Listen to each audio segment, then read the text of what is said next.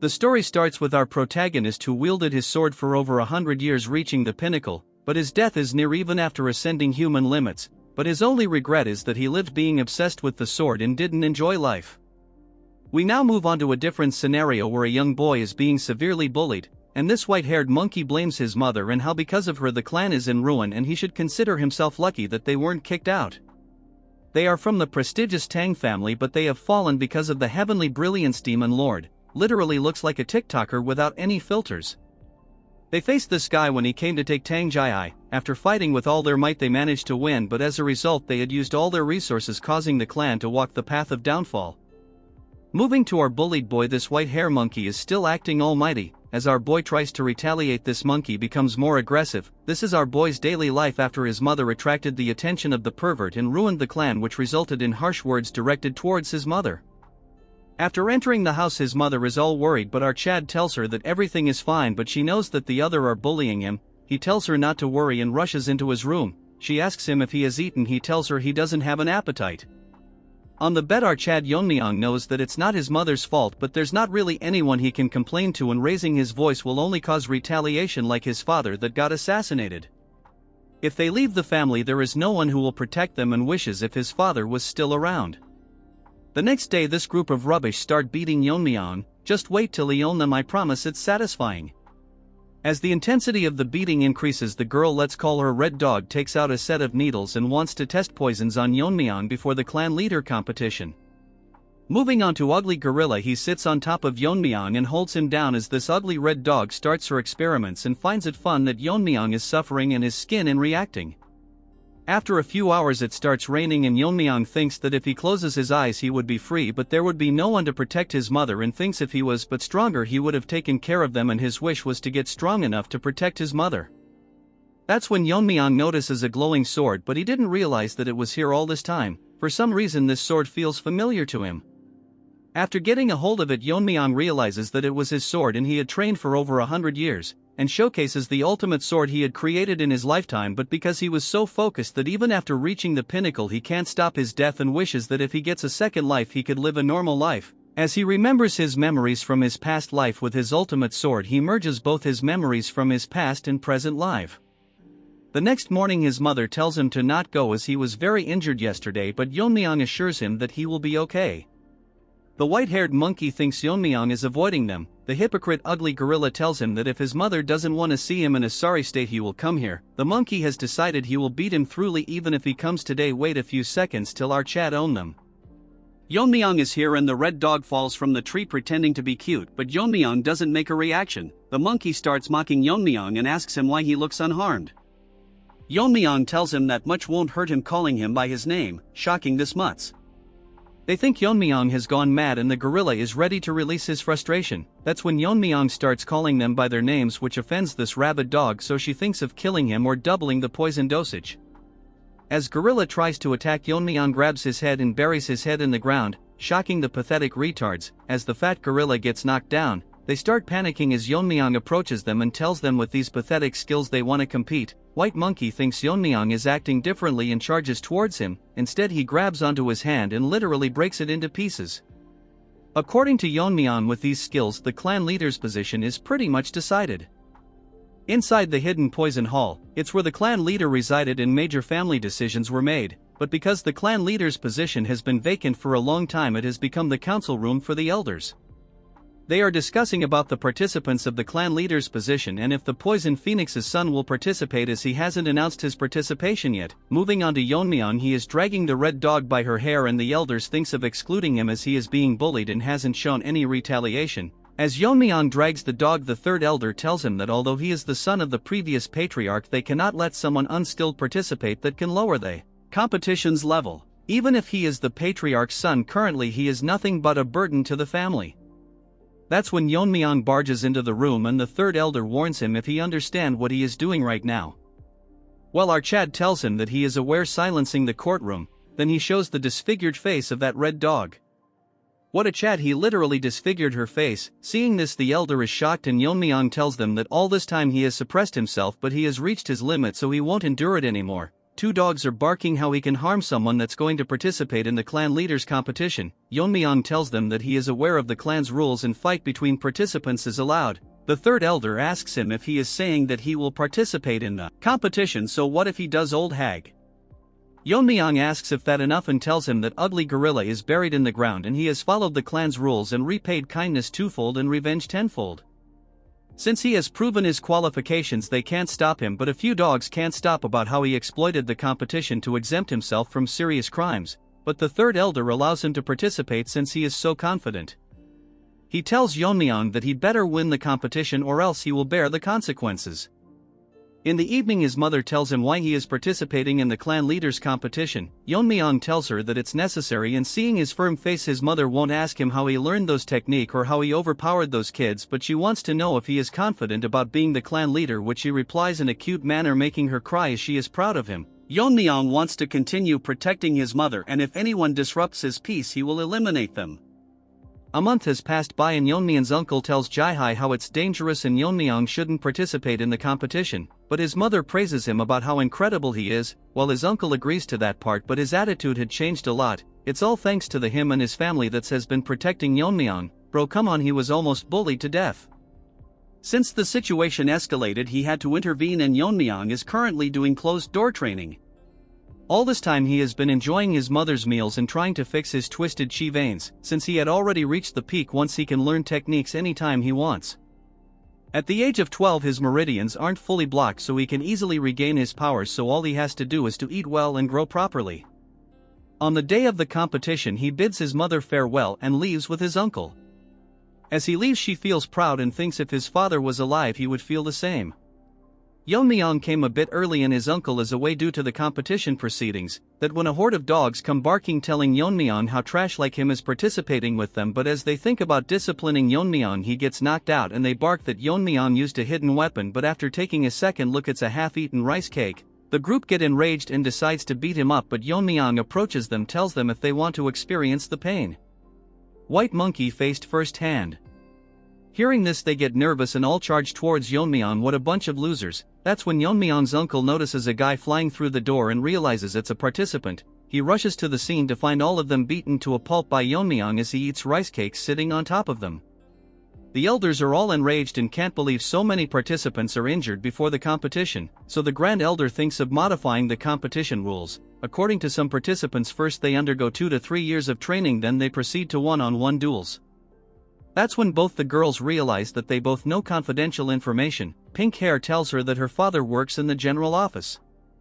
Before Black Hair could talk, Yeon-myeong's uncle tells them that he will oversee the competition. The competition will last 4 years. In the first year they will learn a practice suitable for them, then for the next 2 years they will be under the guidance of assigned warriors. As for the main competition, it will be a goo poison match. Shocking everyone as it is a method where 2 poisons are stored in a jar and only the more potent one survives. Basically it means that the competition will continue until only one person remains. They were supposed to have duels, but because there was numerous dropouts as such more incidents could occur, so they changed the method and everyone stares at Yeon-myeong. Then this old hag explains that this is not a child's game but a very important competition, that they will have to risk their lives. Look at their determined faces as this hag tells them that the winner will possess the entire Tang family. According to this hag, only a select few will survive, among them one of them is Yeon-myeong.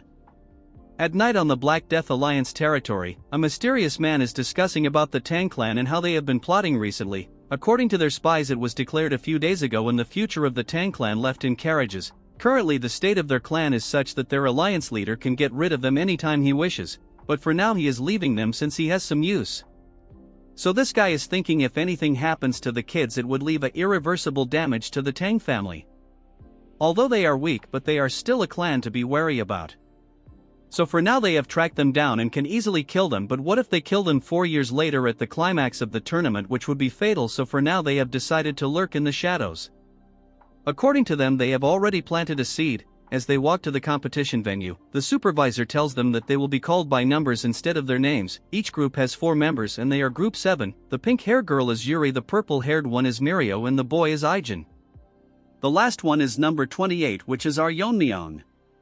He seems lost as he was thinking for a moment. He scolds Yeon-myeong for sitting idle, but according to our chat he feels a presence and they are most likely being tailed. After following him they reach a cliff with nowhere to go. From inside the cliff a man asks for password, and after giving it to him a light glows bright and a new retard has arrived. We will call him Skinny Barbie and he will be assisting them in the competition. Even they were once one of the top 5 clans, but that mega pervert invaded them and their clan fell, but because of the support of the Tang clan they managed to survive, so in return they prevent external forces from intruding in this competition. The members are shocked by how complex the formation is, while Mirio thinks something is seriously wrong with Yeon-myeong, as he not concentrating at all. Even back in the carriage the guard told them to introduce themselves to each other as they will be staying together for 3 years. They introduce themselves to Yeon-myeong and praises his courage as he disfigured the face of that red dog whose grandfather is an elder. Yeon-myeong in a rude manner tells that if it is his responsibility that the match turned into a goo poison match. Yuri tells him it's not entirely his fault and Mirio wants to argue, but they ignore her as Yeon-myeong is making a face that seems like he is actually enjoying all this, so if Yeon-myeong does something she will not let it slide. That's when the rest stop and find out that the Skinny Barbie is missing and they can't find him. Mirio realizes that they are stuck into this formation and thinks if the Skinny Barbie himself got lost. As she is thinking many things at the same time, we move on to that ugly duck. He is bragging about how without the caster there's no way to escape. He finds the Tang family elder pathetic that they would hold an entire group for a single kid. As they promise to double the support if he gets rid of Yeon-myeong, all this guy cares about is his family, and what the Tang clan does is none of his concern. That's when he notices a change in the formation and Yeon-myeong literally ripped it apart. Seeing this he gets scared and Yeon-myeong talks like a retard and tells him that he probably made a mistake so he should be careful. Skinny Barbie thinks to himself that there are no flaws, so how did they manage to escape? They ask Yeon-myeong how he did it and basically our Chad cuts it. Mirio tells them to stop fighting and stay together with the instructor, but this little dog ran away. Yeon-myeong finds it funny and that malnourished dog is running as fast as he can because he feels that Yeon-myeong can see through this formation. As he leaves the formation he thinks it's more than enough and Yeon-myeong won't ever be able to reach this place. That's when the supervisor Wojin stares at him intensely and asks this trash why Group 7 is not with him. This Skinny Barbie poops his pants as he is scared but tries to stay calm as he prepared for this kind of questioning. He tells him that Group 7 won't be participating as he waited for the participants but they never showed up. According to this joker they might have faced bandits or come across some wild animals.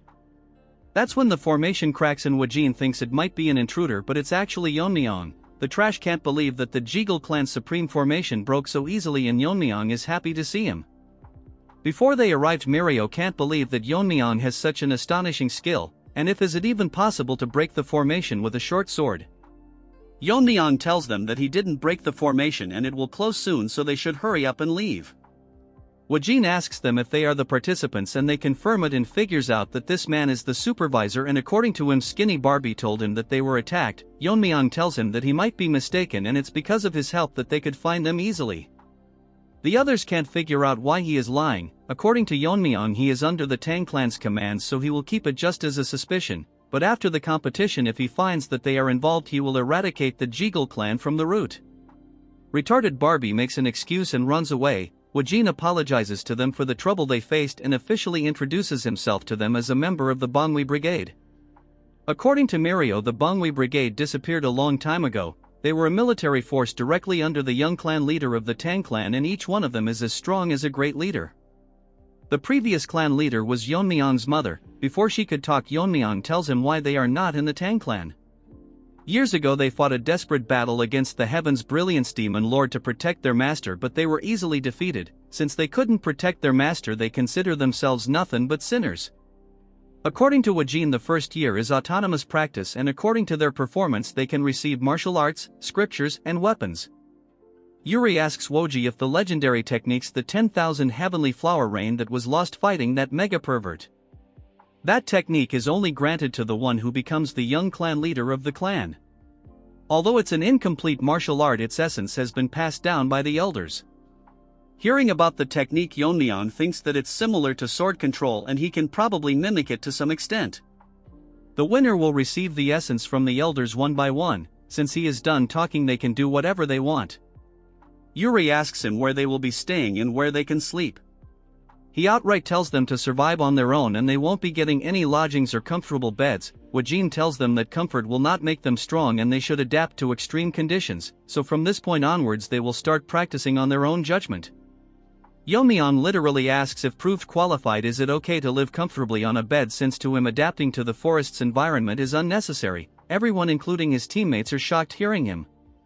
Woo-jin thinks how can someone be so arrogant, but if he is the one that broke the barrier it's best to verify his abilities. Yeon-myeong's teammates are telling him to stop spouting nonsense. Woo-jin tells him that if he can pass the test he can stay in the manor inside the formation, shocking his peers, but if he fails he has to bear the consequences. Yeon-myeong tells them to start right away. The test is that the team members will surround him and throw hidden weapons, and it ends when he manages to block or dodge them within 5 steps.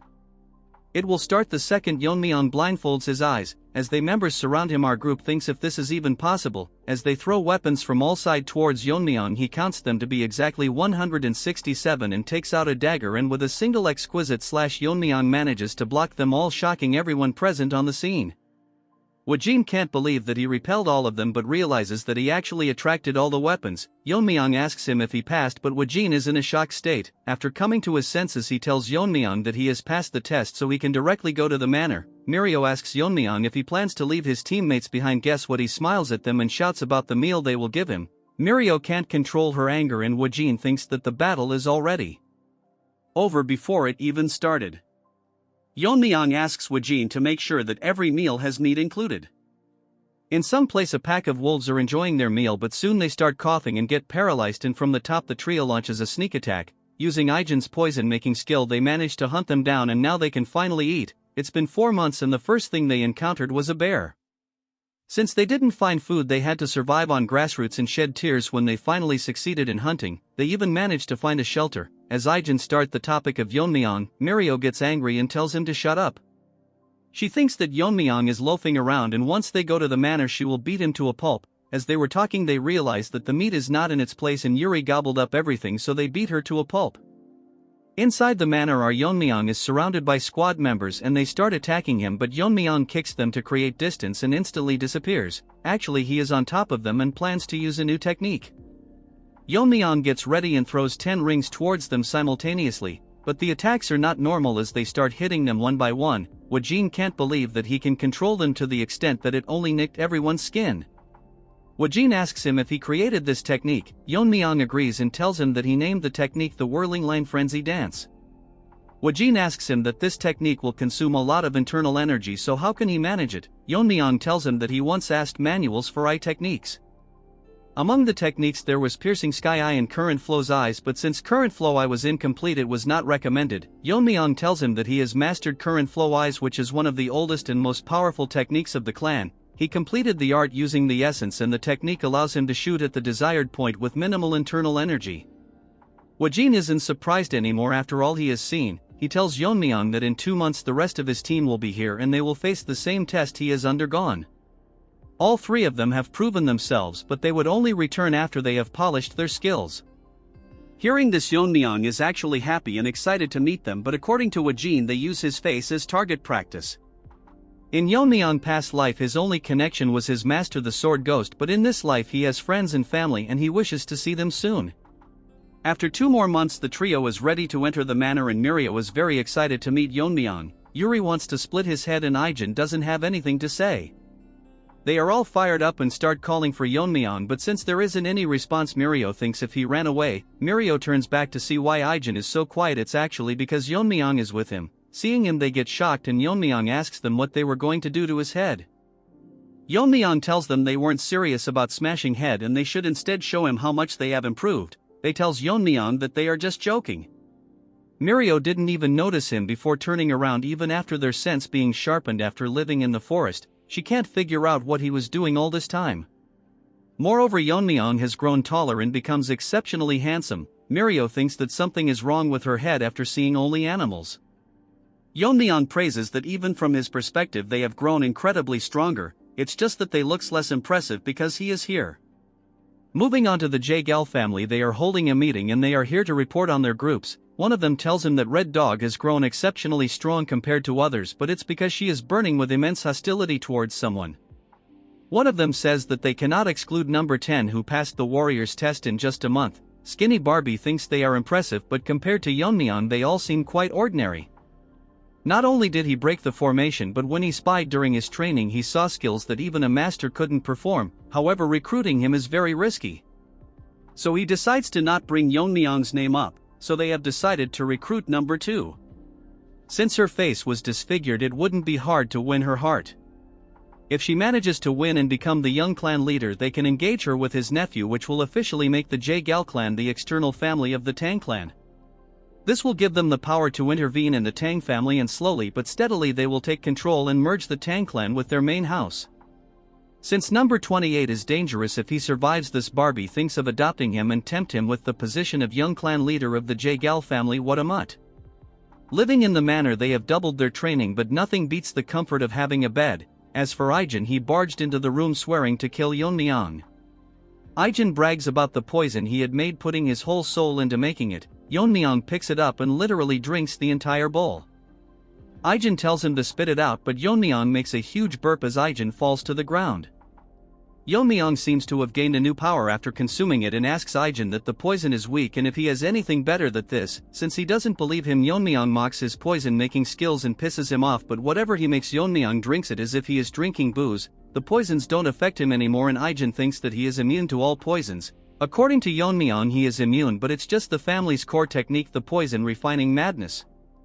Yeon-myeong thinks it's funny if people that use poison die from it. The poison that entered his body had turned into internal energy, which depends on the type of poison he is consuming, but this stage is only attainable after profound realization. Weak poisons don't affect him anymore, so he needs to find stronger poisons. There are too many things he has to take care of, but he can easily take care of the elders. But if the Black Death Alliance leader or that pervert came, Yeon-myeong can't guarantee the outcome. Although he has no grudge with the Death Alliance, they divided the Sichuan city, so they cannot be ignored, and their leader is called a genius that destroyed 3 of the 9 factions. If it was his previous self, he could beat them with a flick of his finger, and thinks that if Ijin could make a poison few times stronger. Our poison boy is depressed that he can't create the Tang clan's 10 poisons. Yeon-myeong asks what it means, and Ijin explains that it's the 10 strongest poisons left by the ancestors. From the first poison to the 10th, the poison gets stronger the higher the number. The 10th poison was so strong that even transcendent beings can't survive through it. Hearing this, Yeon-myeong thinks of coveting it. He asks Ijin if he can make it, but all the formulas have been lost, so Yeon-myeong again mocks his poison. Moving on to Mad Dog, she is being suppressed by a guy, but he thinks something is wrong. All of a sudden he starts burning and soon turns into ashes. This is one of the 10 poisons that her grandfather gave her in case. With the help of this, she plans to get rid of Yeon-myeong and get her revenge. Another 6 months have passed and now they have been training for 1 year. So now Wajin will select a temporary team leader, but by the 3rd year they will officially elect a leader.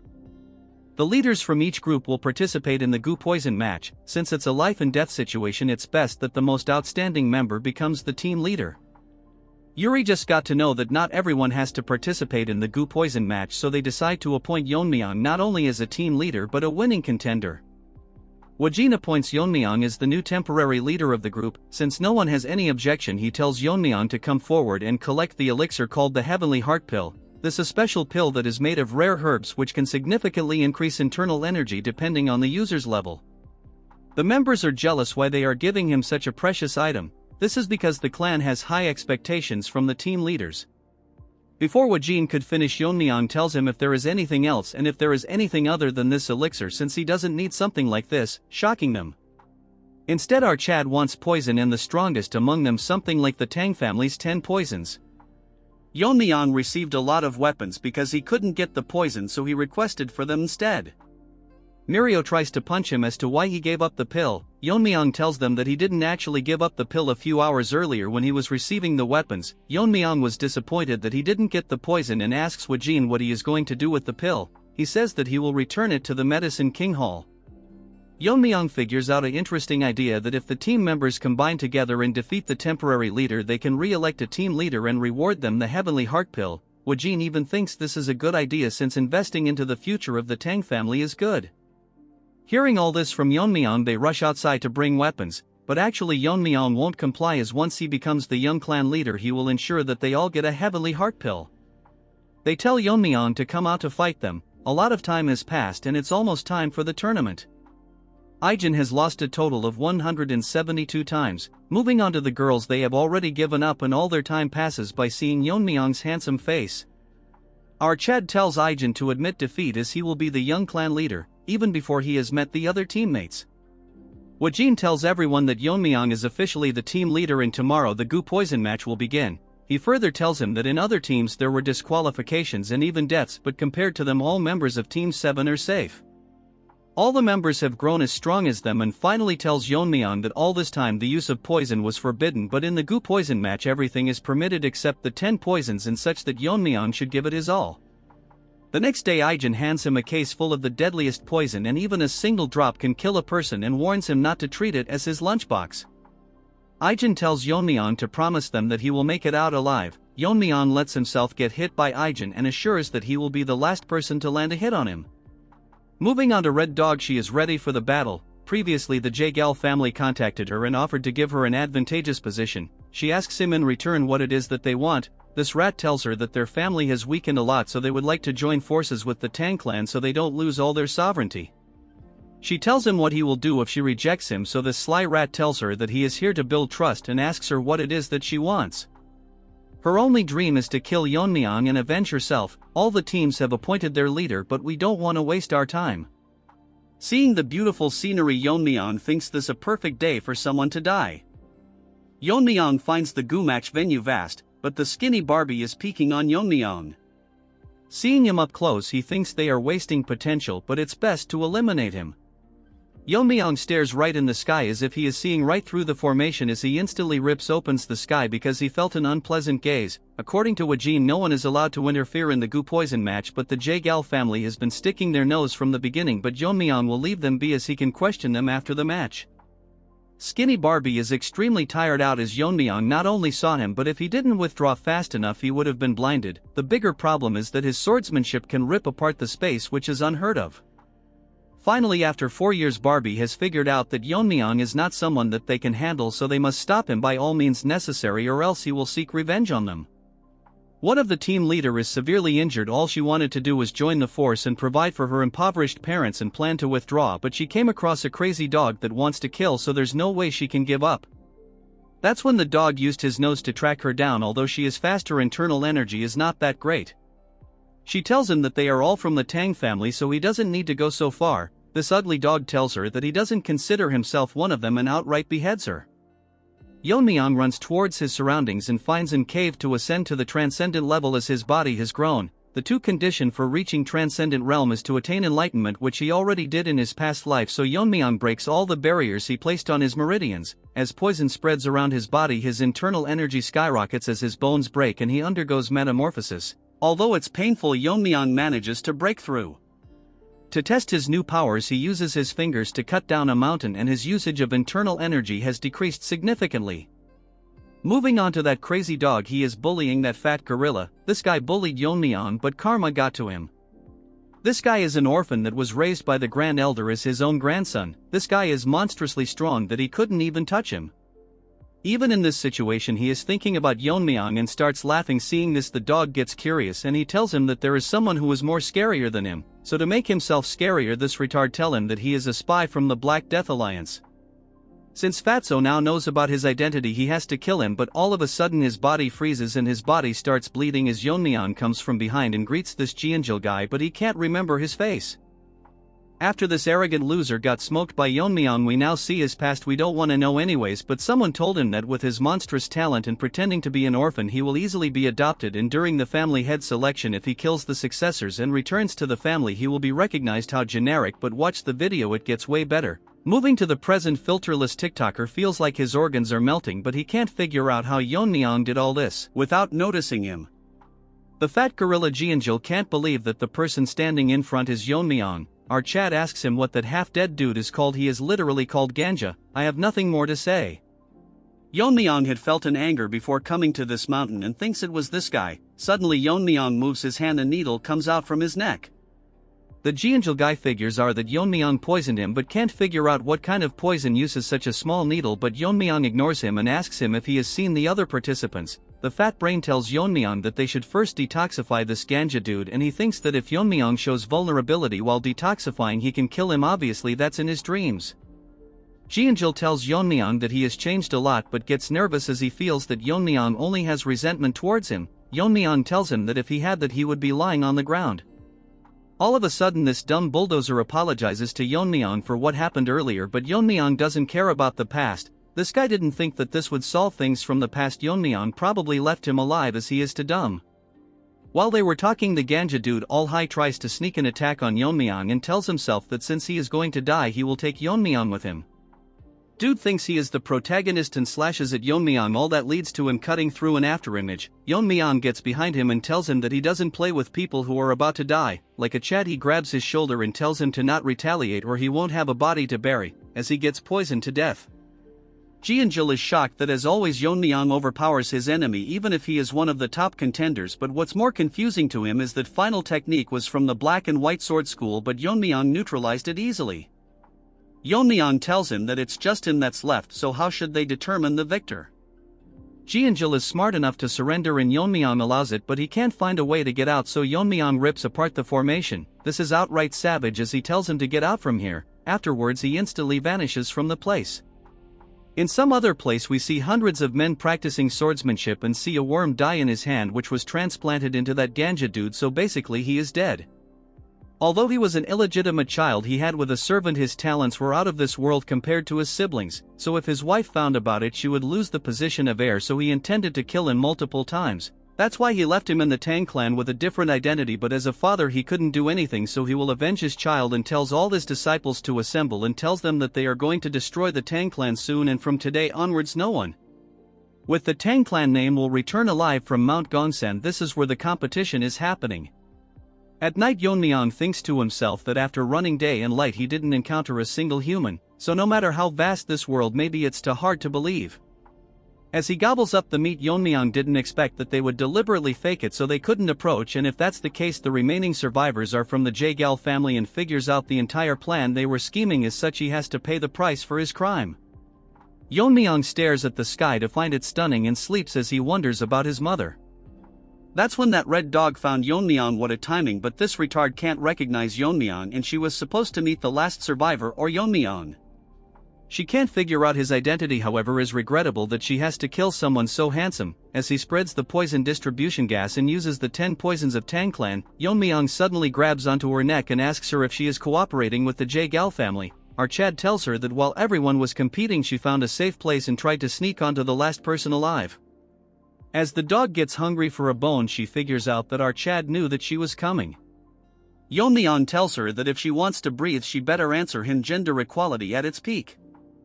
Yeon-myeong thinks of killing Red Dog since she won't answer. As for her, she mistakenly dropped her sword, looks more like a dagger.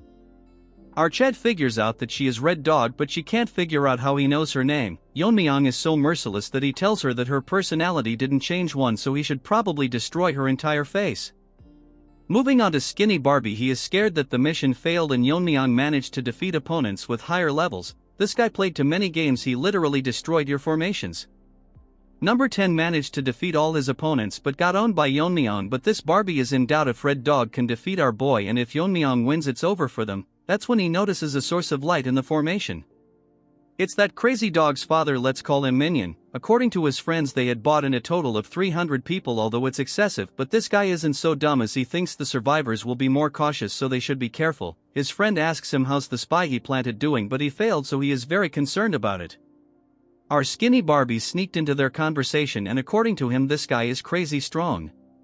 He figures out that if they didn't have a spy how would they know the location, so he should contact the family and security forces. All of a sudden an idea pops up that he can kill Yeon-myeong with their help. Moving on to our boy, Red Dog thinks that she will die, so she can only survive if she uses the Red Dragon's poison. As she takes it out, Yeon-myeong notices that the dagger is coated in some substance. As he gets distracted she tries to throw it onto Yeon-myeong, but our Chad grabs it and tells her to answer him what this is. After making a face like that he figures out that the dagger was coated in it. So he put Red Dog onto the ground and gets ready to feed it to her. Nanomachines, you have a new competitor. Yeon-myeong wants her to experience the poison. As he gets ready to force it into her mouth she tells him that it's a specially formulated drug and he thinks that this poison is special. Dude wants to drink it as if it's wine. If he consumes it everything will be easy for Yeon-myeong. She tells Yeon-myeong to spare her, but he gets all serious and asks her if she colluded with the Jaegal family, and if she hesitates to answer he will feed the poison to her. She tells him everything they planned including the marriage proposal. Hearing this Yeon-myeong figures out that they are trying to strengthen their family through this offer. As he thinks of what to do with the Jagal family, he drinks the poison. Shocking red dog, these faces are so funny. She can't believe he is consuming one of the 10 poisons of Tang family and starts laughing as Yeon-myeong's face starts burning, and she literally goes crazy laughing like you guys who do the same hearing my lame jokes. She brags about how she is the only person who can neutralize this and whatnot. She can't understand why the grip strength hasn't decreased, but Yeon-myeong gets normal and finds it very spicy. What was this, a bottle of naga sauce? She thinks that it's absolutely impossible for someone to survive after consuming it, as it contains the blood of a legendary being and a single drop of his blood could kill 1,000. Before she finishes her speech, Yeon-myeong buries her head into the ground and kill her. Rest in peace, red dog, you will be remembered. After consuming the poison, Yeon-myeong feels that he has learned the martial art of the sun, and as he was about to leave he notices a sun when it's midnight now. Suddenly many changes occur and Yeon-myeong finds himself in some other place. It's probably the work of Skinny Barbie. Yeon-myeong uses his senses to find many presences, and according to him there are a bit over 300 people. Since the prey has walked in, Yeon-myeong thinks of freeing his hand, dips his needles into the poison Ijin made. Skinny Barbie informs Wajin that there are intruders, as there was a spy among them who revealed their location. He then tells him that how there were over 300 troops led by the Dark Moon leader Mak Inhu, but we will still call him Minion. Wajin can't figure out why they are in Sichuan and how can they find this palace which is hidden by the 7-lock phantom formation. Our musclehead tells him that they should hurry up, but this skinny retard tells him that how they entered the inner world of where the poison match is happening, so they made it impossible to intervene, so they have no choice but to rely on the kids. Moving on to Yeon-myeong, he has slaughtered hundreds of them with his poison needles. Minion finds his child and gets devastated. His ally tells him that it looks like Crazy Dog was killed with a poison needle without any struggle, so he died one-sidedly. This hypocrite talks about honor when he wanted to kill a clan's foundation, so he loses his mind and tells his disciples to search for anyone from the Tang family. As all the groups gets dispatched, he swears to not leave anyone alive. Bro, this old loser is fighting some kids and acts high and mighty. The disciples talk to themselves about how the leader is acting weirdly and the Tang family is not to be underestimated, as they killed Ganja in a single strike. Unfortunately, as they were talking, one of them gets poisoned to death with the same poison needle. They get ready to battle but soon notice that hundreds of poison needles are raining down from the sky as they all get poisoned to death. The poison Aegean made lethal enough for foot soldiers, as he uses his inner energy to call back all the needles. Man, this was sick, not gonna lie. A scout tell Minion that all the groups dispatched got annihilated and all of them were poisoned without any struggle and killed the same way.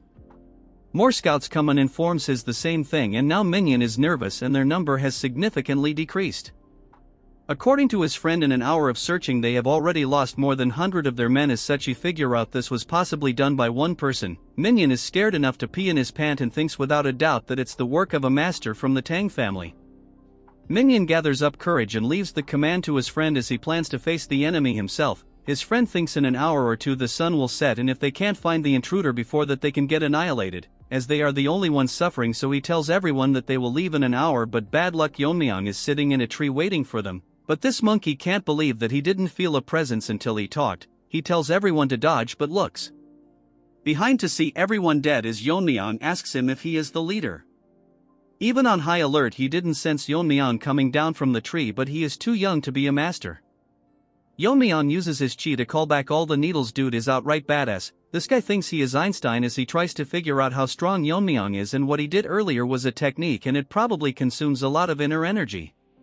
He tells Yeon-myeong that he has never seen him, but our Chad tells him it doesn't matter what he thinks or does as he is going to die anyways. This monkey uses a technique and directly transforms into Super Saiyan 4 and charges towards Yeon-myeong, but to his surprise with a single palm Yeon-myeong stops it and mocks him by saying if that's all he has got, and this monkey loses his mind. In a flashback we learn that once the Black Death Alliance took down one of the 9 factions, so this monkey willingly joined them, so as a reward the leader decides to refine the palm technique for him. His technique, Peak Shaking Palm, was renamed. This black leader thinks since he improved it should be called Heaven Quake Palm, but he can't believe such a technique was bested by a young kid. The poison Yeon-myeong drank was the fire dragon's venom. When mastered, as deadly as sword chi is filled with intent to cut down anything would be known as sword force. Similarly, venom chi filled with the intent to burn anything would be venomous force. As the Heaven Quake Palm slowly shatters and this monkey instantly burns to his death. As such, Yeon-myeong decides to name it the Fiery Venom Force. Then our Chad moves on to the remaining survivors and asks them who wants to die first, since he has no intention of leaving any of them alive. That's when the minion enters the scene, acting all strong as he gives his bold speech. He tells everyone to get into a formation and surround Yeon-myeong, but look at his face, guys. Surrounded by the enemy, the old man promises to avenge the dead. This reminds Yeon-myeong of the training he did with the Bangui Brightage. Last time he did the whirling chaos dance, so this time he will do something different as he disappears and their heads start flying left and right, but little minion can't figure out his movements as the enraged disciples charge towards him. Yeon-myeong destroys their sword mid-air and uses the broken sword particles infused with his chi. He recreates the 10,000 heavenly flower rain. Isn't this cool? As Yeon-myeong walks, dozens are getting shredded into pieces, and although it's not strong as the original, so Yeon-myeong names it Iron Shard Volley.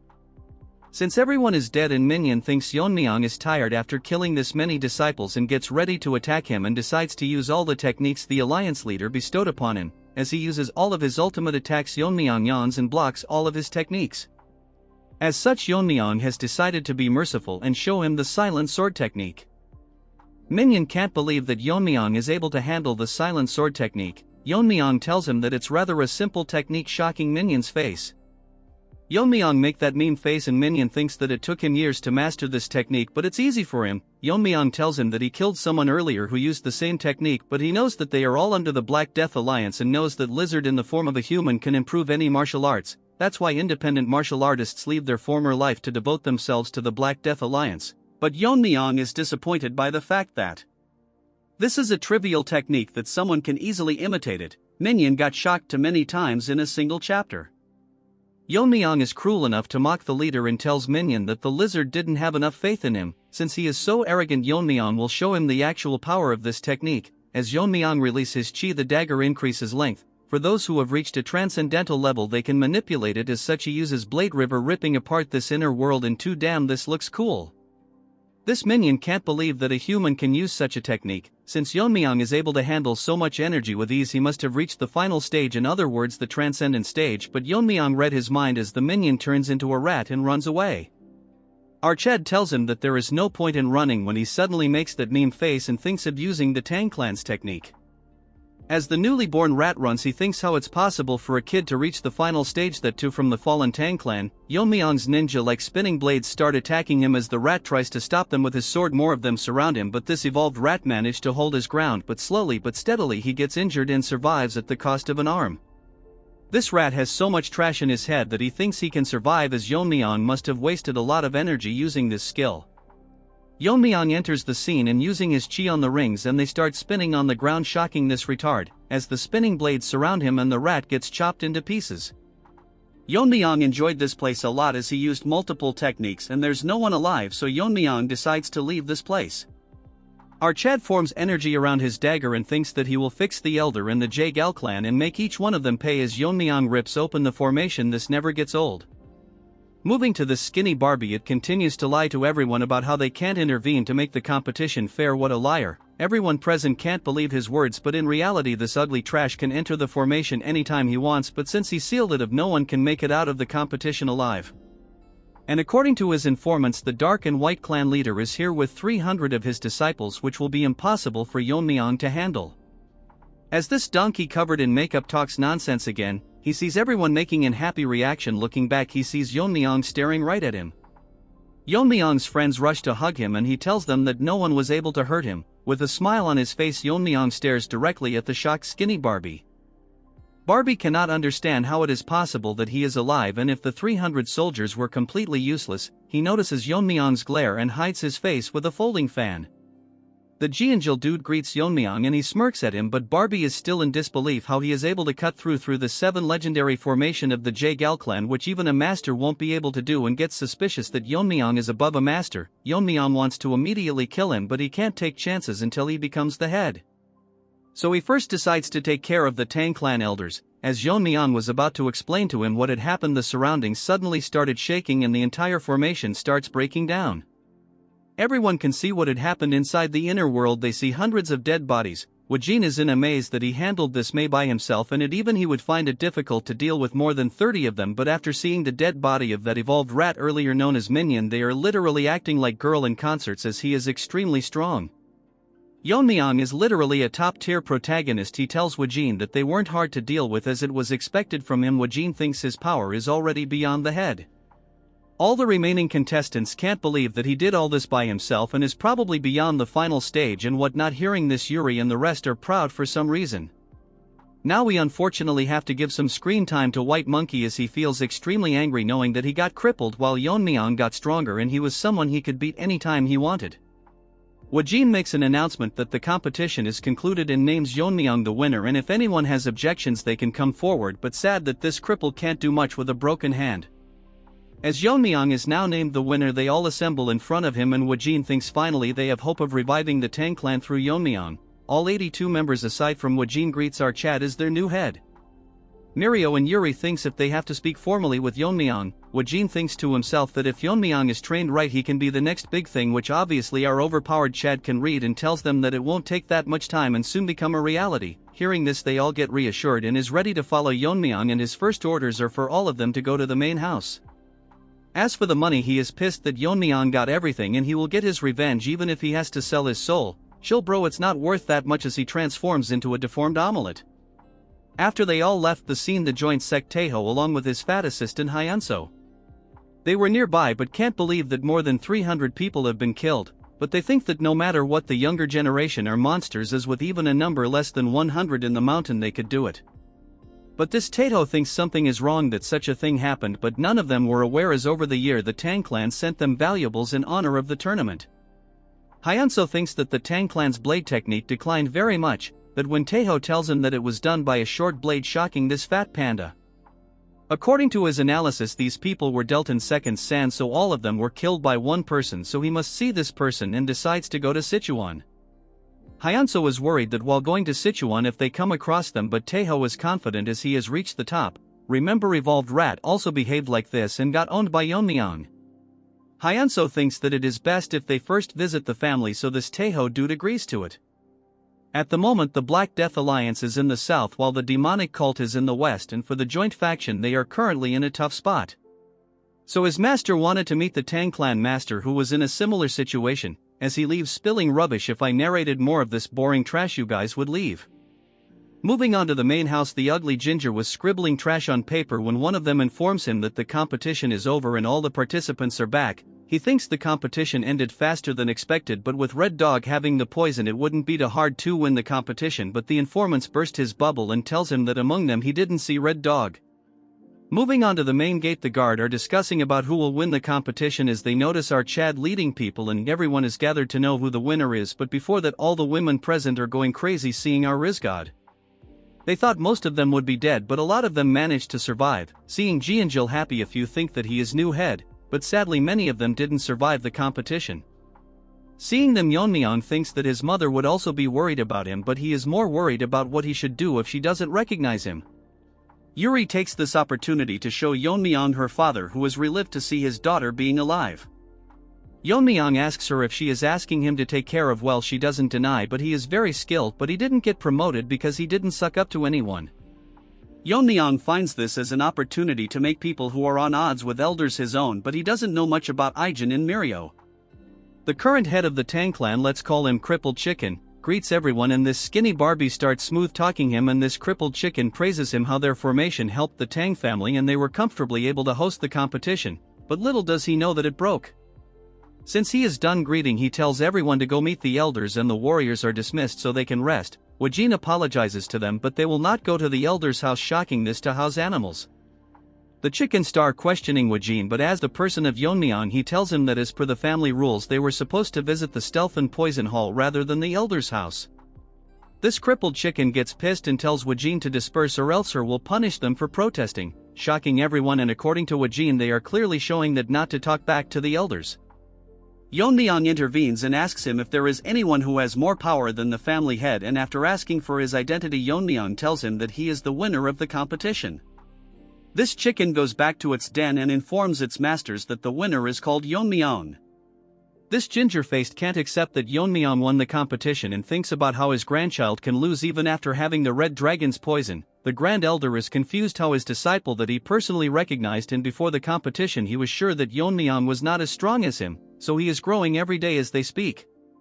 As these retards talk about what to do, they come to a conclusion that they should meet up with Yeon-myeong directly. The third elders asks Chicken why he didn't bring them here. Earlier Yeon-myeong told him that only the head can order the heir, and since that position is vacant it doesn't mean the elders can order in their place, as this crippled Chicken tells Yeon-myeong that he hasn't been officially declared the heir yet. Hearing this, Yeon-myeong releases his inner energy, almost making this chicken lay its eggs, and as such everyone will follow him to the poison and stealth department and wants this chicken to inform the elders that their reign is over. As the crippled chicken shakes in fear, he repeats the words Yeon-myeong told him. The elder gets so pissed he destroys a table and tells everyone that Yeon-myeong hasn't been selected as the official heir, so they can question his attitude and strip him of his qualifications, so they will go to the poison and stealth hall, and all elders assembles their private force. Since our Chad challenged the authorities of the elder and misbehaved, they will show him who the master of the Tang family is. Yeon-myeong's uncle can't believe that he won the competition. He felt his aura as a kid, but now it has surpassed him, and he thinks his sister would be happy hearing this. That's when an old monkey is shocked that Yeon-myeong won the competition. He is that white monkey's father, and 3 years ago he threatened Yeon-myeong that he would make him and his mother pay for what he did to his son's hand. Yeon-myeong loses his mind and tells him that he is here and is waiting for this old trash to demand compensation from him. Before he speaks, Yeon-myeong tells him to think carefully before speaking or he might cripple his son's other hand. Wajin is in awe after learning that Yeon-myeong is the son of the poison phoenix. Yeon-myeong tells him that what he wants to know our Chad will tell him once the time is right, because the Tang clan faced that TikToker, but he used so much filters that he managed to behead the Tang clan leader, making his soldier more courageous as they push forward disregarding their poison techniques. Wajin asked the help of the elder, but they rejected them as their fall would lead to the clan's downfall. If they helped even a bit, the damage would be greatly reduced, but after winning the battle they blamed it all onto Yeon-myeong's mother. So she must have faced a lot of difficulties raising Yeon-myeong. He tells the others that they must remember who the mother of their current master is. It's as if they have been given a second chance. That's when Wajin hears a noise. It's the voice Yeon-myeong has been waiting for, as the elders are all here with their forces and wants to meet Yeon-myeong after defying the council. Wajin is nervous as he didn't expect that they would gather all their forces. He doesn't want to hear anything and wants to meet Yeon-myeong. Our Chad comes to meet them at stairs at their comedy, as he tells Yeon-myeong that he dared to claim the future leader of the family without their permission. Yeon-myeong tells him that he has already won their competition and currently he is verifying the fairness at the stealth and poison hall, overseeing the competition. As such, what more does he need? All the elder are protesting because of the way he is talking to them. The arrogant retard warns him that if he wants to lead he has to explain everything that happened at the competition. Yeon-myeong tells them that it's against the rules of the family to talk about the competition, and it seems to Yeon-myeong that the weight of the family rules is lighter than expected. This loser says that he heard from the Jaegel clan that people from the Dark Moon sect and the Sword sect with nearly 300 people attacked them since they interfered. The competition should not be considered fair. Yeon-myeong tells them that Ganja and Red Dog killed all participants and our Chad finished them off. As Yeon-myeong was finishing his sentence, the old ginger loses his mind and asks him to repeat it, so Yeon-myeong tells him to go visit the place himself. This old hag charges towards Yeon-myeong, but in front of this mosquito our Chad stops his attack with a single hand as he mocks him because he is pissed over the death of his grandfather. This old retard can't believe that Yeon-myeong managed to block his attack so easily until he has surpassed the internal strength he has cultivated for decades. The trash tries to attack again, but Yeon-myeong shows him the bottle of the red dragon's poison. The old trash asks him where he got it and Yeon-myeong drops it to the ground and it starts burning the ground, and Yeon-myeong tells everyone that it's the Tang clan's top 10 poison. Wajin wants to confirm it and Yeon-myeong tells them that it's the red dragon's poison and the person who handled the storage was this third elder. Yeon-myeong tells everyone that as the Tang family's top 10 poison is so trivial that people can use it for their personal greed. Wajin tells him that the top 10 poisons are the most deadliest of all, and since their recipes are lost they are limited, and in the clan there are worth more than any gold or treasure. Since he used it for personal use he will be charged according to the family rules. As Yeon-myeong smirks at this ginger that even if he holds the title of elder he isn't immune from the clan's law. Look at his face, looks like a zombie from Walking Dead. As such, Yeon-myeong will give him an honorable death as he burns him into ashes in front of everyone present in the family, and none of them have the right to judge the seat of the family head, so Yeon-myeong will decide what is right and what is wrong.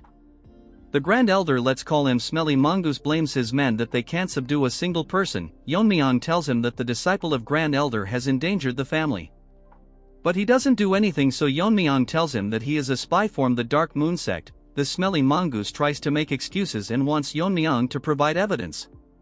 Jianjil, the son of the director, steps forwards and tells everyone that he is the sole witness to this, and crazed dog used his sword techniques on him before Yeon-myeong killed him. He further tells them how he used sword technique mixed with his poison and stealth techniques. One of the elders tells him that he saw that guy using his sword technique and all his peers were badly injured, but the wounds were similar to the ones Jianjil has on his body. Our more matured musclehead even tells them how this dog confessed to him that he is a spy. Yeon-myeong wanted to use him as a spy, but he never expected him to come forward, since he owes Yeon-myeong his life. Hearing his confession, the Grand Elder is now in a tough position and doesn't know what to do, and tells the elders to block Yeon-myeong, but they don't respond, and Yeon-myeong tells him that is his status light, that he can ignore the clan head's orders since he wasn't proven to be involved directly with crazy dog. Yeon-myeong instantly cuts his hand off, as even he cannot escape the accusation of harboring a spy. Yeon-myeong decides to spare his life as there wasn't enough evidence of his collusion. Yeon-myeong's swordsmanship was so fast that he couldn't see it, but this mongoose hit a poison, which is very strong, although it's not as strong as the top 10 poison. It's colorless and odorless. Yeon-myeong drinks poison as if it's a protein shake. Nevertheless, as the poison spreads in the air, this smelly trash thinks he has succeeded in his plan. Yeon-myeong notices that this loser spread a poison in the air, so our savage Chad chops his other hand as well. Obviously one dog is barking that Yeon-myeong has gone mad, since he said it with his own mouth that he would consider mercy. That when another elder tells him to look at the Grand Elder's severed hand. The object near his hand is a poison bottle. Yeon-myeong finds it disgraceful to the family that the Grand Elder would try to poison the head of the clan, so according to the clan's rules and because of his crime he will be deemed as a traitor and gets executed in front of everyone, and warns everyone that all of them are not above the Tang clan's laws. If any of them were to disobey the head or break the laws, Yeon-myeong would punish them himself. If this continues, the clan will collapse anytime, but Yeon-myeong promises that the members will not be exposed to the threat of the pervert and the lizard sect and cults. Yeon-myeong tells the elders if they acknowledge our Chad as the rightful head of the Tang family. Onto Yeon-myeong's mother yard, the nanny starts crying as our Chad won the family head competition, and because of his overwhelming power even the elders had to acknowledge him. She is proud of her son, but man, they upgraded her art, now she looks way too pretty. Moving on to our Chad, he wanted to meet his mother and inform her first, but there are a mountain of tasks that he has to handle. As per Yeon-myeong's orders that all the issues will be handled by the Stealth and Poison Hall, and all key decisions will need the family head's approval. Although most of the elders are displeased, Elder O is the only one who expresses concerns and tells Yeon-myeong that he can act as a regent until Yeon-myeong grows up. Our Chad thinks it's a good idea, but he will decide later who will take over the regency. After investigations, the Poison Hall concluded that the third elder indeed misplaced the Red Dragon's poison. Yeon-myeong has decided that the elder can keep their personal forces, but they will have to bear the cost of maintaining themselves, and if they set a budget for that it would be nulled as of this moment. Since two factions under the elders had no one to lead them, they are combined into the Shadow Troop assigned to the Stealth and Poison Hall. Yeon-myeong adjusted their salaries and like a savage tell them that they are outright trash, so they should prove their worth or else they will be dismissed. A few days later, Yeon-myeong summoned the Jaegal clan, and Skinny Barbie can't believe that Yeon-myeong used force to topple over the Elders' Council and all of their plan have failed miserably. He thinks no one might know about what they did in the competition. Dude really thinks Yeon-myeong is a retard. Our handsome Chad in new clothes tells him that he was busy so he forgot about a few things. Barbie can't believe that Yeon-myeong looks so different. Barbie tells that what is the reason they were summoned, and Yeon-myeong tells them the Jaegal family's formation is great, so he should make the main clan's formation for the Tang clan. Barbie tells him that he cannot do it without the head's permission, so Yeon-myeong throws a needle and instantly kills everyone other than him, and Yeon-myeong says that he already knows about their plan of trying to take over the Tang clan, and if he is dumb enough to think that he would ignore all this. According to the clan's rules, he will pay the Jaegal clan 10 times back if he doesn't hear a positive response on the count of 3. Our Chad will personally go to Jaegal clan and annihilate it himself, so this Barbie has no choice but to agree to Yeon-myeong. In return wants him to spare his family members, so Yeon-myeong will trust it to be done. It's been a few days since Yeon-myeong became the clan leader. Currently, he called in his friends, but they seem to be extremely nervous in front of him. Maria was scared and asked Yeon-myeong why he called them, addressing him as family head. Hearing this, our Chad laughed and told them if they were mad enough to maintain formality with him. So, they started acting like barbarians. Looking at them, it seemed like Yeon-myeong was a teacher who allowed her students to never study in class. Yuri asked our boy what the reason was that he called them here. Yeon-myeong told her that he had appointed her father as the chief officer, shocking the other two barbarians. He explained that her father was a very capable person and had caught a golden opportunity that he should seize. Yuri also wanted this but was worried that, if Yeon-myeong decided this way, there would be retaliation. Archad said that silencing a few opposing voices was easy for him, but if her father were to show off his connections, neglect his duties, or secretly embezzle funds, he would be dead. Yuri stopped him and told Archad that her father was not that kind of person. Since his position was decided, Yeon-myeong told Yuri to assist her father in adapting to the chief officer's duties. Yeon-myeong thought to himself that if Yuri's father were to follow what he did, there would be no need to worry. Moving on to Yuri, she was still crying like a little girl. As for Mirio and Ijin, Archad wanted to hear their current situation, which was the reason he called them. If there were people with outstanding capabilities but who were suppressed or ostracized, he planned to take them under his wing. As Yeon-myeong talked, Mirio told him that she didn't have anyone to recommend. Yeon-myeong asked Ijin, since he was related to the Medicine King Hall, about the condition of that place. Hearing this, Ijin went dead silent. He told Yeon-myeong that he had been wondering all this time if he should talk about the Medicine King Hall, because all this was related to Yeon-myeong, specifically his father. Hearing this, Yeon-myeong's reaction changed. This involved the ones who were related to his father's poisoning. Behind all of this was the Medicine King Hall. Mirio couldn't believe it and asked Ijin if he was sure it was the Medicine King Hall. Yuri turned into Gorilla Barbie and told everyone that Yeon-myeong should split their heads for laying a hand on the family head's father. Archad told her to shut up and asked Ijin to continue what he was saying. The Medicine King Hall was so secluded within the main house that not even the elders' influence could reach there. All studies related to medicine and toxicology were conducted there. Furthermore, they maintained their finances through treating patients and selling medicine materials. Even after that heavenly perverts incident, the Tang clan survived because of the Medicine King Hall's support. They earned the funds necessary for the Tang clan's maintenance costs. Ijin was shivering in anger as he told Yeon-myeong that the leader of the Medicine King Hall was his grandfather. Mirio told him that his grandfather was dismissed for some reason. During his time as the leader, there was someone who visited the hall daily. It was Yeon-myeong's father. After the invasion, those resentful of the Medicine King Hall increased, but if anyone slandered the Medicine King Hall, Yeon-myeong's father would stand up for them. However, since he was a scholar without any internal strength, the aftermath of a physical fight was evident on his body.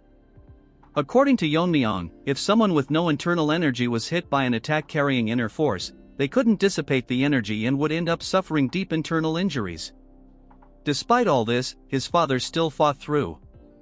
Ijin went deeper into the story and talked about the person who was holding the position of vice leader of the Medicine King Hall. We will name him Froggy, which is pretty accurate if you look at his face. A dispute broke out when this fat Froggy was caught by Yeon-myeong's father slandering his mother.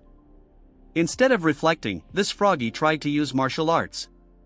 When he was losing the argument, it stopped only after Ijin's grandfather intervened. Because of this, Froggy was excluded from being a candidate for the next leader. Before we continue, I can't understand how Yeon-myeong's mother was the young clan leader but never retaliated. Anyways, moving to Yeon-myeong, he asks Ijin if that Froggy harbored resentment and poisoned his father. Ijin starts crying and tells him that after poisoning Yeon-myeong's father, Froggy killed Ijin's father and poisoned his grandfather. Furthermore, this frog imprisoned him. Hearing all this, Mirio is shocked that all of this happened and none of it was made known. Ever since his grandfather was poisoned, he has not been in his right mind. So even if he explained the situation, no one would step forward. That's why Ijin entered the competition, knowing that during these 3 years they wouldn't kill someone who knew the truth about this incident. As Ijin cries about wanting to see his grandfather's condition, he admits he is too afraid to go there. He apologizes to Yeon-myeong, saying it will be hard to find the talents he seeks in the Medicine King Hall. Yeon-myeong asks Ijin why the vice leader is still keeping his grandfather alive and says it would be better to silence him by killing him. As Ijin cries, he tells Yeon-myeong that, according to him, there is a secret division in the medicine hall that even the elders aren't aware of. Inside, there is an inner pill made from a mythical creature that lives in lava. It looks like a Pokemon to me, and I can't help but appreciate this unique art. It is called the 10,000-year fire carp. Hearing this, Yuri is shocked, and Mirio can't believe that it exists.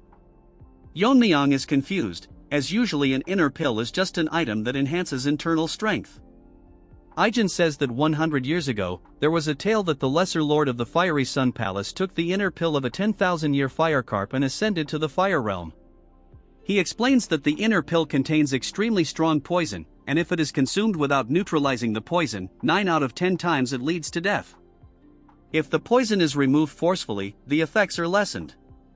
Hearing all this, Yeon-myeong asks if there is anyone who could neutralize the poison, aside from his grandfather, the former leader. Aijin tells him that Froggy's goal is to consume the inner pill and reach the fire realm. Afterward, he plans to lead his followers out of the Tang clan and become the head of his own sect. Everyone present in the room is shocked to hear that a 2-foot frog is planning all this.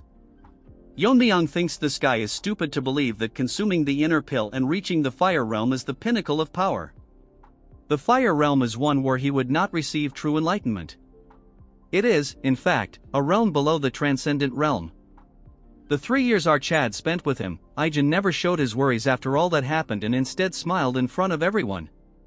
Yeon-myeong thanks Aijin for telling him everything he has gone through and asks him if, by purging the current members and curing his grandfather, the Medicine King Hall would be able to function properly. If it were just poison, Yeon-myeong says he can take care of it and wants an answer from him. Aijin is confident that it is possible, though he thinks he is less capable than the current leader. Yeon-myeong is happy to hear his answer and tells Mirio that he will hear her story after dealing with the Medicine King Hall, which she agrees to wholeheartedly. Yeon-myeong tells Aijin to get ready to visit the Medicine King Hall, but Aijin tells him that he hasn't visited his mother since coming to the main house. Yeon-myeong replies that she would understand he cannot leave his duties as the family head. She wouldn't want him to stand idly after hearing what his friend has endured. Today is the day Archad will erase the Medicine King Hall from the Tang clan. Moving on to the Medicine King Hall, the fat frog is tense that the son of Tang Yeon-myeong became the family head. This is an annoying development, but he thinks what he did was before Yeon-myeong was born, so he wouldn't be aware of what happened to his father. However, what's troubling is that Aijin hasn't returned to the Medicine King Hall yet, and she isn't the type to abandon her grandfather. Wait, what? I thought she was a boy. This deformed trash smiles, thinking she valued her life over that of her grandfather, and is confident he can kill her anytime. The biggest problem currently is the inner pill. To fully absorb the inner pill's energy and reach the fire realm, the old man won't open his mouth even if he regains his sanity, which is a hindrance to his plan.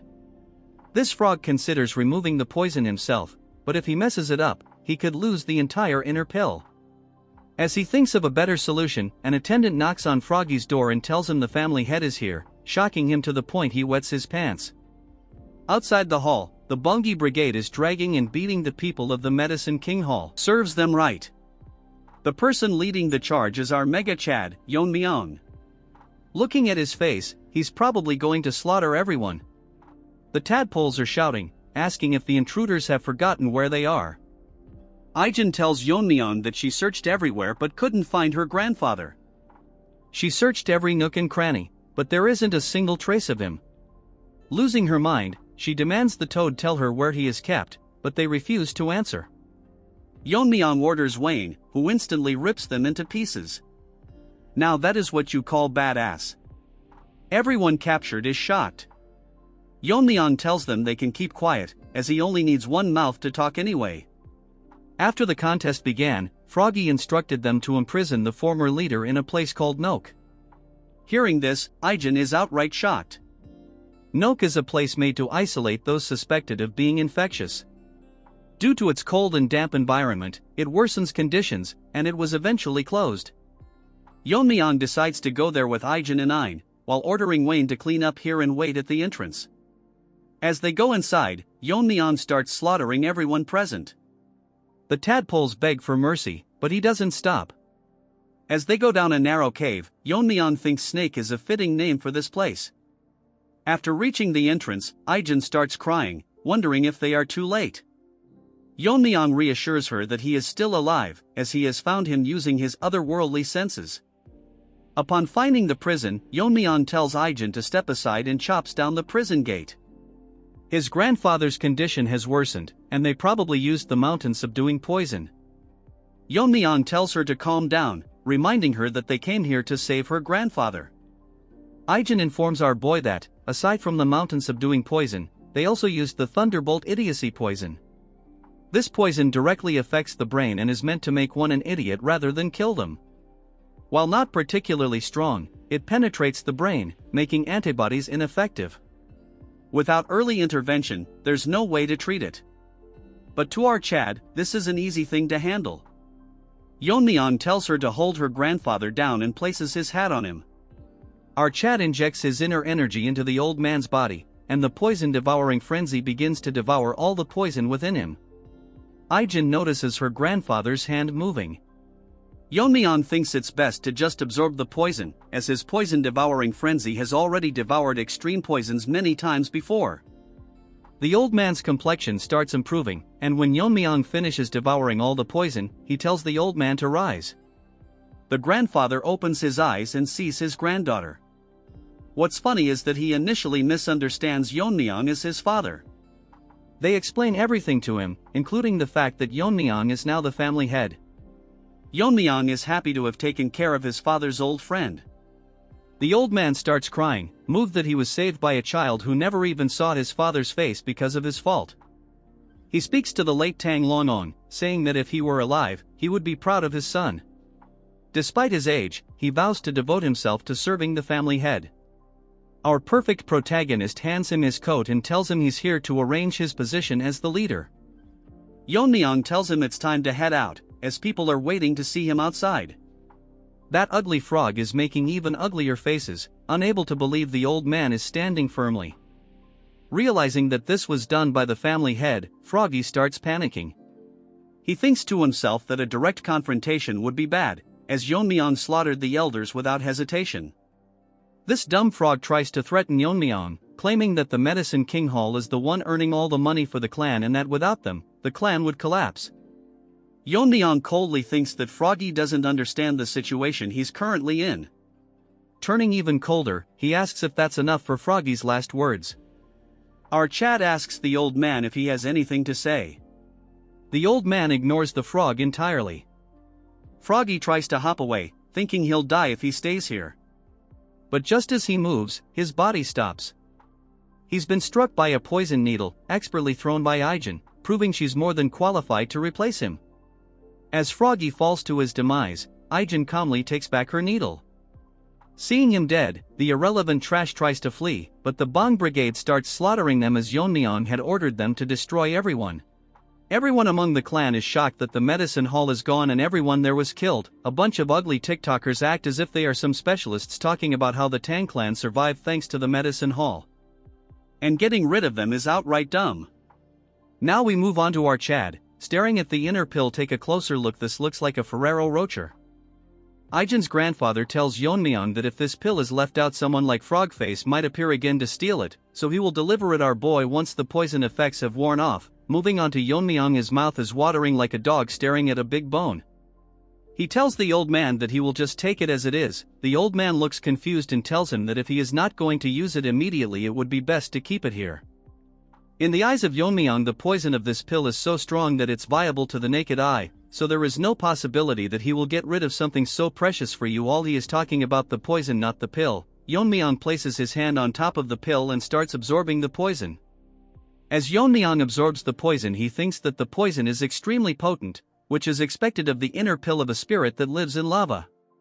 Compared to the demonic fire dragon poison, this is nothing, so if an ordinary man were to took it in an unrefined state, the power of the poison might have burned them from the inside. More importantly, this is such a powerful poison, but compared to the 10 poisons it is nothing, so our Chad thinks it's best to look more into the 10 poisons. Looking at the pill after the refinement process, Yeon-myeong feels the power of the spirit and it is now ready for consumption.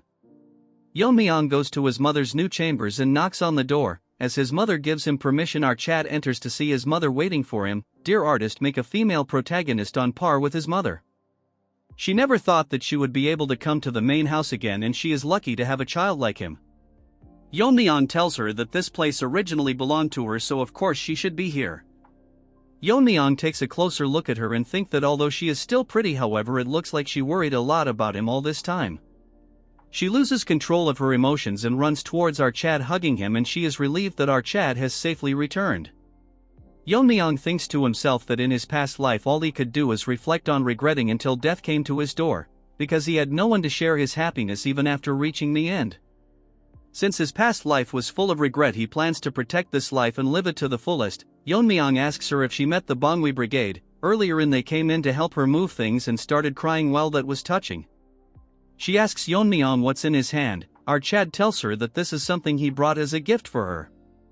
As he shows it to her, she gets shocked to see that it's a 10,000-year firecart pill. She instantly recognized so all she has to do is use it. She thinks this will help Yeon-myeong more as he is the one who is going to lead the Tang clan. Our Chad laughs at her and tells her that he no use for the inner pill. Yeon-myeong holds her and tells her that the pill can't increase his strength anymore. As he releases his inner energy, his mother gets shocked, more because Yeon-myeong reached the fire realm and our boy confidently confirmed her question. She is happy that her son reached the fire realm, which she should be praising, but if someone realizes it and attack the Tang family. Yeon-myeong tells her that he wants her to live a very long life, including his father's share, so he wants her to watch over him. Since the pill is dissipating, she should hurry up and consume it. She thinks she was worrying too much, and even if her son is in the fire realm, it's natural for a mother to protect their child. So she tells our Chad that since he bought it for, she won't reject it. She asks Yeon-myeong if he knows what she was called when she was younger. Obviously she was named Sichuan's top beauty in the Poison Phoenix. She released her inner energy, and for the first time in this series our Chad is shocked. The title Poison Phoenix was given to the most famous member of the Tang family. Even she thinks that it's been a while she has seen him, so shocked. Although she might not be as skilled as Yeon-myeong, she thinks she is also pretty impressive. Artist, you better make the female protagonists better or give the present ones a glow up. After consuming the pill and increasing her inner energy, she directly went straight into cultivating. Yeon-myeong was actually shocked for a moment, because although he thought she was hiding her powers, but not the extent that she would be one step closer to the fire realm, all while practicing on her own. As for her, she is consuming the pill's energy. A fire realm master is able to detect the smallest of movements, so there's no point hiding their power in front of them, but she manages to hide it from our boy, which shocked him even more. She has already reached the state before enlightenment, as such she is absorbing the spirituality of the inner pill, so according to Yeon-myeong she might also be able to overcome the limit. As such she is likely to face a problem. Although the method of absorbing the inner pill is simple, all the person has to do is take the spirituality of the inner pill and absorb it into the body, then all they have to do is internalize spiritually and repeat this process until all of it is absorbed. Yeon-myeong's mother thinks if it will be even possible to absorb such an absurd amount of energy. Even now the spirituality of the pill is slowly disappearing. So she is now worried what to do now, because at this rate the pill will disappear before she absorbs even half of it.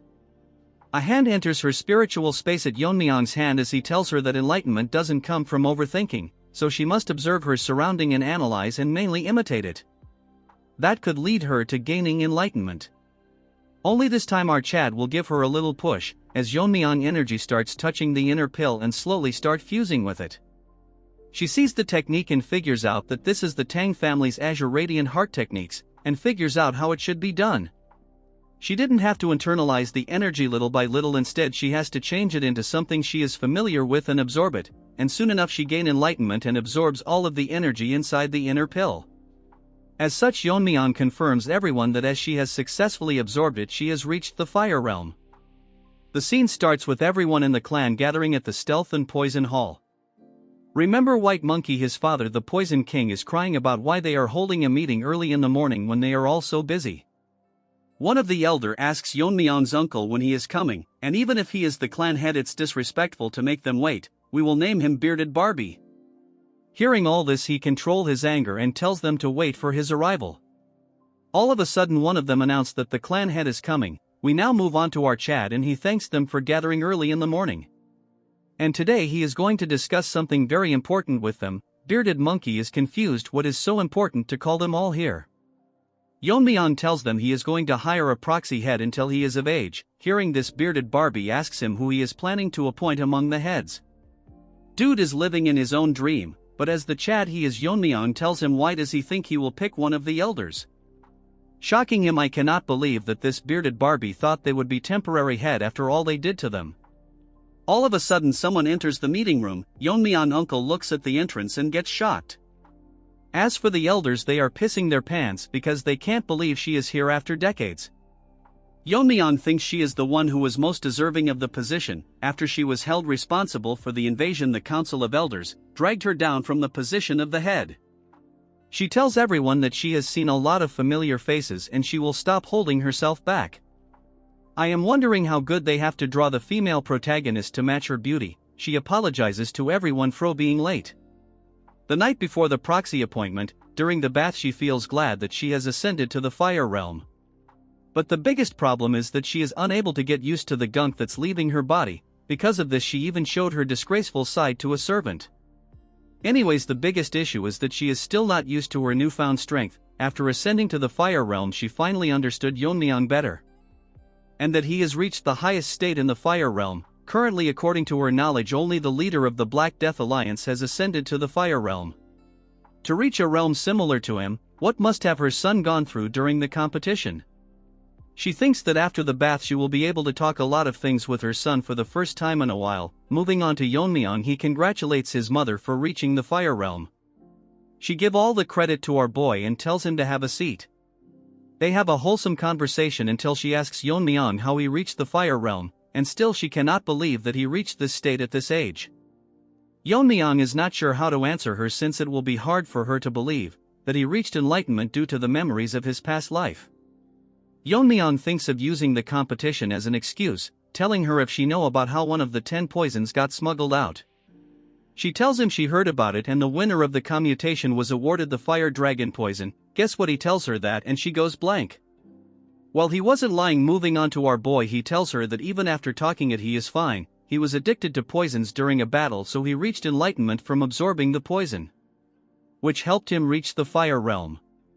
Hearing all of this, his mother cannot believe all of this, but after thinking she gets convinced, and Yeon-myeong is relieved that she accepted it so quickly. She changes the topic and asks Yeon-myeong that when she was bathing, the servant who was helping her told her that Yeon-myeong was getting rid of the Medicine King Hall. Yeon-myeong thinks it's best to be honest with her since it's also related to his father. Yeon-myeong explains to her what they did, and after a long conversation our Chad tells her everything. She had her suspicious and feels bad for Ijin as she had suffered so much. She requests Yeon-myeong and explains to him that she lived into the family as if she is dead because she was scared of losing her only child after losing her husband. However, she has had enough, and if he allows it she will protect him from now onwards, even if she is not as strong as him. Moving to the present, everyone is shocked to see her and cannot believe that she still looks the same. A few thinks that she probably ascended. Seeing her, Yeon-myeong uncle is very happy as he shouts and tells everyone to congratulate his mother, as she will be the new head of the Tang family. Bearded Barbie turns into a turd and cannot believe that she is being promoted to the head and not a proxy. She thanks everyone and tells them although she is the head, it's only temporary until the true head, her son, comes of age. Hearing her, Yeon-myeong uncle starts crying while the rest are releasing hot cake in their pant, especially that bearded Barbie. Since she is entrusted the position of the head, she plans on fixing the base of the Tang family that was ruined. Since then her actions were unconventional. The first thing she did is remove the name of the Medicine King Hall, which was collapsing, and renamed it. Tang Hoil, Ijin's grandfather, was appointed as the head surgeon while Ijin was appointed as the second in command. Moving on to Yuri's father, he was appointed as the general manager and was ordered to start a full-on investigation. He immediately found the elders' embezzlement books and recovered so much money that it was enough to sustain the clan's maintenance for the time being. Moving on to white-haired Monkey's father, he was removed from his position, along with most of the elders who embezzled the clan's money. Even for the people who were not elders but was related to embezzlement was removed from their posts. All of this changes happened in a matter of days, and thinks his mother is really an amazing person. While saying all this, our Chad is enjoying the beauty of the Tang family. Because of the involvement of his mother, the clan's internal problems were all solved. At first he wanted to live an ordinary life with his mother, but began to get surrounded by many things. There are now people who he calls friends, guards who follow and trusts him, and the hundreds of members of the Tang family. He has now so many people he has to protect. Our Chad looks so good, we demand a beautiful female protagonist. There was once a time when it was hard for him to keep his body healthy, since he was resentful that why he was even born. His goal is to grow stronger, that no one can harm the Tang family.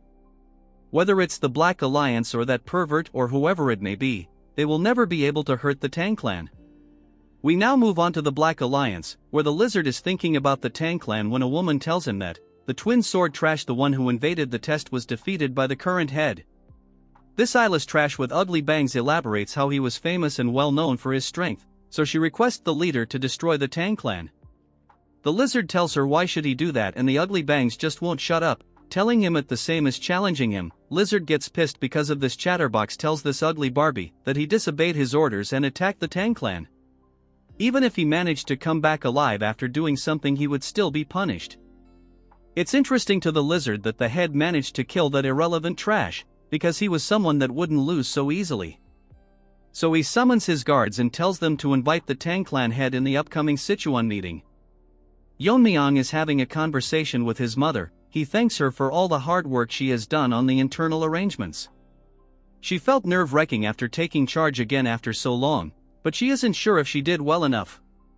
Yeon-myeong thinks she did a great job, but there's one thing that's confusing him. He asks her if she suppressed her powers like last time.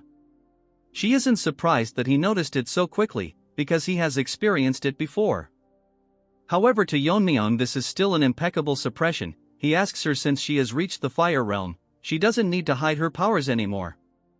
Our pretty mommy tells him that it's not just about hiding powers. What she performed is the family's secret technique, the vein sealing concealment. She also hopes that Yeon-myeong will also learn to hide his abilities. Since she is pretty, we will let it slide. To explain this to our Chad, she has to explain him quite a long story. As the founder of the martial art and the ancestor of the Tang family, she has to tell Yeon-myeong about him.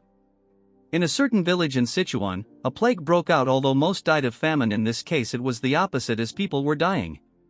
Dozens of bodies were cremated without proper funerals, for the fear of the plague spreading. Everyone in the village had already caught the plague, and were just waiting for their time to die. Except for one who was a 10-year-old. Looking at his condition, they were all scared about why this child was the only one unharmed, but there was no time for rational questions. In the eyes of the already infected, the 10-year-old boy looked like a harbinger of the plague, and was labeled as a child possessed by an evil spirit. Since he had nowhere to go, he ended up hiding in a cave. To escape the rain and to feed himself, he started stealing food left at the shrine near the village to ward off the plague. The boy survived, but after the third day the villagers stopped performing rituals. And after he checked them out, everyone other than him was dead. The boy wandered, thinking to himself why the only one unharmed. The question didn't linger for long, and a mysterious group came for this boy. And according to their leader, he was a child with the aptitude for poison. These bunch of people are the worst assassination group in the history of Murim, the poisonous Moon Shadow sect. They kidnapped children from all over the world and trained them as assassins, and fed them poison to prevent them from escaping. Furthermore, they administered the antidotes periodically. The boy grew up to be an assassin. Before long he saw the gruesome state of his comrades, who died from not receiving the antidote on time. Realizing that the plague in his village was caused by the poisonous sect, and not by him, which is what he initially thought. From that point onwards the boy pushed himself to his limits to become stronger. No matter how dangerous the mission was, he completed it no matter how difficult it was. And soon enough he achieved such a feat that even absolute masters couldn't achieve. The sect leader was so impressed by his achievements that he bestowed upon the title of one of the 5 great assassins, and offered to grant anything he wants. But the leader is surprised after hearing that he wants nothing. But looking at his face, we all know he wants them dead. The boy reached such a high level, and with the instincts gained from fights with absolute masters, and his own ultimate technique based on the martial arts learned in the sect, which was the first flower rain. Thus the poisonous Moon Shadow sect was erased from this world.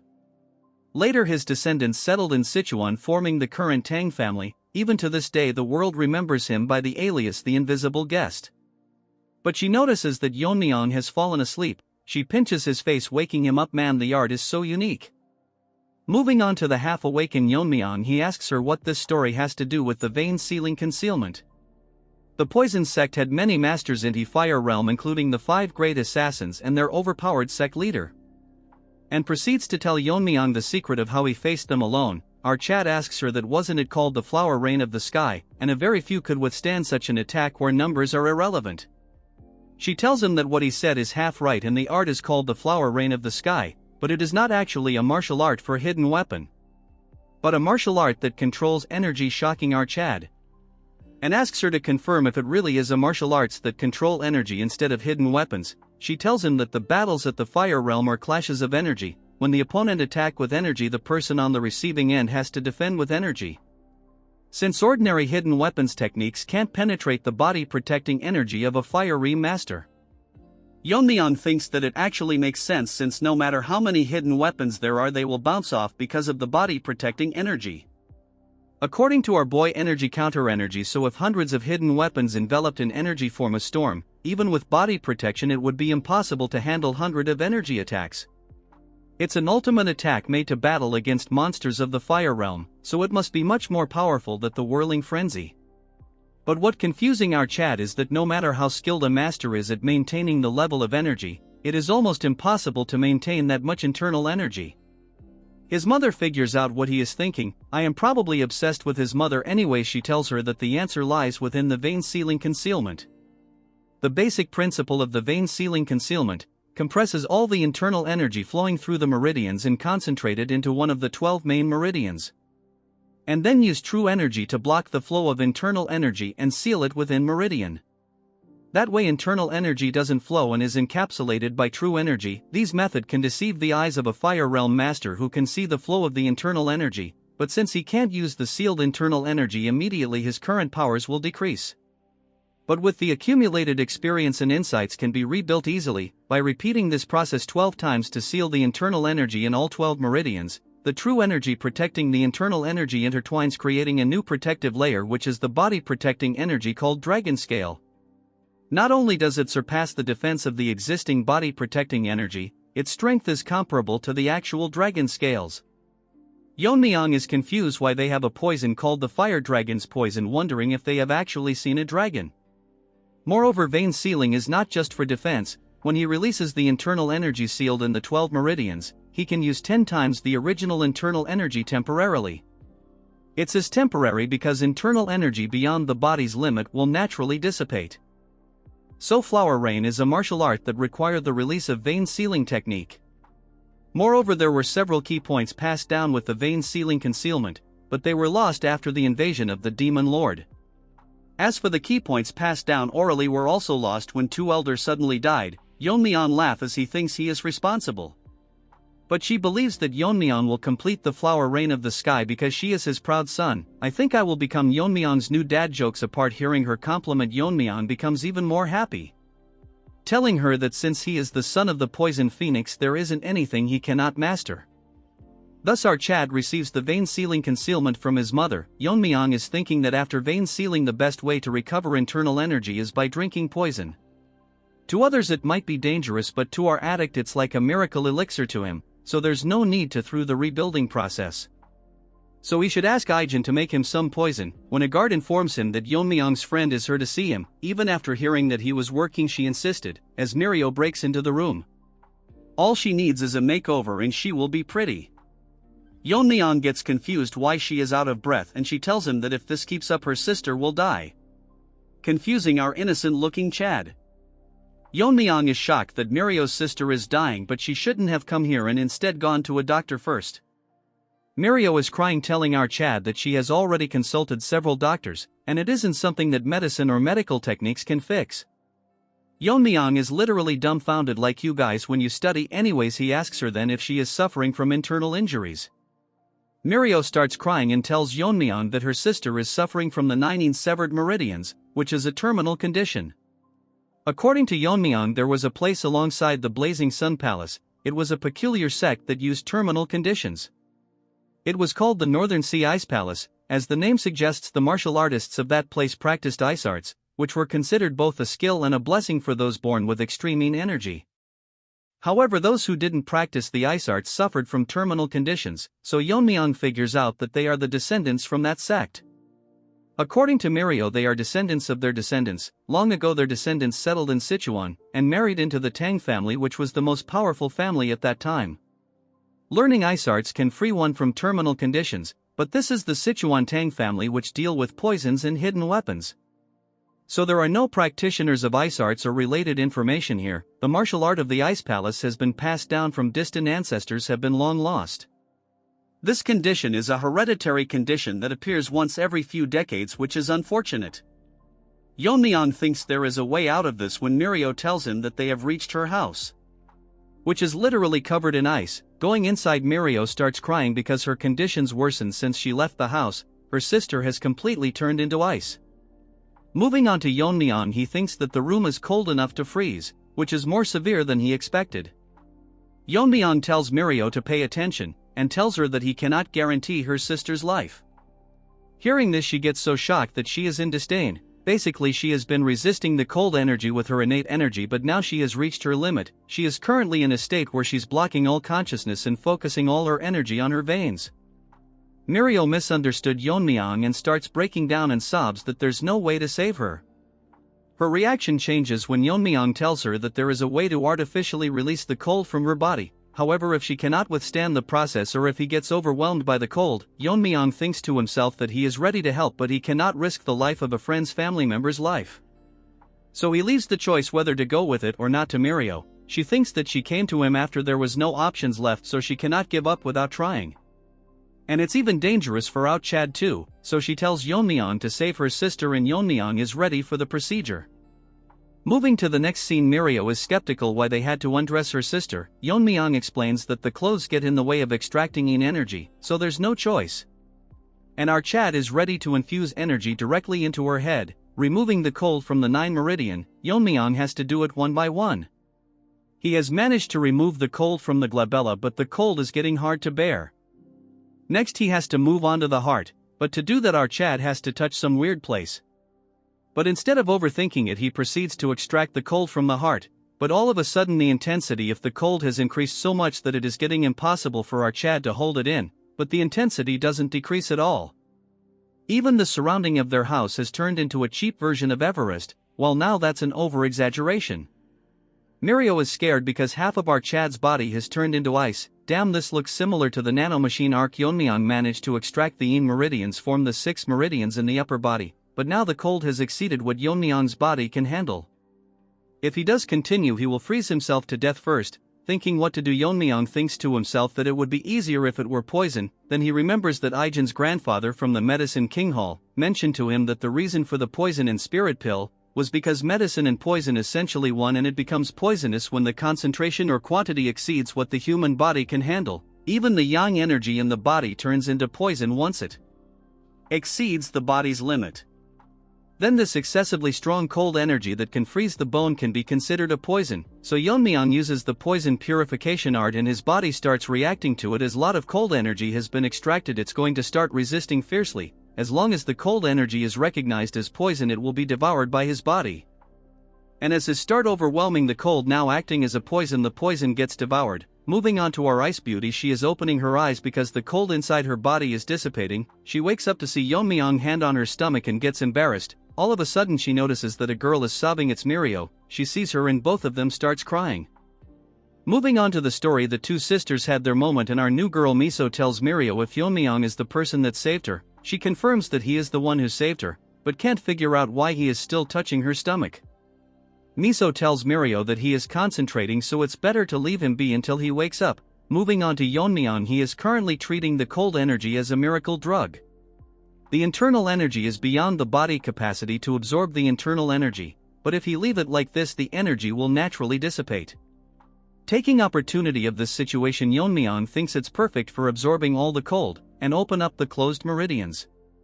While thinking one meridian is already filling with internal energy, wondering to himself how many meridians he will be able to fill once all the cold is absorbed. After absorbing all the cold, Yeon-myeong can't believe that he managed to fill 4 meridians, which is beyond his imagination. With this, our boy has gained 4 times the internal energy he originally had. But it's unfortunate that his immediate achievement has decreased because all of them is currently stored in the meridians, so he has no choice but to supplement it by drinking poison. Dude thinks poison is some energy drink. Yeon-myeong takes another look to see both the girls staring at him. After taking a second look, Yeon-myeong stares at his hand and takes his hand off, getting all flustered, but our waifu assures that he doesn't need to be concerned, since Mirio explained everything to her. As she thanks our Chad, he tells her that it's his duty as the family head to take care of the family. Our father-in-law enters the scene to see one of his daughter half naked and the other assisting her. Misunderstanding the situation, turns into a healthy gorilla and starts shouting at our Chad. The girls come to the rescue, explaining to him how he saved his daughter. The next scene we see is kneeling to the ground because he was rude to his savior. Yeon-myeong explains to him that anyone in his place would have misunderstood the situation. Moving to Happy Gorilla, he expresses his gratitude for saving his daughters. He then proceeds to tell him that he settled in the Tang clan after falling in love with a woman who was part of the family. Unfortunately, his wife also suffered from the terminal condition and passed away. He spent all his savings searching for a cure to save his daughters, but it was all in vain, so he just can't control his emotions.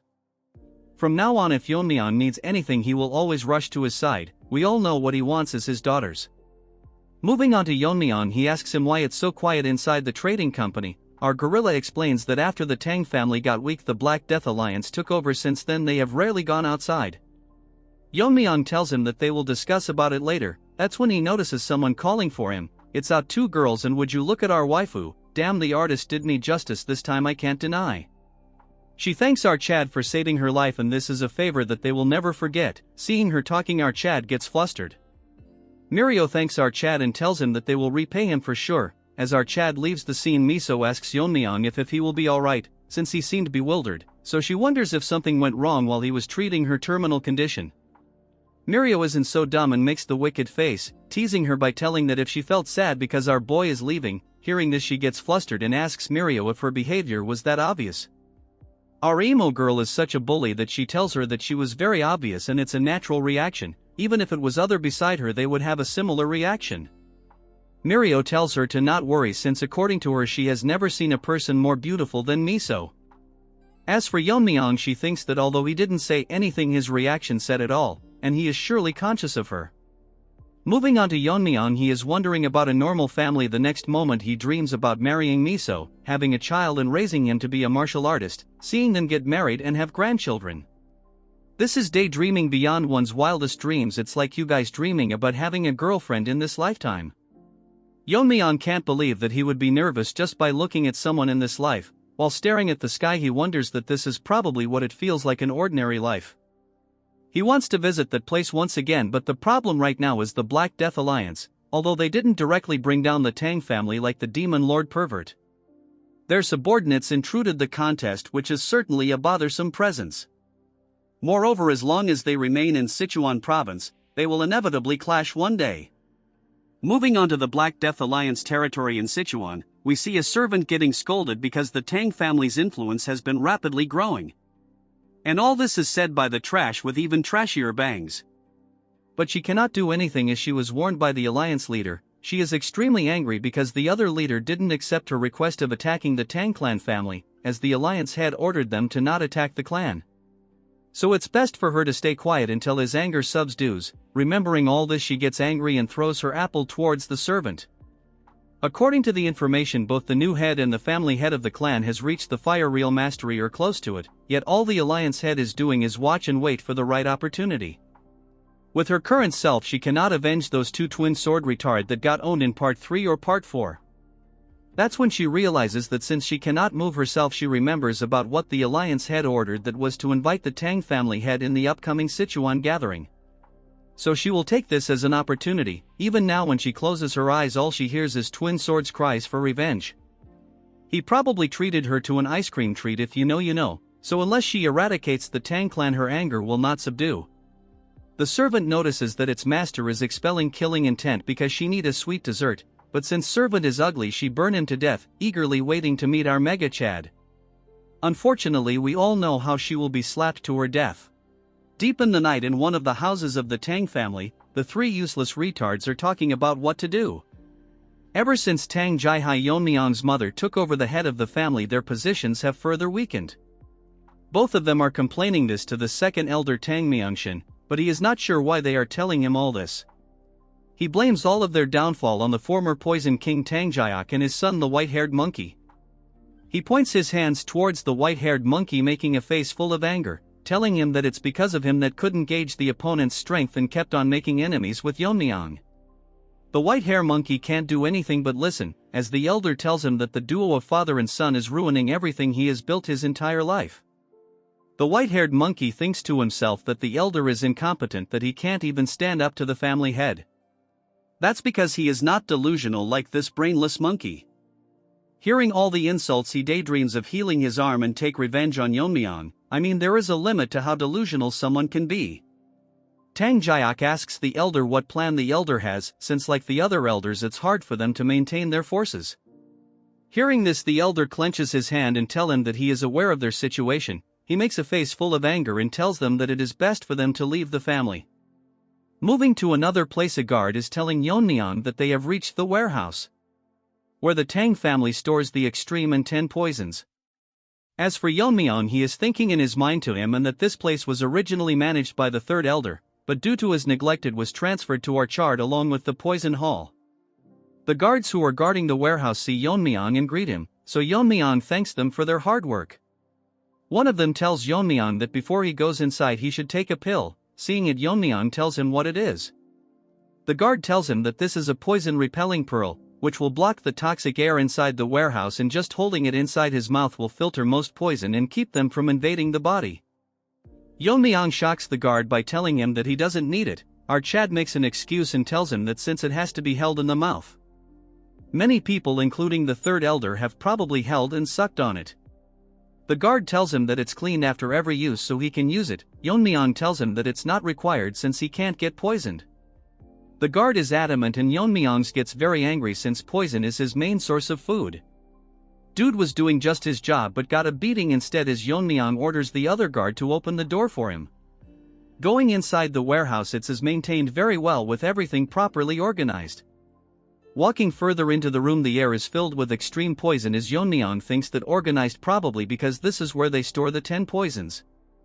Yeon-myeong now knows why they were so worried before letting him in without the pill. If an ordinary person entered without the poison-repelling pill, they would have died instantly. Though Yeon-myeong's inner energy has decreased due to his meridians being sealed by the poison vein simulation technique, even the concentration of poison is increasing further down, but to someone like him who has mastered the poison refining heart technique, it is as pure as clean area. As Yeon-myeong breathes in the poison, his inner energy is increasing, but it is still not enough to make him use his martial arts like earlier. So Yeon-myeong is thinking hard and figure out that he should consume something equivalent to the 10 poisons. According to the family regulation, he can use the 10 poisons for consumption. He thinks that he can find the recipe and tell Ijin to make it for him. That's when he notices something on the wall.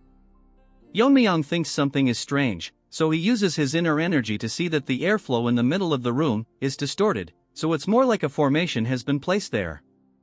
Our Chad decides to check it out, and after placing his hand on it, Yeon-myeong thinks that it's strange that there is a formation in the Tang family poison storage.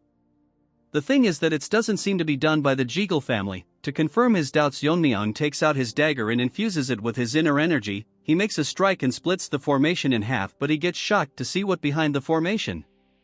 There is a long passage blocked by talisman with the word prohibited written on it. After carefully looking at them, Yeon-myeong figure out that this is not the work of the Jeagle family, but it was made by the magician's formation. According to Yeon-myeong, in his previous life his master has connections with several magicians. Like his master was obsessed with the sword, a magician is obsessed with sorcery, ultimately seeking master sorcery and transcend human limits to become immortals.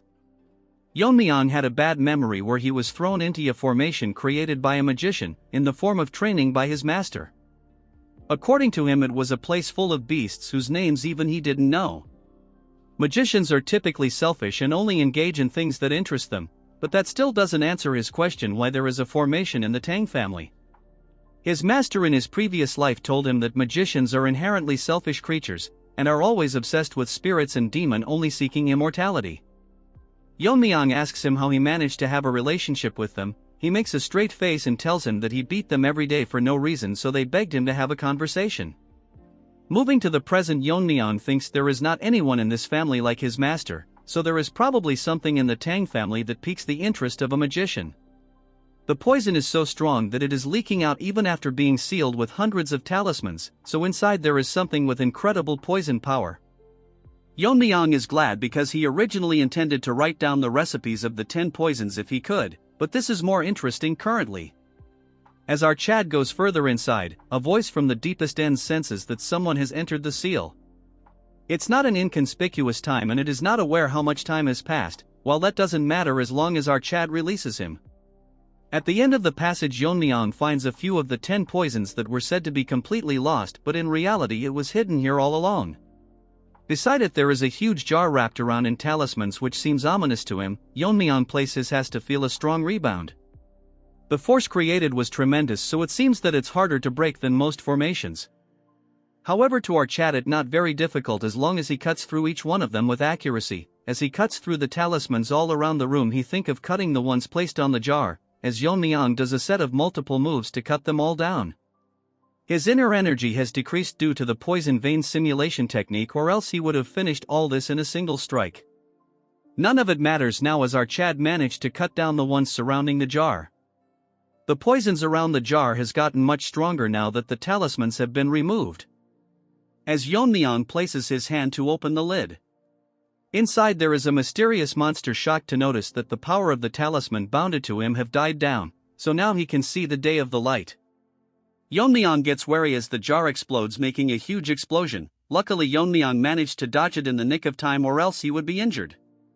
The thing inside charges towards our boy, startling our boy, as it is faster than what he had expected. He gathers energy to attack and have the first strike before it gets here.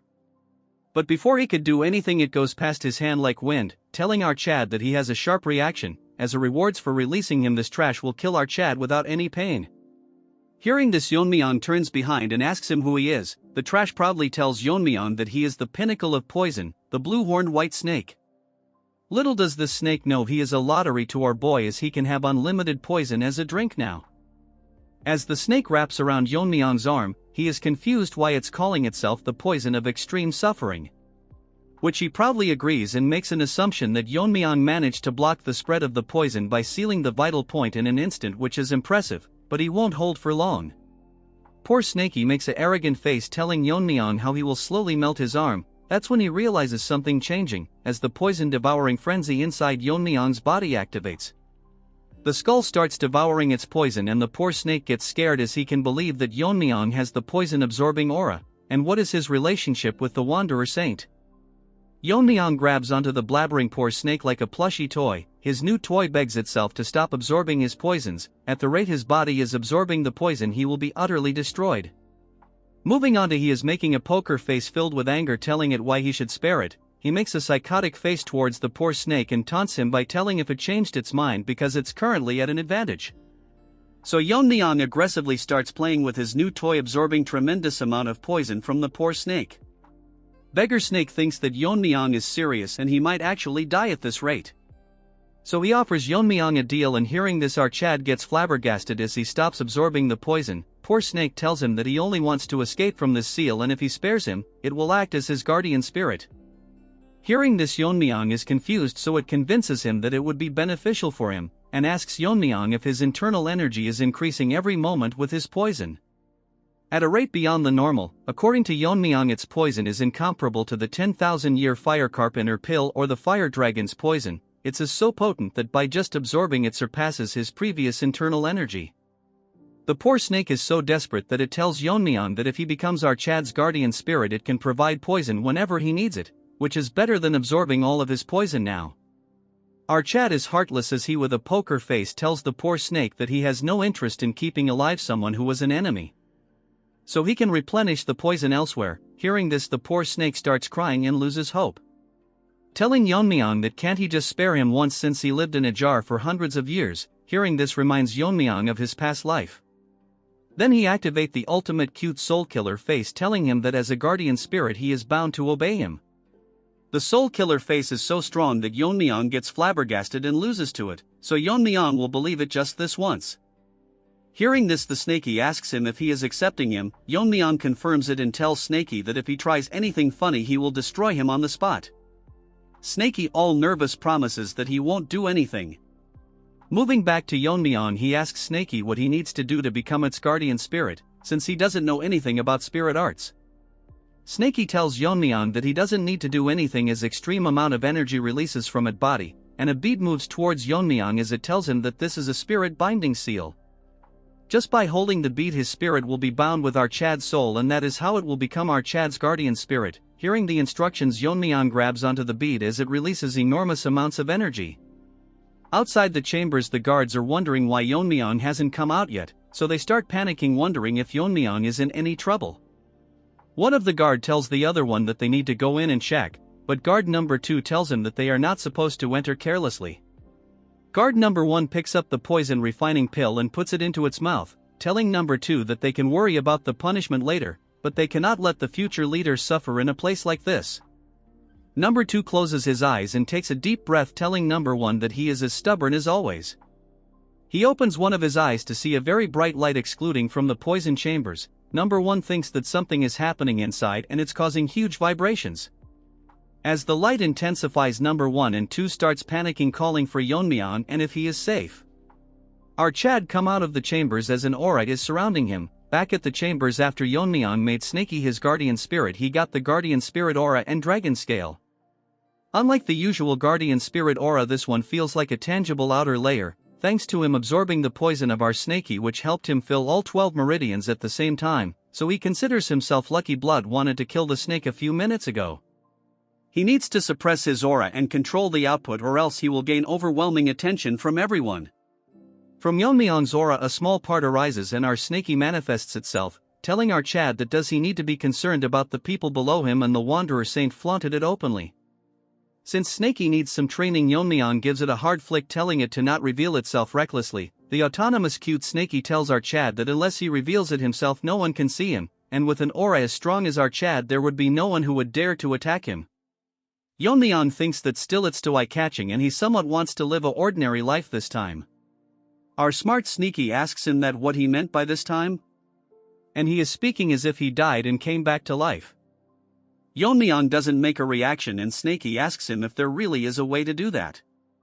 Yeon-myeong looks at it and asks him what he means. Snaky tells Yeon-myeong that there is a reason why he is given such power, just like his previous master the Wanderer Saint, and those with power are followed by destiny.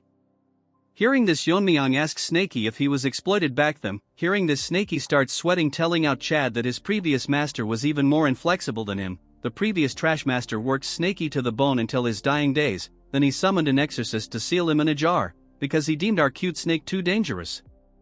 Yeon-myeong figured out how all this was connected to the exorcist, and he was a highly ranked spirit. As for Snaky, he is getting angry just thinking about him. Such a strong spirit is wanted by many exorcists, so the ancestor helps seal him. Yeon-myeong thinks if the ancestors is like his master, intimidating exorcists to get the job done. What struck our Chad's mind was that Snaky told him that there is a reason for his existence, and if it's as related to awakening memories of his past life. As he was in his thoughts wondering, a guard brings him back to reality and barges into the room, as Yeon-myeong shoves Snaky into his body as the guard tells him to come out immediately. He informs out Chad that in Sichuan near the main house there is an attack by the evil faction. Moving on to that place, we see Fatso in the entrance exam catching his breath. A huge groups of thugs are mocking them by telling where they are rushing off to. He is not aware why esteemed gentlemen from the Orthodox sect have come here, but this ugly red-haired trash tell them that they should have known that Sichuan is the territory of the Black Death Alliance. Old man tells Fatso that he will hold them off while he runs, but Fatso tells him that in his current condition it would be impossible. This red-haired dog is a palace lord and he is here with hundreds of members. In Fatso's current condition it will be hard to handle him. This smelly monkey tells him that since they have reached the capital of Sichuan they must be seeking help from the Tang clan, but their leader has isolated the Tang clan. Blood is daydreaming too much. He tells them that he will capture and offer them to the leader and he might be granted the ultimate martial art, so they should be prepared to lose a limb. That's when our Chad enters the scene. The guards tell Yeon-myeong that the two people are martial artists from the Justice faction, so he figures out that their opponent is from the evil faction. He orders the guard to escort them to the clan since they have come as guests. The Fatso is happy that martial artists from the Tang family are here to help, but there are only 4 of them, so even if their spirit is formidable it's impossible to face against hundreds. Yeon-myeong tells Fatso to step back since his partners is in no state to even stand. Wajin takes care of the injured man and Fatso asks him should they not be helping the ones up front. But Wajin smiles as Fatso blabbers about how there are over hundreds of martial artists. Yeon-myeong tells them that although he appreciates the help he is in no need of it. Moving on to the monkey, he is angry on Yeon-myeong for blocking his way. His guard tells him that he is probably the one who won the Tang clan's competition and returned as the family head. This red monkey mocks Yeon-myeong and asks him if he is going to face them. Feeling sad for him. As for his minions, they are grinning. This dumb retard is so confident that he tells Yeon-myeong that he will uproot them once and for all. Hearing his nonsense, a needle flies towards him, poisoning him. In an instant this monkey falls to his death. Yeon-myeong thought that the nonsense spouted by Trash was too annoying. Everyone present in the scene is shocked by what had happened as the leader lies dead on the ground. Yeon-myeong tells them they don't need to uproot them since he will be the one to do it. The punk gorilla is dead as our Chad's poison needle finished him off. His lackeys are confused when Yeon-myeong threw the poison needle, because it was so fast that they couldn't even see it.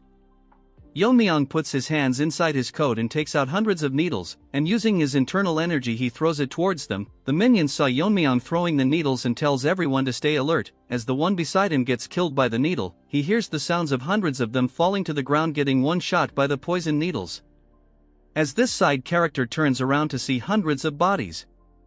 Moving on to our Chad, he rushed out and forgot to apply poison, but surprisingly it's having the same effect as if they were poisoned.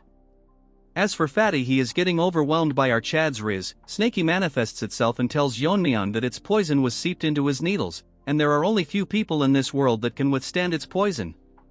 Yeon-myeong smirks and tells Snaky that it's more useful than it looks, pissing our unlimited poison supplier. We move to the riz-infected Fatty that cannot believe that our Chad has such amazing assassin skills. Dude doesn't know he is the protagonist that you viewers dream of becoming. He guesses that Yeon-myeong might be the one that single-handedly killed the 300 warriors from the Darkness Silent sect. Despite all this fat, his guess was correct. The remaining lackeys cannot believe that they just witnessed over 100 soldiers getting wiped out in an instant. They thought that the Tang clan was declining, but no one mentioned they have a monster like our Chad. One guy with an axe tells them not to worry as it's just one guy. This junior gorilla tells them how if Yeon-myeong is not in the fire realm he won't have enough energy to use that great technique multiple times. Gorilla wanted screen time, so it charges towards our Chad, landing a heavy attack, telling Yeon-myeong where all his bravado went. Gorilla is the only one talking. Let our Chad cooks, as Yeon-myeong grabs onto his axe and breaks it, like your hearts when girls reject you. The junior gorilla is wetting himself as what Yeon-myeong used was the dragon scale he got after contracting with Snaky. The minions gets nervous as they see Yeon-myeong using the 10,000 heavenly flower rain. Moving on to our Chad, he is ready to attack, and Fatty, seeing what our boy is doing, gets nervous as they heard that the Tang family's secret technique was lost after facing the heavenly pervert's attack, which was all a mistake, and their strength is still solid. As for Yeon-myeong, he is done killing every single one of them. Fatty thinks of letting the Tang clan handle the Black Death Alliance, but Yeon-myeong bursts his bubble and asks Fatty if he is still here.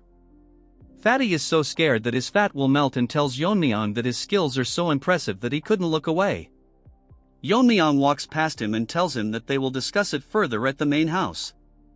Fatty takes a second look to see hundreds of side characters dead, and by no means they should make enemies with the Tang family.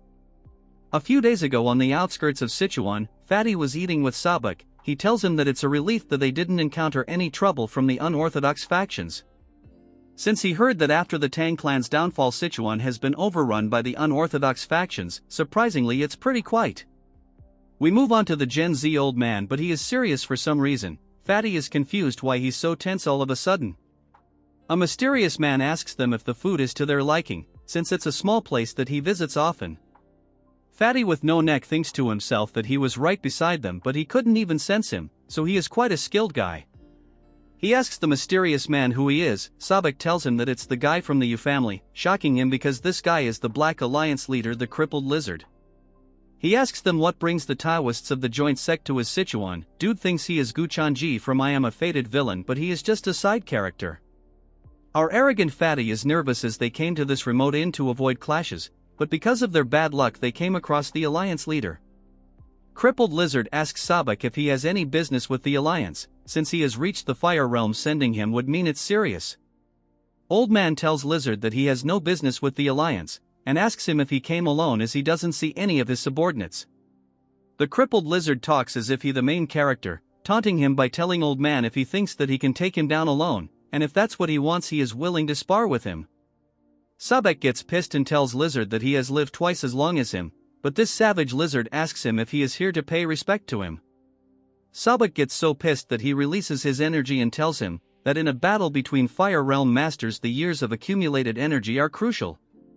And if Lizard is confident enough to handle the energy he has built with his sect techniques, Fatty thinks that Sabak is more hyped than usual, so he might actually start a fight here. All of a sudden both of them get shocked because the lizard releases his energy and tells them that he destroyed multiple sects with his own hands 10 years ago. The only reason that the joint sect survived was because they were far away from Sichuan. If a fight is what it will take him to understand this, he knows a place nearby for a quick spar. Fatty is smart to tell Sabak to not be impulsive and jump into a fight, but he wants to be a protagonist as well and show the crippled lizard that the martial arts of their sect is the best in the world. We move to the present as Fatty tells Yeon-myeong that was how they ended up facing the crippled lizard, but our Chad tells him that it's different from the one that he saw earlier. Fatty explains that the ones chasing them came after this. Moving to his story, the lizard was terrifying as on one side stood our old man and on the other was the crippled lizard. Sabak took his sword out and tells Fatty to step back. As for the lizard, he is ready to face him. In an instant Sabak disappears rushing towards the lizard, attacking him, but he blocks it using his bare hands. Telling this old man that the sword technique is pretty decent, since it's powered by internal energy. Basically old man uses the resonance of the inner energy to drive out other energies. Fatty can't keep up with their speed and thinks this is what a fight between warriors who have reached the fire realm looks like. As they exchange swords, the crippled lizard managed to stop the old man's sword attack with his bare hands, mocking him by telling him how he bragged about his internal energy, but it's not up to the mark. This dumb old hag gets even more pissed and starts using the ultimate technique of the joint sect, releasing waves of enormous energy. Seeing this, the dumb Fatty thinks Sabak is overwhelming the crippled lizard but notices him smiling. In an instant, with multiple attacks at the same time, he blocks the old man's attacks. Sabak comes back to reality, realizing that the lizard is intentionally blocking all his attacks at the last moment. It's as if he is testing his, even though he is from the unorthodox side. Since that's the case, he will go all out, using the full power of his secret technique. As for the lizard, it managed to figure out his technique. The secret technique lands, it causes a huge explosion as strong as an atomic bomb. Fatty is shocked that Sabak used the secret technique of the clan. The old man gets up, showing our Fatty how he managed to defeat the alliance leader. Dude is literally in a dilemma that he is the protagonist. Fatty tells him that all of it is fine but they should leave soon. That's when the crippled lizard tells them that the technique requires more precision. The martial art is fitting for the joint sect, which is one of the major orthodox factions. He is unharmed and explained that the technique is using the internal energy amplification through intent. So even though it's called the demonic sword technique, it's basically a powerful internal martial art. Moving on to Fatty, he tells Sabak that what he is using is defiantly the sect's secret technique, however it's not the usual mixed energy. Lizard acts arrogant, telling them why they are surprised, since if one understands the principles it's easy. So it doesn't exclusively have to be a demonic technique. Sabak moves Fatty to the side as the lizard launches a tremendous attack filled with energy, telling them how he will rename the technique to the divine subduing energy. Can't wait for Yeon-myeong to face him. I think our Chad snake is enough for this lizard. Yeon-myeong confirms it from Fatty if the crippled lizard actually used the martial arts of the orthodox faction. Fatty puts his head down and tells our Chad that he adapted the martial art to his preference. Although the energy he gathered was different, the technique was undoubtedly the essence of the demonic sword art. What's surprising is that the power of the copied technique surpassed the original demonic sword technique. If old man didn't use the last bit of his internal energy to block the attack, they would be dead by now. Yeon-myeong is actually impressed because Sabak was definitely in the fire realm, so to comprehend his martial arts in just one duel is impressive. While thinking to himself, Fatty intervenes and tells Yeon-myeong that they have come to the Tang clan for one purpose. So he requests them to cooperate with them in the great martial arts competition of their sect. The Heavenly Demon Cult is a religious and militant group located in Xinjiang. They were once so strong that they could rival all the 9 great sects and other martial faction. After numerous fights in martial arts world, the orthodox faction is still not confident enough to confront them. The main reason behind it is because the entire faction moves at the command of one person, the sect leader. However, the situation took a change when the sect leader's son, the creepy pervert, emerged with innate martial talent and gained his own personal followers. Because there might be an unintended factional split, the pervert left the clan and led his followers with him, founding the Heaven's Brilliance Demon Cult. This is the reason that has weakened the elite ranks of the sect, making this the last opportunity to eradicate them, but they are worried about the Black Death Alliance to their south. So if they move to the north while their elites are out to take care of heavenly demon cult, they will suffer great losses. The martial power that our Chad displayed earlier was so strong that he could prevent the Black Death Alliance from moving north. So it's his humble request that while the Tang family stops the Black Death Alliance while they eradicate the heavenly demon divine cult. But what he hears shock him because our Chad isn't some loser, so, with a poker face he tells Fatty no. Fatty tells Sabak that their request was rejected. Yeon-myeong told him that he cannot this himself, so he will consult this with the family head in return. Fatty tells Old Hag what to do if they can't persuade them.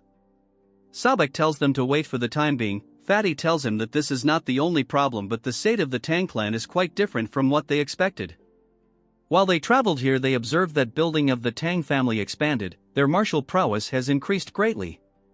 Even the overall atmosphere among the clan members were great, which is completely opposite to the rumors that they were ruined by the mega-pervert emotionless loser. Sabak gets into character and tells Fatty that he noticed it, and figures out that there must be a driving force that revived the clan. So by any means necessary they must bring the Tang clan to their side. While discussing all this, Yuri and her father are here, these two over-smart delusional martial artist. He introduces himself as the head of general affairs of the Tang clan. By the orders of the family head he is here to bring them. After they reach the main house, both of them are shocked as mommy leader introduces herself and asks them if they came here to request cooperation against the heavenly demon cult. She tells them that currently she is the acting family head of the Tang clan. What surprised these two is that she is in the fire realm, which is probably why the Tang clan regained their strength. Although they cannot detect Yeon-myeong powers, but the acting head, our mommy queen, is undoubtedly in the fire realm. Fatty thinks he is the only smart one, telling our mommy that their sect is in urgent need of support, and since they are eradicating evil sects, isn't it right to help in the name of justice? So he requests her to reconsider, but our mommy doesn't respond. She asks Yeon-myeong that he refused them earlier and if he still thinks the same. Yeon-myeong's answers is still a no, shocking the two brain-dead retards, as Fatty asks him what his reason behind the rejection. Trying to convince our Chad that if they don't stop the evil sects the martial world might fall in chaos. Yeon-myeong with a stern face tell these two monkeys that it's understandable that the heavenly demon cult is dangerous, but the Black Death Alliance and the evil faction are separate issues. According to what Yeon-myeong learned from his investigation, the Black Death Alliance does not harass the common people, although they don't collect protection fees. In return they even eliminate the bandits, making them more like the orthodox factions. So in such circumstances they have no justification to attack them first, shocking Fatty, but the old man remained calm. Our Chad gets pissed as he asks them what they mean by acting in the name of justice. When the Black Death Alliance and the pervert and his cult invaded the Tang clan. Since no one from the orthodox faction came to help, literal hypocrites. Our Chad tells him that prioritizing the safety of their own sect is normal, so he can't blame them. But what they are doing is trying to seek help under the guise of eradicating the evil sects. Look at that lump of fat, it's about to leak himself. Fatty clenches his fist since he cannot lift his head because what our Chad is telling aren't wrong. They preach righteousness but only act when their own sects are threatened. The dumbfounded old man apologizes to Yeon-myeong for not considering the Tang clan's position. Fatty is shocked that usually in this case old man would be angry. Well, if he really got angry he would have to carry his body. He tells Yeon-myeong that he was short-sighted and it's natural to refuse when all they do is talk about their own benefits in the name of righteousness. He changes his term, telling our Chad that they are willing to pay a fair price, so now it's not a favor but a cooperation. Since this is the case, Yeon-myeong can't refuse them anymore. Hearing this, Fatty instantly tells them how they should discuss the forces they can deploy. But he gets stopped by our Chad as he transforms into a monster, telling them how much they are willing to pay. Look at him, guys. After they left the building done with their discussion, Fatty lost some weight because they will have to pay several years worth of sect maintenance. Old man thinks that if it can save their sect this is a small price to pay. He tells Fatty that he must be confident to offer such an amount, which Fatty agrees because their martial powers are impressive. Because they are close to the crippled lizard. As for Yeon-myeong, his power are hard to guess, which the Fatty can't believe because those at the fire realm can sense it. Since Yeon-myeong can do it, he is surely the strongest person he has come across. As our Chad overhears all this, getting impressed because the old man realized that he is hiding his powers. Mommy tells Yeon-myeong that it is not entirely about collecting money and there must be a reason why our Chad agreed to this. Yeon-myeong tells her that the Black Death Alliance good deeds to the Taoist, but he cannot trust them. Mommy tells Yeon-myeong that orders has been maintained in Sichuan after all the major sects fell. Yeon-myeong tells her that it's all because of that crippled lizard. The only reason they classified as an evil faction is because they didn't join the orthodox faction. They're more like bandits because they ignore righteousness and only pursue their personal gains. The current order in Sichuan is temporarily maintained by crippled lizard. If things go slightly wrong in their rule, they push out their business competitors and plant spies to invade or bring down other clans. So although their nature didn't change, the current order is only maintained by lizard. If he were to disappear one day, the evil faction under his would go crazy. Mommy finally understood his point, so she asks him what his current plan is. Hearing this, Yeon-myeong smiles and tells her that it's simple, so all they need to do is prevent them from going north. Mommy is not sure if they are strong enough to block the Death Alliance since she is not aware of Yeon-myeong's current strength. Our Chad with a straight face tells her that since they cannot block them directly, he will block them internally. Hearing this, Mommy cannot believe that he is gonna infiltrate the main base. Our mommy, I mean my mommy, never mind, she is nervous how he will sneak in. Yeon-myeong tells her that recently they sent an invitation themselves. Hearing this, Mommy gets confused. Unlike the previous competitions, the gathering is now a tournament where the young master of the evil factions face each other. Yeon-myeong will attend the gathering and confirm their true nature, and if they don't eradicate their evil nature, he will kill every one of them. In some other place inside a carriage, a man is telling someone that when they reach the Tang clan, the person should not do anything to offend the family head. It's that skinny Barbie. This time he bought her niece, and if what he said about Yeon-myeong is right, while his hand keeps shaking, she will do anything to win him over. Well, she is cute and an actual Barbie. She is the young lady Yeon-myeong. We move to the poison hall, where Ijin comes to meet Taeho and asks him if he is here. Since she brought him his meal and herbal medicines, Sabek tells her to come inside. Someone tells me how she looks like a girl. She asks him how he is currently doing and the current situation of his internal energy. He tells her that thanks to her he is now much better. Making a face full of happiness, he tells Ijin all of this because of the medicine her grandfather provided. Hearing this, Ijin is delighted. When he first saw the medicine and the food, he was traumatized because not only did it contain herbs, but also poisonous plants.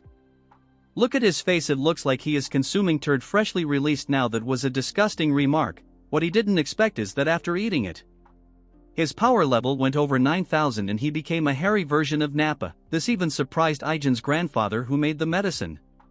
Because of how fast he was recovering, that hot fresh turd was maybe good. If this goes on like this, he will soon recover enough to be able to return to his sect. Ijin is happy to hear.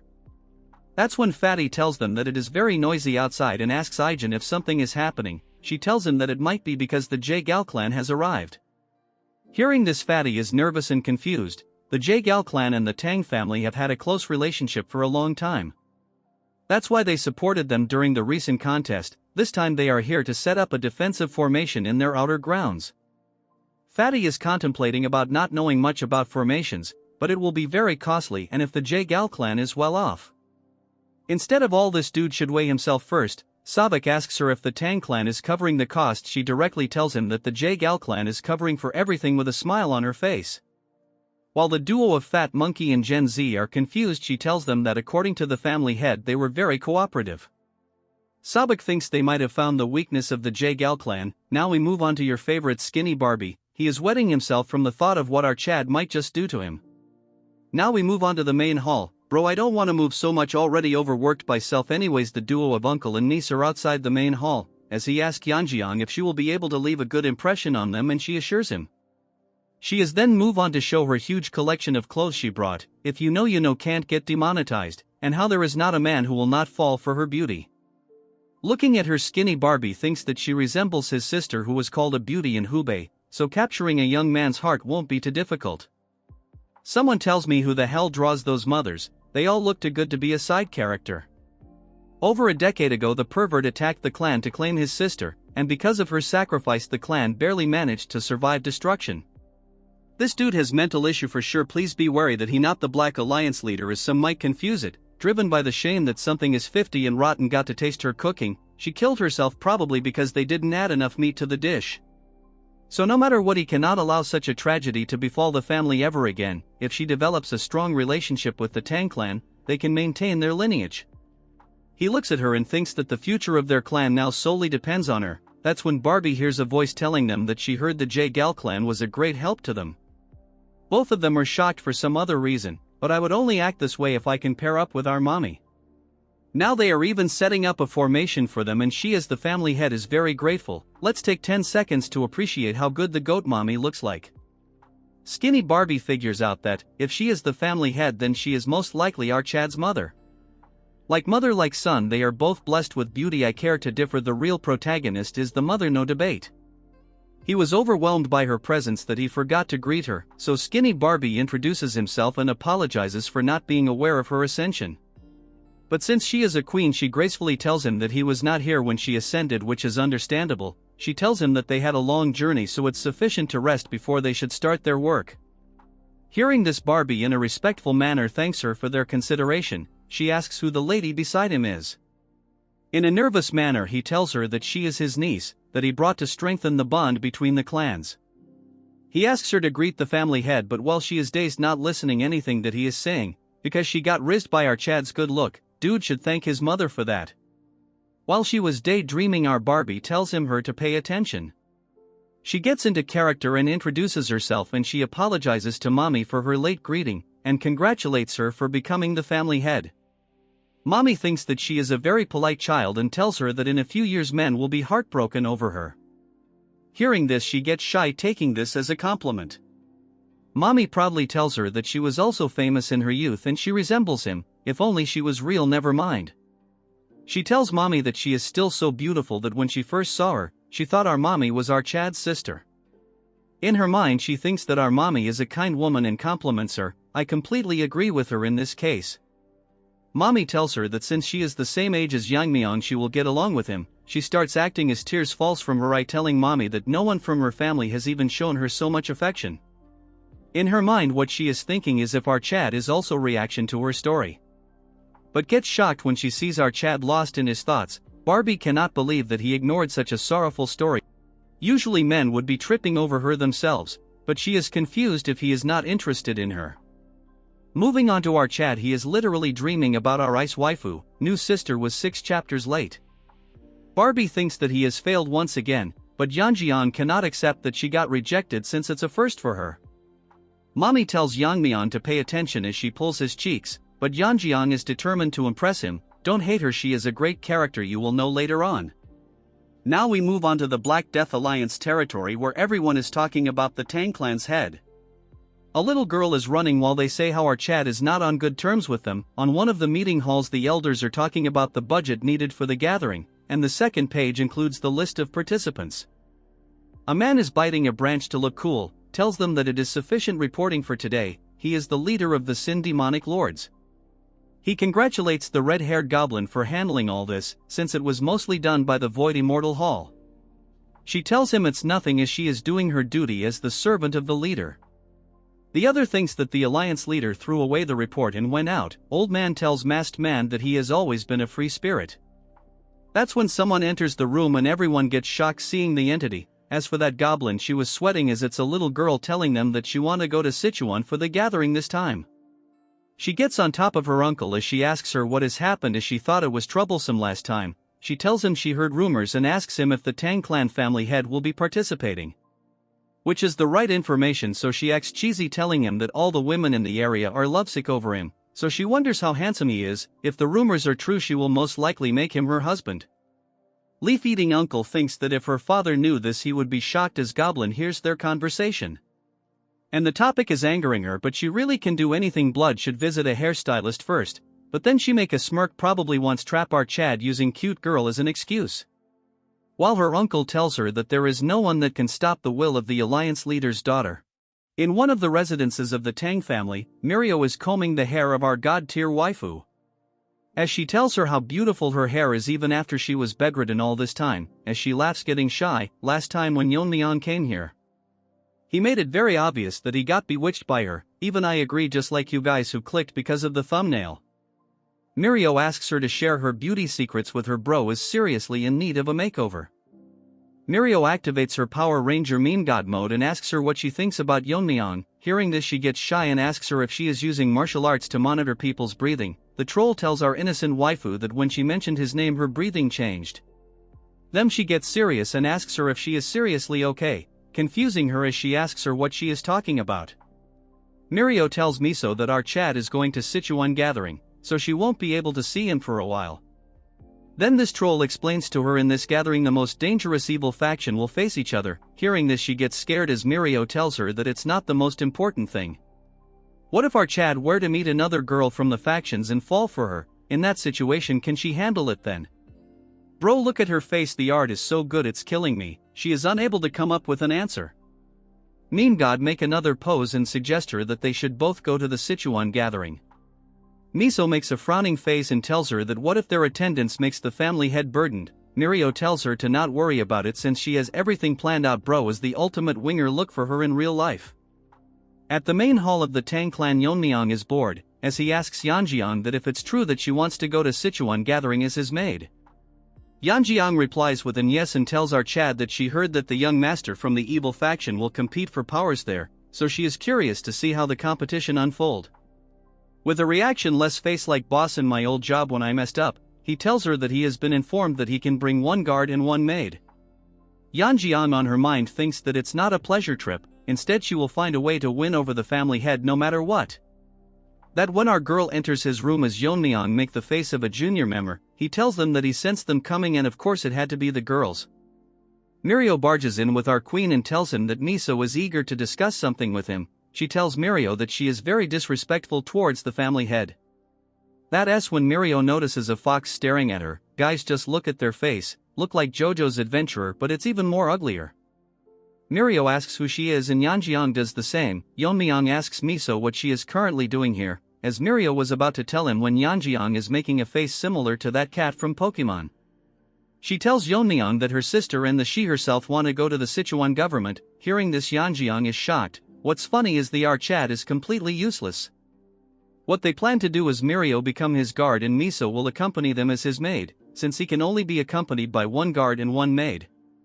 Amidst their meeting, Yeon-myeong is dumbfounded what nonsense Mirio is spouting. From her eyes, Mirio has a close relationship with Yeon-myeong, but the biggest concern is that Miso is so beautiful that she is almost as beautiful as Yeon-myeong's mother. No one, I repeat, on one can beat mommy. Moving back to Yeon-myeong, she is losing her mind because if Miso were to accompany Yeon-myeong it will ruin her plan and position. Our Chad shocks everyone in the room, is shocked as Yeon-myeong tells Mirio that he can take her as his guard. As for Miso, he cannot take her with him, since he already has someone in mind for the maid position. Hearing this, the delusional Yeon-myeong thinks if she is the maid, while Mirio tells him that if Miso doesn't go, Mirio will not accompany him.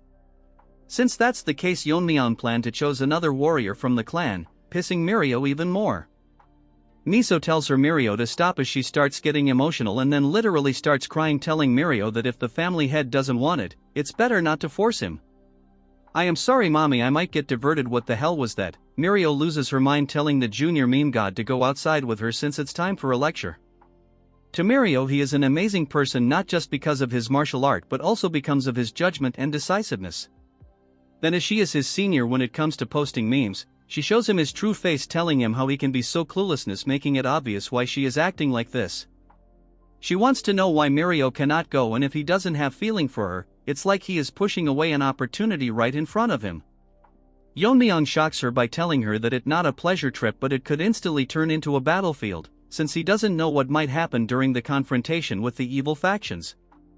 If Mirio were to come along, she might get exposed to a danger that he can't protect her from. Mirio is scared as he tells her who would be responsible if she were to get in trouble. What's more troublesome is that they are going to the Black Death Alliance territory, so he might even have to face their leader. Considering she is still in her recovery phase and is not fully strong yet, it would be hard for her to handle. Moving back to Mirio, she thinks what he said is right, so she has no choice but to agree to her. Yeon-myeong thanks her for understanding his situation. Bro is like the ultra-rare protagonist who is almost perfect. Dude is not a simp unlike others. Mirio sweats as she tells him that she is still going as Yeon-myeong, but our troll asks her that she told everyone that she wouldn't be going either. She gets pissed, telling her that she cannot let a fox guard the hen house. She is talking about Yeon-myeong. As for Yeon-myeong, he cannot talk over his boss. As for the Pokemon kitten waifu, she thinks that someone is talking about her. In some other place inside the Tang family, your favorite skinny Barbie is half asleep looking at a formation. Yeon-myeong surprises the Barbie as he asks him why is he just standing here falling asleep. Barbie is scared, so tells Yeon-myeong that there is no such thing. Skinny Barbie tells him that the defense formation has been fully set up and not he is just making adjustments so it will be finished by tomorrow. Yeon-myeong activates his eye discerning skill to look around the formations placed on the main parts of the Tang family. The skinny Barbie tells our Chad all the key point have been protected with formation. Basically, Yeon-myeong threatened to kill the Barbie if he is not done with the formation a week. Moving to the present, he tells Yeon-myeong that he has enough time to complete. Our Chad compliments him as he tells Barbie that if he tries he can do it, so she should do the remaining tasks like this. Hearing this, the Barbie starts crying because his life is saved. Yeon-myeong is impressed because it's better than he expected. Even if he is not here, they can protect themselves. Yeon-myeong has one more thing to do as he goes to the main hall. He summons a new characters. It's the elder Tang Yeon-myeong. This guy has guts as he tells Yeon-myeong that they are not exactly on talking terms. Yeon-myeong tells him that he heard that with the sword he is skilled, which is why he became an elder. Since Yeon-myeong also uses the sword, he thinks it's ideal to have a conversation. Moving to the elder, he tells Yeon-myeong that what he showed during the competition is beyond his reach. So he is well aware of the gap between them. Yeon-myeong tells him it's obvious that his skill are not even close, but he gets surprised when Yeon-myeong tells him that he would give him some pointers on swordsmanship. But the offer is not for nothing. In exchange, he will have to follow his orders from now onwards. The elder is shocked as our Chad tells him that this opportunity will not come by again, so he should consider this a fortunate encounter. So he raises his hand asking the elder if he will be changing side. The two dandies are done lazing off. Now they will take their leave, thanking them for their hospitality. Fatty thanks them for joining them in their cause, and on behalf of their sect he extends his gratitude. Sabak also thanks them because all his internal injuries have completely healed, and if the Tang clan ever needs help he will come running back. Mommy is back at the scene, as she is grateful for their words. They are going to send some elders and warriors to aid in their campaign against the demonic sect.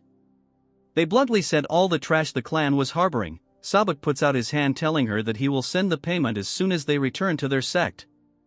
He shake hand with mommy. I mean my newlywed wife. Old man should keep his hands off. He then moves on to my son, I mean Yeon-myeong. This hand-shaking pervert wants to shake hands with our Chad to express gratitude.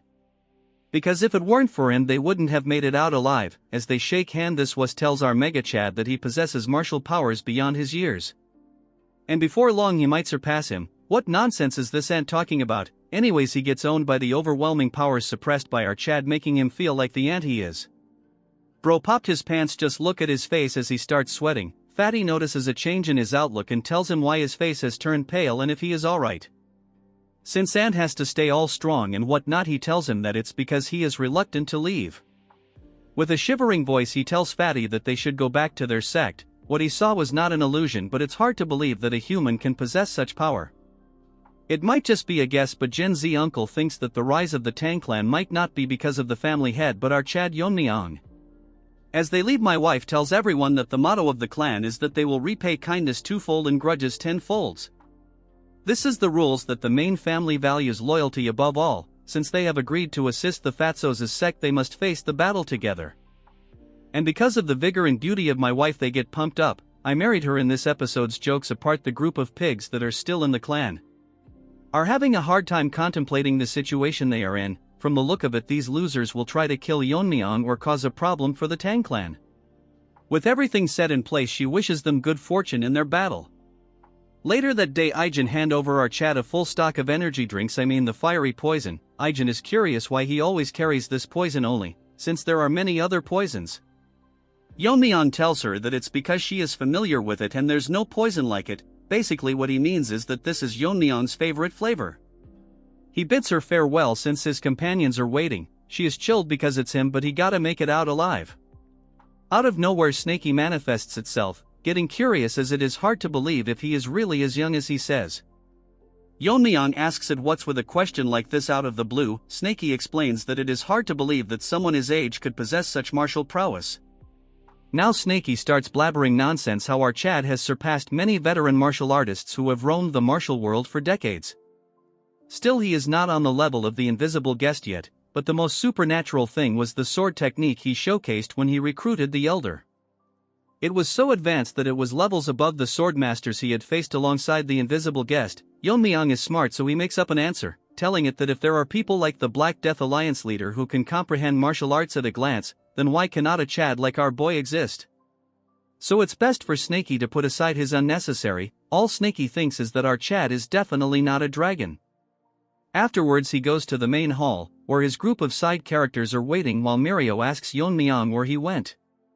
Yeon-myeong tells them that he went to Ijen to get some poison, but he is not aware of the third person accompanying them. The masked dude greets our Chad, introducing himself as Jang Gil, and he is here to guide him and ensure he is safe during his journey.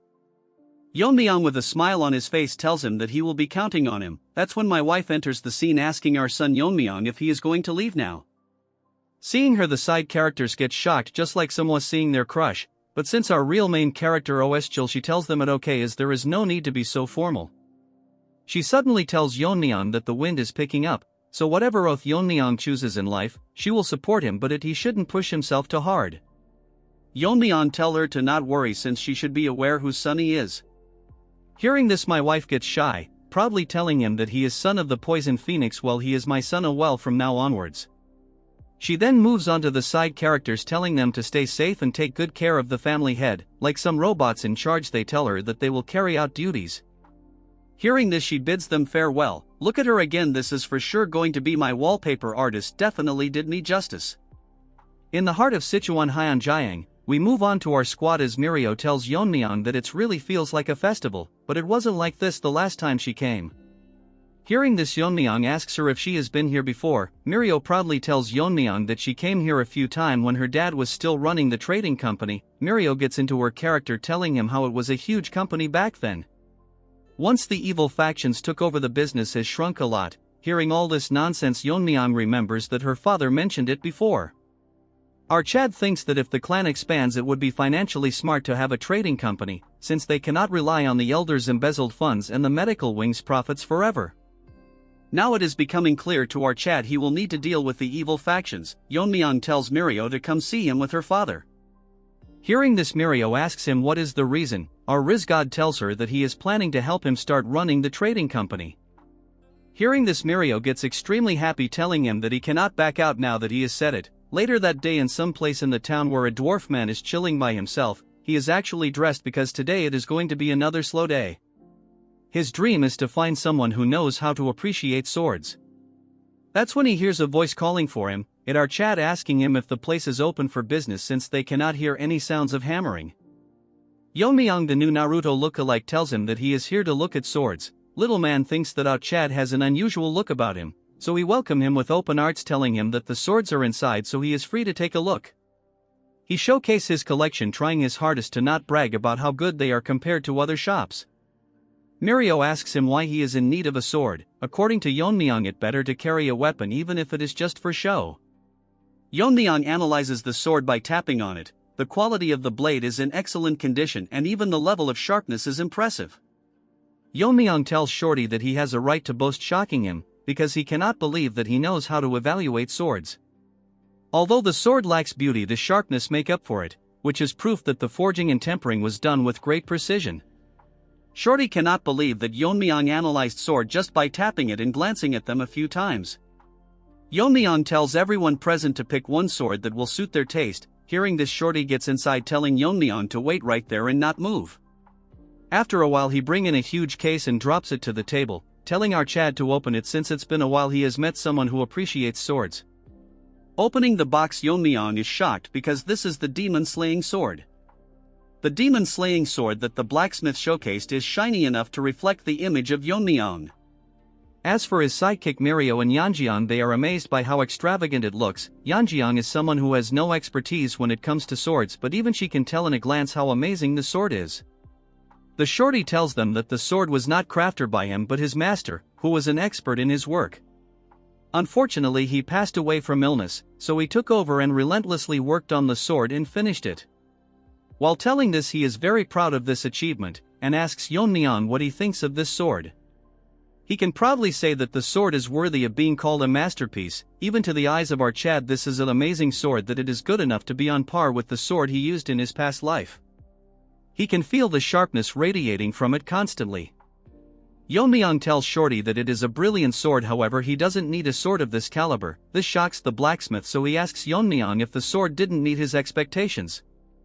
Yeon-myeong sighs and tells him that it's quite the opposite. He should be proud of the sword he has created, and our Chad is thankful that he showed it to him. This is the reason he thinks that the sword ID too much for him. The real reason is that a sword of this quality would only draw unnecessary attention because of how well it's crafted, so a simple sword suits him better. Yeon-myeong tells Shorty that he will pick the one that he picked up earlier. Hearing this, the blacksmith gets disappointed, telling him that if that's what he wants he has no choice but to comply. That when a group of brain-dead nonsense third-class characters enter the scene, I guess even trash needs to be given screen time. Seeing them, the Shorty makes an unexpected reaction as if he is scared, calling the man in front young Master Yun. He is pissed because he ordered Shorty to bring in the best sword in the shop, yet he deceived him and hid such a masterpiece from him. We will call this retard him Rotten Ginger cause his face resembles one. This ginger cannot fathom that a mere blacksmith dare to mock him. This ginger has too much spice because he is clearly deluded. Shorty is nervous as he tells him that it's clearly a misunderstanding, while our Chad is hearing this nonsense shown by a one-chapter character. Yeon-myeong is a bit confused because in between a bunch of ants there is a strange aura coming from few of them, which is strange to our boy. Seeing this, Snaky manifests items telling Yeon-myeong that he felt something wrong, and his suspicion was right, it is clearly demonic energy. Snaky has faced them few times with the invisible guest, as he asks Yeon-myeong if this is his first time seeing them. According to Yeon-myeong, this is his first time seeing one in person, as he has only heard about them. He asks Snaky what these demon pests are doing in Sichuan, but Snaky is unaware but suggests that he can just capture one and interrogate him. This gingers is not only rotten but dumb as well, as he orders Yeon-myeong to step aside because he is going to kill the blacksmith, and if Yeon-myeong does not move he will kill our Chad first. Trash literally unlocked first-grade nonsense. Yeon-myeong gets pissed, telling him that his mouth is too foul for a brat. This pisses of the ginger, but who cares? With a finger flake he knocks this ugly ginger out. All this talk and bro is this week. Seeing him fall to the ground, his guards make a reaction as if an old granny has been killed. Yeon-myeong tells Ginger that at his level, no matter how good he is with the sword, he won't be able to use this sword properly, so he should come back after 20 years of training. Seeing our Chad acting cool, Mirio is shocked, as for Yeonjing she is acting as if she fell from the sky. One guard starts barking like a dog, telling Yeon-myeong that how dare he lay hands on the grandson of Nam Jin-soon, the lord of Hyunyang sect, which is protected by the Black Death Alliance, warning Yeon-myeong to not expect to live after what he did. Can we move forward? Just how much nonsense can this side character spout? This nonsense pisses Yeon-myeong off as he tells them that he doesn't care about his status, and asks them what's their connection to the demonic sect. Hearing this, they all make mixed reaction, as there is one in between them that looks like the boss who will be one shot by our Chad. Yeonjing asks Yeon-myeong where they came from, as she and our so-called guard Mirio is scared. We then move on to the ginger as he looks back nervously. This third-rate copy of Bayan this he is something, as he is angry that Yeon-myeong called their sect with a slur, and if our Chad doesn't value his life. The guards tells this was to stay behind them, but instead their head goes flying around. Seeing them dead, the ginger now loses all its flavor, falling to the ground. Many demonic soldiers pop up from the ground as the leader tells them that from now onward they, the Heavenly Moon Brigade, will be taking care of this ginger. The rest of his previous guards gets killed. The ugly punk is amazed by the fact that Yeon-myeong saw through their concealment that was perfect. Moving on to Yeon-myeong, he doesn't care, as for his subordinates all of them are crying, and his useless guard Mirio is amazed by just what is happening, but what shocked all three of them further is when Yeon-myeong tells them that with the stench of the demon turds reeking from a mile away he could see them from a mile.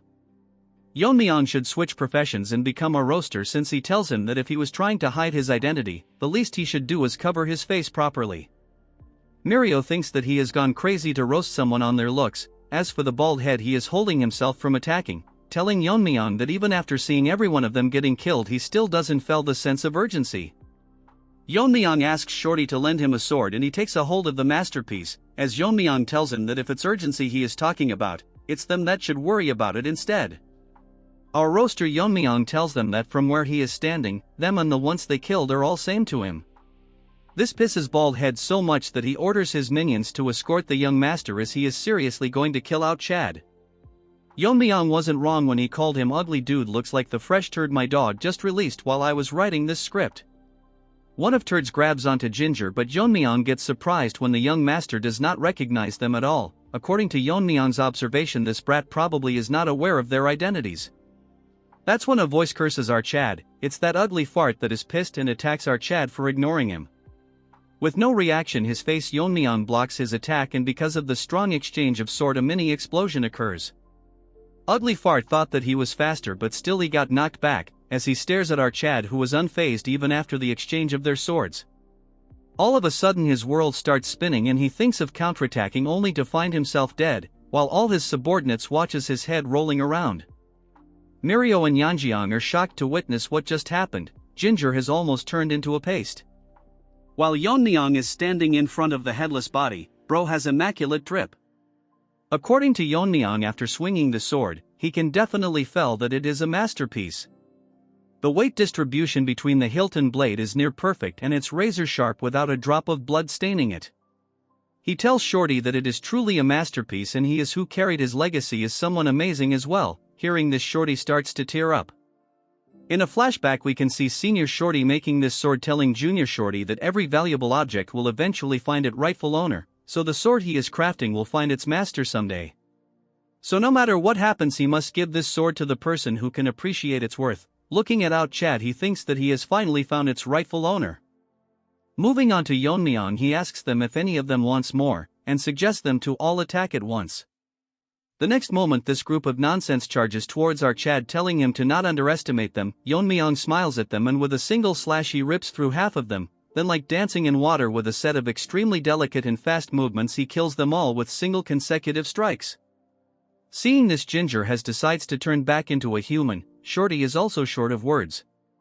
The girls are shocked and Mirio is getting tired from being surprised, and it's amusing that she was not aware when our Chad learned swordsmanship. In some other place where someone is walking with his two legs, this is the nonsense most narrators use to make the video unnecessary long. The person who is walking thought to himself that everything is going smoothly and effortlessly. This pizza face thinks to himself that the losers from the Black Death Alliance, these bastards, is completely unaware that he is from the heavenly demon divine cult. By the way, he is the second son-in-law of Black Death Alliance Hyunso, Nam Jin Soon, but we will call him Pizza Face. Blood is so delusional that he thinks about how his son has the talent befitting the bloodline of the Yun family. This Pizza Face with no sauce is so proud that he thinks that among his peers there is no one who can match him. He clenches his fist in delusion, confident in his pimp son that in the Sichuan assembly, if he can showcase his amazing strength and get into the Black Death Alliance leadership, it will be the first step towards weakening their powers. What a joke! As he smiles, he thinks that by the time they realize what's happening, the demonic path will already have arrived in Sichuan. This Pizza Face is delusional like you guys. In case of you guys you dream about having a girlfriend. A one-armed ant breaks into his pipeless delusion. Pizza Face asks him isn't he one of the member of the Heavenly Moon Brigade who was supposed to guard his son. The one-handed ant tells him that his young master is being attacked by an unknown entity. Hearing this, Pizza Face starts melting, about to lose his mind. We now move on to our Chad, who is busy chopping these trash-like vegetables, showcasing his drip. Showing his cooking to the side characters, they are all dumbfounded, especially Mirio, as she thinks that who is going to take care of this mess. Wondering to herself that if she brought her sister she would have likely passed away for sure. She asks Yeon-myeong why he let one of them escape as he can bring in reinforcements, but Yeon-myeong tells her that he knew that already and purposely let him go. He points his sword towards Junior Pizza Face, telling her that an idiot like him who was not even aware of the demo cult, so there must be someone who hired those ants to protect him. Junior tells Yeon-myeong that he is misunderstanding and he is not from the demon cult, he does not even know who they are. Yeon-myeong stops his blabbering, telling him to shut up as soon he will figure everything out, when the guys are coming here right now. The side characters as always get shocked as a loud scream calls them out. Outside, Pizza Face has arrived with a colony of ants, warning whoever did this to release the hostage and he will spare his life. Making his Pizza Face a bit stretched, he warns them that if they don't comply he will rip them to shreds and feed it to the beasts. Bold word from a pizza. Yeon-myeong enters the scene with Junior Pizza Face and places his masterpiece pizza cutter on his neck, telling Senior Pizza what he can do about this. Shocking obsessed side characters are again shocked, thinking who the villain is right now, considering the way Yeon-myeong is behaving. Mirio the overthinker thinks that their number is way too much. Just a question, was she not aware that during the test Yeon-myeong slayed over 300 martial artists? Anyway, she stares at Yeon-myeong, thinking what his plan might be. Pizza Face barks at Yeon-myeong, telling him how dare he, messing with them without knowing their powers. Yeon-myeong tells Pizza Face that he is from the demon cult, he can sense the sinister energy coming from him, which is the impure demonic energy. Yeon-myeong has figured out that he has hidden his identity and come to Sichuan to stir up trouble. He activates his heaven-obliterating eye, telling him that the Black Death Alliance most likely is not aware of this, because they won't let it slide if they found this out. Hearing this, Pizza Face starts melting as if he is put in an oven, thinking to himself how Yeon-myeong recognized the suppressed demonic energy. What's more surprising is the fact that our Chad is unharmed after facing the Heavenly Ant Brigade. Pizza Face clenches his teeth, thinking that Yeon-myeong is very dangerous, so he uses the name of his family and commands the Heavenly Moon Brigade to use the reverse blood demonic technique. Hearing this, Mirio and family get shocked. They are going to suffer from trauma by how many times they got shocked. She tells them that the reverse blood demonic technique, it is the technique the Heavenly Brilliance pervert used when he invaded the Tang family. The ant starts burning in fury, looking like carrots. Hearing the family name, Yeon-myeong asks him if they are related to Heavenly Pervert. Pizza Face tells him if that's all he has to say before he dies, I can guarantee the next scene is one of the most badass scenes in Manhwa, almost close to Northern Blade actions. Yeon-myeong tells him that he has no personal grudge against him, but his family destroyed something that's his. Hearing this, Pizza Face has evolved to Pizza Turd, laughing and telling our Chad that his brother has destroyed everything, the Jae-gal family, the Myeong family and even the Tang family. Hearing this, Mirio gets angry, ready to her killed and be a burden, but stops her, because if they intervene they will only end up getting themselves killed. So right now they have no choice but to trust our Chad. Pizza Face orders evolved Chicken Wings army to kill our Chad. Snaky manifests himself, telling Yeon-myeong that they look pretty fired up and if he has any plan. Yeon-myeong activates protagonist's Riz. Just wait for the next scene. He gets into position and says the word eliminate, swing his sword and the entire world becomes colorless as the army charges him. What a masterpieces. In the next moment the world is painted red and every single one of gets sliced in half except Pizza Face. The side characters does their regular drill, becoming shocked, staring at the painting our Chad drew with blood. Moving on to Pizza Face, he thinks this is impossible when all 70 of the ants were using the reverse blood demonic technique. Even a master at the peak realm would not be this overwhelmingly strong. This is just like what happened at the cult. In a flashback, when Pizza Face was still uncooked, he witnessed the left guardian of the demon cult and the right guardian of the demonic cult beaten to pulp, and this concluded the invitation ceremony of the vice leader of the Heavenly Demon Church. The victor was the Heavenly Pervert. Bro thinks he has Riz that he never wears clothes, lifeless noob with a pea-sized machine. His brother, whose martial prowess which overwhelmed the left and right guardian at their peaks, the overwhelming pressure he is feeling is one that he has not felt from anyone since that day. The overpowering aura is excluded from our Mega Chad, my son Yeon-myeong. For the first time I have seen a sensible one-chapter character, getting on the ground telling Yeon-myeong to spare him. He changes his prospect and tells him that he will give up his life so he should just spare his son. He is not aware what grudge he has against his family, but the junior Pizza is different from him, an ordinary kid who doesn't even know what he is involved in. Yeon-myeong with a cold voice tells him that if he really is ordinary. Telling him that this trash tried to kill a blacksmith just because he didn't give him a good sword. The trash tried to bark, but enough screen time of this dandies as Yeon-myeong silences him for good. Right before the eyes of the Pizza Face, now he is evolving into something I cannot describe. Yeon-myeong asks him if he is angry, but the families of the people they have killed must have felt the same. So Yeon-myeong doesn't feel sorry for him, so he has no intention of sparing anything related to the Heavenly Demon Cult. Pizza Face has turned into Pizza Turd, as from his eyes our Chad finishes him off. We then move on to the next scene inside the shop, where Yeon-myeong is kinda in a tough spot because the blacksmith just gives him the sword, and as always the dup is shocked. Shorty tells him that he weren't here, he would probably be dead, so he should consider this sword as a payment. He gets emotional, telling Yeon-myeong that his master wanted a rightful owner for this sword, so he should be satisfied even if it is given away. Yeon-myeong is getting shy and the two reacting puppies are cheering him, congratulating him. Yeon-myeong decides to take the sword. Just look at that troll's face, he tells Shorty to give him a scabbard because of how flashy the sword is. Snaky manifests himself, thinking that Yeon-myeong is much more impressive than he thought, for a Tang family member to use a sword like that. If anyone called him the Sword King, when Yeon-myeong grows up he will undoubtedly be the strongest martial artist in the world. Huge crowd has formed a line in front of a huge gate. One the nobodies tells his friend to look at the direction he is pointed. He actually pointed towards our Chad, telling if he saw someone like him among the successors of the Sichuan sect. This turd assumes that both his guards are women, so he must be a womanizer. These retards are getting unnecessary screen time, as the first nobody tells his friend that the Sichuan assembly is a major event, so what's the point of him coming here if he is going to act like this? Second, nobody assumes that our Chad's martial skills are trash. Why are we wasting time on this brainless ants again? What they are worried about is that the women are all going crazy and the first loser thinks that he has already lost even before fighting. Our Chad has such good looks that even the judges think to themselves that they have seen many young martial artists, but none of them can match our Chad when it comes to looks. One of them asks our boy which clan or sect he is from. Hearing the name the Tang clan, they both gets nervous and shocked as our Chad intercedes himself as Tang Yeon-myeong, the young master of the Sichuan Tang family. We now move on to some other place where the half-naked turd that is set on killing our Chad. She is informed that Yeon-myeong has registered his name on the participant list early this morning, and then he went straight to his quarters.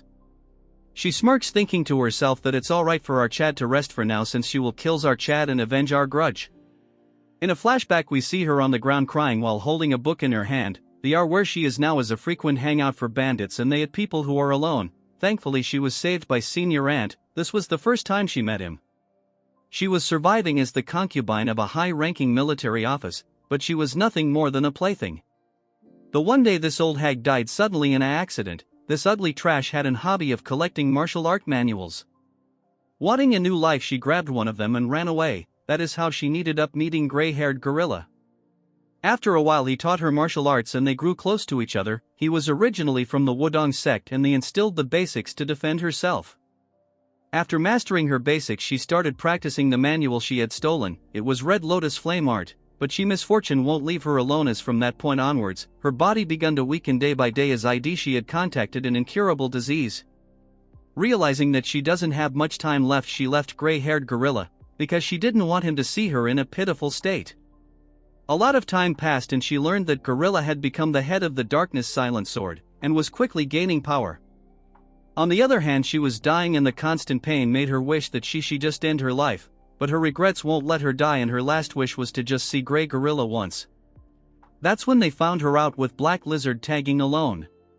He tells him that she is the one that possesses remarkable talent but can't understand why she is on the brink of death.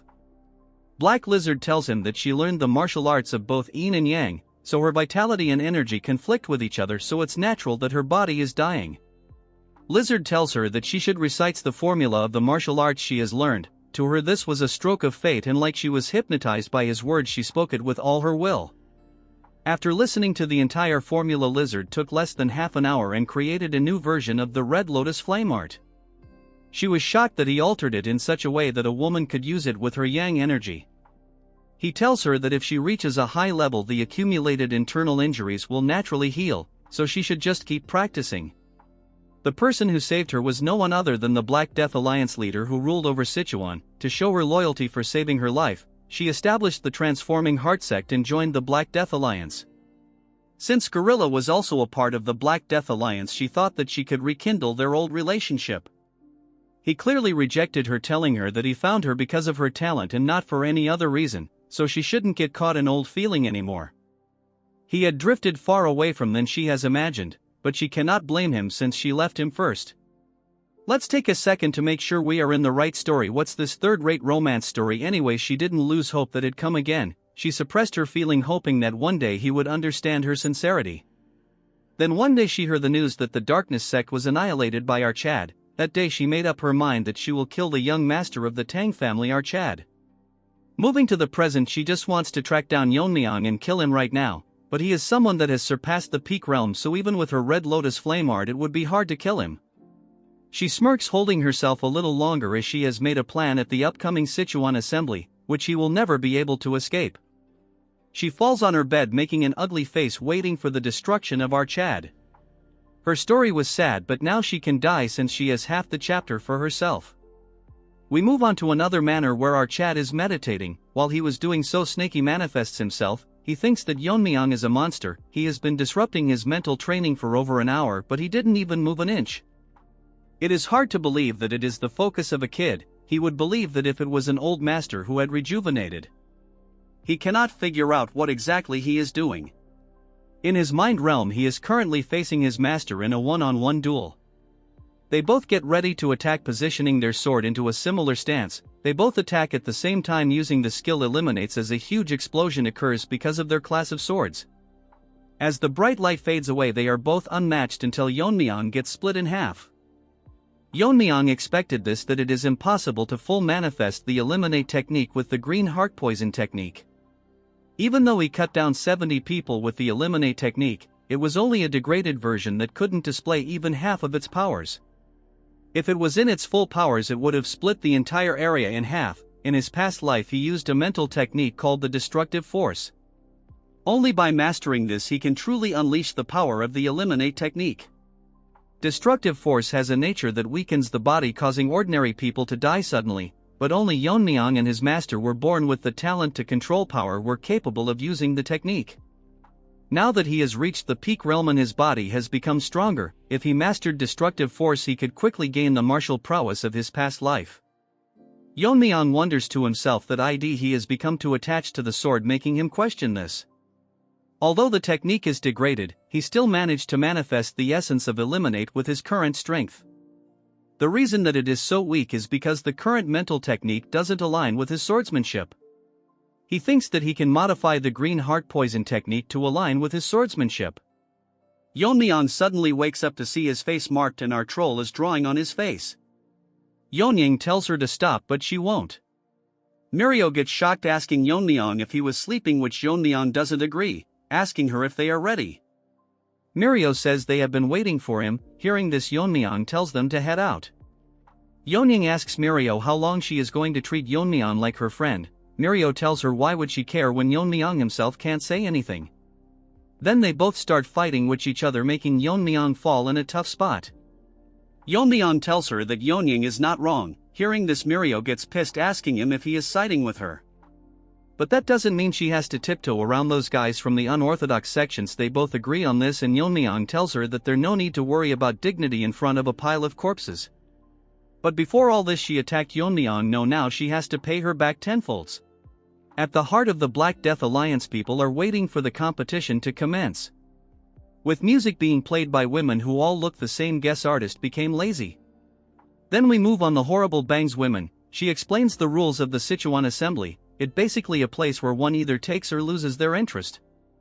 I will keep it short. This disposable character got too much screen time already. Power struggles are sorted in this competition, and by the tradition even life and death duels are permissible. Little Shoddy and Old Man Rabbit are excited. I named him Rabbit cause he looks like a nice guy. The stakes are all written in a contract that's sealed and the winner will claim it. These rights are granted for 5 years and anyone challenges the outcome, the main sect will validate the results. If someone were to break the rules it will be considered an insult to the alliance, as such they will pay an appropriate price. Hearing this, the nobodies get shocked. The author should give these disposables less screen time. We have yet to see our Chad. She concludes the explanation and then tells everyone that in this year's assembly they are being graced by the distinguished swordsman, who is the sword of the 9 rings, our branch-eating rabbit. Hearing this, everyone is shocked and nobody spouts out that the sword of the 9 rings is one of the 6 Grand Masters, which is the strongest force in the Black Death Alliance. Fatty beside Yeon-myeong is amazed to meet Rabbit, since it's been a dream to meet him once. We now move on to our main Chad. What surprises Yeon-myeong is that Rabbit has reached the Fire Realm. Rabbit introduces himself and tells them that he has come to the assembly with the leader's daughter Yeon-hui. He expects to see good performance from all of them. As such, Horrible Bangs announces that Rabbit will oversee every life and death duels. If there is anyone that seeks a life and death permission, they must first ask for the master's permission. As she was about to end the speech and nobody raises his hand, asking for Rabbit's permission, challenging our Mega Chad to a duel. Life and death duel. Blood thinks just anyone can fight him. Bro should be grateful that he is a one-chapter character. Anyways, we will call him Nobody Number 1. He is the son of that gray-haired gorilla. From his appearance and that he is carrying 2 swords, Rabbit figure out that he is from the Great Darkness Silent Sword sect. Rabbit thinks to himself that it is probably revenge that he is after, but it would be difficult since he heard that Yeon-myeong is the one who defeated gray-haired gorilla, who was quite strong in the alliance. Nobody Number 1 greets Rabbit as the successor of the Darkness Silent Sword sect. he wants to avenge his father who was killed by the young family head of the Tang clan. Hearing this nonsense, Mirio gets pissed because since they were the ones to attack them first, Yanjiang tells her to keep quiet or they will hear her. Since he is determined, Rabbit allows the duel and tells Yeon-myeong to step on the stage. They both get onto the stage in the same time, and as they come face to face to kill one another, it is now confirmed that he is one chapter character. While everyone looks at Yeon-myeong, instead of talking about his skills and strength, all the women are bothered about his looks, including the clan leader's daughter. Rabbit, seeing her reaction, thinks that she is practically glowing with excitement. He thinks that it will be quite a disappointment if Yeon-myeong loses the duel. Blood must realize that even without plot armor he can one-shot him. He states that no one except the combatants, their guards or attendants, can interfere in the life and death duel. Moreover, there are no restrictions on attack methods and they are free to ignore the opponent's surrender since it is a life and death duel, asking both of them if they are ready. Lifeless nobody in our chat agree to the conditions. Since they both represent their sex, they are permitted to have their guards and attendants present. Rabbit asks Yeon-myeong if he will not bring his guards with him. Yeon-myeong with his straight face tells him that he bought a guards but instructed them to not interfere, because it's whether one person or three, it won't change the outcome. Hearing this, nobody number 1, number 2 and 3 all get pissed. They are uglier than by dog's feet. Hearing this, Rabbit finds it quite bold as he announces the fight to start. All three nobodies take out their sword but Yeon-myeong remains unfazed. With some gestures, nobody 1 instructs his lackeys. They pretend to be some copy character of Black Myth Wukong, since these retards looks like monkeys.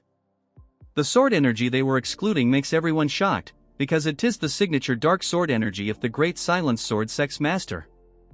As Trash gets ready, nobles 1 and 2 charge towards our Chad with their ugly face. His plan is that his men will grab his attention, and the moment he finds an opening he plans to tear our Chad Yeon-myeong with his trash martial art technique. But he gets shocked for some reason, because instead of attacking our Chad, they both crash to the ground, silencing everyone as they stare at what has happened, including the Rabbit and horrible bangs. They can't figure out what happened and why they collapsed, until they notice that they got feathered needles stuck in their necks. Rabbit is surprised because the needles were so fast that it was hard even for him to see. Yeon-myeong opens his mouth and asks him how long he is going to stay in a stance since he is getting bored. Hearing this, nobody number 1 gets so pissed that he tells Yeon-myeong that he is going to kill him. He pushes his feet forward and charges so fast that the ground breaks, charging with 2 swords ready to one-shot our Chad. As he slashes, his sword disappears, shocking the disposable character. He notices that Yeon-myeong is standing behind him, telling him that among the people who attacked the Tang clan during the competition, there were 2 people who used sword energies like him. Yeon-myeong injects a needle on high and tells him that one of them was his father, the previous head, and the other was the spy. But compared to them, he falls far short of either of them. Hearing this, he starts crying as rage boils inside him. Don't tell me he is going to turn Super Saiyan Broly. As Yeon-myeong was leaving, thinking to himself that they were the one that started this, but they all blabber about taking revenge. Moving to the useless crowd, they cannot believe that the battle ended so fast. One of them thinks that the skill gap is really big, or the successor of the Darkness clan is just lacking. Nobody is enraged, not because he cannot avenge his father, because he is weaker than his stepbrother. That's when an ant shouts that the battle is not over, as nobody's sword turns pitch black and he launches a final attack on Yeon-myeong. This surprises our Chad, and nobody will prove that he is better than his stepbrother and survive one more chapter. But Yeon-myeong breaks his bubble as he grabs onto the sword with his bare hands, shocking the nobody who wanted a bit more screen time. With his fist he shatters the sword into pieces, shocking Rabbit and his niece with the ugly bangs about to cry. The same goes for the crowd, but this time the duo of retards are not surmised because they saw this way too much. As such, the nobody could not survive even this chapter and dies. Rest in peace, you will not be remembered. Yeon-myeong intended to take it easy on him, but it surprised him that even after being hit by his poison needle, that numbs hearing and paralyzes the body, and exhibits such a skill while facing his death. Rabbit attracts Yeon-myeong's attention as he finds it remarkable that our Chad showed him a blade technique at a crucial time like this. He heard that the Tang clan trains their hands to handle sharp weapons or wear gloves, but he didn't expect them to block a sword energy with his bare hands. If Blood saw Yeon-myeong's sword skill, he would beg to be his disciple. Yeon-myeong thinks to himself that he blocked it because of the dragon scale armor, but there is no need to reveal it, so he tells him that the clan has that sort of thing. Rabbits find it a fine display and acknowledges the fight, announcing our Chad as the winner. Additionally, he is free to continue more duels or stop if he chooses. Like the chat, Yeon-myeong tells him that he will continue. However, he shocks the rabbit by asking him if the Sword of Nine Rings permits. It wouldn't matter if everyone under the Black Death Alliance attacks him at once, the result will be same either way. Just to make it clear, he is not only talking about the participants but everyone under the alliance. We move on to the stage where our Chad is standing on the arena with the overconfident nobody lying dead on the ground. One loser from the crowd tells Yeon-myeong that he has gone crazy to ask them all to come at him at once. Another ugly rat tells Yeon-myeong that he is getting too arrogant just because he defeated one opponent, he is acting all high and mighty. These retards are dumb enough to tell our chat that Yeon-myeong is not someone special, as he is the young family head of a fallen clan, and these ants will show our Chad what real power is. Delusional is the only word I will say.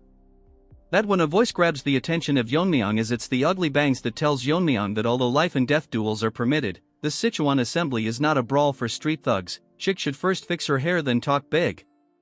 She says how this is an official event where representatives of each sect showcase their martial skills. So as the organizers of this year's assembly, they cannot allow Yeon-myeong to ignore the rules and act on his own whims. Just how did this one chapter character survive at least 4 to 5 chapters? Rabbit intervenes, telling her that there is no need to be this strict, as he is curious to see how far our bold Yeon-myeong can go, but considering the spirit of the Sichuan assembly, if things were to go south he will step in to stop it. Since she cannot disobey her superiors, she make a face as if she will break her teeth, as announces that since the Grand Master allows it she will not say anything. Rabbit tells Yeon-myeong that the Tang family's assassination techies are specialized for large-scale destruction, so a large disorganized attack will only cause confusion. So he will limit the number of participants on the combined attack to 3, and Yeon-myeong may choose his opponents. If these conditions are unsatisfactory he can speak now. Yeon-myeong with a smirk turns around to tell Rabbit that he accepts all his terms. A few moments later Rabbit is shocked, blood went from a Chad to a cat. He made the wrong judgment because he thought that after facing Yeon-myeong for a few rounds, the participants would figure out how to counter his feathered needles, and gradually break through the assassination techniques, giving them a chance to win. But it was all a dream, as in less than an hour over half of the third participants lost their lives. What's surprising to him is that Yeon-myeong only used his feathered needles and the blade catching technique, yet none of the challengers could even put up a fight. He is now concerned because, judging by Yeon-myeong's internal energy, she should not be so strong, but he cannot understand how there is such an overwhelming skill difference. At the current rate the entire Sichuan assembly will be jeopardized, as the remaining participants are quitting, running away with their lives. That's when another one-chapter character gets introduced, as everyone is running this trash stands as if he is some overpowered protagonist. Entering the arena with a loud stomp that shatters the ground, garnering the attention of the running participants as well as Rabbit and the 2 trolls. The is from the Rising Phoenix sect and challenges our Chad. He tells the others that there is no need for the others to step in, as his guards and he himself is enough for Yeon-myeong. Big talks coming out from a mummy. He mocks Yeon-myeong by telling him that his little whining streak ends. Whatever his name is, we will call him Banana Peel. Rabbit is impressed that instead of running away like the others he is stepping up to challenge our Chad, which was expected from the Rising Phoenix sect. Rabbit asks Yeon-myeong if he has any objection or he wants to continue the life and death duel. Yeon-myeong says that he has none, but thinks to himself that this Banana Peel has a very unusual body, that even in his past life he never saw something like this. Since Yeon-myeong accepted the terms, the life and death battle will continue. Without wasting any time, Yeon-myeong throws his needles at super fast speed. The 2 frog-like guards uses their body to block the needles. Yeon-myeong notices that instead of dying, the needles break after colliding with their body. Senior troll Mirio gets shocked that the feathered needles bounced off, that when Yeon-myeong notices that their skin has dried and cracked like a tree bark. Disgusting to think they copied one of my favorite character Groot into a third-rate villain. Rabbit thinks to himself that the withered tree divine art causes the practitioner's body to wither like an old tree. In exchange their skin becomes as hard as a bark and tough enough to withstand even sword energy. Additionally, their muscles and bones denser, increasing their strength. So now, according to the Rabbit, our Chad might be in trouble. As the Banana Peel tried to strike our Chad, in less than a second dodges his attack and gets behind him. His movement was so fast that for a second even the Rabbit couldn't keep up with his movements. He wonders if Yeon-myeong really mastered a high-level movement technique. As for Yeon-myeong, he is behind one of the lackeys ready to strike with a needle in his hand. Our Chad shoves the needle right into his head. because of it being soaked with poison. Lackey number 2 gets pissed and charges towards Yeon-myeong for harming his senior brother. Yeon-myeong grabs on his mouth and tells him that he will test if his tongue is as tough as the rest of his body, but unfortunately the trash died. It looked like Yeon-myeong was too rough with his new toys. Yeon-myeong notices that a fist was aimed towards him, but in a millisecond he dodges the attacks, surprising Banana Peel. This time Yeon-myeong uses his internal energy to launch a palm attack. Using internal energy, Yeon-myeong wanted to break his body but his hand fended off. The trash tired to attack Yeon-myeong, but instead our Chad grabs him by the neck. With a smile on his face he says that he will give him brownie points for his body being tough. But if that's all he had to show, he must have been delusional to think that he could beat our Chad just relying on his tough skin. It's as if our Chad is mocking him, telling him that he has nothing else to show him. Surprisingly the retard starts laughing, telling Yeon-myeong that he must be dumb to think that toughness is the only thing he has. He has been waiting for a moment, when our Chad would get hold of him. Yeon-myeong remains quiet, not answering him. Banana Peel goes crazy as a green aura excludes from his body, telling Yeon-myeong that this is the true essence of the Withered 3 divine art. In a flashback that we don't want to see, his father explains to him the true power of the Withered 3 divine art, but it cannot even be revealed to the word, and if he were to use it he must kill his opponent. Banana Peel thinks this is the right moment as he uses the ultimate move. As the aura starts surrounding our Chad, he barks about how he will absorb all his internal energy. Yeon-myeong sighs and tells him that he better stop what he is doing or else he will be doing something unusual. But the Banana Peel has lost its mind already. I feel bad for him. I mean, Yeon-myeong has an almost infinite internal energy, so blood is gonna explode. We start with another flashback where the father of Banana Peel was wandering to increase his powers. He encountered a potato in Tibet. The senior potato recognized junior potato's potential and taught him the martial arts known as the Withered Tree Divine Art. Although the technique's advanced form has been lost and was limited to external applications, this martial art was perfect for junior potato because he specialized in catching blades with his hands. However, this guy wanted true mastery and joined the Black Death Alliance. After Lizard looked through the martial arts, he figured out that the lost part was not very difficult since every martial arts name holds the essence of its technique. Moving to the present, the Banana Peel proudly states that the name wasn't simply given because the body withers like a tree. It's because the dried out outer shell and the internal energy are tied to the dantian-like roots, transforming the body into a true withered tree, allowing the user to absorb the opponent's energy like a tree drawing water from earth. He laughs like me when I make a viral video warning Yeon-myeong that he will drain him dry. That's when this ant notices something weird. Nothing seems to happening to our Chad at all, making him question himself how this is possible. All of a sudden he notices that his arms is melting, making him wonder what's going on his arm. This ant starts crying, asking Yeon-myeong what he did to his body, as Yeon-myeong look at him with a big smile on his face. Another flashback occurs. This one is important. In Yeon-myeong's past life, regardless of the affiliation with all the sects, there were 3 individuals who are considered the most dangerous in all of the marital world. They were called the 3 vicious starts of chi absorption. As their name suggests, they used the chi absorption technique which drained their internal energy. These 3 ugly rats roamed around together using the technique to anyone they came across. 2 of the 3 ants reached the flame reel, making them nearly impossible to subdue, but in the Alliance Hall, 3 heads were present which belonged to the ants. The person who did this demanded his reward for killing them. They asked the person if he single-handedly took all 3 of them down. It was no one other than Yeon-myeong's master. Basically, he was testing a new sword technique, but they were so weak that they died and couldn't even survive a single stroke. Yeon-myeong's master once told him that they tried to absorb his internal energy but they couldn't handle his weakness chi and died. Yeon-myeong thinks of that since ordinary martial artists cannot withstand weakness chi, which has a nature of decay. In this life he has yet to master weakness chi yet, but that doesn't matter. With a smirk on his face, Yeon-myeong tells him that he warned him to not do anything foolish, asking him if his family did not teach him not to consume just anything, since Yeon-myeong's internal energy is no different than pure venom. Since his arms are hurting, he uses venomous chi and burns him to ashes in front of everyone that is shocked, including our rabbit, while Yeon-myeong is busy cleaning his hands. Rabbit is worried that if this continues they will lose to many men and orders Bangs that they need to stop it now. That's when he notices that she has held little waifu hostage, telling him that they must continue until Yeon-myeong is dead. Rabbit cannot believe just what is happening.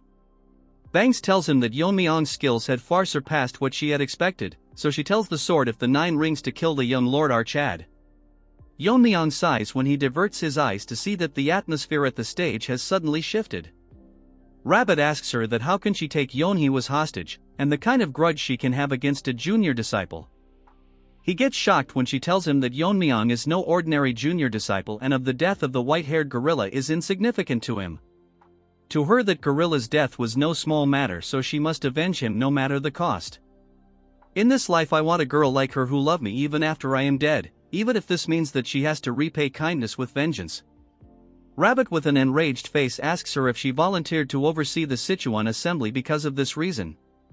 She warns Rabbit that he is aware of her flame techniques so she can easily kill a fragile girl like our waifu as she inflicts a small wound on her. Mirio asks Yeonjian why they are fighting each other but she has no idea. With an extremely enraged face Rabbit releases his aura telling her that if she is confident that he cannot cut her head from this range. Under the pressure she tells him that as he has reached the fire realm he certainly can, but if he loses his temper and swings recklessly, he might leave a scar on the our little waifu. Since Rabbit is in a tough situation he puts his sword back and tells her to wait, as he will kill her after dealing with Yeon-myeong. With a cold look she tells him that once Archad is dead she will gladly accept her death. The bystanders cannot believe that to stop Yeon-myeong one of the 6 grandmasters have to step in personally. As they come face to face, Yeon-myeong tells him that he had not planned on fighting him today. In response he apologizes to him since it's a shameful situation, but he has no choice, since she has something that she must prioritize over her own life, so we hope that Archad understand. Rabbit will end this quickly and make it painless. Blood is talking like Yami except one has a cigarette, the other has a branch. All of a sudden like retards the ants stars playing music which surround the entire arena. Yeon-myeong thinks that music at this time is odd and there is something wrong with the melody. Rabbit gets even more pissed asking Bangs just what is it that she is doing. Using the sound technique which is not only harming them but also the innocent heirs of the other clans as they all quiver in pain. She blocks our waifu's ears and tells him that it does not matter since she is helping him, assuring him that Yeon-hee will not be affected so there is no need to worry. Rabbit tell her that just how much shame will she bring since all of this is not necessary. Just look at our troll's face, man, that got me. Bangs tells him that if she wanted to stop she wouldn't have started it, as everyone even Mirio was barely holding on. With a psychotic behavior she tells him that Yeon-myeong must experience the terror of death, so he should hurry up and kills Archad. Sorry sister, but that overpowered troll is probably picking on his nose. Yeon-myeong thinks that they are being too loud, shocking the rabbit. He uses his whirling frenzy dance and throws his spinning blades, as they fly across the musicians breaking their instruments, shocking the ugly Bangs and overshocked Rabbit, as their head went flying everywhere. While Yeon-myeong calmly collects his rings, dude need to stop his ultra instinct like Riz. While they were still as shocked at what just happened, Yeon-myeong asks him that he has taken care of the annoying sound so he should finish what he started. Blood has got tear look even when he is speaking. Rabbit stands on the stage with his sword out, witnessing hundreds of dead bodies lying all around the stage. He is not nervous and confused at the same time, wondering if the Tang clan had such martial art, because of how destructive the technique is, which is fitting for the Tang clan's goal of mass killing. And such a technique was easily demonstrated by Archad. This delusional Rabbit thinks that if Yeon-myeong continues to grow like this he will certainly pass his level, as he thinks if it is really necessary to kill a prodigy like Yeon-myeong, Archad is pulling out his sword which stuns him. Rabbit with a confused look asks what he is doing and guesses if Yeon-myeong is planning to face him with the sword, while he points his towards him ready to barbecue it today. Rabbit is not again confused. Blood got confused so many times in a single chapter, he thinks that Yeon-myeong does not realize his position, while it's the other way around. Delulu Rabbit thinks that Yeon-myeong is now in a position where his best technique would be lacking. Yeon-myeong gets straight to the point and tells him that his hidden weapon skills are nothing but cheap tricks in front of his sword. Blood is such a troll that with a straight face he tells him that he wants to learn a thing or two from Rabbit, while bro is the sword god himself. Rabbit sigs telling Yeon-myeong that he is beyond audacious at this point, he is outright absurd, but since they want to make Rabbit a nice likable character, he tells Yeon-myeong that he likes his spirit, so he will let Yeon-myeong make the first move. Hearing this, Yeon-myeong smirks while Snaky manifests itself asking Archad if he is planning to go all out. Yeon-myeong tells Snaky that since his opponent is a master of the fire realm, he will go out in this case. Huge vibrations start occurring in the entire area as Rabbit gets overwhelmed by immense pressure. Yeon-myeong release a few of his seals, releasing an energy strong enough that it lightens up the entire arena, causing strings winds that bangs is flying out, and every one of the ants and our troll who never saw Yeon-myeong's energy is dazed. Rabbit thinks that it is impossible for a human to possess this much internal energy. The terrifying part is that he didn't sense Yeon-myeong hiding this much power at all. Well, Rabbit is different from those ants, and he immediately realizes that Yeon-myeong is far beyond his level. As Yeon-myeong transformed into a Super Saiyan Green tells Rabbit that he is ready for the lesson. Rabbit is scared and cannot believe how Yeon-myeong managed to reach such a level in such a young age. The presence Yeon-myeong is currently radiating is similar to the one that he felt from Lizard. Yeon-myeong asks him what he is doing since he allowed Yeon-myeong to strike first. Rabbit is in a tough position since he dug his own grave at this point. He tells Yeon-myeong that he was unaware that Yeon-myeong was hiding his strength, but he cannot back out now, since Yeoni's life will be in danger. But the problem is that if Rabbit fights with his full power, one of them will be sure to die, so he cannot just sit there and take his attack, sincerely apologizing for it. Rabbit thinks that if he were to drag this battle long enough he will eventually lose, so he will end this quickly using the technique Black Lizard taught him. In a flashback we see that when Rabbit reached the Fire Realm, the flow of his energy entering his body felt different. Lizard congratulates him for breaking the wall of his talent and reaching the Fire Realm. According to Lizard, even though his meridians reached a state where they are full connected and he managed to reverse his aging, yet the scars on his face remains. Rabbit tells him that his abilities are still lacking, but he should be grateful for what he has achieved, and he finds the rugged look more manly. Lizard's laugh, remembering the face he made trying to look fierce. Well, now no matter what happens I don't want them dead, this is wholesome. Rabbit tells him that instead of congratulating he is here mocking him. But that is not the case, as Lizard tells him that since he has undergone full transformation, he will guide him to a new realm. His transformation into a stronger body and skills are impressive, but his sword techniques he has been using are limited. Since he has now become physically strong, he will teach him the technique of the strong sword. According to Rabbit, softness controls strength. True strength is derived from flexibility. The subtleties of softness that he has learned from the illusion sword can be transformed into the strength of the strong sword. Whatever that meant, my mind got messed up reading all this. Seeing him perform the technique, Yeon-myeong is shocked as Rabbit prepares his technique called the All Path Lead to One Sword.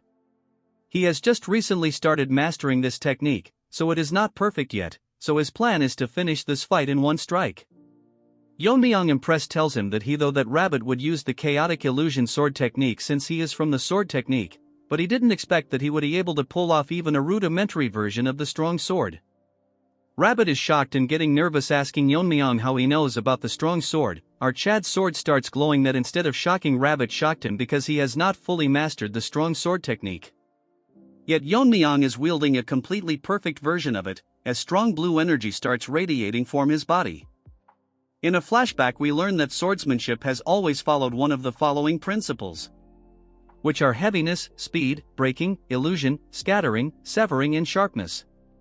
Each of this technique created by mastering one of these principles. Yeon-myeong's master told him that among all of them mastering strength is extremely rare, as an ordinary body cannot withstand the force of its own sword technique. There is a cheap copy path where flexibility can lead to strength, but that's what ordinary people try. As for the one Yeon-myeong is aiming for, it comes from the breakthrough to the extreme end of decay, which is called the ultimate strength. Moving to the present, Yeon-myeong is radiating constant energy, thinking to himself that his body is different from his previous life. The memory of using the strong sword remains. Although it's been a while since he has used strength, so controlling his powers might be a little tricky. So Rabbit must brace himself, while Rabbit is now in a tough position. Hearing this, all the nobodies, bangs, and our trolls are shocked. All their purpose is to get killed or get shocked. As they both charges towards each other, swinging both of their sword enveloped with sword energy. As the battle continues from the manors, the elders can sense powerful aura from the direction of the gathering. One old beggar thinks that one of the 6 grandmasters released his energy to inspire the young prodigies. But Senior Tree thinks that it's too much inspiration, that he can feel the energy from this far away. Beggar tells Tree that it's none of their business what happens, since the assembly should last at least 10 days. Tree tells everyone to keep their cups down since the energy is intensifying. All of a sudden a huge power blast to the sky, literally releasing energy waves. In some other corner of Sichuan Lizard was chilling by himself when he notices the energy waves concerned what his brother is up to. At the arena, as they both continue their battle, Rabbit drops his plant and spits out blood. Realizing that he died in a single exchange of swords, rest in peace Rabbit, you will be remembered. Even in his dying moment he is concerned about the safety of Yeon-hee. Witnessing what has just happened, Bangs is out of words. The people that were in the main clan all rush into the arena to figure out just what had happened. They get shocked when they see that Rabbit, who was the Sword of 9 Rings, was defeated, as he coldly stands with his broken sword. Since these people are unaware of just what has happened, they ask Bangs for an explanation. The psycho starts barking that our Chad, the young head of the Tang family, killed Rabbit. As more people enter the arena, they figure out that the Tang clan is the one that annihilated the Silent Sword sect and the Heaven and Earth sect. The biggest problem, however, is that Yeon-myeong doesn't even look like an adult yet. He managed to kill one of the 6 grandmasters. The crazy bitch has gone mad as she tells everyone that Rabbit was killed trying to protect Yeon-hee, so if they cannot avenge Rabbit or protect Yeon-hee, the sect leader will be seriously angry. Hearing this, all of their faces turn serious as they all get nervous. Psycho Bangs orders them to kill the young family head this instant. All of them think that something is off about what she said, but what she said is the truth, then all their lives are at stake. As they all charge at our Chad, one of them tells other that since Yeon-myeong defeated the Sword of the 9 Rings, it won't be easy to defeat him, so they all charge towards him all at once. Mirio gets shocked just by the sheer number of attackers. As for Yeon-myeong, she is tired of being scared and shocked. As thousands of them charge towards Yeon-myeong, he puts back his sword, telling the dead Rabbit that if it was not for the tricks Bangs played, this would not have happened, which is unfortunate. His swordsmanship was impressive, but the outcome was already decided by the difference in the refinement of their skills. Still, he earned our Chad's respect because he died without letting go of his sword, which is the death of a true swordsman. Our Chad takes his sword and tells him that although he was his enemy, in honor of such a great swordsman, our Chad will make sure that his journey to the afterlife will not be boring. The trashy Bangs agitates the bunch by telling them that Yeon-myeong is holding Rabbit's sword. Yeon-myeong throws his sword in the air and uses his internal energy to break it into shards. The charging ants gets hit by them until they realize that they are being hit by sword shards. One granny tells Yeon-myeong that he is doing cheap tricks now and tells Yeon-myeong that he is delusional if he thinks he can stop 2,000 of them with just sword shards. Well, Blood is the one using cheap tricks since they are literally ganging up on our boy. Yeon-myeong tells them to deal with such ants, it is more than enough, telling that even though they are tiny fragments there is no need to be scared. As he splits her in half, in a matter of few seconds these ants are getting chopped by vegetables. Using Yeon-myeong's internal energy, he is using a cheap version of the 10,000 flower rain, as a tornado of sword shards surround him. The dead tree and Murram Albert Einstein are panicking, telling everyone that his must be the Tang family's secret technique. As the assault continues and bodies flying everywhere, a guy tells everyone that this must be the 10,000 flower rain. Hearing this, Woodface cannot believe that a technique that was long lost resurfaced again. Snakey manifests itself and tells Yeon-myeong that they are dumb to think that this is the 10,000 heavenly flower rain, as they have never even seen it with their own eyes. Yeon-myeong calls for Mirio, while Yeon-myeong is making sneak peeks. Our Chad tells her that he will keep them from getting near her, but if a few slips through she has to handle it. Mirio, sweating like a dog in heat, tells Yeon-myeong that she must keep her urn as his bodyguard and assures him to not worry as she won't get in her way. Instead, this troll tells Yeon-myeong to raise them straight to hell, as our savage tells her that she doesn't even need to say it, as that's exactly what he is going to do, increasing the intensity of his attacks. It intensifies so much that the blades become an ocean that is sinking in their body, chopping them like vegetables. Since the number is so overwhelming, Yeon-myeong attacks them with his hands and Albert Einstein gets chopped in half like the rest. That's when a few of them notices Mirio and her sidekick wearing the Tang family outfits. Since they cannot take care of a monster like Yeon-myeong, they plan to capture them and offer them to the sect leader. Mirio is nervous as in a flashback she is surprised that Yeon-myeong is offering to cure her dead vein syndrome.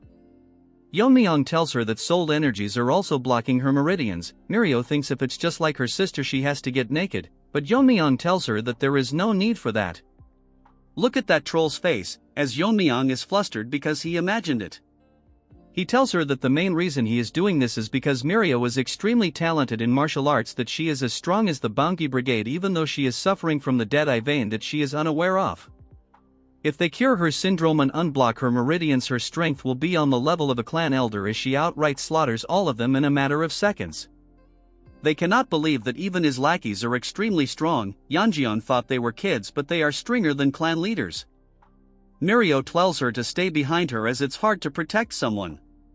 Hearing this, Yeon-myeong starts crying as she has been neglecting her training, so in her current state she is completely useless. All she can do is watch from the back as Mirio continues to slaughter them. Woodface tells everyone that they need to stop the wind pressure from Yeon-myeong, as no matter how strong he might be, there is a limit to his internal energy. Even if they take damage, they will surround Yeon-myeong, trying to overwhelm him. Seeing their determination, Yeon-myeong gets shocked as they are letting themselves get torn to shreds. With the help of a few thousand, they manage to weaken the wind pressure. Yeon-myeong thinks to himself that despite the favor he has shown, they are still willing to risk their life, wondering what kind of person their sect leader is that they have to go so far.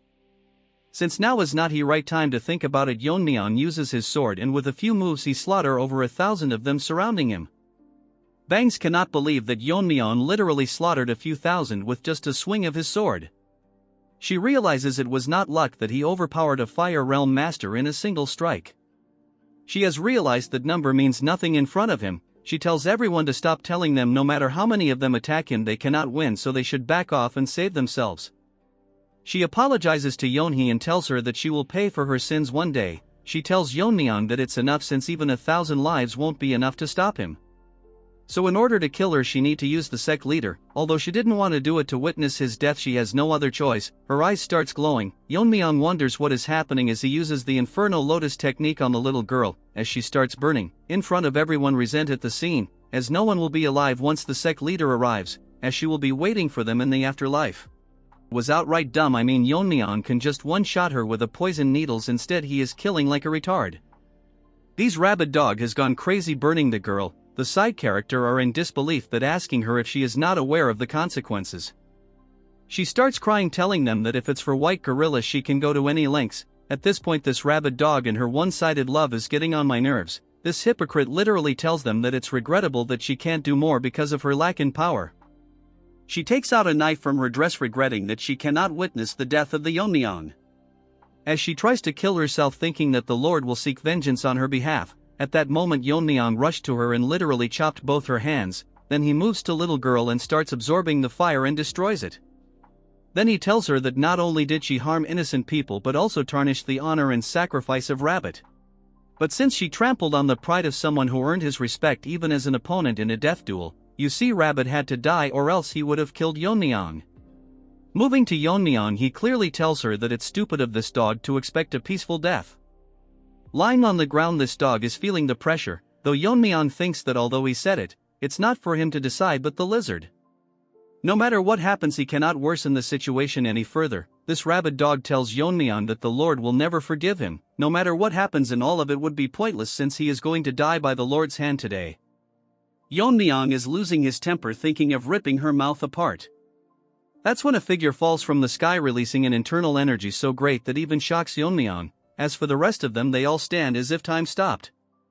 Rabid dog starts barking as he sees her lying on the ground. Instead of listening to her, he sees Rabbit standing still lifeless, but the next he looks on the side he finds his daughter burned, barely breathing.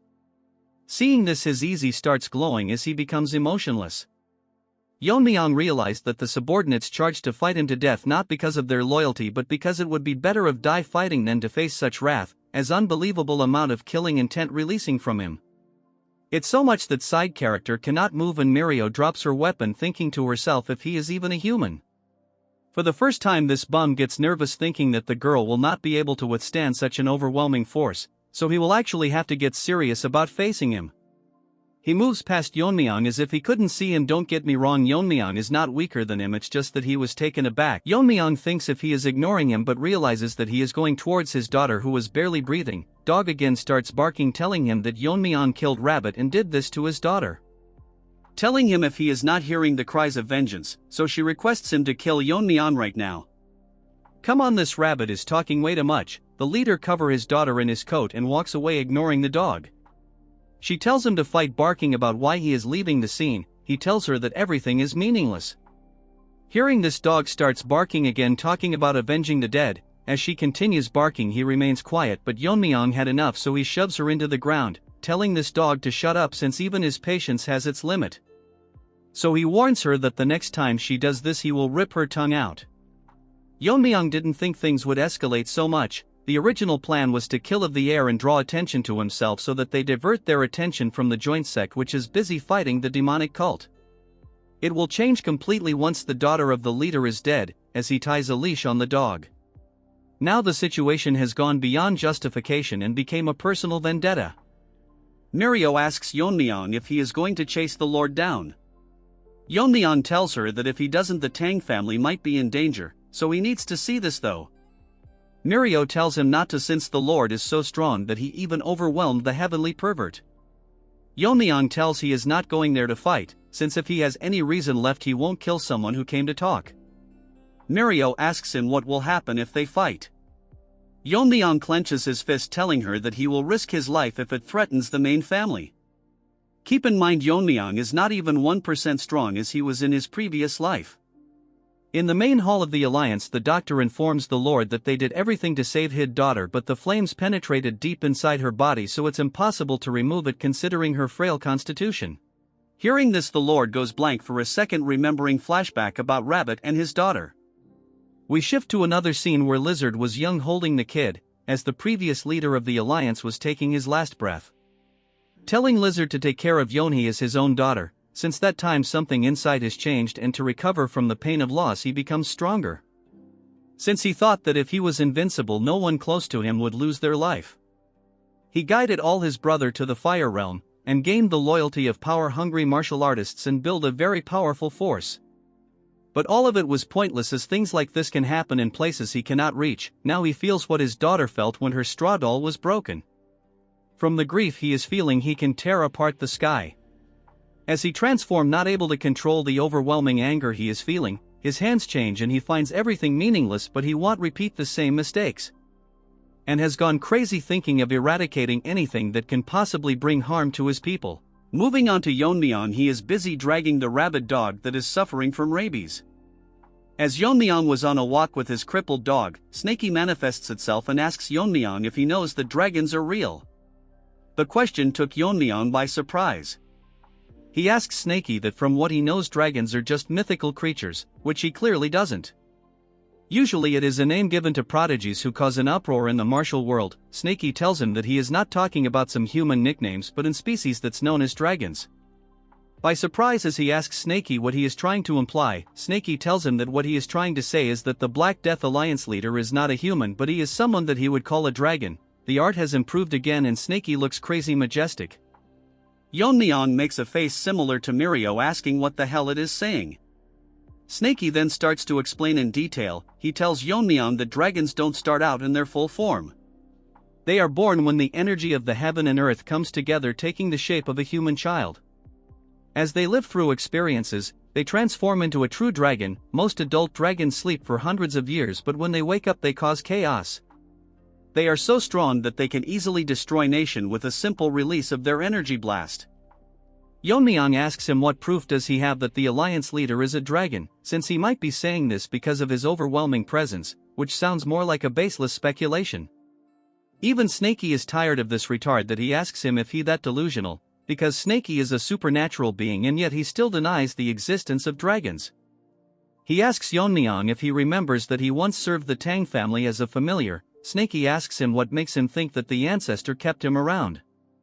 Humans cannot distinguish dragons because their fundamental energy is entirely different, but as Snakey is a supernatural being he can sense a dragon's energy. That's why he made Snakey his familiar and together they fought and hunted down dragon that would cause harm to the world. Hearing this, Yeon-myeong is taken back, as he wonders how the ancestor hunted dragons. The more he hears about this the harder it is to believe, but hearing it from a 1,000-year-old supernatural being, it gives a lot of credibility. Yeon-myeong wonders just how strong was the ancestor to be able to hunt dragons. If Yeon-myeong were to unleash his sword skills from his past life perfectly, he would have defeated anyone including a dragon easily. Yeon-myeong out of curiosity asks Snakey that just because they are dragons doesn't mean they have to be killed. Snakey tells him that not all dragons are evil. There was a rare case of a dragon turning good known as the Azure Dragon, Originally the role of stopping the evil dragons fell to the Azure Dragon, but the ancestor not aware of it thought that all dragons are evil, so he fought and killed the Azure Dragon. After that there was a lot of conflict with the hunters who used to work with the dragon to capture evil ones. The ancestor evidently realized the mistake and decided to hunt evil dragons, to make up for the killing of the Azure Dragon. Yeon-myeong got a rough idea of what had happened. Snaky in a boastful tone tells Yeon-myeong it was even before he was partnered with him as a familiar. Then Snaky gets serious, telling him that he said was not the point. As he mentioned earlier, dragons aren't born knowing they are dragons, they live as humans coexisting with them and even form attachment to people around them. As they live and grow they are influenced positively so that they can become good dragons like the Azure Dragons. But if negative emotions were to dominate their personality they can easily become an evil dragon. Yeon-myeong gets nervous, asking Snaky that since negative emotions can turn a dragon evil. Snaky tells him it is exactly what he is thinking, that leader of the Death Alliance lost his sworn brother and daughter overnight. Currently he is in the verge of turning into an evil dragon right in front of their eyes. A voice grabs the lizard's attention, an attendant tells him that the young lord of the Tang family is requesting to meet him. The lizard in anger crushes his chair as the attendant tells him that he is here to clear up misunderstandings. The leader says that since he is here to talk, let's hear him out. As Yeon-myeong enters the room with a firm face, the lizard tells the attendant that Yeon-myeong is desperate enough that he entered the lion's den himself. Looking at the leader, Yeon-myeong is confused if he not a human but a dragon. Yeon-myeong first expresses his regrets for what happened at the Sichuan assembly. Then he explains that the rabid dog took the leader's daughter and used her to blackmail the 9 rings into a life and death, so he had no choice but to kill him. Before Yeon-myeong could finish using his ki, the lizard pulls the rabid dogs from his hand and grab her by the neck. As she coughs blood, the lizard tells him that she seems to be at ease. As the trash tries to explain her story, he slits her tongue to shut this retard up. He tells her why is she so afraid, telling her that his daughter must have been as scared when she couldn't say anything before her death. Using the same technique she used her burn her. As she falls to the ground, he tells her that he is not dumb, that he wouldn't recognize the traces of flames on her body, and she is the reason he lost his brother. The burning won't kill her immediately, instead it will cause her double the pain his daughter went through. Yeon-myeong is surprised that he managed to figure all this out just from circumstances, so he might have a way to talk this through. He tells Yeon-myeong that since he is the next lord of the Tang family, he will tell him why he has not destroyed the Tang family until now. That is because his daughter, despite her appearance on the outside, suffered from an incurable disease and couldn't practice martial arts. Even learning the basics would make her cough blood. Even the best medicines in the world were useless, so he, though that the Tang family's poison might be able to save her, he means to say using poison against poison. But since she is no more, there is no more reason for the Tang clan to exist, so once she was cured he would have destroyed them anyways. Yeon-myeong tells him that he is still not backing down, and all of this will prove that he is just getting played by the roasted barbecue dog. He sighs and tells him that if he thinks that he was being manipulated, but it was Yeon-myeong who brought her here to try and dodge his wrath. Lizard thinks that it is pathetic to think that he would get away with a few words. Yeon-myeong asks him what he means by it. It doesn't matter to him who is right or wrong, since the death of his loved ones are connected to them, he won't stand for it. So everyone including Yeon-myeong and his family will die until his anger is satisfied. From now onwards it will not be a punishment by the alliance but a personal revenge, starting with the Tang family. Yeon-myeong takes out his sword thinking that there is no way to avoid a fight. Yeon-myeong gets shocked and nervous when he tells him that everyone from the alliance, including the 6 grandmasters, are all headed towards the Tang family. Once he is done with our chat he will catch them up using the light foot technique. Hearing this, Yeon-myeong attacks him and a huge explosion occurs. Yeon-myeong starts overthinking that his family is in danger, so he will have to quickly get back. The lizard shocks Yeon-myeong by blocking his sword with his hands, telling him that after losing his eldest brother he destroyed every righteous sect that accepted his death with his own hand. So if Yeon-myeong killed a rabbit, you all are yapping, but he raised kids, adults, everyone just because he wanted to. Anyways, he tells him that this time it won't be just the Tang family, he will wipe every faction on the Central Plains to eliminate future threats. Back at the Tang family manor, Mommy was enjoying her tea, but she sighed because she cannot stop thinking about how Yeon-myeong is currently doing. That's when someone barges into the room telling her that there is trouble. She gets shocked by the sudden appearance. It's no one other than Woo Jin. He is gasping as if he rushed with all his might, telling her that they are currently under attack. Hearing this, Mommy gets alerted as her eyes become more focused. Wu Jin explains that a huge number of Black Death Alliance warriors have invaded the Tang family and currently they are trying their best to hold them back. Hearing the mention of the Black Death Alliance, Mommy is worried if Yeon-myeong is okay, but now she has to deal with the invaders first. Back at the main hall of the Alliance, Yeon-myeong is landing multiple sword strikes in a single second towards the lizard. Yeon-myeong finds it hard to believe, but he is using lethal moves in every single strike using his strong sword, as he lands a very strong strike. The strike was so strong that it split the building in half as wall fall like crumbs. The lizard got injured realizing that his brother was outmatched from the very start, because the technique is even superior than the sword technique he taught his brother. Also because of Yeon-myeong's unfathomable internal energy, he is able to land continuous strikes without slowing down. Yeon-myeong is surprised that the lizard managed to block every single one of his strikes, and even now he is trying to analyze and measure the power of his sword techniques. Since that is the case, Yeon-myeong thinks of moving at the speed that his eyes won't be able to react, as Yeon-myeong lands a few more blows, but the lizard is effortlessly blocking them.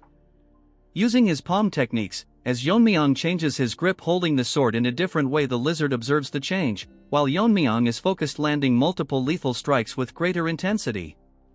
As the strikes becomes faster with every single strike, the lizard gets pushed back. One of the strikes injure him and he thinks that he couldn't block all of the strikes, but there is something off about his technique. It's like Yeon-myeong's sword is running along a path that is perfectly optimized for killing his opponent. Hearing this, he gets surprised that lizard might have analyzed his sword path already. Lizard gets close to him and tells Yeon-myeong that to be able to pull off such an advanced technique at his age is unprecedented, so the secrets might be something related to the look in his eyes. As he tries to attack Yeon-myeong's eyes, our boy used his sword to push him, creating some distance. Mid-air, that lizard lands a strong kick making Yeon-myeong fly, but he digs his sword on the ground to slow down the momentum, barely stopping him from getting injured. Using his footwork, he gets back to his feet but gets shocked because the lizard is not giving him any time to counterattack as he charges straight towards him. Yeon-myeong lands a blow using his sword and lizard attack with his palm. As their attacks comes in contact, a huge energy wave form, breaking the room and leaving the floor in crumbs. Amidst this, they continue to attack each other at a speed that we can only see the reflections of their attacks. As they continue assaulting each other, Yeon-myeong is pushing the lizard. When he notices the lizard smiling, Yeon-myeong gets pissed. It uses a stronger attack and lizard, finding it fun, follow the rhythm as they again becomes beams of light fighting and destroying the manor further. They are so evenly matched that they get pushed back at the same time. The battle was so intense that it split the roof in half. From the large crack, moonlight grazed the arena, as they both stand against each other. As the whole building falls down, they starts glowing because the moonlight. The lizard finds it incredible, because he never thought that the fight would be this even, and someone like Yeon-myeong can be called a swordmaster. He thought he had grasped the principles of martial arts and reached the pinnacle, but he needs to rethink things because of its Yeon-myeong. He can use him as a stepping stone to level up further while smirking. Moving on to Yeon-myeong, he is in a tight position because the lizard is the real deal. Even under such relentless pressure, he is respond to all of his attack and even studying them closely. It's as if he has found something interesting and he is slowly starting to enjoy this. The problem is that the longer this fight drags on, the more it will work against him, so he will have to end this quickly. Yeon-myeong tried using the venomous azure light technique, but it's still not able to use his sword skills properly. He has been holding him back, suing the strong sword, but it's straining his sword. Yeon-myeong thinks it's a miracle that the sword lasted this long, but he has no idea it can hold till the end. Lizard closes the distance, grabbing Yeon-myeong's face and tells him that he is arrogant enough to look away from him. As he uses the Black Death Palm technique, seriously hurts Yeon-myeong as our Chad spits blood, but he manages to block the relentless palms by putting his sword in between the attacks and launch a strike. The looks in his eyes shows that if he is not serious, he might die. Yeon-myeong splits something but gets surprised as Lizard used the coat of camouflage to escape the attack. From behind the coat, he tells Yeon-myeong that recently he had quite the enlightening experience. He aims his finger towards Yeon-myeong as it makes Yeon-myeong very nervous. The lizard uses the subduing righteous divine art that he copied from the Gen Z monkey.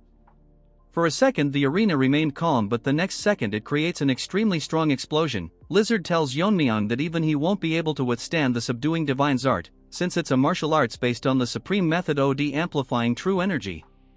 But all of a sudden Lizard starts breaking character as he realizes that the amplified energy is gradually fading.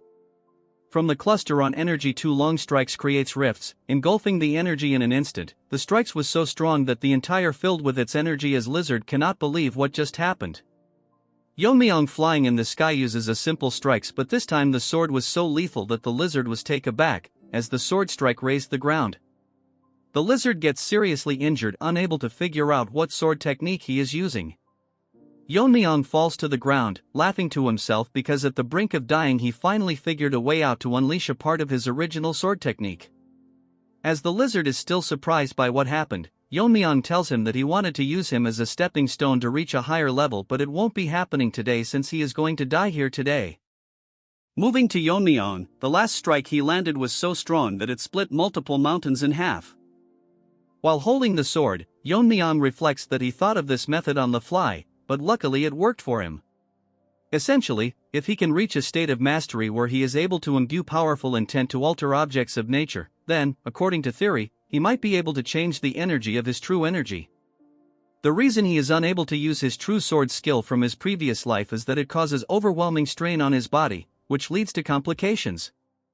However, if he can turn the iron essence within the force into poison, he could unleash a part of his true sword technique, as his body is able to absorb every kind of poison. This part is very important for the future, so keep it in mind. Because of this technique, he is able to unleash a part of his skill without worrying about his blood vessels deteriorating.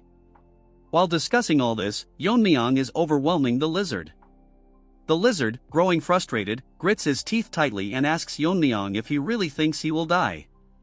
Yeon-myeong notices something different and becomes more cautious as the lizard sits on the ground, releasing energy strong enough to shatter the ground, causing Yeon-myeong to lose his balance. Shocked, Yeon-myeong's face fills with surprise. Now quite injured, the lizard speaks to Yeon-myeong in a menacing tone, saying, "How dare you stand before me?" With energy radiating from him after destroying the ground, the lizard leaps into the sky, releasing black energy from his hand and launching dark, black moves aimed at Yeon-myeong. Yeon-myeong lands multiple sword strikes, dodging the attacks and gradually getting closer to the lizard. As he approaches, the lizard makes a cheap move. Rubble from the destroyed arena blocks Yeon-myeong's vision. Overwhelmed by the rubble and the intense energy, Yeon-myeong realizes he can't get closer every time. Out of the dust, the lizard charges toward Yeon-myeong, wielding dark energy and a sword-like skill aimed at him. Yeon-myeong blocks the first strike with his sword, but it's so powerful that he has to give his all just to stay steady. The force of the strike sends him airborne. He manages to land on his feet, but without allowing him a break, the lizard charges forward with lethal intent. Preparing his palm to end the fight immediately, the lizard launches a powerful strike. Yeon-myeong, seeing the attack, realizes that if he can't counter it, he will lose his life. As they exchange moves, the scene darkens, and huge explosions erupt from the impact of their attacks. Yeon-myeong manages to block the strike as the lizard's palm is obstructed by the sun. The lizard taunts Yeon-myeong, claiming he'll die today and that the Tang family will perish. Exhausted but unfazed, Yeon-myeong laughs, which shocks the lizard. With a grin, Yeon-myeong tells the lizard that he's underestimating his family. They are not weak. As the young lord, Yeon-myeong has trained them thoroughly, and the factions are now on equal footing. Mommy is serious as she launches her poison blades, and Yeon-myeong tells the lizard that he is not the only one with masters from the fire realm. The poison needles slice through their targets like butter, and with fierce determination, she commands everyone to fight with their lives on the line until the young lord returns. Motivated by their leader's words, they charge toward the enemy with intent to kill. Returning to Yeon-myeong, he boldly declares that the Tang family won't fall today. Instead, it will be the lizard who perishes. Yeon-myeong absorbs a great deal of pain, releasing a sword strike strong enough to move the lizard's palm and immobilize him. Shock is evident in the lizard's eyes as Yeon-myeong, now empowered by accumulated poison, charges toward him, his sword radiating energy. As he closes in for a fatal strike, the lizard, realizing the danger, goes berserk, barely managing to counter the attack with his arm. In fury, the lizard accuses Yeon-myeong, claiming that it was because of him his brother died and dismissing his daughter's death as an issue of the evil sect. Lizard, with his false sense of justice, charges toward Yeon-myeong, landing a strong blow as Yeon-myeong is taken aback by his words. The palm attack is so powerful that Yeon-myeong crashes to the other end of the arena, causing a huge explosion as he spits blood from his mouth because of the fatal blow. Snaky manifests, urging Yeon-myeong to snap out of it and focus on the fight. Since Yeon-myeong is unresponsive, Snakey feeds him his concentrated poison, thinking to himself that if Yeon-myeong dies, his own spirit tied to him will also perish. Due to the increase in energy, Yeon-myeong wakes up. Meanwhile, Lizard is in the sky, ready to finish him off, but Yeon-myeong rises to his feet, prepared to face him again. Something serious happens. Yeon-myeong is shocked, and every snake is growing nervous for some reason. Lizard announces that he sensed Yeon-myeong's sword technique can weaken the power of the subduing righteous divine art. Lizard has managed to figure out Yeon-myeong's sword technique and, with a strong attack, makes Yeon-myeong realize he is in big trouble. As they both release sword strikes aimed at each other, the scene shifts. The Alliance's forces are still getting killed as Mommy flies through the sky, taking out the strong ones.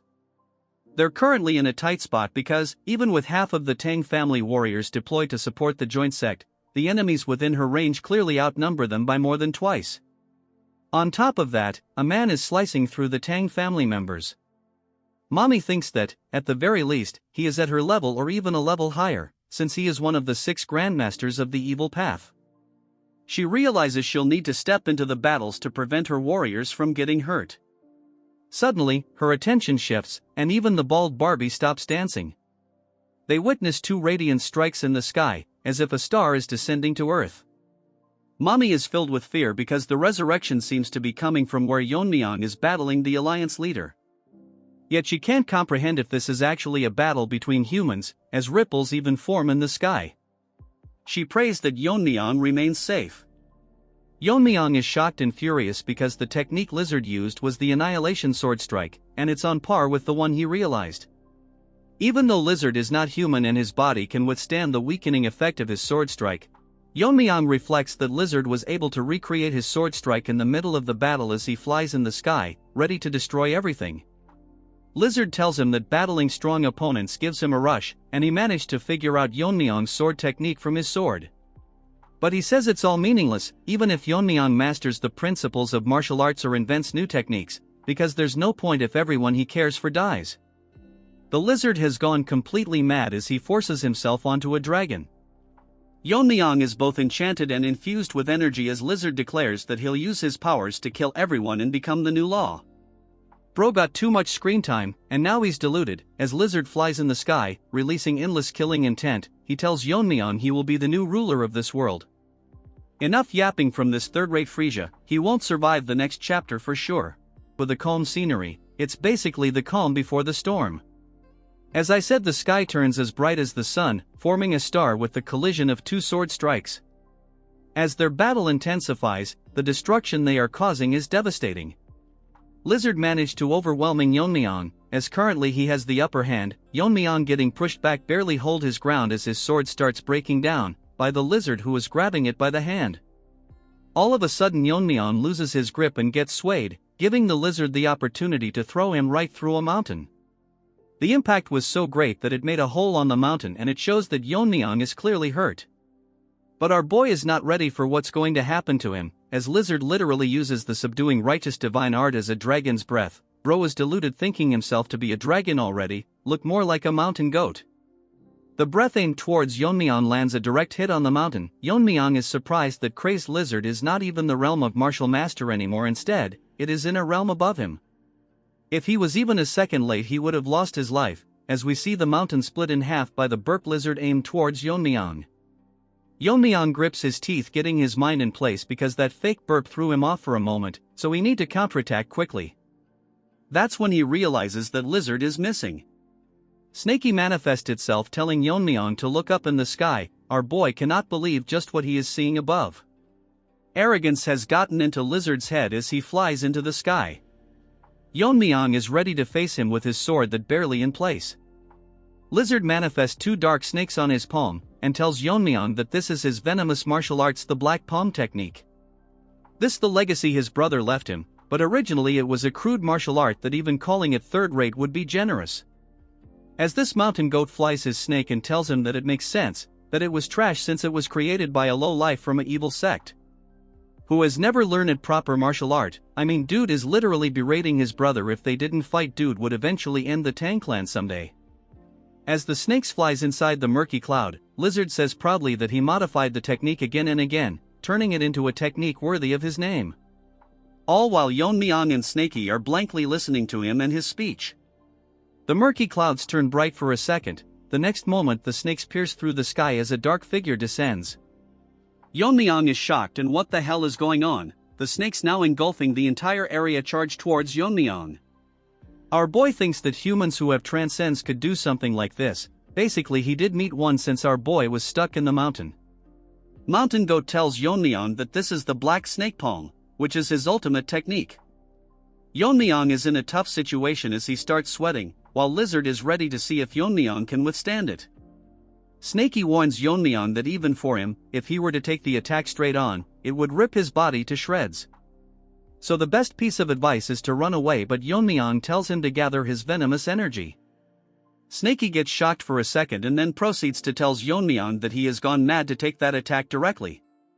But Yeon-myeong tells him that if that strike were to hit the ground it will shake the entire terrain. He tells that countless people in Sichuan can die, so there is no choice but to break through it. Yeon-myeong tells him that he has a way, so he should just pass him the venomous energy. Snakey is confused where Yeon-myeong is getting his baseless confidence from. Snakey doesn't care and just transfers his venomous energy to Yeon-myeong. By converting this he can use some skill from his past life. Yeon-myeong thinks that if the snake flying is technique then he can counter it with his true power, but to neutralize something this overwhelming, just using annihilation won't be enough, so he will need to use a stronger technique, and in a single strike he will pierce the core and take down the lizard altogether. But he is not sure if his body can withstand it, and last but not least his sword that might break any time. As the snakes approaches Yeon-myeong he gets ready, leaping into the air. The technique he is using was inspired by the image of the red sun against the blue sky. In a single strike as he lands the attack, which is a perfected martial art of piercing. Moving on to Mountain Goat, he is up in the sky looking at the mess the snakes caused. As he stares down, we see a flashback, where a thief was caught eating raw rice. As he gets shocked a voice tells him that he was the one who was stealing grain from the villagers. The boss tells him that a kid at his age is already stealing is hopeless. That's when Rabbit tells him to take a look at his condition. After taking a second look he sees that the boy is malnourished. As he hides behind the log staring at each other they don't know what to say. Rabbit tells him that at this rate people will think that the Black Death Alliance is a foster home. Old Man sighs and tells the kid that he is eating in the wrong manner as he gets surprised. Kind Old Man tells him that he doesn't need to steal and can fill his stomach all he wants. Such a nice guy, and Lizard called him a third-rate loser, wants him dead now no matter what.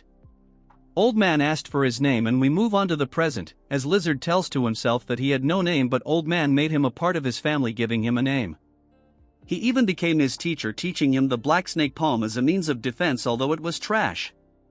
This trash is hella disrespectful, calling the martial art trash every 5 seconds. When he died he left his daughter to him, so he wanted to become a support just like him. Bro clearly wanted to play hero, anyways he thinks that all of it is the past. And now his goal is to eliminate everything related to his daughter and brother's death. Sad it has to end as from his dark lard of snakes a flash emerges, a bright light in the shape of a cross that rips the snakes apart. Mountain Goat is shocked on how Yeon-myeong managed to withstand. Instead Yeon-myeong charges towards him with his sword. He uses the sky-piercing sunset, ripping half of Lizard in a single strike. As Lizard tries to take a look at his injured arm, moving on to Snakey, he is scared at this point because Yeon-myeong managed to pierce right through such a grand attack. Moreover, he used a sword technique that even in his previous master's era, it would be considered an impossible art. I mean, man's martial art or son strong, his body cannot handle it. Even the sword is done for his Yeon-myeong thanks the demon slaying sword for serving him. The problem is that with one arm he still couldn't defeat this annoying Lizard, so if he wants to finish him, now is his only chance. He wanted to use his sword longer, but the sword couldn't handle another technique. Yeon-myeong leaps in the air, putting his hand on his jacket. Taking out his dagger he attacks Lizard, telling him to settle it once and for all. Lizard gets shocked that by the sudden increase in energy, the attacks was so strong that it caused a tornado engulfed in bright blue energy. As they exchange move, Lizard and unable to fight back, Yeon-myeong launches multiple attacks in an instant. As Yeon-myeong attacks at him, Lizard is unable to figure out how he is able to use a mere dagger to break through his defense. Hypocrite grits his teeth, telling himself that he cannot fall here without even getting any revenge. Mountain Goat screams like crazy, shouting like a retard. Yeon-myeong sees that he is agitated and notices an opening. Taking opportunity of this, he lands a strong strike. In an instant, time slows down as Yeon-myeong chops his other arm as it falls to the ground. Even after losing his arms, he is still overwhelming Yeon-myeong. Our smart kid literally used the broken sword to chip away his chi, in simpler words, break his defense.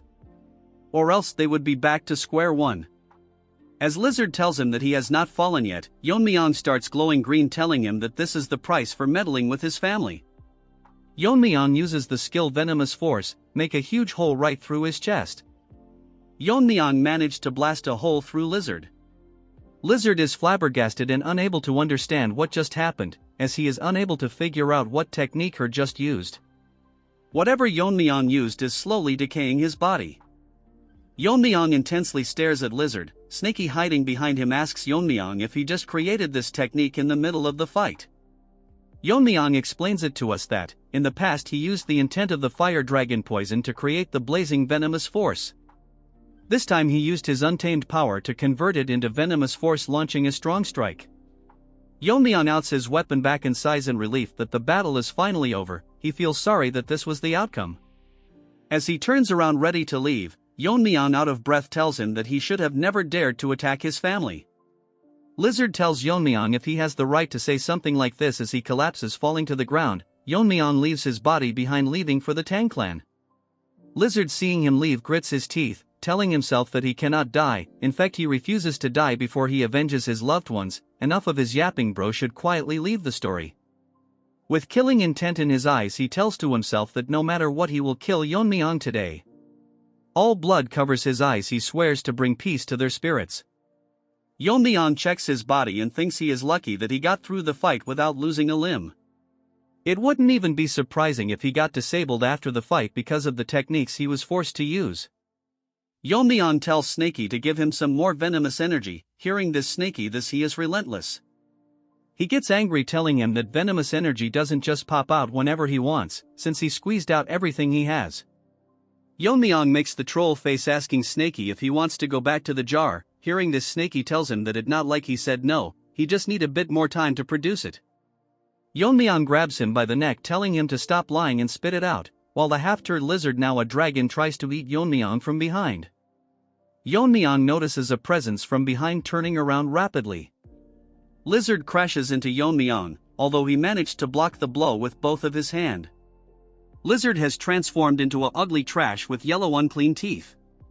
Yeon-myeong cannot believe that he survived the venomous force which hit through his cheek, yet he became a dragon already. But Yeon-myeong realizes that he not as strong as before, realizing that he might not have fully transformed into a dragon yet. Although he can handle him, he didn't receive the venomous energy from Snaky yet. As Lizard stares at his, Yeon-myeong thinks that he won't be able to hold for long. Snaky gets pissed, telling Lizard that he is practically dead, as Snaky gets back into his original form, manifesting behind Yeon-myeong. He gets ready to launch a strong venomous breath, but Yeon-myeong tells him to stop.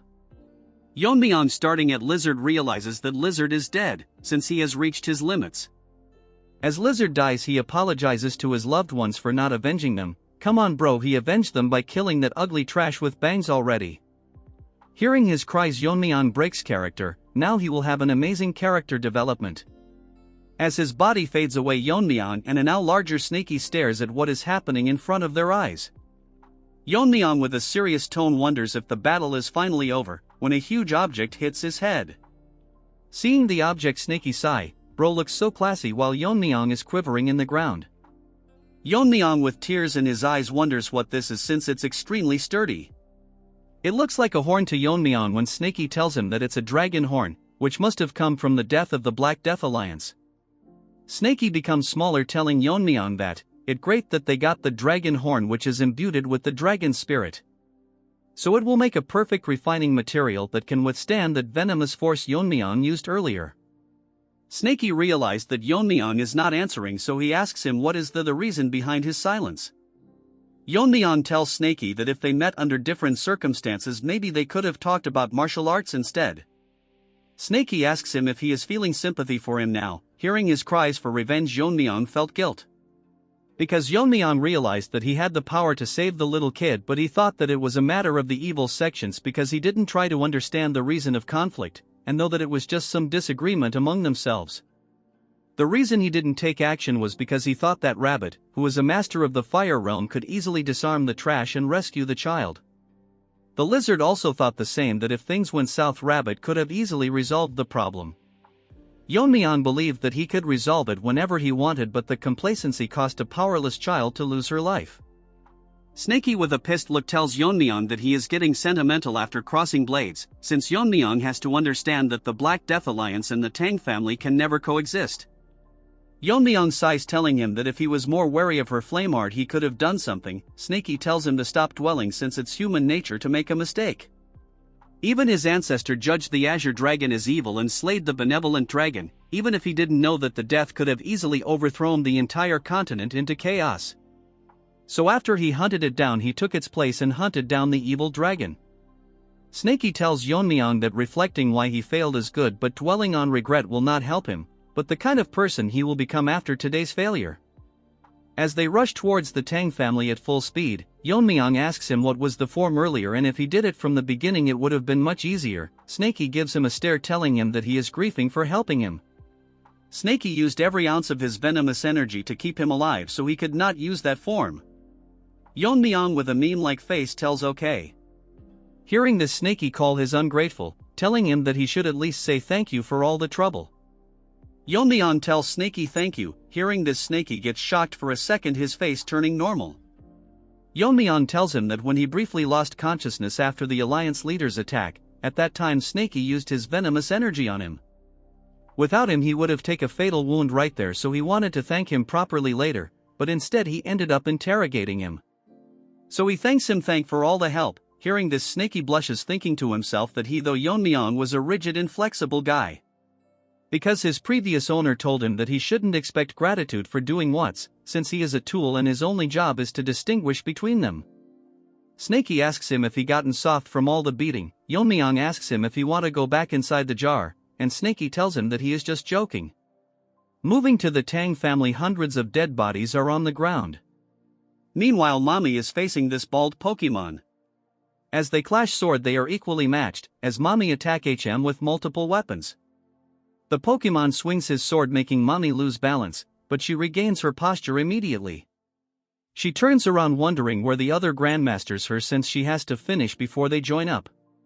Bald Pokemon tells her to pay attention and lands a blow from the back, crashing Mommy into a house. She is severely injured. "This trash hurt my wife, I am gonna knock the hell out of him." He tells injured Mommy that if she is worried about the other joining this fight, there is no need to worry, since they are busy clearing the formation masters, which is making it hard for them to enter, so once they break the formation several more troops will arrive. And their trump card, who is now a horn, will arrive shortly after finishing Yeon-myeong. Since they will take time, he will take the honor of killing Mommy, as he gets ready to swing his sword. Mommy closes her eyes, and as she opens it she sees that one of the guards sacrificed his arm and managed to block the strike. Mommy tells him why he is doing this. As for Pokemon, he can't understand what he is doing here. But since he stopped his momentum, he will kill him first. He did this because all this time he served disgraceful elders, so now he can die with some dignity. All of a sudden Baldy stops, sweat dripping from the open field on his head. He realizes an immense pressure behind him, turning this Pokemon into a bald Barbie. Because of the overwhelming pressure, everyone present turns around, see the person. It's Yeon-myeong, who is releasing a killing intent. Bald Barbie is scared, thinking what Yeon-myeong is doing here instead of his leader. He looks around to see head rolling around. As he stares at them with disbelief, Yeon-myeong tells him that these scums were calling themselves the Grand Masters. He asks Baldy to take another look and see if anyone is missing, since he wiped out everyone that tried to break the formation. Yeon-myeong grits his teeth, telling Baldy that he would love to kill him, but like the other he will give him a chance to retreat. As his body overflows with poisonous energy, he tells him that if he doesn't do so he will meet the same fate as them. Baldy asks Yeon-myeong what he just said, is bro dumb or what? A second ago Yeon-myeong threw 5 heads of people who are in the fire realm. Baldy realizes that something must have gone wrong, figuring out that the incredible wave of energy from earlier was caused a fight between Yeon-myeong and Lizard. But he is in denial that Lizard can never lose to someone like him. Again his delusional talks. Baldy starts to return to reality. He sweats like crazy as Yeon-myeong tells him that Lizard had terrifying power, but in the end he surpassed him and personally finished him off. Baldy's face turns dark. Trembling in fear, he realizes that Lizard was actually defeated by Yeon-myeong. He drops his large blade and commands every one of his people to stop fighting. The fighters stop fighting, waiting for Baldy's orders. He with a heavy heart tells them that Lizard has fallen and passed away. Hearing this, summon warriors AE in shock, and one cannot believe that the supreme master of the unorthodox path was defeated by the young lord of the Tang clan. Baldy explains that the fact Yeon-myeong survived Lizard's ultimate technique and killed all of the 6 Fire Realm Master excluding himself, is a proof that he is match for Lizard. Hearing this, every single one of the minions from the Black Death Alliance start shivering. Baldy as the commanding officer orders them to fall back and abandon their weapons. Hearing this, most of them run for their life. Yeon-myeong asks Baldy if he is not going to flee. Baldy is aware that he has no hope of survival since his brother lost as well. He grits his teeth in anger, telling them that his sworn brother and sister lost their lives. So even if he is sure to lose, it's his duty to draw his blade. Yeon-myeong hearing this respects his decision and takes out his dagger, telling Baldy to start his attack at once. Baldy remember that he has no point in existing, all his loved ones are dead. I wanted to support this guy but he hurt my wife, so no sympathy for him. Baldy raged uses his everything to attack Yeon-myeong, Mommy and everyone from the Baungi brigade stand still and rips apart Baldy in an instant, the strike so fast that no one could understand what had happened. With this, the reign of the rulers of Sichuan came to an end, in a single day by the hand of a single person. A few hours later at the main hall, Yeon-myeong summons the guard that lost his arm.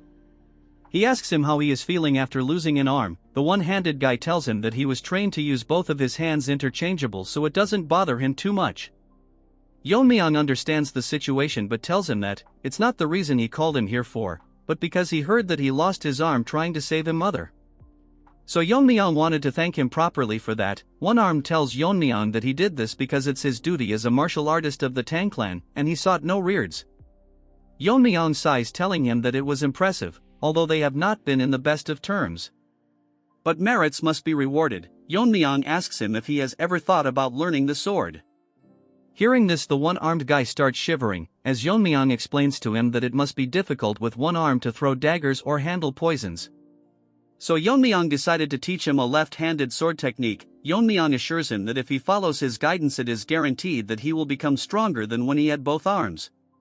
The crippled guy thanks for this opportunity, but Yeon-myeong tells him that he is the one indebted to him. For now there is work that needs to be taken care of, so once he is recovered Yeon-myeong will start teaching him. As the Tang family is surrounded by the formation created Manhwa Gal clan, Skinny Barbie is exhausted because he had to hold that many people on his own. He starts crying because it is a hassle, and that blames Yeon-myeong for it. But Barbie starts crying the moment he hears Yeon-myeong's voice from behind. Barbie tries to pretend, telling Yeon-myeong that he is so glad that Yeon-myeong managed to return safely. Yeon-myeong tells him to stop the formalities. Barbie starts crying and apologizes because he misspoke earlier, but he didn't get scolded because Mirio and Yeonjeong said that he worked tirelessly to maintain the formation and hold back the enemies.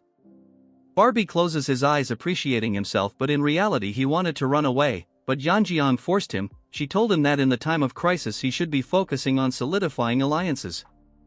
Even Mirio went outside despite her fatigue to buy time for them. Barbie tells Yeonjeong that if what they said is true and Yeon-myeong is facing Lizard, his chance of survival are very slim, but Yeonjeong shut him up, telling him that she believes in Yeon-myeong. Our Chad is now more emotional person thanks him and tells him that they will support the Gal clan's recovery. Hearing this, Barbie gets stunned, thanking Yeon-myeong. As our boy takes his leave, he tells them that he will take care of things from here on. Barbie is stunned to hear such warm words from Yeon-myeong, and it seems like his personality has taken a big turn. Before leaving, Yeon-myeong tells him that next time if he thinks about deserting them during a crisis he will face repercussion. Hearing this, Barbie's fake beard falls to the ground. Yeon-myeong thinks to himself that he has resolved most of the matters, but there is one important thing left. 2 days later, the squad accompanied by Yeon-myeong enters the Black Death Alliance fortress. Woojin is shocked to see that a place like this existed beneath the fortress. With the treasure that is left here, the Tang clan can easily survive for decades. The treasure are so much that they look like ants in front of it. Woojin figure out why the alliance never expanded beyond Sichuan. because Lizard, who ruled over the unorthodox sects, did seek expansion because he had everything he wanted in Sichuan. Yeon-myeong thinks that when recruiting followers he likely demanded treasures collateral for martial arts. But according to Yeon-myeong, he was not greedy. It was because too many people wanted his guidance, as such treasure was likely the bare minimum. Yeon-myeong orders Wajin to take care of this place and move all the treasure to the main family. As Wajin agrees to it, Yeon-myeong decides to go deeper. Inside he finds a library, but there is not a single book in sight. Yeon-myeong finds some books with snake sign on it. Yeon-myeong picks up one of them and thinks that it might be one of Lizard's martial arts. As Yeon-myeong reads it through, Lizard states that he learned after living in Sichuan that he should repay kindness twice over and grudges tenfold, so he destroyed the Azure Fortress sect. He not only destroyed those who tried to raise against them, but he also studied their martial art to counter them, just to humiliate and mock them for the martial art them once stood by. The other manuals contain all the counter techniques of the martial art. Yeon-myeong is astonished that Lizard managed to dismantle all of them in just few manuals. The current place they are in was once the fortress of the Azure sect. But due to simple arrogance, Lizard destroyed everything and just kept his martial arts. After the battle with the Black Death Alliance, the Tang family started restoring order to the chaotic Sichuan. Meanwhile, a war broke out in Qinhui between the demonic cult which seek to advance into the Central Plains.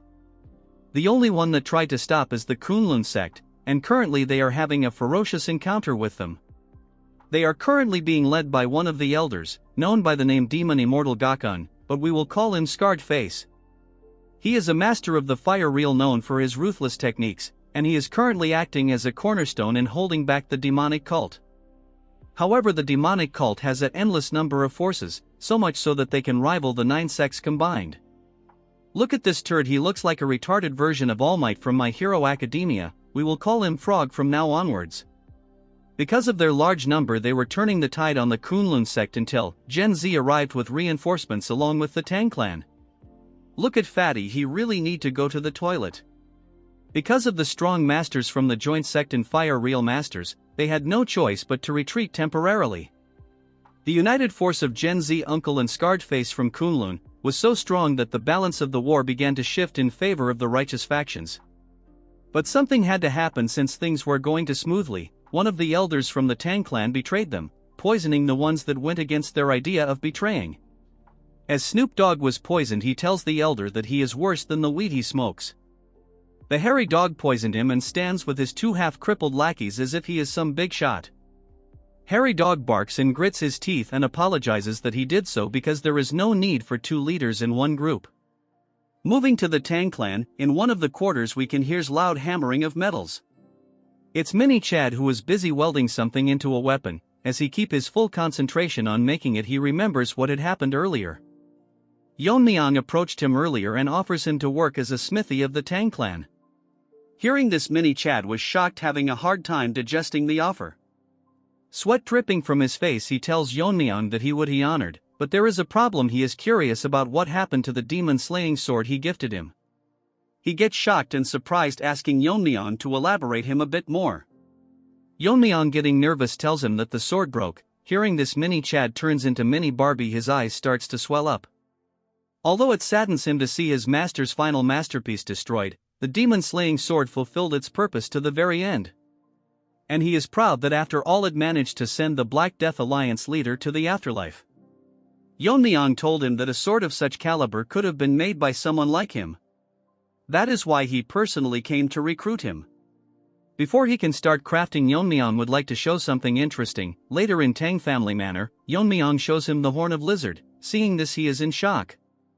Yeon-myeong tells him that explaining this would take a long time, so he summarizes that it is the horn of a mythical beast. Yeon-myeong asked the Tang family smiths to forge a sword with it, but no matter how high the temperature of the furnace was, they couldn't melt it, so Yeon-myeong was wondering if Mini Chad can handle it. Mini Chad looked confused and troubled at the same time, so Yeon-myeong asks him if anything is wrong. Mini Chad apologizes to our boy and tells him that he was lost in thought for a moment. Mini Chad explains that since the horn is of a mystical beast, so it carries spiritual energy, so it cannot be forged by ordinary methods.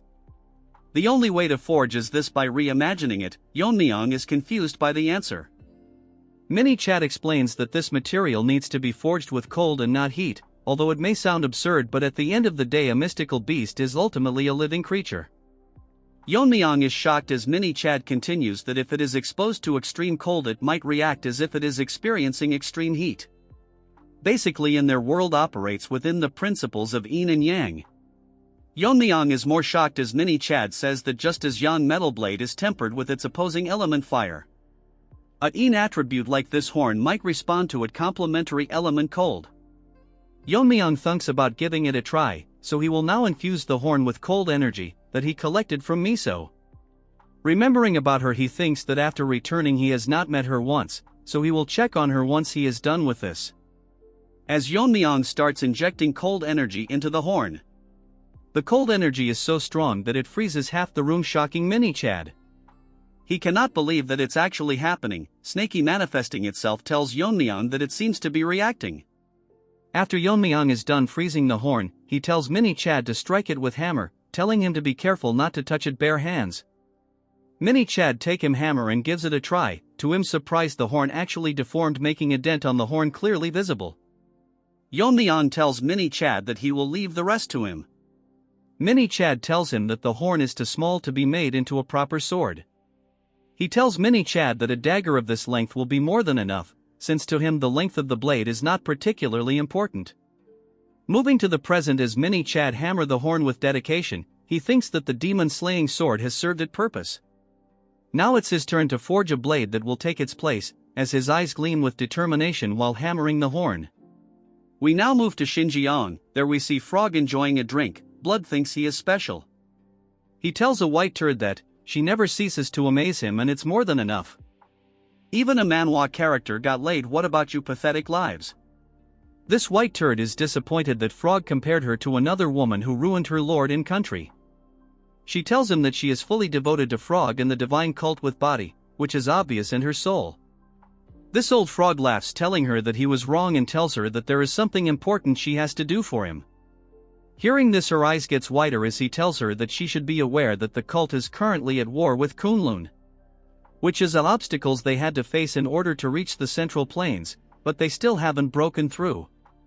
Kunlun's strength is formidable, but the real problem is Scarred Face, who is a master of the Fire Realm. After Taeho joined forces with them, it has been hard for them to break through. Even though they seem strong and perfect, there is always a problem if things are going too smoothly. The ugly hairy dog from the Tang clan has sought contact with their cult, and especially asked for her help. Hearing this, she gets shocked that they want her help. This is one of most beautiful characters that got wasted. Damn, she looks fine, but she chose the wrong side. Her medical skills are so good that it even reached Sichuan. Not long ago, the head of the richest merchant group offered a fortune to cure his son's incurable disease, but it didn't work. However, she managed to heal him in a single day, which is why he is now one of the most loyal supporters of their cult. Hearing this compliment, she laughs. Again, this is too much potential to be wasted. He tells her that even the Tang clan needs their help. Bro is unaware that is a rabid dog and not the clan. She winks one of her eyes and tells him that the cult leader commands that she will do whatever is needed, asking him who it is that she will be treating. They requested to heal the arm of the elder's grandson, which is permanently paralyzed. Even if Bro gets healed, he is so weak even Mirio can kill him in one strike. She gets close to him and asks him in return what is it that they will be receiving. She gets shocked when he tells her that they will be offering the 10 poisons of the Tang family, which can even kill Fire Realm masters. But she gets serious and asks him if that's all they are offering, and he agreed to it. Frog elaborates that he agreed not because of the poison. He plans to use them kill the 2 Fire Realm masters currently opposing them, as he excludes an evil smile, telling her that by killing them he will have a secure path to the Central Plains. Yeon-myeong is gonna one-shot him, mark my words. At the main house of the Jaegal family in Hubei, someone sits on a chair with dead bodies lying everywhere. He says that there is no safe place even in the Central Plains. Even though they were under Wodong's territory, they were way too careless. As this guy battered in blood drink alcohol, he tells someone across the room that he heard that the Black Death Alliance leader is dead. What shocked him is that the one who defeated him belonged to the Tang family. His guide, who was wearing an eye patch, tells him that according to this intel, the person who killed him extremely skilled in poison, hidden weapon, and he could wield swordsmanship effortlessly, wielding sword force. This blue-eyed pervert tells him that this wouldn't be enough to defeat the alliance leader, so our Chad probably reached the level where he can use the strong sword techniques like him. Every cannon fodder wants screen time just because his eyes are blue blood thinks he is the Gojo Satoru. He puts his cup down thinking that he might have overestimated the alliance leader. He finds the death pitiful, he wanted to be the one to kill him, delusional lizard in his dragon form would one-shot him any day. Although his dream of killing him failed, at least the troublesome foe that he had to inevitably clash with someday is now eliminated. Now this pervert thinks that he has rested enough, so he will start his killing spree again. He asks his dog about the Myeong clan's location. He says that it has been confirmed that they have been growing their power while disguised as a merchant guild. The dog shuts up all of a sudden, getting more focused. He tells Pervert that something is approaching their way. The pervert thinks that they are quite fast. Judging by the aura, he thinks it the backup forces of Wudong. He tells Dog to take care of the Myeong clan and he will be the one handling the Wudong forces. At the night he stares at the bright moon, shouting that the era of the demon-ruled world will begin. Moving to the Tang residence, Yeon-myeong is sweating hard practicing her martial arts. As she performs the martial arts with perfection, moonlight grazes her fan, radiating in divine aura. Okay, that sounded chessy. She thinks that all of her muscles are about to snap, but she will go on no matter what happens. She forced her uncle to teach the clan's martial art to her. As she trained it with persistence, she remembers how tough it was to convince him. At the Sichuan assembly, all she could do was just watch, so she felt a deep sense of helplessness. The character development is cooking. She continues to feel pain practicing the martial art. She thinks to herself that she never wants to experience it again. As she prepares to practice one last time, someone enters the scene calling for Outgirl. It's Barbie, but his face is grim. Yeon-myeong, seeing his face, asks him that he was supposed to be bussed today, so what is he doing here? He puts his hand on her shoulder, telling her to stay strong about what he is going to tell her. She gets nervous, asking him what it is he is talking about. The shock shocks her to the brink. Her world turns around as she learns that the Jaegal family no longer exists. Tears falls from her eyes as she cannot believe what just happened. Barbie explains that the pervert who had previously wiped out 3 of the 5 great families, with his appearance in Hubei, the scene has shifted dramatically. The Wudong Swordmaster tried to stop Pervert, who launched a surprise attack on Jaegal family. Pervert warned Wudong that if they go in his way, the Wudong itself would be erased before sunset. So all they could do was stand by as the Jaegal clan was annihilated. Yeon-myeong cannot believe that no one could stop the pervert as he read the letters. He tells Yeon-myeong and Barbie that he knows about the tragedy that happened. Barbie says that Yeon-myeong's decision was correct. If they fled from the Black Death Alliance, then they would have been completely wiped out. As he and Yeon-myeong shakes, he thinks it's heaven's mercy that they are still alive. As Barbie breaks character, tears dripping from his eyes, that the fact their clan doesn't exist anymore is painful. Yeon-myeong remains quiet and finally speaks, telling him that they have not lost everything, shocking Barbie. He elaborates that they are members from the Jaegal clan and the Tang clan, and if they are alive, it's possible to rebuild the family, so Yeon-myeong is gonna get another wife. He tells Barbie that he is yet to fulfill his promise and keep his word, so he will do everything in his power to help rebuild the Jaegal family as quickly as possible. Yeon-myeong tells him that he doesn't need to be a liar and lose hope either. Barbie agrees to him. Yeon-myeong thinks that there is something going on, that everyone is causing sudden movements, so he decides to prepare on their side too. A guard enters the room, telling Yeon-myeong that a guest from Wudong sect has come requesting to see him. Hearing this, Yeon-myeong gets pissed, unable to control her anger. Yeon-myeong thinks what the Wudong sect is doing in a time like this, allowing him to enter. He tells them that they are grieving deeply, so they should rest for now, since Yeon-myeong will hear what he has to say. Yeon-myeong wonders if the guest from Wudong is a visitor or a troublemaker, which he will figure out. As the nobody enters the room, introducing himself, he says that he is here to ask for the Tang clan's support. Nobody asks Yeon-myeong if he is aware of the chaos that is happening in Hubei. Yeon-myeong tells him that he has heard something about the pervert resuming his activities. Nobody says that in a short time pervert wiped out the Jaegal clan and the Myeong clan. Amidst all this, they learn that Yeon-myeong managed to annihilate the Black Death Alliance. This retard tells V that as a martial artist of the righteous sect, he requests Yeon-myeong to use his strength for the greater good. So they want Yeon-myeong to lend his strength to drive out the pervert. Yeon-myeong tells him that he doesn't like the attitude of people who come begging, so he will refuse the offer. Hearing this, the nobody is dumbfounded, not able to understand his answer. He asks Yeon-myeong for the reason and tells him that the Tang family also suffered great losses because of the pervert. Then he play the victim card, telling Yeon-myeong that by the rules of their family they repay grudges tenfolds. Yeon-myeong tells him to mind his words, as he releases killing intent, telling him that the Wudong clan that stood by while his clan was annihilated dare invoke family principles to him. Because of the killing intent, nobody realized that he was a side character. Yeon-myeong sighs, telling him that he has no intention of watching idle while the pervert continues his rampage. However, even under Wudong protection, the Jae-gal family was wiped, as they avoided direct confrontation with the pervert and let the rampage go on. Hearing this, nobody starts sweating at a loss of words. Yeon-myeong says that he is hypocrite for throwing his family's principles back to him, which is unpleasing. Nobody remains silent. They, in a scared tone, says that the current state of the righteous sect is a complete mess. In the past, the martial alliance base in Wuhan has collapsed. Taking advantage of this, the Heaven's Brilliance Force took its place. Now a demonic faction is openly operating in the heart of the Central Plains. A critical factor in this was the simultaneous attacks. While Lizard annihilated the 3 of the 5 great alliances, Pervert bullied the Martial Alliance. Yeon-myeong thinks of himself that even now the righteous sects are focused on guarding their own territories, so even if they manage to drive out the pervert, there will be no one to manage the disarrayed righteous forces without a central leadership. Without a common enemy, they will just fight among themselves. Yeon-myeong sighs, thinking himself that the Murim Alliance is worse than the Black Death Alliance. That's when an idea pops out. He thinks that he can manage the righteous sect himself. Yeon-myeong tells nobody that they must re-establish a central leadership to replace the fallen alliance. Nobody gets overexcited, thinking that it's a good idea that he will cooperate with them. Yeon-myeong gets up, telling him that not now, since he will have to assist to the joint sect in attacking the demon cult.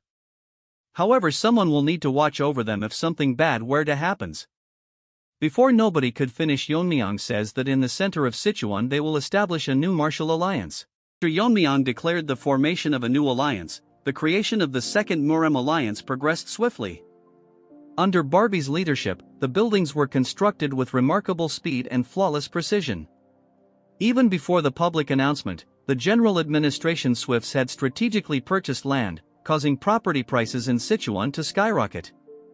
Witnessing this, they laughed heartily, like infants delighted by a bottle of milk. A few days later, the Second Righteous Faction Alliance was officially established and named the Righteous Heaven Alliance. Shortly after its founding, the Righteous Heaven Alliance began an extensive recruitment campaign, sending letters inviting heroes from across the world to join them in Sichuan. Yeon-myeong is stunned to find an enormous crowd gathered to join the alliance. Barbie bows, confirming the validity of Yeon-myeong's growing reputation as they stand before thousands eagerly awaiting the young lord's address. Yeon-myeong had not anticipated such rapid escalation. Barbie explains that even the 6 sects and the 3 noble families, along with smaller sects, have arrived, drawn by Yeon-myeong's fame. He elaborates that Yeon-myeong is the renowned young lord who restored the fallen Tang clan and expelled the Black Death Alliance, solidifying Sichuan as the heart of his influence. What's more surprising is that they've even given Yeon-myeong a title. When he asks what it is, Barbie reveals it to be the Venomous Sword Dragon. Although slightly embarrassed, Yeon-myeong admits to himself that the title suits him well. Barbie suggests it's time for Yeon-myeong to officially declare himself the leader of the alliance, pointing out that no one would object since he founded the Righteous Heaven Alliance. However, Yeon-myeong remains cautious, thinking aloud that some ambitious individuals might challenge his position. Barbie shrugs it off, but Yeon-myeong notes that the alliance's primary mission of eradicating demonic forces means not everyone will share the same noble intentions. He suspects some have ulterior motives and believes he must first establish his authority to ensure loyalty. As Yeon-myeong steps onto the stage, a man steps forward, an ambitious challenger seeking attention. Barbie, sweating nervously, is baffled by the accuracy of Yeon-myeong's prediction, as though he had foreseen this moment. The confrontation begins after the entry procedures are completed.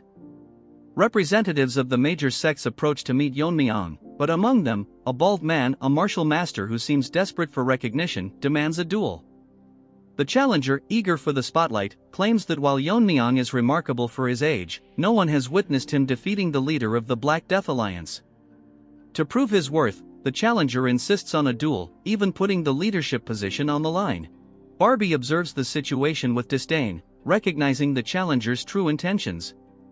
In an era of relentless conflict due to the rising demonic forces, Sichuan, once free of invasions under the Black Death Alliance leader's control, has now become unclaimed territory. This power vacuum makes Sichuan a prize for anyone ambitious enough to claim it. Barbie realizes that whoever secures the leadership of the Righteous Heaven Alliance will inherit not only the legacy of the Black Death Alliance but also the loyalty of countless disciples and sects within the region. It's no wonder someone would risk challenging Yeon-myeong for such a reward, though Barbie hopes the duel will teach them their limits. The bald martial master introduces himself but shall henceforth be known as Bald Turd. He arrogantly tells Yeon-myeong to treat the duel as a genuine fight, mockingly addressing him as the venomous sword dragon. Bald Turd goads Yeon-myeong further, instructing him to use all his skills, poisons, hidden weapons, and martial arts so that he won't have any regrets after the duel. Yeon-myeong humbles the bald challenger with a calm yet sharp reply, expressing his gratitude for the challenger's concern but declaring that he will only use his sword in this duel. He reasons that employing poison could lead to unnecessary accidents. The bald man's face twists in irritation, clearly displeased with Yeon-myeong's nonchalant response. Barbie steps forward to begin the match, asking both participants if they are ready. With both nodding in confirmation, Barbie announces the duel as a match between the bald challenger and Yeon-myeong, the young lord of the Tang family, famously known as the venomous sword dragon, with the position of the Righteous Heaven Alliance's leader hanging in the balance. The bald challenger, oozing overconfidence, warns Yeon-myeong that accidents can happen during a duel. He acknowledges Yeon-myeong's exceptional progress for his age but accuses him of being overly arrogant. With a heavy stomp on the ground, the challenger demonstrates his power, causing the ground beneath him to crack. The audience is stunned as the bald man's body radiates an intense aura.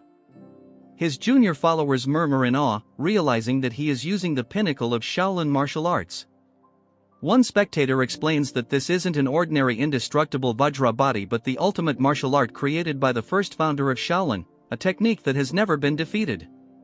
The bald man's voice booms as he taunts Yeon-myeong, claiming that his poison, weapons, and martial arts will never penetrate the indestructible Vajra body.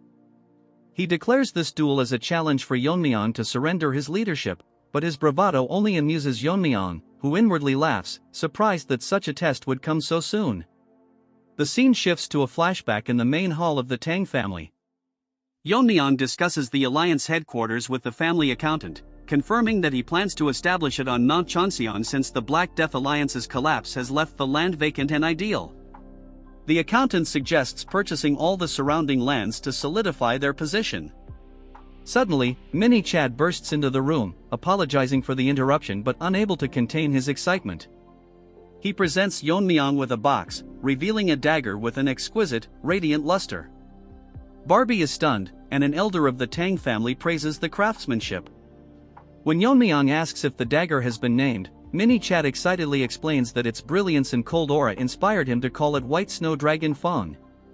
As Yeon-myeong holds the dagger, it radiates a pure white energy, a reflection of its power and precision. Returning to the duel, the crowd's skepticism grows as they mock Yeon-myeong for relying on a mere dagger to face the legendary indestructible Vajra body. The bald challenger, enraged by what he perceives as stubborn arrogance, charges at Yeon-myeong with his massive body, determined to teach the young lord a lesson.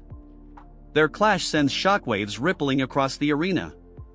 The spectators gasp at the sheer force of the collision, with some commenting that even martial artists in the fire realm would struggle to endure such power.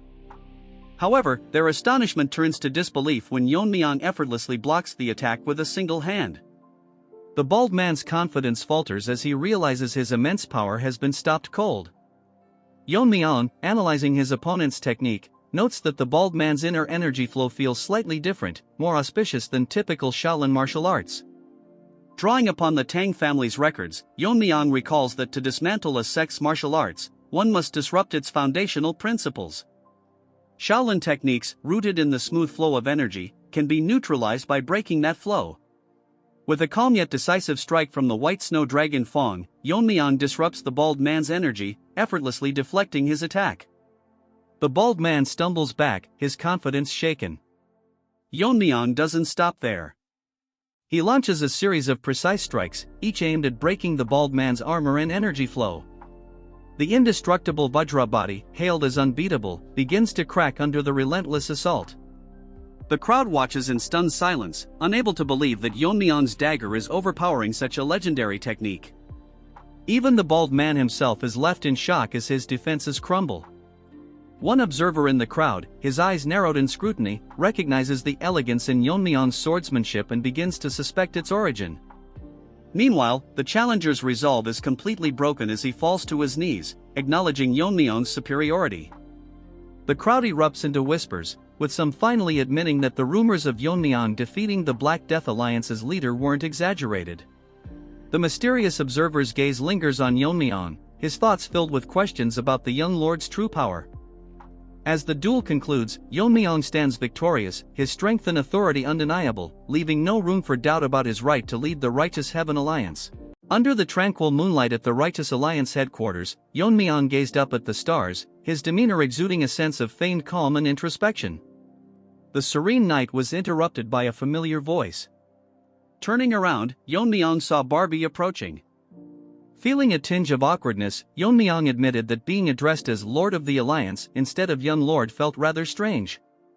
Barbie smiled and reassured him that he had proven his worth before countless martial artists, solidifying his status. He encouraged Yeon-myeong to get used to the title, as it was now a part of his identity. Transitioning to a more serious matter, Barbie informed him that someone from the Morong clan had come seeking an audience with him. Intrigued yet puzzled, Yeon-myeong asked if the Morong clan wasn't one of the sects destroyed by Heaven's Brilliance Demon Lord and mentioned that he had no apparent ties to them. Barbie, thoughtful for a moment, explained that the individual had insisted on meeting Yeon-myeong urgently, leaving behind a cryptic message that mentioned sword ghost, Herculean body, and force technique. The mention of these terms caused Yeon-myeong's eyes to widen in shock. Without hesitation, he agreed to the meeting, sensing an urgency behind the visitor's request. Later, in the quiet of his room, Yeon-myeong met the visitor, a red-haired man who introduced himself as Morong Hui. Hui's demeanor was both respectful and determined as he explained that he had come to ask a question, even at the risk of offending Yeon-myeong. With careful words, Hui remarked that the swordsmanship Yeon-myeong displayed during his duel bore an uncanny resemblance to the techniques of the sword ghost, a legendary swordsman hailed as the greatest of his time, 2 centuries ago. We questioned how someone from the Tang clan could wield such extraordinary techniques. Yeon-myeong, maintaining a composed expression, countered with his own question: how had Hui recognized the techniques, and how was it possible for him to identify the force technique? Observing Hui closely, Yeon-myeong's sharp eyes discerned something remarkable. Hui's body was far from ordinary. It was clear that no average human could have attempted such cultivation without significant risk. Hui, astonished by Yeon-myeong's insight, confessed that Yeon-myeong's mastery of these techniques confirmed his connection to the sword ghost. Hui then delved into the history of the sword ghost, revealing a truth that left Yeon-myeong stunned. The sword ghost, he explained, was once a member of the Morong clan. Born as the illegitimate son of the clan's leader, he endured years of ridicule and neglect. Yet, despite his hardships, he demonstrated unparalleled talent, mastering all of the clan's sword techniques before turning 20. His brilliance caused discord within the clan, as it disrupted the line of succession. Disillusioned by the infighting and the lack of familial affection, the sword ghost chose to leave the clan. 10 years later, he rose to prominence, earning the title of the sword ghost. In an effort to bring him back, the elders of the Morong clan sought him out, but he refused their pleas, stating that his sword was still incomplete. Decades passed without any news of him until the clan discovered his tomb, inscribed with the words "Sword Ghost's Mausoleum." Beside the grave, they found texts documenting his unparalleled techniques. Desperate to harness the power he left behind, the Morong clan began cultivating the force technique detailed in the texts. Yeon-myeong, his voice edged with sharpness, pointed out the recklessness of attempting the force technique without possessing the Herculean body, as it would inevitably lead to death. Hui clenched his fists, his expression a mixture of pain and determination, and admitted that the strain on his body had been immense, yet he couldn't abandon the cultivation. He believed the sword ghost must have left behind a way to overcome its dangers, but before they could uncover it, disaster struck. Hui's voice quivered as he recounted the harrowing attack by the heavenly pervert. The assailant didn't target their wealth or possessions but instead interrogated and slaughtered everyone, clearly searching for something. As Hui trembled with rage, Yeon-myeong's expression darkened, his mind racing. The realization struck him like a bolt of lightning: the heavenly pervert had been hunting for the martial arts techniques of the sword ghost. This revelation sent a chill through Yeon-myeong, confirming the grave dangers surrounding the legacy of his master. Under a darkened sky, the scene shifts to another battlefield where a man, sword in hand, confronts a sinister figure known as the pervert. The pervert sneers, reminiscing about how it had been over 10 years since his failed attempts to annihilate the Namgung clan. Yet today, he declared, he would succeed. Standing before him, the Sword King, Namgung Jangshan, regarded his adversary with calm confidence. "The defeat you suffered that day must have left a deep wound," he remarked, noting that the pervert was now wielding a sword. The pervert, unbothered, admitted that the loss had taught him the nuances of swordsmanship and that he had acquired extraordinary martial arts techniques along the way. The Sword King sighed, descending gracefully to the ground, and questioned how the pervert expected to face him with merely 10 years of sword training. Smirking, the pervert revealed his intent to test whether the Sword King's martial arts or those of the Sword Ghost were superior. As the Sword King instructed him to attack, waves of immense energy clashed, tearing rifts in the space around them. Meanwhile, at the Righteous Heavenly Alliance headquarters, Yeon-myeong reflected on the revelation that the pervert had stolen the Sword Ghost's martial arts. Yet, he struggled to understand the motive. As the young lord of the demon sect, the pervert would have already mastered the pinnacle of their techniques, the heavenly demon divine art. Why, then, had he abandoned it to pursue the Sword Ghost's methods? There had to be a reason. The red-haired Morong Hui interrupted Yeon-myeong's thoughts, asking if he had any personal connection to the Sword Ghost. Yeon-myeong replied that he had never met the Sword Ghost directly but recounted a memory from his childhood. While being bullied, a phantom sword had appeared to protect him. "That's the connection," he said nonchalantly. Hui was baffled, unsure of what to make of the story, but Yeon-myeong speculated that it might have been a martial art left behind by the Sword Ghost. Hui then reminded him that only those with the Herculean body could master the Sword Ghost's techniques. Did Yeon-myeong possess such a body? Yeon-myeong explained that he wasn't born with the Herculean body but had adapted the techniques to align with the Tang clan's cultivation methods. As a result, his version of the martial art wasn't complete. During a past battle with a lizard-like foe, he realized his clan's method could harmonize with the Force technique's properties, but only because his martial skill had surpassed the Fire realm. For anyone else, it would be too dangerous to attempt. Hui, standing in disbelief, admitted that he had come seeking a way to overcome the Force technique's limitations. Yeon-myeong advised him to abandon his current cultivation method entirely. Disheartened, Hui struggled to find words. As Yeon-myeong watched him, he reflected on his past life. Back then, he knew little about the Sword Ghost but never imagined he would learn so much about his master's origins in this life. A flashback revealed a conversation between Yeon-myeong and the Sword Ghost. His master had once said that before he took up the sword, his life was meaningless. Thus, he adopted the name Sword Ghost, as he hadn't yet defined himself. He had also given Yeon-myeong the name Yeong but, even on his deathbed, refused to reveal his own true name. Snapping out of his thoughts, Yeon-myeong asked Hui if he knew the Sword Ghost's real name. Hesitant at first, Hui revealed, it might sound like a coincidence, but the Sword Ghost's name was Morong Yeon-myeong. Hearing this, Yeon-myeong sighed and then smiled faintly. As Hui prepared to leave, deciding to follow Yeon-myeong's advice and abandon the Force technique, Yeon-myeong stopped him. "No matter what," he said firmly, "we are comrades who have practiced the same martial arts. I cannot let you leave." Yeon-myeong declared that he, too, wished to overcome the Force technique and take revenge on Heaven's Brilliance Demon Lord, the very reason the alliance was formed.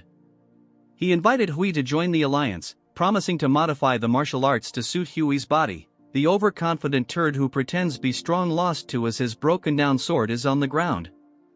He has been defeated completely by the pervert as he lies on the ground with no way to move. As he was about to die, he tells himself that it was his mistake that he let him escape 10 years ago. As the ugly pervert looked towards him, body laughing to himself, he reveals that he held back earlier, that it would have been a waste to kill him with his fist technique. As expected of the Sword King, he managed to endure this much that he got half naked to flex his muscles. He smirks, telling himself that the biggest wall in front of him has crumbled. Our Chad is probably gonna bury him in seconds. With the turd's death, the advent of the demonic world has drawn closer. Overnight, the fall of the Namgung clan has been wiped by a naked pervert. The news spread rapidly to the Manhwa and Mount Zhongnan. This news even reached the Wudong and Shaolin, warning all the righteous factions of the danger. The news spread far and wide as we move on to Barbie calling for our Chad. As for Yeon-myeong, he was busy training the 2 minions he picked up who he wanted to train. Yeon-myeong was laid back until Barbie break the information to our boy, completely shocking him. Our Chad holds a meeting informing them that in a span of few days not only did they destroy the Jae-gal-myeong family, but now they have also destroyed the great Namgung family. Thinks that pervert alone cannot defeat this many people, so he asks them as there are other masters who have reached the fire reel besides the heavenly pervert. One of the people present tells our Chad that according to his intel, all the Fire Realm Masters are assigned to the 3 demonic houses. Yeon-myeong with a skeptical look asks him what the demonic houses are. He explains that the demonic houses are the families created by the heavenly pervert after overthrowing the existing clans. They are now called the Guizhogwa family, the Fujianlu family and the Shanxihua family. To be precise, they are families that voluntarily submitted to the Dark Lord and were reorganized. The Shanxihua family, which have 2 Fire Real Masters assigned to it, they were likely positioned with Mount Zhongnan and Manhwa in mind. So including the heavenly pervert, there are at least 5 Fire Realm Masters, so in his opinion there was likely no joint attack, so it was all done by pervert. The Sword King has mastered the mysteries of weight, so once inside his domain, even formidable warriors can't move due to the overwhelming pressure. Moreover, even without his domain, he is the greatest swordsman of this era. A simple joint attack by 5 Fire Realm Masters won't determine the outcome against someone like him. In other words, the pervert must possess martial prowess to face the Sword King alone. Yeon-myeong thinks the situation is a lot more dire because they have 5 Fire Realm Master and that overpowered pervert who defeated the Sword King. Given that this might not even be the full extent of their forces. The original plan was to help Kongtong and Kunlun deal with the demonic sect first, and then join forces to take down the heavenly pervert. He thinks that if the battle against the demonic sect have solidified, they should have strike at the Dark Lord first. So they need to hold out while they faced the heavenly pervert. Losing the initiative made things complicated from the start. He thinks that they should efficiently distribute their forces. A voice breaks his concentration. Everyone present is waiting for the order our Chad has to give. Since he cannot show them any indecisiveness, so he tells them that as the alliance leader, before he can finish, a person barges into the room, informing them that something terrible has happened. Seeing him, Yeon-myeong is shocked because he is from the Taoist from the Kongtong sect. The injured man sighs as one of the asks him what he is doing here since the war with the demonic sect should be in full swing. He asks our Chad if he is the leader, and our Chad confirms his answer, telling him to catch his breath and speak slowly. Yeon-myeong asks him what has happened to the Kongtong and Kunlun. The man begs for help as he elaborates that the Gen Z Uncle Taeho and the demon immortal have fallen victim to an unknown poison. Hearing this, Yeon-myeong's face turns grim as he cannot believe what went wrong. He remembers that he gave poison to one of the elders, telling them that it is the killing bird flower, one of the 10 poisons. He gave in this case because the demonic sect has masters in the fire realm, so they must be prepared. But our Chad warns him to keep this a secret from the 2nd and 5th elder. The Sword Elder is confused why he must do that. Yeon-myeong tells him that although they are quiet for now, they are plotting something behind his back. Yeon-myeong knows that he will follow his commands since he made a promise to him, but it's different for the other elders. So he must never let the poison into the hands of the other elders. The guard starts shaking as Yeon-myeong releases his poison intent, asking him what happened to the forces sent by the Tang family. The killing intent becomes so great, waves of energy blow through the room. The new guy cannot fathom how a human can exude such killing intent. Snaky manifests itself, telling our Chad that his killing intent is too thick. If it goes on, he might suffocate everyone present. As everyone catches their breath, he suggests he rein it down a bit and listen to the situation first. He apologizes and asks him to elaborate the situation to him. The man, nervous because of the sudden shift in attitude, starts explaining. Since some mountain with a complicated name is a rugged place for ambushes, the Tang family was assigned to guard the rear. They lost contact with the Tang family and went to check only to find the Tang forces completely wiped out. They suspect it was a sudden attack by someone at the Fire Realm. As Yeon-myeong controls himself, Snaky tells him to keep himself together and listen to the whole story. As our Chad grips his fist, he is still not convinced, so we can just listen to him for now. He asks the messenger how the demon immortal and Taeho got poisoned. After the Tang family forces were wiped out, the demonic sect launched their offense, which included the left and right envoys who are masters of the Fire Realm. To stop them, there was the demon immortal Taeho, who personally entered the battlefield. The battle between them was evenly matched as they fought fearlessly. To be precise, because of the demon subduing power of Taeho, they were gaining the upper hand, pushing back the demonic turds. But at the moment a variable appeared. Yeon-myeong wonders what that might be. As they were having an intense battle, someone had intervened, and the two of them got poisoned by one of the 10 poisons of the Tang family. The person who did this to them called himself the Poison Demon.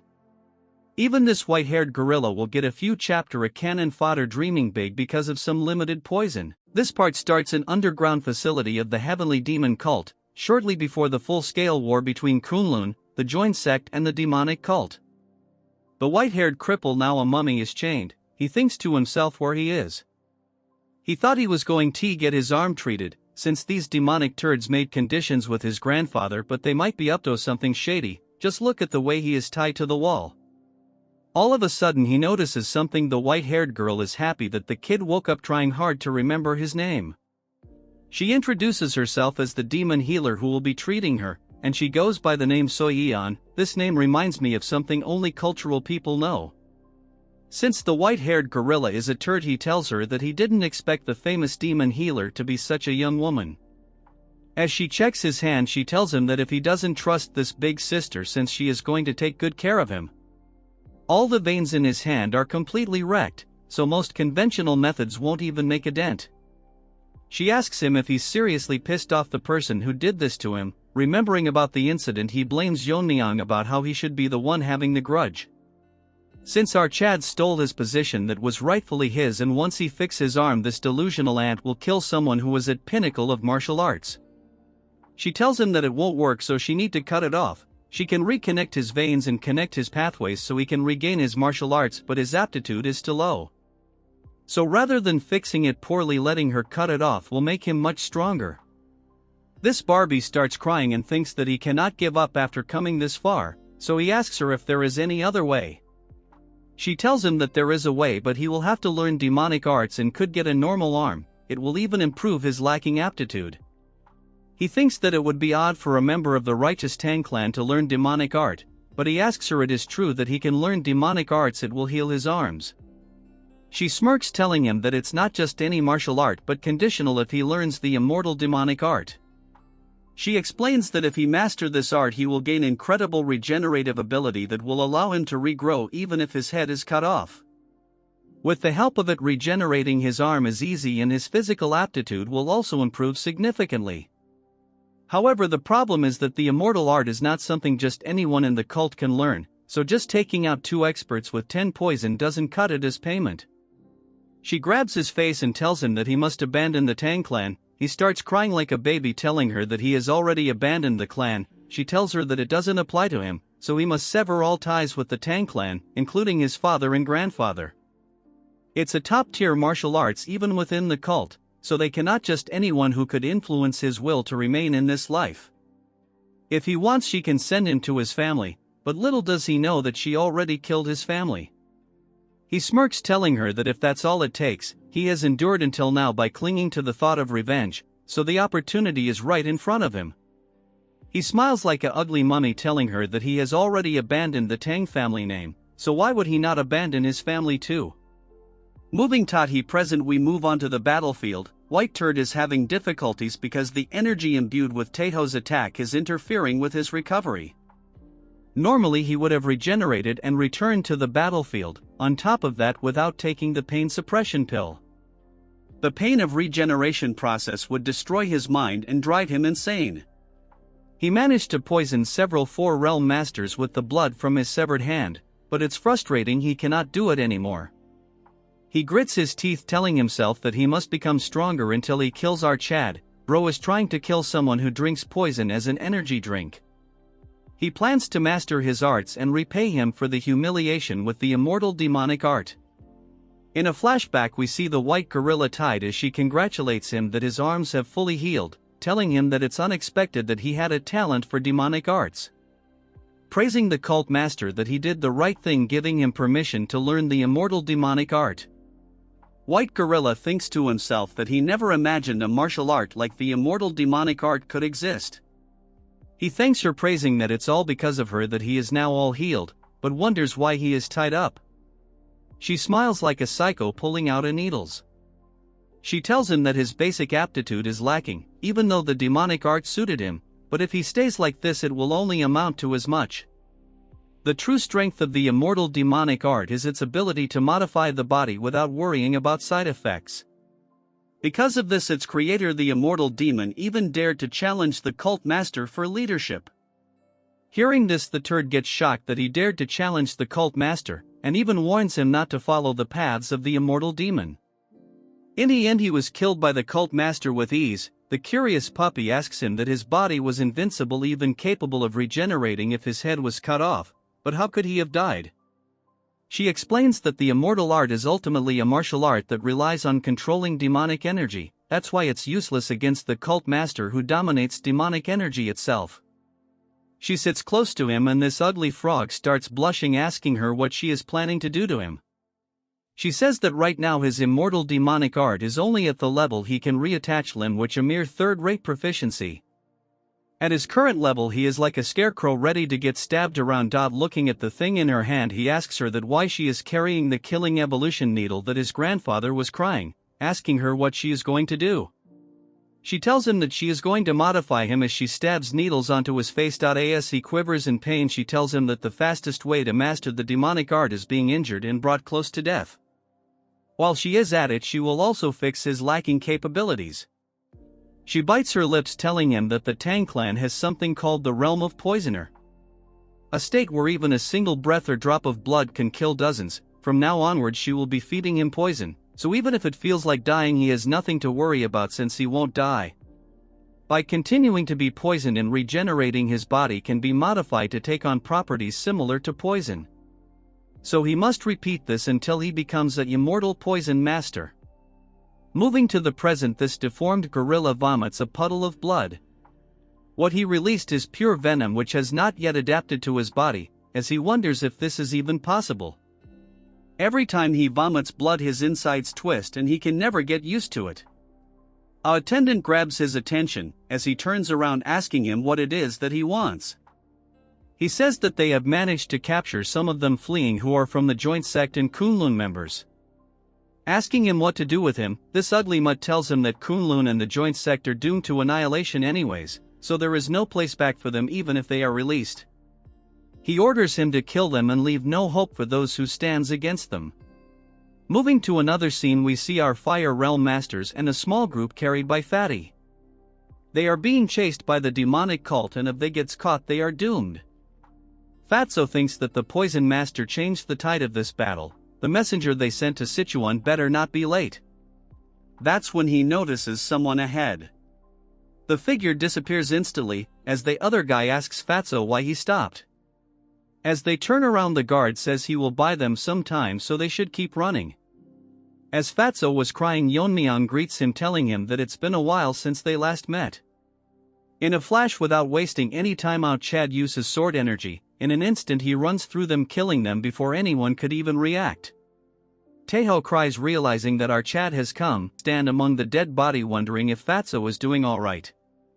After taking a closer look at them, Yeon-myeong comes to the conclusion that both of their conditions are not good. He must take immediate action. Fortunately, besides poisoning, there are no other external injuries, so he can handle it at his level. As time is of the essence, he must start the detoxification right away.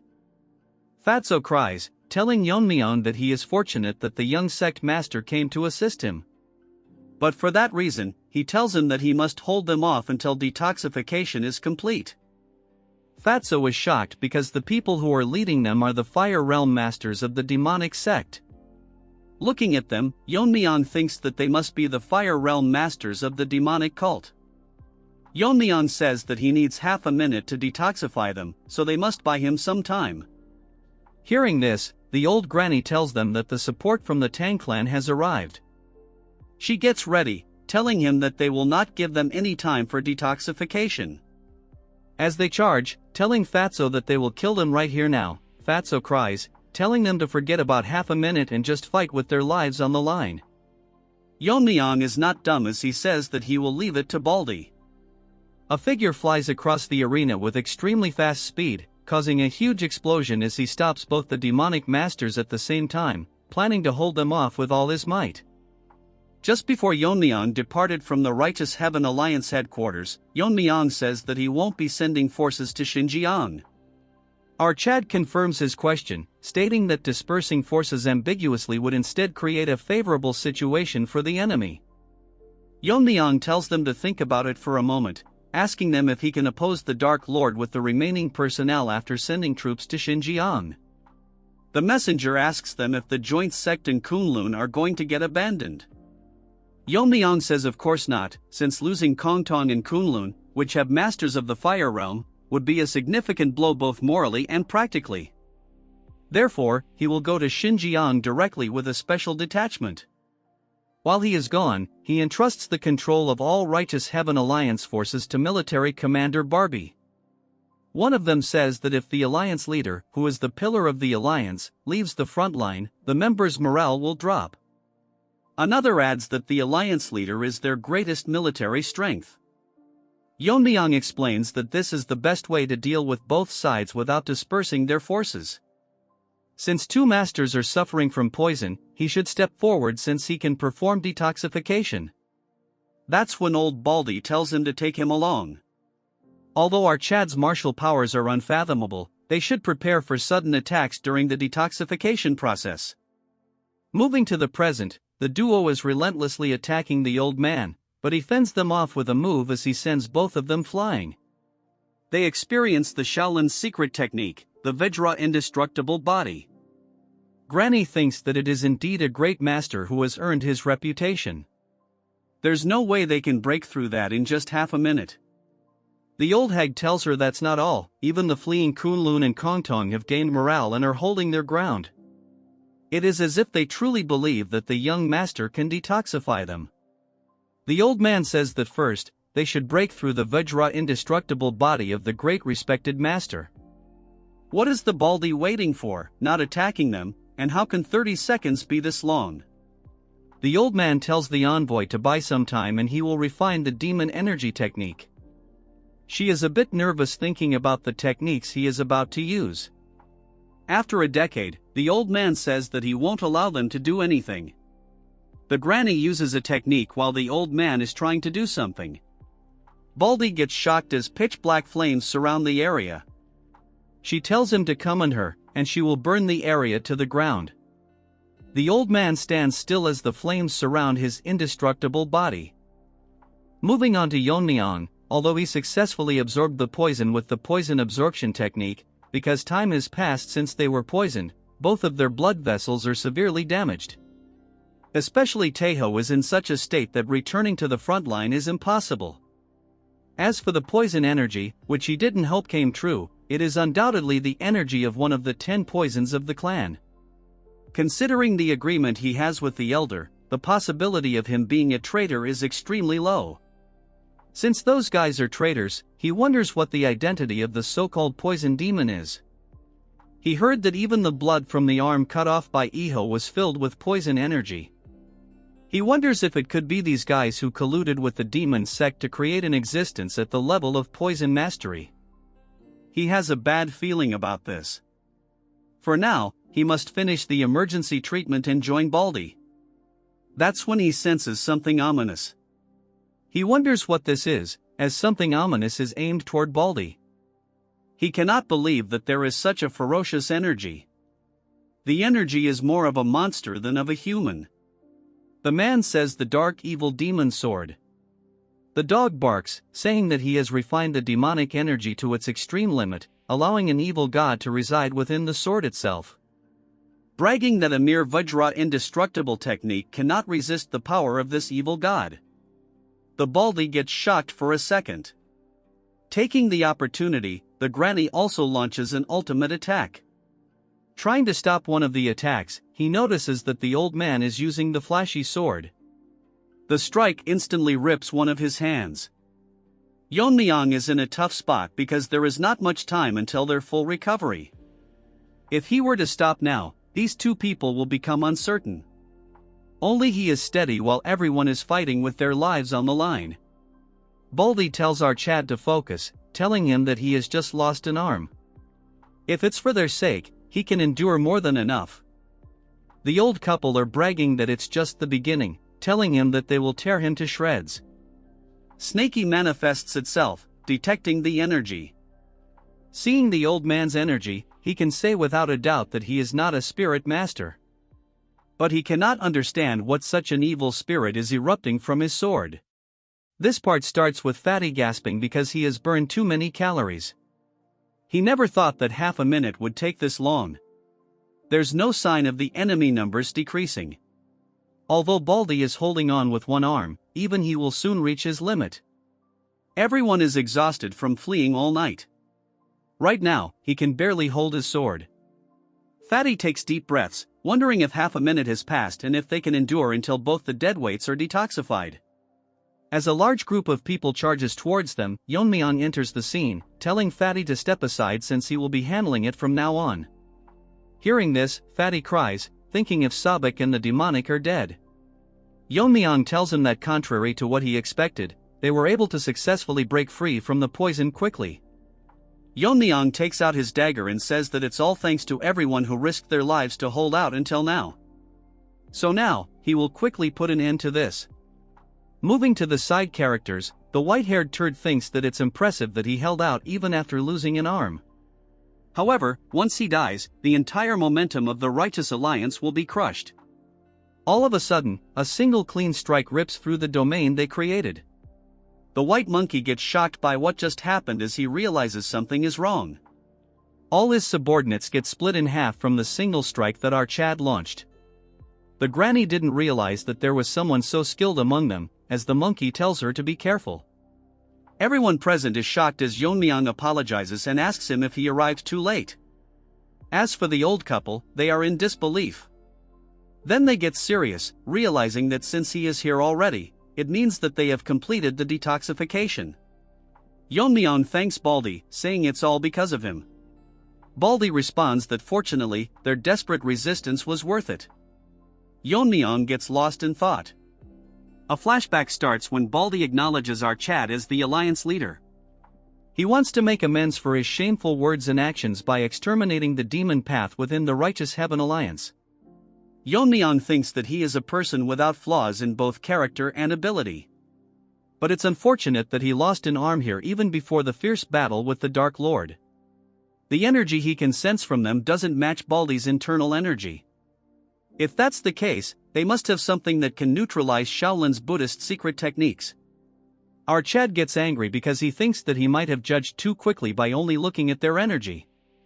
He had promised himself not to make such misjudgments again. Yeon-myeong tells everyone that the loss is great. Hearing this, the oldies cannot understand what he means. Yeon-myeong, with a serious tone, tells them that to make up for Baldy's lost arm, just killing two of them is far from enough. Releasing extreme killing intent, he charges toward them with subtle movements, landing a few quick strikes. The granny cannot believe that they, who are Fire Realm masters and considered the clan's greatest fighting force, are being pushed back by a mere youngster with a mere dagger. As the white turd gets ready to attack, he didn't expect that an expert like our Chad existed among the righteous faction because they cannot figure out his identity. As for our boy, he is not giving them even a second to breathe. If they lose concentration for a second, they will die. Yeon-myeong launches a basic powerful strike that splits their flow of attack. The ugly granny realizes that they must admit that ordinary techniques are meaningless against our Chad, so they will have to fight using their absolute techniques.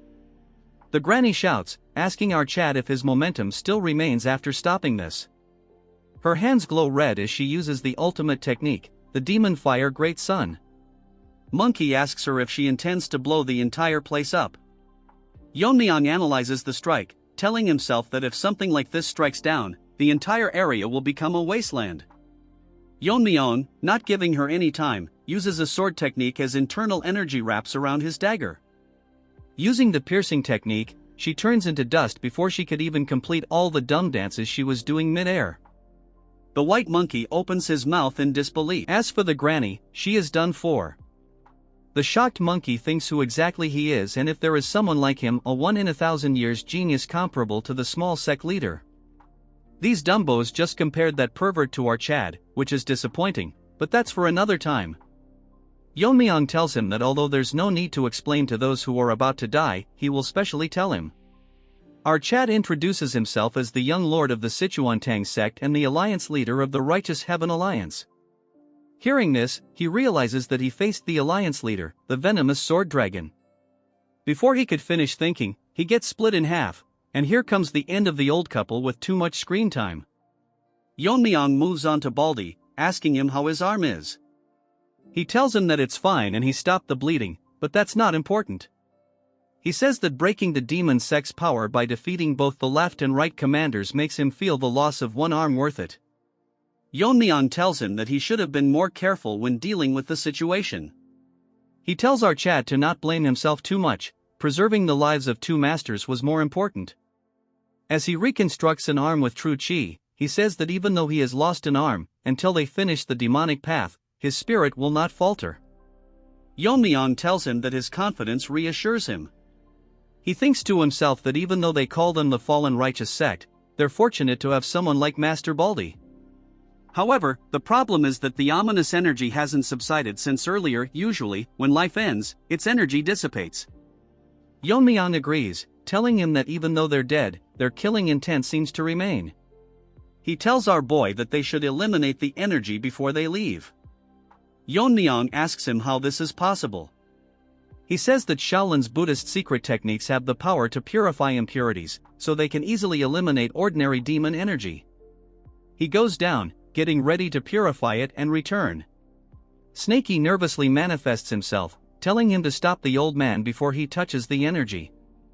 The energy is coming from the sword, not the corpse. As Baldy comes in contact with the sword, huge waves of demonic energy release from it, temporarily paralyzing him. But Yeon-myeong grabs his shoulder and pulls him back. Our Chad asks him if he is doing fine, and he responds that it's all thanks to Yeon-myeong.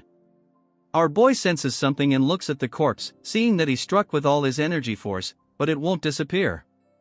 Baldy explains that the moment he brought his Buddhist energy to the sword, that demon-arousing energy devoured the true energy instead. A strong vengeful spirit, it's the Buddha-killing energy. From the sword, something ominous starts to emerge, shocking everyone present. Snakey tells our Chad that he had thought it was strange but couldn't be sure, but now he is certain. It's a Kimimoryo. However, this isn't an ordinary one. A normal Kimimoryo is born from a single grudge accumulated over a long time. This one was created by binding hundreds or thousands of grudges and sealing them into the sword. In other words, it's an artificially created Kimimoryo. Except for our Chad and the Tang clan ancestor, shaman practitioners handle Kimimoryos as familiar spirits. Even though shaman practitioners were forbidden from forcefully creating Kimimoryos. However, occasionally there were those who broke the taboo and created Kimimoryos by binding grudges. So what he means is that someone in the demon sect is continuing the shaman practitioner's lineage. Moreover, it is someone who breaks taboos and uses any means necessary that are against heaven. This concludes this part. Make sure to like and subscribe for another part. This part starts with the crawling ninja turtle coming face to face with our Chad. This ugly turd starts making weird noise and in an instant it closes the distance, attacking our Chad with its claws slightly grazing him.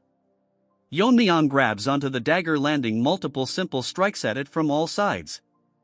Our Chad expected the outcome already as he cannot feel it being cut. He thinks that it might be because it's made from grudges. The weird thing about this ugly turtle is that it ignores the physical attack it receives, yet its own physical attack works. Snakey manifests itself, telling our Chad that it's natural that his attacks don't work. After all, every evil spirits are essentially a though form, so he suggests our Chad that he should leave this ninja turtle to him. Our Chad asks his Pokemon if he has a way. Hearing this, he gets overconfident. Releasing fog, he tells our Chad that he seems to have forgotten since he is using Snakey as a poison energy supplement. As the entire area gets surrounded by fog, Snakey says that he is an evil spirit who has lived for 1,000 years. Yeon-myeong's buddies are confused as the fog is so dense that they cannot see anything properly. The ugly ninja turtle cannot understand anything since it's stupid like all of us. Yeon-myeong tells Snakey to finish it quickly since many eyes are watching them. As for him, he gets out of our Chad's body. This time he is in his real form, telling our Chad that he understood what he meant. Snakey is so large that in front of him the ugly ninja turtle is an ant. Snakey tells this turtle that for a newly born creature its level is impressive, but he is no match for our Snakey who has accumulated power for over 1,000 years. So this ninja will also become nourishment for Snakey's power. Without wasting any time, our Pokemon devours the spirit in a single bite. Afterwards the fog faded away as Snakey munches on his meal. As for Baldy, he asks Yeon-myeong if he is doing alright. Our Chad is nervous, telling him he is fine. As for Snakey, he is still digesting the turd he consumed. Fatty praises our Chad, telling him that the fog just now was our Chad's energy technique. Our nervous Chad tells him that it's similar to an energy technique, which he thinks he should be vague about this. Baldy tells him that he cannot understand what the demon turds created, and he has never seen such a horrifying entity in his life. Yeon-myeong tells him that this might not be all of it, so he requests him to take all of them and return to the Alliance headquarters. Hearing this, Baldy and Fatso get shocked, unable to comprehend what is happening. Baldy asks our Chad if he planning to go to the demon sect's headquarters alone. Fatty tells Yeon-myeong that he managed to eliminate their key forces, so he should be satisfied for the time being. Hearing all this, our Chad cannot understand what to say to these worry babies. Our Chad explains that the turtle just now was an evil spirit that is not susceptible to normal attacks. And as they saw earlier, that they had to use energy techniques instead of sword strikes. So according to analysis, there is someone in the demon sect forcibly creating evil spirits. Fatty discovers that there might be multiple creatures like the turtle earlier. According to our Chad, the demon sect's forces are still intact. Additionally, they have yet to identify the small poison demon. If he is really someone from the Tang family, he needs to handle it by himself. Yeon-myeong tells them that they might sound reckless, but right now there is a gap in their main forces, so this is their chance to deal a decisive blow to them. Bat tries to reason with our boy, but Baldy stops him, agreeing with Yeon-myeong. Baldy tells him that although his skills are beyond doubt, he is the one that must lead the righteous alliance, so he must be extremely cautious and act with prudence. Our Chad tells him that he will follow his words and return with good news. As he rushes towards the headquarters, Baldy tells Fatty that even if he told him to stop, he wouldn't, and there is probably no one who can pose a threat to the alliance leader. So they be patient and head back. Although he said this, he is very worried since they are unaware how many Fire Realm Masters they have, not to mention the demon sect leader. Rather than doubt, he will wait with faith, wishing the safe return of our Chad without any fail. Moving to the heavenly demon headquarters, a dog barks that the small poison turd is entering, as at the white monkey who wants some more screen time. The female white turd congratulates the monkey, since he heard that he achieved great merit on the battlefield. She smirks, saying that he is finally starting to look like a proper demon disciple. She says that the poison master, who was the head of the Young family, was proud when he heard the news. Hearing this, the turd sweats since the master is now his father. A few days ago, the day after the turd reached the realm of Poisoner, female turd introduced the dunce to the head of the Young family. He has been supporting the demon sect and will goor his status from now onwards. The monkey introduces himself as Tang Muchan and expresses his gratitude for protecting his status. This ugly turd tells monkey that since he abandoned the Tang family, he cannot use that name anymore. He intends to adopt him as a son, so from now onwards he will be called Yang Muchan. This leech call him father, and the happy man tells him that he never had children, so he is delighted to have a reliable son. Moving to the present, he is grateful to the family head for accepting someone inadequate as him. Hearing this, female turd thinks it's a boring response. She tells monkey that now that he has achieved such merit, the sect leader will surely reward him, so she asks him what it is that he will like. He was thinking of requesting the divine body techniques, since the body techniques of Kunlun was impressive. Next time he would like to join the pursuit team and achieve even more merit. She thinks that it's a good idea, but suggests him to not learn something so boring, since they are so common in their library that he would trip over them. She shocks him by telling him that he should learn something like the original Revere Blood Demon technique. He has heard about this before, since it was what the Heavenly Perverts forces used when they invaded the Tang family in the past. It's a demonic technique that explodes one's potential, multiplying their strength for a short time. He asks her that it is very dangerous because when the internal energy runs out he would die or fall into demonic possession. This skinny plastic tells him that it might be true for normal demon disciple, but he has learned the immortal demon technique. She tells him to think that if the demon reverse techniques that cost his life and the immortal demon art that prevents it. If he were to combine those, the results would be incredible. Hearing this, Turd is flabbergasted. This masochist bites her lips because she is curious what will happen if they combine these martial art techniques. Moving on to the Alliance headquarters, Barbie is preparing for the war. A elders asks him what he is doing. Barbie tells him that he is just double-checking the troop formations.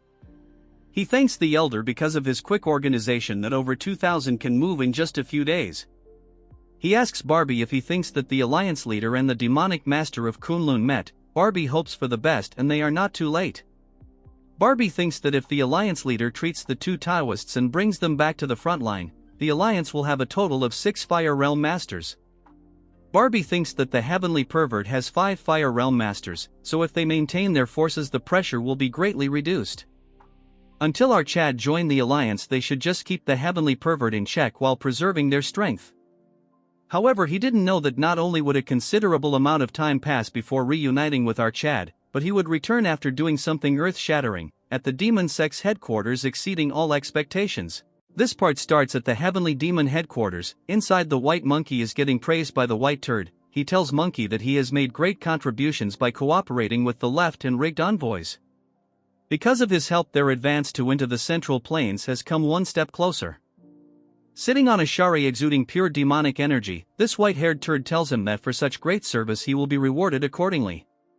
So he asks him what it is that he desires. The monkey is having a breakdown because this is his first private audience with the sect leader, and he is different from what he expected. He is sweating like crazy because the pressure of his demonic aura, even unconsciously released, is overwhelming. With a stuttering voice he tells him that he wants the true version of the reverse blood demon technique. Hearing this, the turd is taken aback. He reports if he wants the true version of the reverse blood demon technique. After thinking for a while, he sleeps on his bed, telling him that it can't be a coincidence that you, possessing the immortal demon technique, are seeking the reverse blood demon technique. So the female turd must have told him that with an immortal body he might be able to ignore the backlash of the technique. The old hag smirks, telling him that curiosity and mischievousness are the charm of the female turd. Getting straight to the point, he tells him that there is no such thing as the true version of the reverse blood technique. Hearing this, White Monkey's world falls apart. The leader begins to elaborate, telling him that from the start, it's a technique that uses some acupoints to circulate demonic energy and explode one's latent power. If he risks death like the immortal demon and uses all the acupoints, that itself becomes the true version.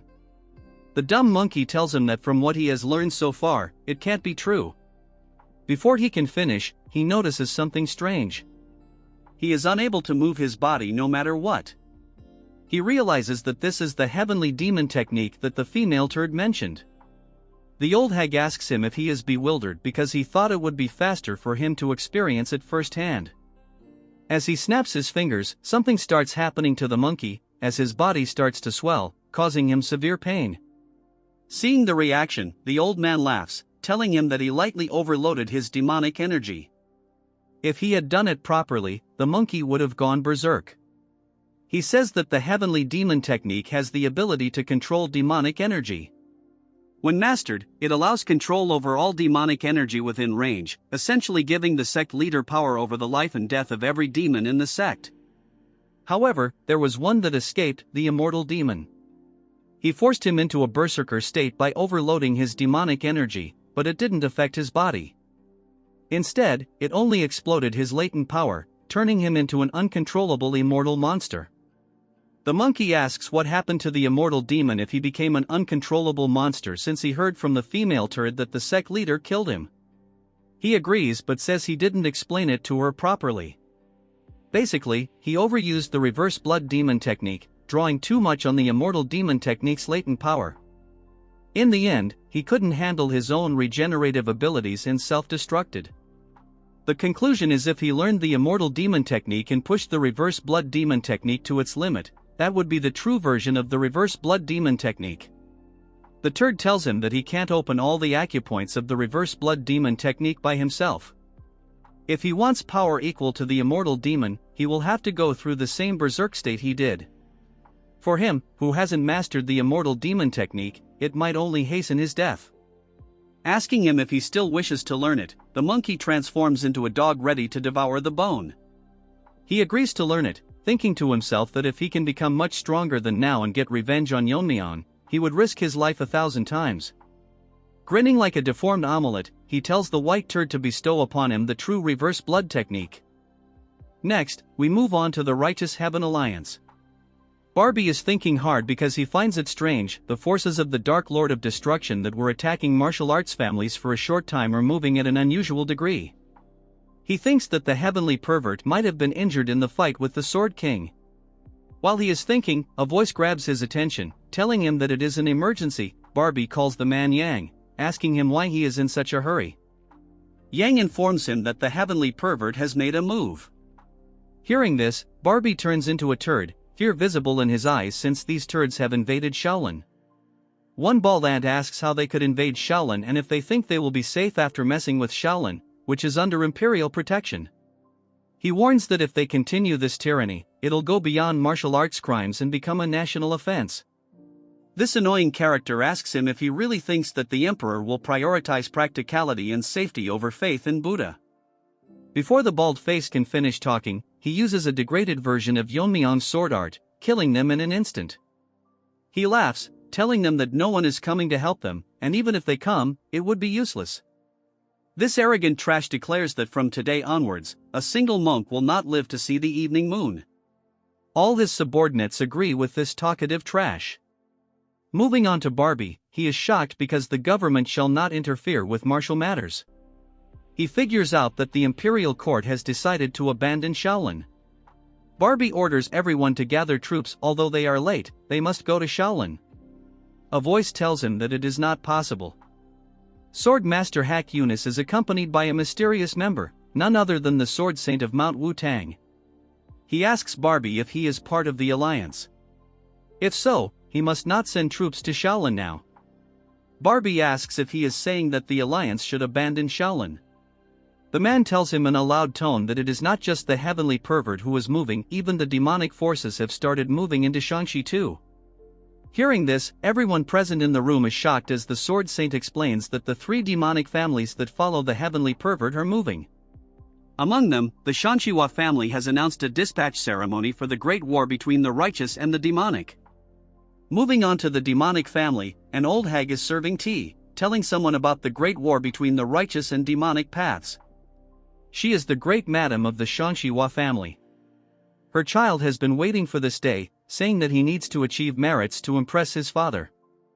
This great war is to determine the successor among the 3 young masters of the demonic path. She asks the person if their son, as a candidate, is the most likely to become the Lord. The one-eyed turd asks her if she is worried about that and if his support as the right hand of the Lord is not enough. She is concerned, saying that as a mother it's natural, so she just wants an honest answer. Among the 3 young masters of the 3 demonic families, the young master is the most skilled. If he achieves merit in this expedition, his position as successor will be secured. By means of merit, she asks what he means. She is shocked as he tells her that it means the annihilation of the righteous sects in Shaanxi, which basically means the destruction of the Wasan and Jiangnam sections. With that much, the pervert will become the next lord. The pervert attacked Shaolin. Meanwhile, the imperial court declared non-interference in Murim affairs. The Manhwa family, one of the 3 demonic families, held a troop dispatch ceremony. Barbie cannot believe that all of this happened in a single day, as he continues reading the paper. He thinks that if things continue like this they don't know what to do. At this crucial point they need our Chad right now. Moving on to our Chad, he is running on a vast desert. Yeon-myeong wonders if this place is really the Xinjiang Plains. He is confused because he is running across a desert, because he cannot see any water and this is the first time he has seen such a place. Snakey tells him that this place is the Taklamakan Desert. It's an abandoned land no different from the land of death. In the past, he exterminated the evil dragon, the Earth Dragon, who was settled here with the shadowless wanderer. As a result, this area became a desert. Whether 6,000 dragon or evil dragons, there are those born with the ability to control the energy of the 5 elements. The Azure Dragon controlled by lightning energy, the other evil dragons each handled one of the 5 elemental properties, among them the Earth Dragon, who ruled over the earth energy. It absorbed most of the land's energy in its fight with the shadowless wanderer. To prevent this, the ritual master set up a spell formation to divert the earth energy elsewhere. Given the nature of ritual master's spells, the formation should still be active if no one has tampered with it. Yeon-myeong is confused because if the Earth Dragon was exterminated, there is no need to maintain the formation anymore. Snakey is not entirely sure, but one of the ritual master opposed its removal. He said it would create problems directly linked to the survival of the common people. He was the night demon of defying heaven from the demon sect. Although he was from the demon sect, his skills were the most outstanding among the ritual masters of that era. Snakey says that it is no exaggeration to say that he can cast the spell alone. That's why neither the other ritual masters nor the shadowless wanderer opposed his assertion. However, he walks a different path from orthodox ritual masters. Snakey doesn't know for sure, but he must have had other intentions. Unlike other ritual masters who built their status through spells, he used evil spirits as his subordinates to build his status. He heard that with his elevated status, he could perform forbidden techniques and avoid divine punishment. In other words, he's someone who uses forbidden techniques without hesitation, so he has to be careful if you discover any formations he created. Yeon-myeong smiles, telling him that usually he is not this talkative, teasing him by telling him if he is worried about our boy. Snakey gets embarrassed, telling him that he is worried about himself, because if he dies he will also die. Our Chad tells him to leave the topic, asking him just how big this dessert is. We move on to the turds. Poison Turd wonders how big this dessert really is. The white-haired turd tells him that his pace has declined. He warns him again to be extremely careful not to stray more than 3 steps away from him. Poison Turd thinks that it's been several hours since he started following the sect leader to obtain the reverse blood demon technique. They were walking at the edge of the desert, but at some point, the landscape became distorted, and now he doesn't even know where they are. Trash wonders if this is some kind of formation. It's similar to the one he saw in the young sect leader competition. All of a sudden the turd tell him that they are here. He gets shocked to see that they have come across a huge gate. He cannot fathom that there is such a large door in the middle of the desert. The leader tells him that it's too soon to be surprised. He pulls out a talisman marking the door, flames engulf the door and it's open. From inside, extreme pressure releases, causing the ant to get squashed. He gets surprised to see that beyond the door the space is completely different. Moreover, when he was studying poisons at the Tang family, he saw most common plants. But here sees unfamiliar plants everywhere that he has never seen before in his life. The leader tells him that this is his secret training ground. Hundreds of years ago, the first sect leader created this place from his mental imagery. Only the blood descendants of the first sect leader have the authority to open and close the door to this place. In other words, he can train here without any interruptions. So he tells him to dedicate himself to training here. If he reaches the fire realm after the left and right envoys, their sect's strength will increase even further. He gets on the ground groveling, thanking him for this opportunity. Since he is done speaking, he tells someone to reveal themselves. All of a sudden something appears, shocking the turd. The leader tells them that it has been a while. The method deer. Surprisingly, it is actual deers speaking, telling him that they heed his call. Seeing all this, the poison turd is like us, confused by just what he is seeing. After a brief discussion, he figures out that they will assist him on his training. The white turd turns around, telling Trash that the method deer will assist him in daily matters. For the last time he asks him if he has changed his mind, but the turd is fixated on his goal. Using the heavenly demon divine technique, he increases the flow of his energy. The pain is severe. Turd thinks that the pain is incomparable to the demonic energy outburst he experienced recently. His body starts reconstructing, all his bones breaking and healing. The leader believes that if he can bear this, he will be as strong as the immortal demon. Leaving this turd, he takes his leave, sealing the door. Moving back to Yeon-myeong, they come across the reverse dragon sealing formation Earth. Seeing this, Snakey is shocked because it's a very powerful formation created to eliminate the Earth Dragon. Yeon-myeong detects something strange beneath the killing formation. Snakey is impressed that he can sense it since there are more than a few thousand evil spirits underneath. Snakey figures out that they are absorbing the remaining Earth Dragon. These people will do anything to make evil spirits their subordinates as a means to build up their power. Yeon-myeong is shocked because there are more than 1,000 spirits, which is troublesome. He thinks if he should deal with them before fighting the demon sect. But if they are immune to physical attacks like that one from before, it would be quite troublesome to handle them. That's when he sees that he has a hungry dog in the shape of a snake as it continues to drool. He asks Yeon-myeong if he can have his food. Chad tells him it's fine. Snakey asks him again. Yeon-myeong says that he is not a ritual master, so he doesn't know much about evil spirits and demons. He is more suitable to deal with them, and at his level, it shouldn't be difficult. Snakey understands, but he didn't expect that Chad would agree so easily. Yeon-myeong tells him that it's settled.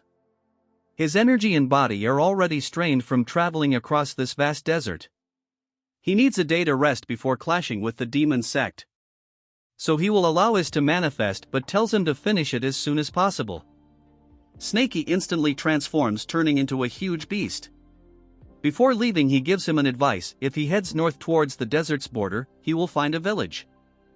Chad remains quiet as Snakey plunges into the formation. Inside there is a net made of talismans. That when Snakey notices a powerful energy coming his way. He figures out that this is not the master but the energy of a hungry spirit. The spirit notices that there is an intruder. The guardian of this formation is the four-eyed divine hound. This concludes the video. Make sure to like and subscribe for another part. As Snakey dives deep into the formation, he thinks it is peculiar that there is such a place hidden beneath the desert. He figures out that the Earth's energy has been trapped within a formation all the time. That's when Snakey notices a pit. Taking a closer look, he senses enormous energy, so this pit is where all the evil spirits are sealed.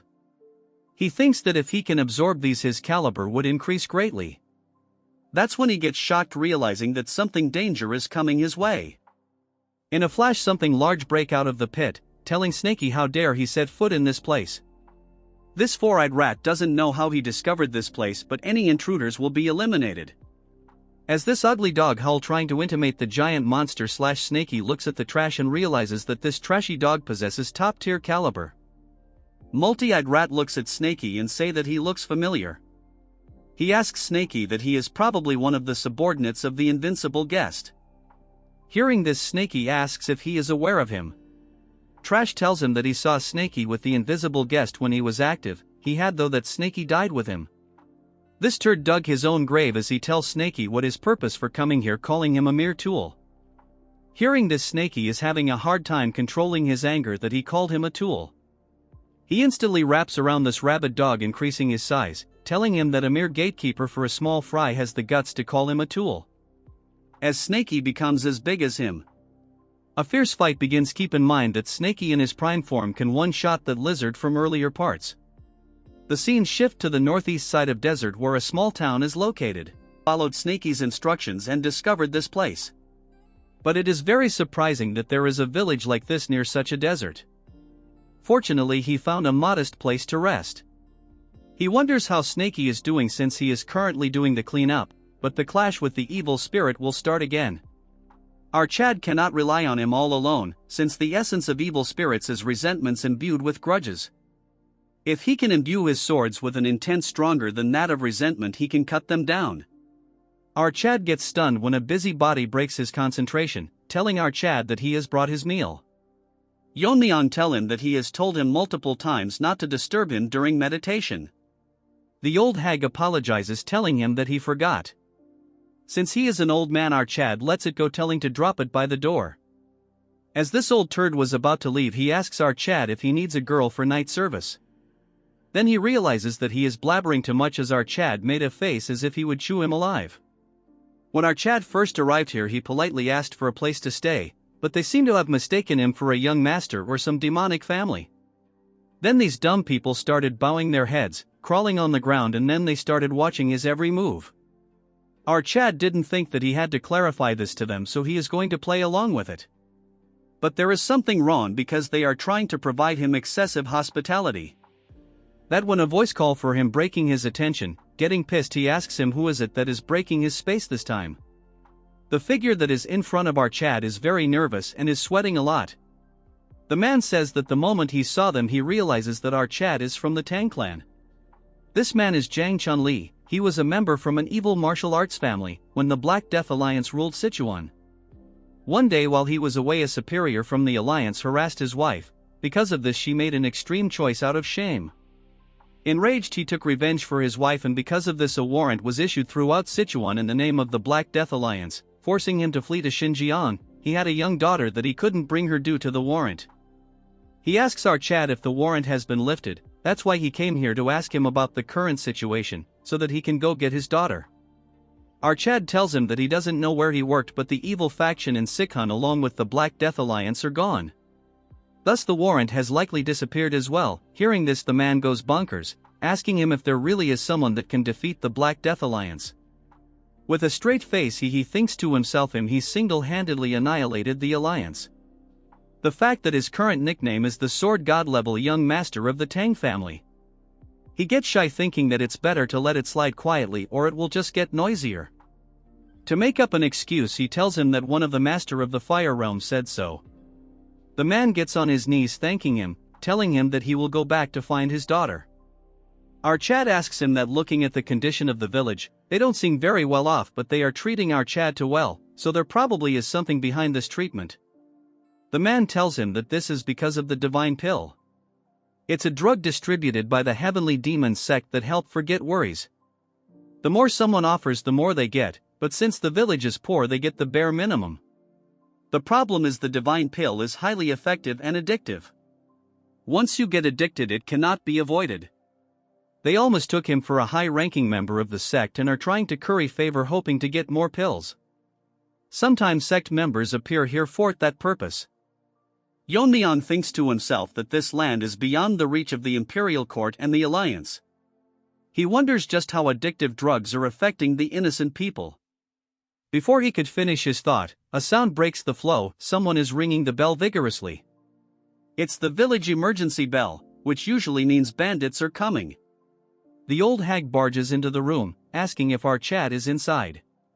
She asks him if he heard the village bell, explaining that about 50 bandits are heading toward the village. Then he turns to another man in the room, questioning what he's doing there. Yeon-myeong intervenes, telling her that he called the man over. Our Chad asks the old if there really are bandits coming. He confirms it and mentions that they have a shelter for situations like this, suggesting it would be best for him to come hide with them. With an angry look, our Chad responds, saying that he isn't someone who gets scared by mere bandits. The old starts shaking, insisting didn't mean it that way. Without wasting any time, he tells her to guide him toward the bandits. As he approaches the group, the bandit leader notices 4 figures who don't look like villagers and demands to know where they're from. Our Chad remains silent as a flashback takes us earlier when one of the attendants advised him. The attendant told him that if he ever fights bandits, he should claim to be from the Yang family, a sect known for researching poisons in medicines. Recalling this advice, our Chad declares himself as a young master of the poison master Yang family. The bandit leader scoffs and says that if that's true, he should show them the divine pills, which members of the Yang family are said to carry. Hearing this, Yeon-myeong sighs, realizing he has no choice but to put his hands inside his robe. The bandit leader thinks to himself that this is a windfall. If they take our Chad hostage, they might extort loads of divine pills from the sect. However, looking back, he realizes that except for him, his entire group has been wiped out. He can't believe what he's seeing. Meanwhile, our Chad finds the situation strange. He clearly stated earlier that he needed rest to circulate his energy, yet one thing after another keeps disturbing him, and now bandits appear right on cue. With killing intent in his eyes, he asks the remaining bandit who exposed his whereabouts, threatening to turn him into a limbless Barbie if he fails to answer. The attendant watches silently, amazed at how effortlessly our Chad eliminated the bandits. He knew our Chad was strong, but not to this extent. The bandit leader stammers, claiming he didn't mean to go this far. Hearing this, Yeon-myeong wonders if the man is hiding his strength. Instead of showing anything, the bandit falls to his knees and proclaims eternal gratitude, offering to do anything to prove it. He exposes that they came here under someone's orders. Yeon-myeong sighs as the man reveals that the main culprit is the village leader. Hearing this, the old grows visibly scared. The village chief tries to deny everything, shouting that it's pure slander and that he'd never do such a thing. He begs our Chad to kill the bandit instead. But the bandit shouts back, revealing that it was indeed the old man who gave them the tip-off. The bandit continues exposing the truth. The village chief had tipped them off about a naive young master passing through, urging them to kill him and take his wealth. He explains that the chief has a close relationship with the bandits and that they've done this to several travelers before. The process works like this: the village chief reports information about passing merchant groups or peddlers, and the bandits rob them, sharing a portion of their spoils. If the village used those resources to buy food and materials, they could have escaped poverty long ago. To confirm his claims, he urges our Chad to check the chief's house, which will surely be overflowing with riches. The villagers begin turning against the chief, realizing that the young men who died previously were victims of his schemes. They curse him as the chief breaks down in tears. Having seen enough, our Chad throws a needle, dies instantly. He mutters that the chief was utterly disgusting. As the man falls to the ground, the bandit leader notices the feathered needles our Chad used. As far as he knows, feathered darts in the world are only associated with the Tang family. Before he can spill any more information, our Chad ends him, remarking that the bandit was sharper than he looked and should have pretended not to notice that detail. After following the thieves' words, they discover a huge stack of wealth hidden inside the chief's house. The amount is so much that it is enough for all the villagers to settle elsewhere. Yeon-myeong tells the steward to divide the treasures among themselves since he has to go somewhere. Hearing this, the man gets shocked, telling our Chad that it was him who dealt with the thieves. Yeon-myeong tells him that it's unnecessary for the path he is taking. In reality, the gold coins from the Black Snake Castle alone are worth several times more, so there is no need to reduce their share. He asks him if the villagers are moving, and since the Black Death Alliance has gone its best to buy farmland in the Central Plains. The man thanks our Chad and tells him that it is because of him that he can search for his daughter. That's when our Chad hands him a pouch, telling him that he has included poison in feather needles in case he encounters other bandits on their way.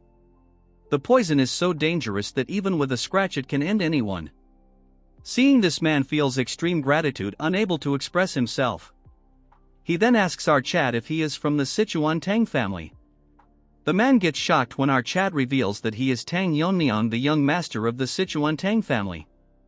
The man thinks to himself that our Chad was extraordinary, but not to the extent that he is the young sect master. Yeon-myeong, on the other hand, thinks about why Snakey is not back yet. Because he seemed quite confident that he could handle the evil spirits all by himself. He stares at the sky and thinks that he has no choice but to go there himself. Moving to Snakey, he has finished the ugly-looking turd that was blabbering nonsense. Snakey is losing connection. A spirit medium is something that connects a master to a servant. Like souls connect, this allows for telepathic connection. But there is one thing that they are not aware of, that there is a side effect, which both of them are unaware of. If the physical distance between the master becomes too far, the servant cannot maintain their sanity.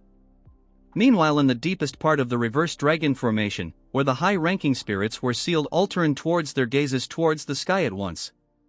They had sensed the death of the four-eyed divine hound, the gatekeeper who has been guarding the bottomless pit. Subsequently, they felt an enormous energy descending towards them.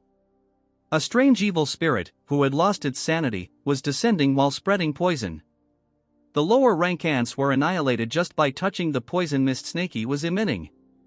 Before the would also die by his hands. In this situation, the only choice was to devour each other and build up their rank to become slightly stronger. The high-rank monster, the phantom frog, was devouring another beast, but a beast stomped it to death, telling everyone that he cannot let it increase in rank. It wonders to itself that the four-eyed puppy died easily, wondering just how powerful the snake is. It thinks that it's time for it to escape. After devouring a few and raising its rank, it can leave this place. That when a voice tells it to stop, warning the Qin Lin that the toad is its prey. And if he were to put down that toad quietly and step back, he would grant him a peaceful death. The Qinlin tries to fight back, but a voice breaks their momentum. From the pits of the cave a huge being emerged, shocking both the high-ranking spirits. It is the highest rank evil spirit, the bullet pearl fish. The tiger directly felt the difference in their rank. It cannot believe that such a being was sealed at the bottom of the bottomless pit. This monster was born from the terror of the unfathomable deep sea. Just like its origins, it achieved an impossible rank. Despite being barely captured by many water manipulation monster and talismans inscribed with spell, they couldn't leave him, and the reverse dragon formation master sealed him in the deepest part of the bottomless pit, placing a spell that would prevent him from escaping as long as Four-Eyed Divine Hound lived. The whale thinks that its time has come and he will devour all human, especially the ones that sealed him. All of them, including Snaky, felt an overwhelming pressure that is hard to forego. Its roar was so loud that it ripped through the hole, creating a breakage. The roar caused a gap in the bottomless pit, and now they can see the sky. The tiger thinks that if they can just get past Snaky and the giant, they will see the light. The Qinlin tells the tiger to look around. The whale swept through all the low-ranked spirits. Their resentment are still lingering around the place. If they can absorb all this, they can considerably increase their rank. So instead of fighting, they should team up and escape this place first. Moving to the whale, it thinks that something of considerable rank is approaching it. The whale thinks that after devouring our Snaky, he can escape this place. But as they were about to face each other, a huge rift occurred, ripping the formation in half.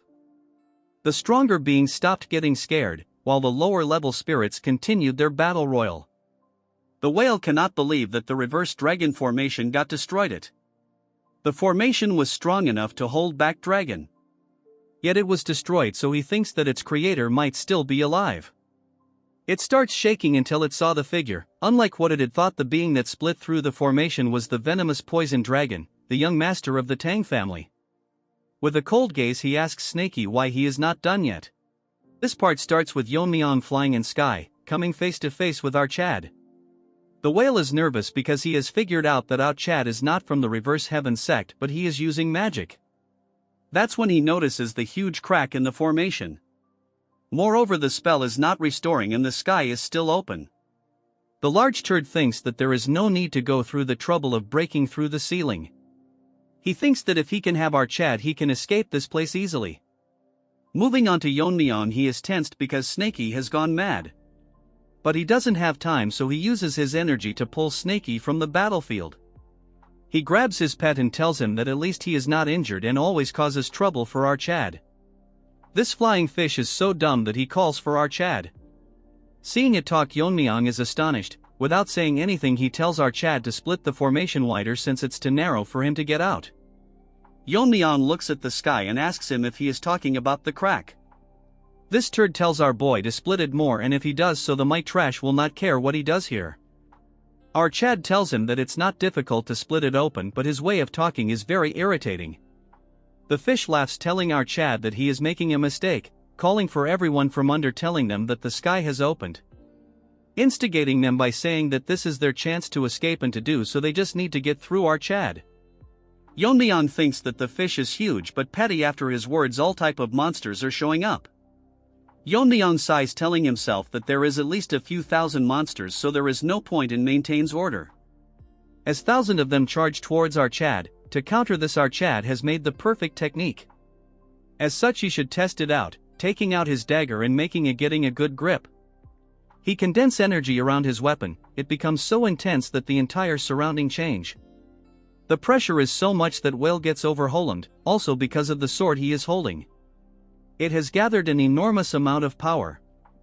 Yeon-myeong continues to hold stance because he wants to finish this fight in one strike.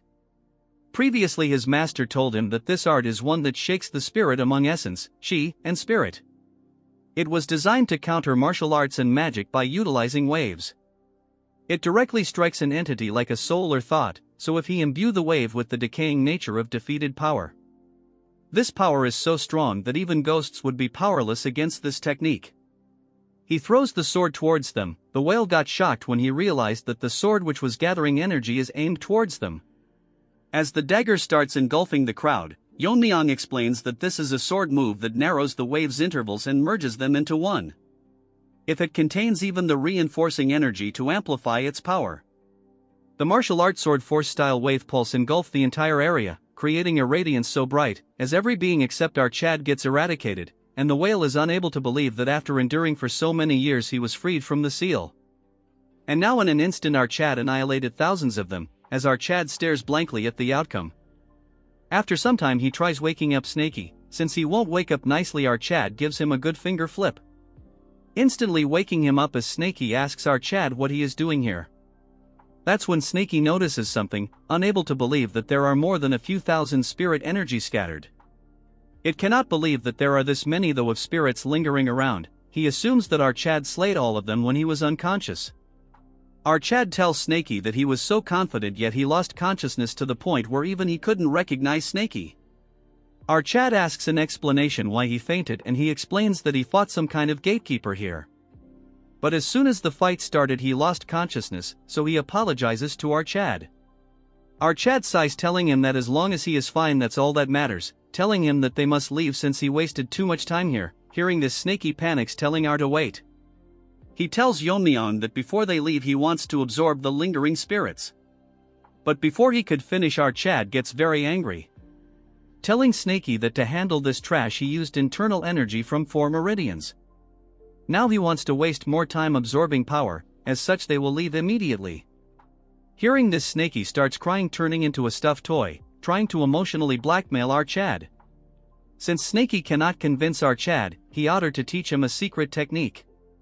This piques his interest as Snaky elaborates that he will teach him the 10,000 power rain. Hearing this, Snaky asks him how he knows this technique.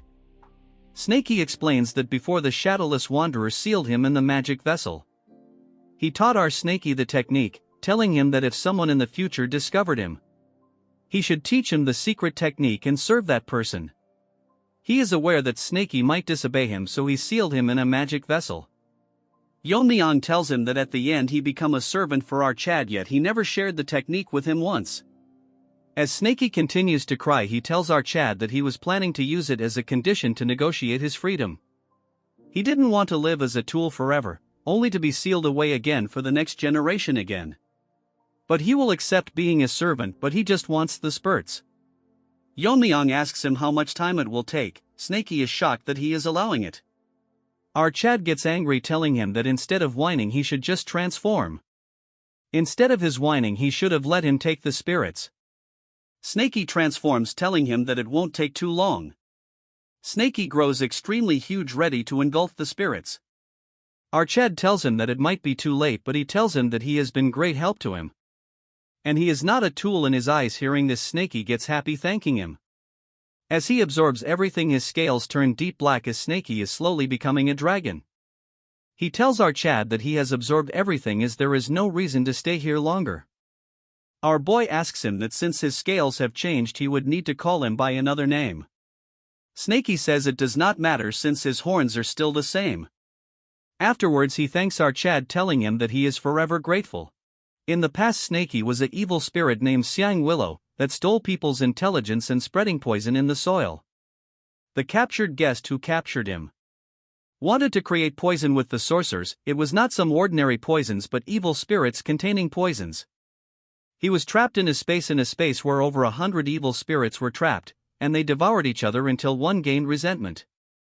In the end it was Snaky who survived and became the true poison. It was from then that his transformation began due to the accumulation of resentment, and he was called the blue-horned white snake. Our Chad asks him if this is similar to how a martial artist reaches the 3 flowers convergence state. Snaky says that it is similar but different since evil spirits are fundamentally beings of regression.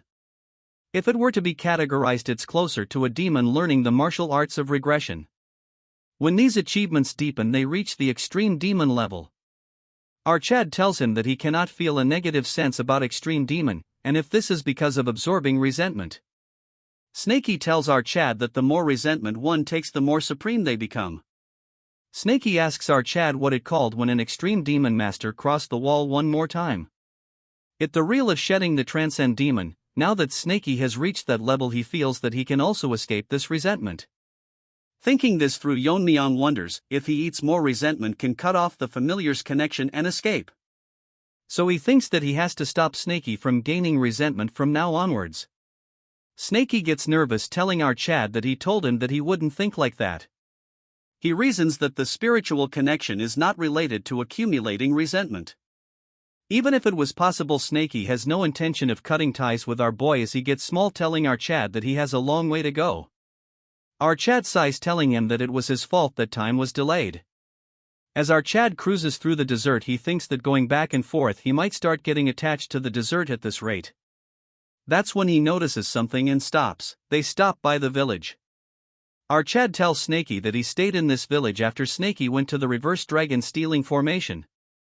Our Chad has doubts because he thought everyone left the village, but he can still sense signs of people in village. That's when Chun-Li comes out calling Fro our Chad. Our boy asks him why he is still in the village. That's when he points his hand, showing something that shocks our Chad. Everyone in the village passed away, as the man explains that after our Chad left. One by one they started foaming and lost their lives.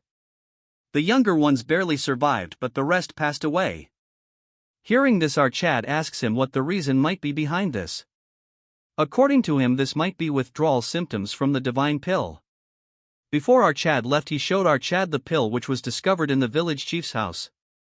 Most villagers have consumed more than one pill, so everyone in the village is already addicted. So he asked our Chad if there was someone as skilled as him to solve this addiction. Our Chad remembers that he saw a small trace of poison from every villager. He thought it was simply because of the scarcity of food in the desert.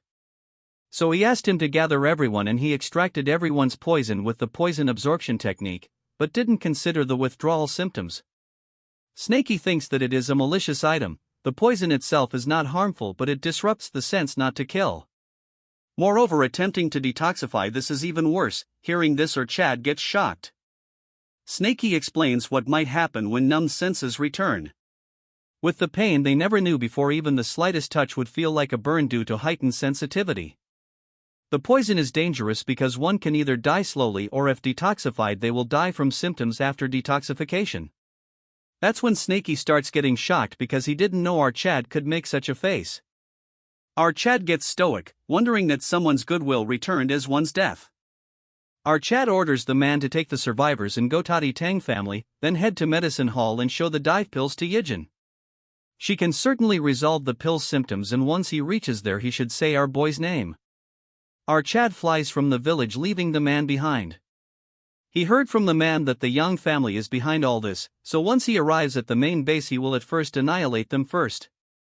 Moving on to the Yang family, all of them are busy producing the divine pills. One of them tells the makers that they need to finish preparations before the arrival of the family head. After some time this minion arrives, telling him that they have worked hard, wanting updates on the pill production. The man assures that they are almost done with the production. The leader thinks that only good things are happening with him. The increased demand for the pill have gained the leader's trust. Even his adopted son is performing well since he took down 2 Fire Realm Masters. Currently, their family status is inferior compared to families with left and right envoys. If they continue achieving like this, the Poison Master Yang family will become the leading demonic family. The production masters asks how crippled Monkey is doing. The leader proudly says that he is currently receiving direct teachings from the sect leader, as such the leader should be pleased. But the leader wonders why he is asking such a question. The man says that it is because it's been quite some time since the young master last took the Pian pill. Hearing this, the man gets shocked because the Pian pill is a painkiller that blocks sensations T0 suppress pain. The divine pill was created by diluting and partially modifying Pian pill. As the original source, it certainly has potent pain-suppressing effects. The leader wonders that Monkey cannot suppress pain without Pian pill. That's the key reason for adopting him. He wonders if he found something to replace the pain. He says that he will have a talk with the Poison Master. That's when he hears a sudden noise. It increased, creating strong vibrations. A man barges into the room saying that an intruder has appeared. He comes out and shouts who has the guts to attack them, only to see all the guards dead. Our Chad says he has been roaming all day to find the faces of trash like him, who created divine pills to ruin lives of innocent people. With a deadly look he asks the man if he is head of the clan. This way longer than you guys had expected, but here we go. The man looks down to see an angry Yeon-myeong staring right at him. Surrounding him are bodies of guards all killed instantly. He notices that the uniform with the character for the Righteous Alliance is here, but cannot understand why. Our Chad with a cold stare tells him that they are trash that spread drugs to common people, ruining their lives, so he has come to annihilate them today. Hearing this, the Barbie starts sweating. The man then sighs, telling our Chad that this is absurd considering the commoners belongs to their sect and it's none of his business what happens outside the Central Plains. Moreover, the power of life and death of the commoners under their sect solely belong to their sect leader. So he has no right to annihilate their clan, since they haven't done any harm to the Central Plains. Taking out his dagger, our Chad tells him that the war with Kunlun was aimed to expand their influence towards creating a new demonic order. In that process these pills play a big role. Just one pill and they cannot escape, becoming dependent on the pill. Eventually they will submit to the demon sect. As his dagger transforms into a huge sword, he says that he will not let such filth enter the Central Plains as the leader of the Righteous Alliance. Hearing this, the trash gets shocked, realizing that they are facing the dark poison sword dragon Tang Yeon-myeong. The distance between the Central Plain and this place is vast, yet rumors still manage to spread that the leader of the Black Death Alliance who ruled Sichuan had fallen to the dark sword poison dragon of the Tang family. The surprising news of a new Righteous Alliance, the Righteous Alliance, being formed in Sichuan with that dark poison sword dragon as its core, reached this place, but it didn't cause too much spark, because the heavenly pervert and the dark lord of destruction were on the move. So they judged that no matter how strong the righteous forces in the Central Plains became, they couldn't affect Xinjiang immediately. But he cannot understand what he is doing here currently. Then he starts sweating, realizing that if he is here, that means he came across the left and right envoys. Hearing that, our Chad figures out he is taking about the left and right weaklings, then like a savage says that he killed them since there is none reason to spare a demon expert trying to kill alliance members. Before this Barbie could blabber more nonsense, our Chad says that this where they stop talking. Because no matter how much they stall, the result of annihilation won't change. That's when our Chad notices a shift in demonic energy. A considerable amount of demonic energy is approaching, so it's most likely reinforcements. The turd says that the other families is coming to support them since he stirred up trouble. It's impressive that he came here alone and even killed the left and right envoys. He takes out a few pills as he taunts our Chad, telling him that surely their paths have never crossed, but he will make this place his grave. Throwing the pills towards our boy, they cause many explosions. Our Chad thinks it's dumb because poison is useless against him. But something does affect him, causing our Chad to feel severe pain. Snaky manifests itself, asking what is happening and if the mysterious mist is behind it. Snaky thinks that because of his poison refining madness nothing affects him, realizing it might be something else. Barbie says that it is the Beyond Pill, a painkiller that their family produces. Since our Chad is from the Tang clan, he should be used to poisons, but this pill is not one, since it's completely harmless to humans as they act as medicine. It actually refines and sharpens your senses, which is why you're feeling dizzy. The Barbie notices that the reinforcements have arrived, the elite members of the demon sect. As the ants flock together, one of them says that from now onwards they will handle the rest. Since our Chad is still affected by the medicine, the turd thanks everyone for coming despite their busy schedules. He has captured the leader of the Righteous Alliance and no less. They thinks it shocking because they heard he is dealing with the Dark Lord of Destruction forces. No matter the reason, the Barbie thinks if it's better to capture him and verify. Before they arrived, he even made him inhale the Beyond Pill. Normally it stops pain, but since his body is healthy it's causing sensory issues. That when something happens to our Chad and his eyes start glowing, as they all charge towards him, our Chad starts laughing. It's as if time has stopped around him. All of a sudden our Chad disappears, shocking them.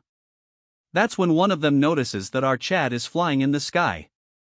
His eyes are glowing as he smirks at them. The trash gets shocked that not only did he overcome the pill, he is even using martial arts afterwards. Our Chad doesn't know just what he used, but the flow he can currently see has been amplified several times. As he takes out his needles, he thinks that right now he can perform martial arts that he has only imagined. Spinning in the air like a fan, he throws the needles. The turds cannot believe that someone can move like this mid-air. Flying across the entire place, our Chad continues throwing needles. After throwing the needles, the flow is visible to his current eyes, and spread them in an instant as if spinning.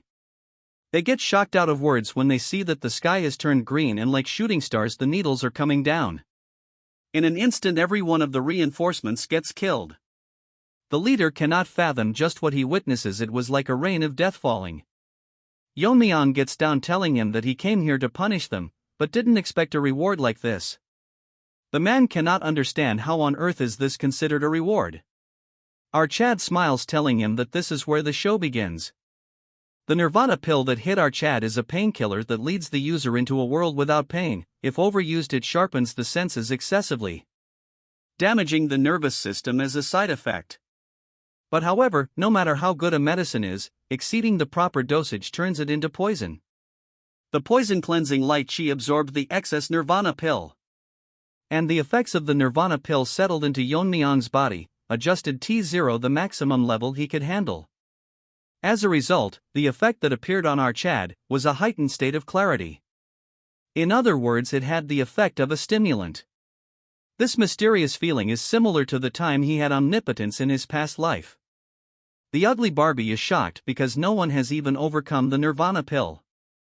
Our Chad doesn't care if no one has ever done it or not. He thinks to himself that he might not be able to try it now. The aura that our Chad exudes has multiplied, realizing a huge amount of chi. As our Chad taunts this ugly Barbie telling him that he has overcome the effects, the man thinks to himself that he cannot just sit here and die. He is not permitted by the cult leader to use this, but he has no choice. He presses multiple pressure points and starts powering up. Bro thinks he is Piccolo, but that not it, he looks more like turd that will be killed instantly. The newly transformed gorilla Barbie charges towards our Chad. As for him, he is trying something else. R thinks to himself that before the effects wears off, he will have to try the effects of the Nirvana pill. If doesn't use this opportunity now, he might never gain this enlightenment again. The flow he can see flowing is not an illusion, but it is the real flow and trajectory that existed in the world. As his eyes continue to glow, he can now understand what is going on. The collective trajectories I've wielded until reaching the realm of the sword god under that name of dragon in his past life. If our Chad were to infuse internal energy into that flow and manifest the trajectory at once, he can create a new martial art. He uses the simultaneous manifest of sword techniques called countless totality. Even without moving an inch, our Chad lands multiple attack. The Barbie cannot believe that without even swinging he landed this many strikes. Before he can realizes, he gets dismembered, causing a huge explosion. The attack itself was so strong that it destroys the entire clan, making everything collapse. Snakey tells our Chad that a single technique was enough to wipe an entire family. Snakey thinks that this is impressive because not a single life remained in the aftermath. He asks Yeon-myeong that wouldn't it be better to leave one alive so that he can at least get some information. With a straight face, our Chad tells him that there is no need to leave any future threats and he doesn't need to obtain any information either. He tells Snakey that he can sense a massive energy beyond this place, so that's where the demon cult leader is.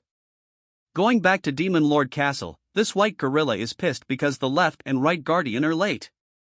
It's suspicious because they both went after the Fire Realm Masters, but it should not take this long.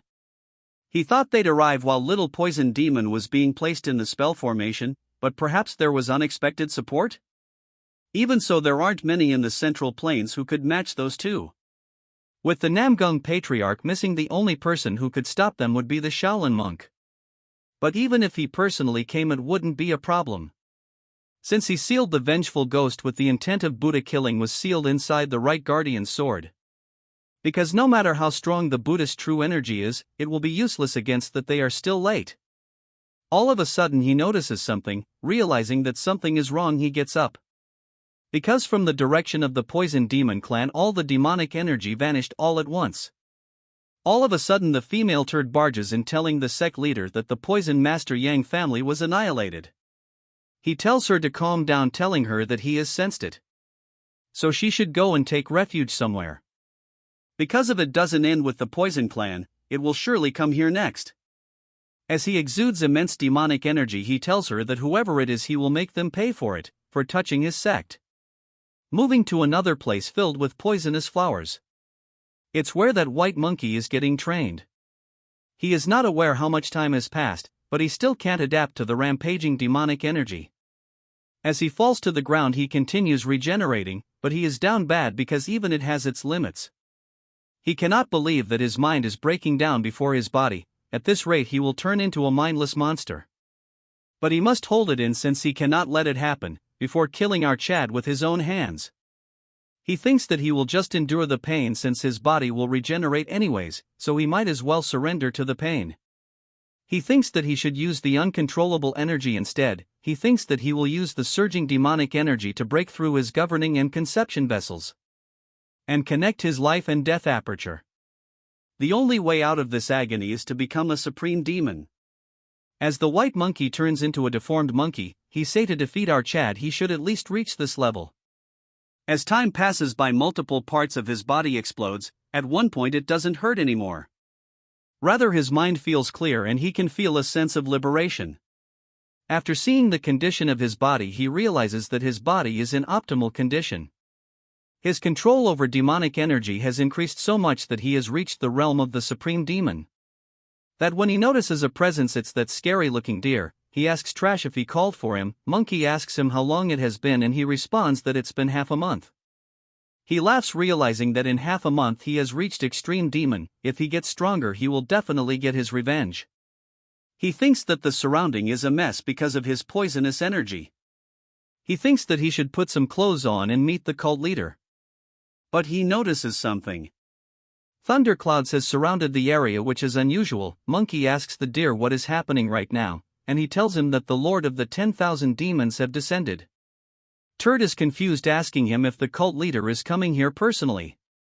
The deer explains that the cult leader governs the demons of this lands, but he is not the Lord of 10,000 demons. People call him by many names, but here there is only one name that represents him, the Heavenly Demon. Hearing this, the Trash gets shocked that there is another figure that hold authority other than the sect leader. He then changes his attention towards the deer, and gets shocked because even the deer who has not knelt before the sect leader ignored his question and knelt down. That's when a figure flies down from the sky. Seeing him, he wonders if this being is akin to a god. As he gets closer, the white-haired monkey can feel it more closely. An overwhelming pressure on a completely different level from the demonic energy he felt from the sect leader. The figure speaks, telling him that he is holding his head quite high. In an instant the monkey gets blown away in half. The figure tells him that once someone practices demonic arts, he faces an authority of the demonic path, so they ought to bow their head in respect. This half-lady is consuming too much screen time. Monkey thinks that it doesn't hurt much because he has reached the extreme demon and perfected the immortal body. He realized that even if he died and came back 1,000 times, he couldn't leave a scratch on this being. He wonders if reaching the extreme demon is still not enough. He asks the deer that he can see a worm, that he is not from the Yun family's bloodline in this space created by his mind. The deer says that this is the current disciple of the sect leader. Hearing this, he gets shocked because the Trash is such a low-level being. Then he notices that the half-mutilated Trash is growing his limbs back. He thinks that this is a very usual body, wondering if this is because of the demonic art he has mastered. But he finds his gaze annoying, telling him if this is because his head can grow even if it is severed. He bows down, telling the half-lady that he, the lesser poison demon of the demon clan, greets the supreme being of the demonic path, the Lord of 10,000 demons. The irritating Turd tells him that he doesn't understood the meaning of title. But he cannot punish very instance of ignorance, so he will let it slide. He examines the Turd and says that the marital art is focused on physical regeneration. It's an unusual technique that didn't exist in his era, but it's nothing but a crude technique born from the fear of death. If he were to take away his control over demonic energy, he would lose this immortal body of his. But he notices that for an ant he possesses a very strong grudge. It is so high that it managed to draw him here. As this cartoon gets near Turd, he says that he must take a look at the source of this resentment. He points his finger towards Turd, telling him to not get scared as he is just peering into his mind. As he digs his finger into this head, he asks this Trash if he drank the extreme poison, because his blood is imbued with toxic energy. Turd has an immortal body with the realm of a poisoner. His endless desire has shaped him into what he has become. As he looks through his memories filled with hatred, he finds that this turd is related to the Tang clan. He gets shocked when he realizes that he is a descendant of the wanderless warrior. He laughs, saying that this must be fate. Originally the enlightenment was meant for one of the Yun clan's bloodline, so the fact he is here must also be karma. With his trash talent he would never transcend demonhood, but he is going to give his blood imbued with spiritual energy. So from now on, even if his body turns into 1,000 pierces, he will not die. As his body starts overflowing with intense energy, we move outside the door as in a matter of seconds the door bursts open. The trash couldn't understand what happened, he can now sense energy. From the direction of the clan he can sense too powerful energy, realizing that his detection has improved a lot.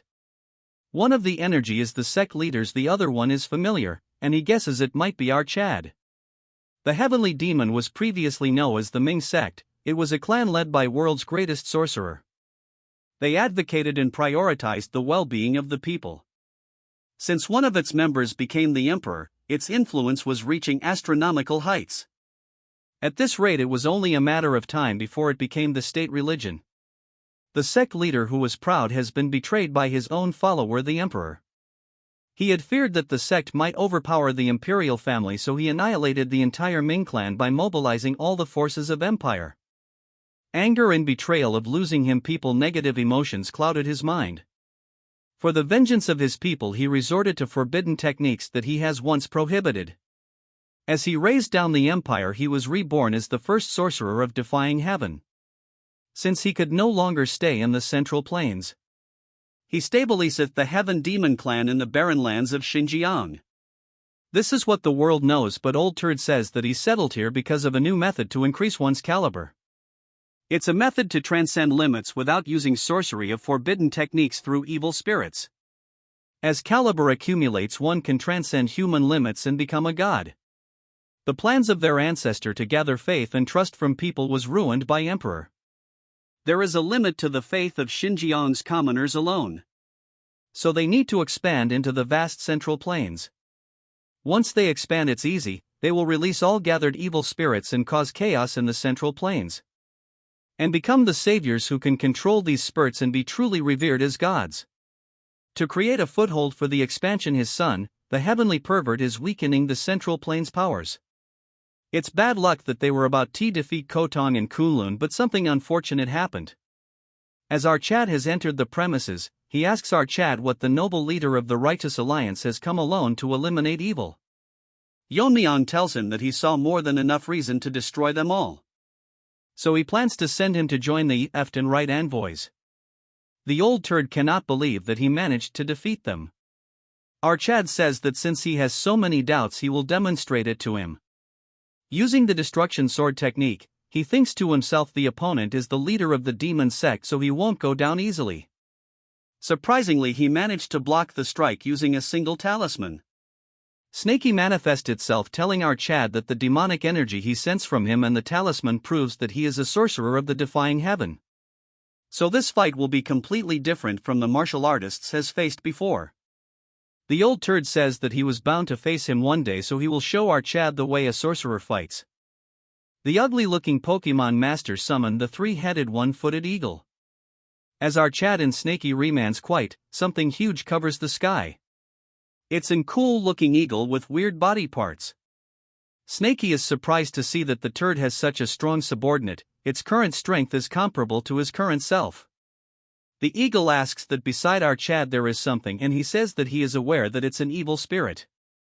It's surprising because despite it not being a sorcerer, he is keeping it like a familiar.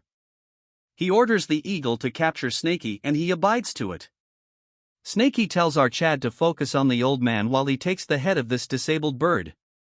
As Snaky aggressively charges towards the bird, a huge fight breaks in. Our Chad thinks that Snaky is testing his new powers, so this much should be fine. The old man Turd says that since he is from the Tang family, the snake must be the blue-horned white snake, but for some reason he became black. Since he bought such a snake, he must face our Chad seriously summoning another Pokemon. Our Chad gets alert but cannot understand because nothing happening. From the ground something break through, grabbing our Chad, as this overweight sumo wrestler grabs our Chad, telling him that no matter what happens he won't let him harm that Turd. With a huge force he throws our Chad like a cricket ball. Seeing this, Snaky gets worried. Taking advantage of this, the disabled chicken grabs Chicken, asking him if it is time to be distracted, all while burying him into the ground, telling Snaky to hold still. As he is pinned to the ground, the old turd says that the Ghost King is the strongest evil spirit in his possession. It is also the guardian of the divine sect, bound to the Yun family's bloodline for generations. This turd tells our Cha that he should be honored since he is the first person to see this being in hundreds of years. Old turd orders sumo wrestler to finish our Chad, agreeing to it. This turd summons a huge sword, striking our Chad with this huge sword he raises down the ground. Snaky gets nervous as a voice tells him that he is taking it easy and Snaky should focus on his own fight. The turd gets nervous and soon enough our head deflects his attack. Witnessing this, the old man is shocked that our Chad blocked its attack. When they clashed, our Chad figured out that this turd was artificially created using thousands of formations. On top of that, all of them are high level. To break high down a ripple would be better, but that might hurt Snaky since the attack range is too big. So he thinks of compressing the ripples and extremely limit the range. Using this new attack combined with continuous strikes, he blasts multiple part of its body. The turd cannot believe that our Chad didn't use any spellcraft, yet the Ghost King took damage. He cannot fathom where someone like our Chad came from. He looks at the other side and sees Snaky overpowering the chicken. It's probably because he gained its composure after confirming the safety of our Chad. As for our Chad, he has completely annihilated the fat turd.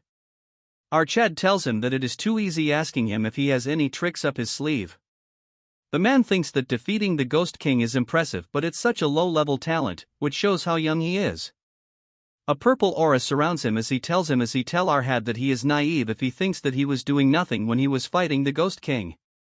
Our Chad is shocked because he vanished in an instant. It's not some divine technique, it's as if his very presence has disappeared. That's when our Chad notices that there is something wrong with Snaky as he starts screaming. The turd is doing something to bind him, but he still cannot feel his presence. He tells the bird that it getting beaten is disgraceful and the eagle has no excuse for it. The man takes out his prehistoric pokeball and takes back his eagle because if he dies it will be a critical blow to their strength. The turd says that the loss is quite significant, but making Snaky his subordinate will make up for it.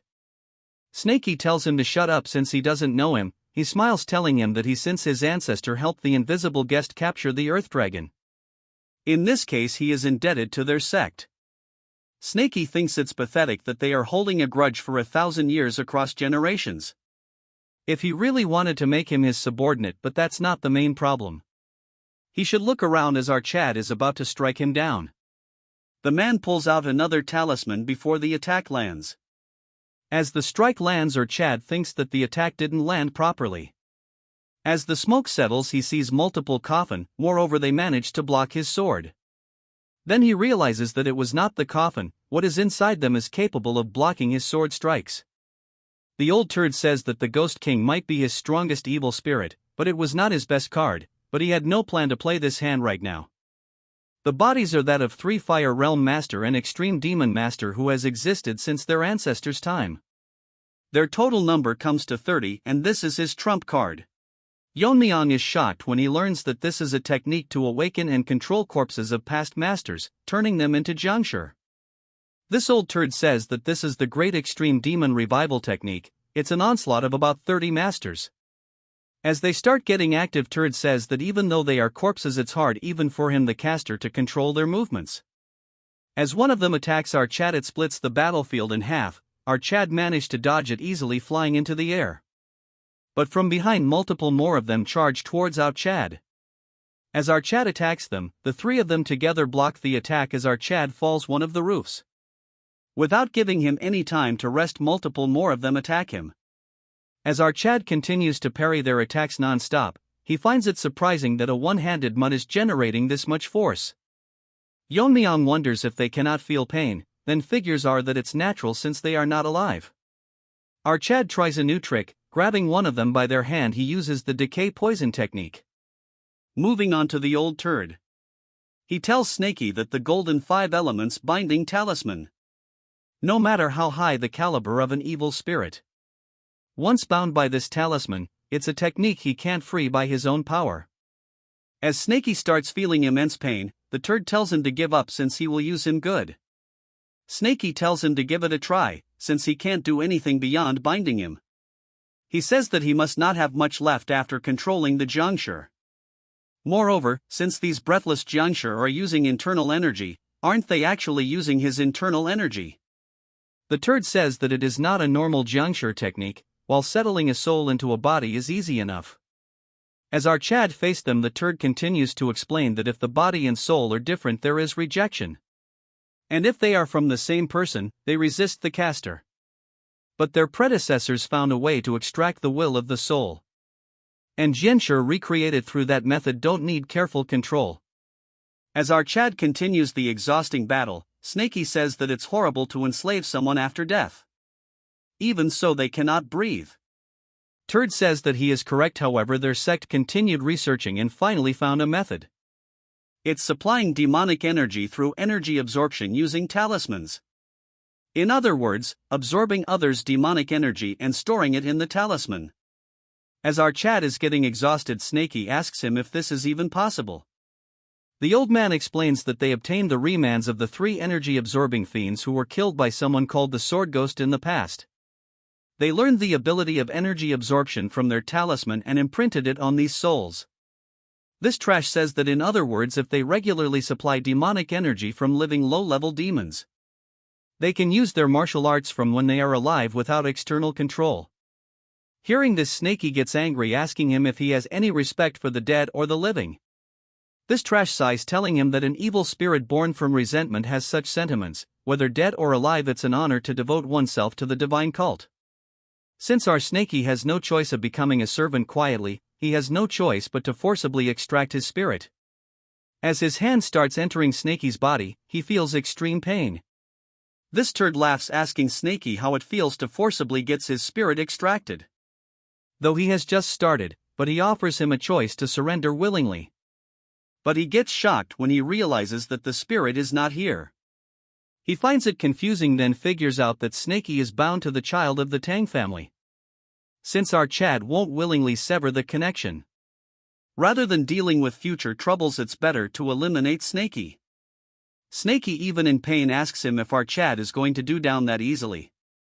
Turd accepts that our Chad's skills are impressive. But no matter how strong he is, his internal energy is not infinite. He won't be able to hold them for long, against them who never get tired. Our Chad thinks that it won't be easy. Even if he cuts off their limbs, they keep moving, their numbers don't really decrease. Moreover, these dead turds are even using body-protecting energy to block our Chad's sword strikes. To kill them, it seems like he will have to thoroughly destroy their heads or bodies first. Killing them one by one would be too wasteful to take out all 30. If he uses a big technique to wipe them out at once, he will get ambushed from blind spots. It seems more like instinctive attacks than conscious coordination, but it's quite tricky. If he tries to overwhelm them with sheer internal energy by fully releasing his meridians. But it will be troublesome without Snaky. In the end, he has to wipe them out using a big technique, without exposing his blind spots. As he was continuing subduing them, Snaky's voice hits his ears. He says that he will say it once carefully. Right now he is talking through spirit concentration. He explains that all those things accumulated and believed to be right fill the sky. With everything he sees, his life and his will. As a huge attacks land on our Chad, Snaky worries for our Chad. The turd smirks, saying that it's over, telling Snaky that the alliance leader put up quite a fight. Brought, he didn't even use half his power yet. This turd goes dead silent when he sees that a few of the jiangshi killed instantly. They were all blow away in a matter of seconds. Our Chad smirks, saying that he understood what Snaky meant. In a flashback, Mommy, my wife, told our Chad that the original name of Myriad Heavens Flower Rain was just 2 words for Myriad Heavens. The flower rain part was added later, as it evoked the image of blood raining down when thousands of energy strikes tear through the enemy. The book left by the Black Lizard contained this passage that all martial arts embody their essence in their names. Our Chad's master often said that any martial art, when its fundamental are applied to sword, it becomes swordsmanship. Nevertheless, he had been focused on the form and intricacies of the invisible guest's technique, missing its true meaning. In the end, the essence is not about the hidden weapon techniques. It's about imbuing a lifetime of martial knowledge into a single moment, infusing it with conviction to create powerful energy. Even if they both use the current flow eyes to see the flow. What he sees differs from what his ancestor, the invisible guest, saw. While his ancestor would see the trajectories of hidden weapons honed over a lifetime, he sees the paths of the sword he has wielded throughout this life and his past one. To infuse all of his being into those trajectories. That is the myriad heaven flower rain. As huge vibrations of energy release, the turd is getting nervous. Our Chad thinks that he will make the sky bloom as he renames the technique Myriad Heaven's Sword Draw. As our Chad uses the new technique, the Myriad Heaven's Sword Draw, the entire area gets silent. Following that, the entire area turns green. Man, this looks like a scene from Marvel's. As the attack starts, it instantly chops them like slicing through butter. The turd cannot believe that the body protecting energy of Extreme Demon Master could go down easily. He figure out that our Chad issuing the ultimate technique, the Myriad Heaven's Flower Rain. As for Snaky, he is shocked because it means it be a technique of the invisible turd, but it's a sight that never fails to mesmerize him. Even after this barrage of attacks, 3 master remained. Our Chad thinks it's impressive that they can move within such a technique, so they must have been formidable in life. Our Chad figure out that they didn't choose to become like this, so he will set them free. He uses another technique, Bloom's Full, which instantly finishes them off. Seeing this, the turd thinks that this battle is very dangerous. From afar, the scene looks like a super strong attack, as if thousands of swords are falling from the sky. Man, this is a piece of art itself. As the attack lands, our Chad moves aside, but he gets shocked when one of the masters thanks him for liberating them. The next thing our head does is retract his overpowered snake, telling Snaky that he act brave but gets beaten up, which is embarrassing. Snaky says that if it weren't for the sorcerer he would have won. Then he praises Snaky, telling him that if he hadn't told the key to Myriad Heaven's Flower Rain in that situation, the fight would have dragged on longer, so he owes Snaky one. Hearing the praise, he gets happy. To burst the bubble, our Chad says that it would have been better if he had given it to him before the battle. Snaky thinks he is retarded because things were getting heartwarming. Snaky says that the surroundings have been completely pulverized. No matter how many times he sees it, it is an extremely powerful technique. That's when our Chad notices movement and gets surpassed. That the turd managed to survive, which is possible since he is the leader of the demon sect. But it doesn't seem like he has any more cards up his sleeves, so it should have been better if he stayed buried. The turd tells him to keep quiet since everything was a groundwork for their advance to the Central Plains. And our Chad destroyed everything, so he would be stupid to hide under a pile of rocks. He will never forgive our Chad as he summons the blue armored ghost. As the spirit releases, tremendous amount of energy starts exuding, enough to shock our Chad. As it starts devouring, he says that the spirit has no power of its own, but it shows its value when the caster wears it directly. As he transforms, it's a ugly creature. We will call him TikTok Warrior. This busy body poses, and from the rubble something flies towards his hand. It's the giant sword of that first spirit. As he grabs onto it, he says that for the future of their sect he will definitely kill him. As his eyes gleam, he warns Yeon-myeong to prepare for what's coming for him. Our Chad turns his dagger into a sword. As this turd moves his building-like sword towards our Chad, he dodges it easily and launches multiple attacks.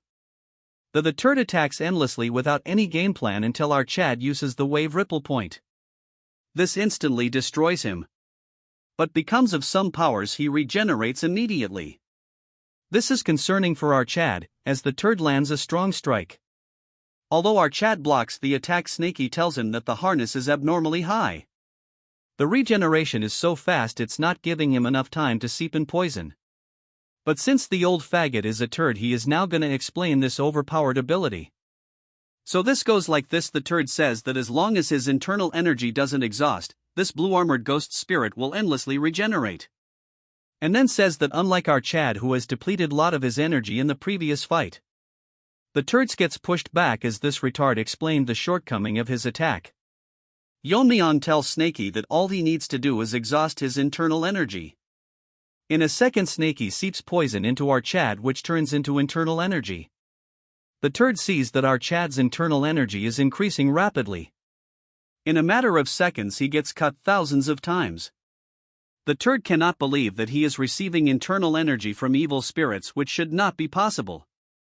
The attacks are getting intense, and seeing this he wonders if our Chad is even human.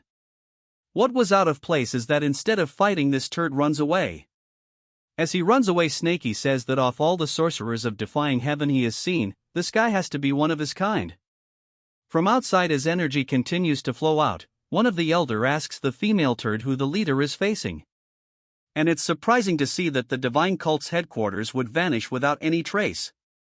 She says that she doesn't know, all the leader told her was to gather the demon elders and wait at the foot of Tian Shan. She wonders to herself if it's really going to be okay, the demon elders, whose strength 5 second only to the sect leader and the left and right envoys. She thought bringing them would be enough to drive out the intruders. But what she says before her eyes made her realizes that what she witnesses was beyond anything a human can do. The elders are hesitant because they are aware that interfering would mean certain death. She thinks that at this rate the leader will be in trouble, but they shout that he is coming down. Seeing this, female turd cries, thanking God that he is safe. He lands to the ground and praises her, saying that she managed to carry out orders in such a short period of time. Without wasting another second, he runs away with her. But to his bad luck, our Chad catches up to him and lands an attack. As he blocks it, the elders are surprised that the leader was fighting a young brat all this time. As our Chad looks fine as ever, the leader is struggling as he is constantly regenerating. He pushes back our Chad. Our Chad finds it that he is more persistent than he had thought. He is also surprised that there are still so many demon sect remnants. Snaky says that from the energy he can sense, they're just large in number. And they don't even come close to his little toe. One turd orders the members to help the sect leader and fight with resolve to die and repel our Chad. The leader stops them, saying that if they rush in now they won't last a second. He says he can't lose them through meaningless sacrifice. He says a sacrifice is only meaningful when it yields results corresponding to its value. So he tells them that being prepared to die is not enough, they must help him through death. Ordering them to unleash 5 stars of the reverse blood demon technique. Welcome back to this part, as the green turd tells his minions to unleash the 5 stars of the reverse blood demon technique. It was not difficult for the masters to understand what he meant.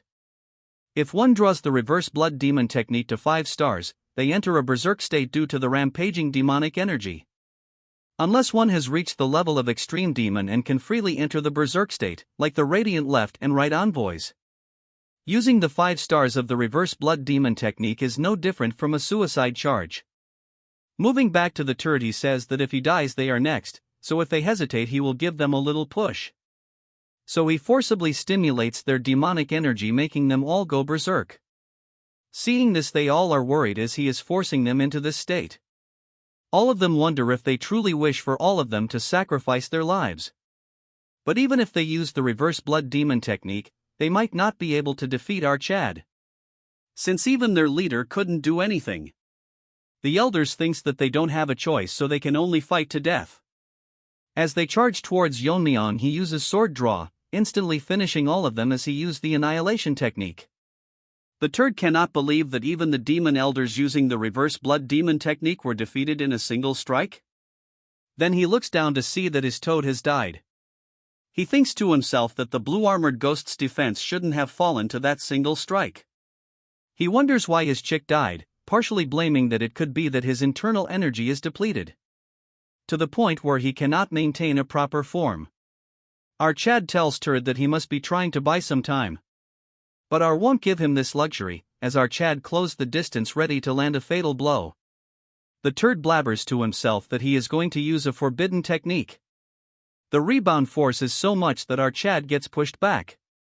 He wonders if he still has enough internal energy left to push him back. Our Chad looks up in the sky to a crimson cloud forming above him. Yeon-myeong thinks that something is up and it might be another trick by the demon sect leader, which might be related to the rebound effect from earlier. Our Chad can sense some strange energy. That's when something surprises him. Demonic energy is being extracted from the dead, as this turd is constantly gaining internal energy. As he rests his chick in peace, he says that he at least wanted her to live. So now he will kill our Chad no matter what.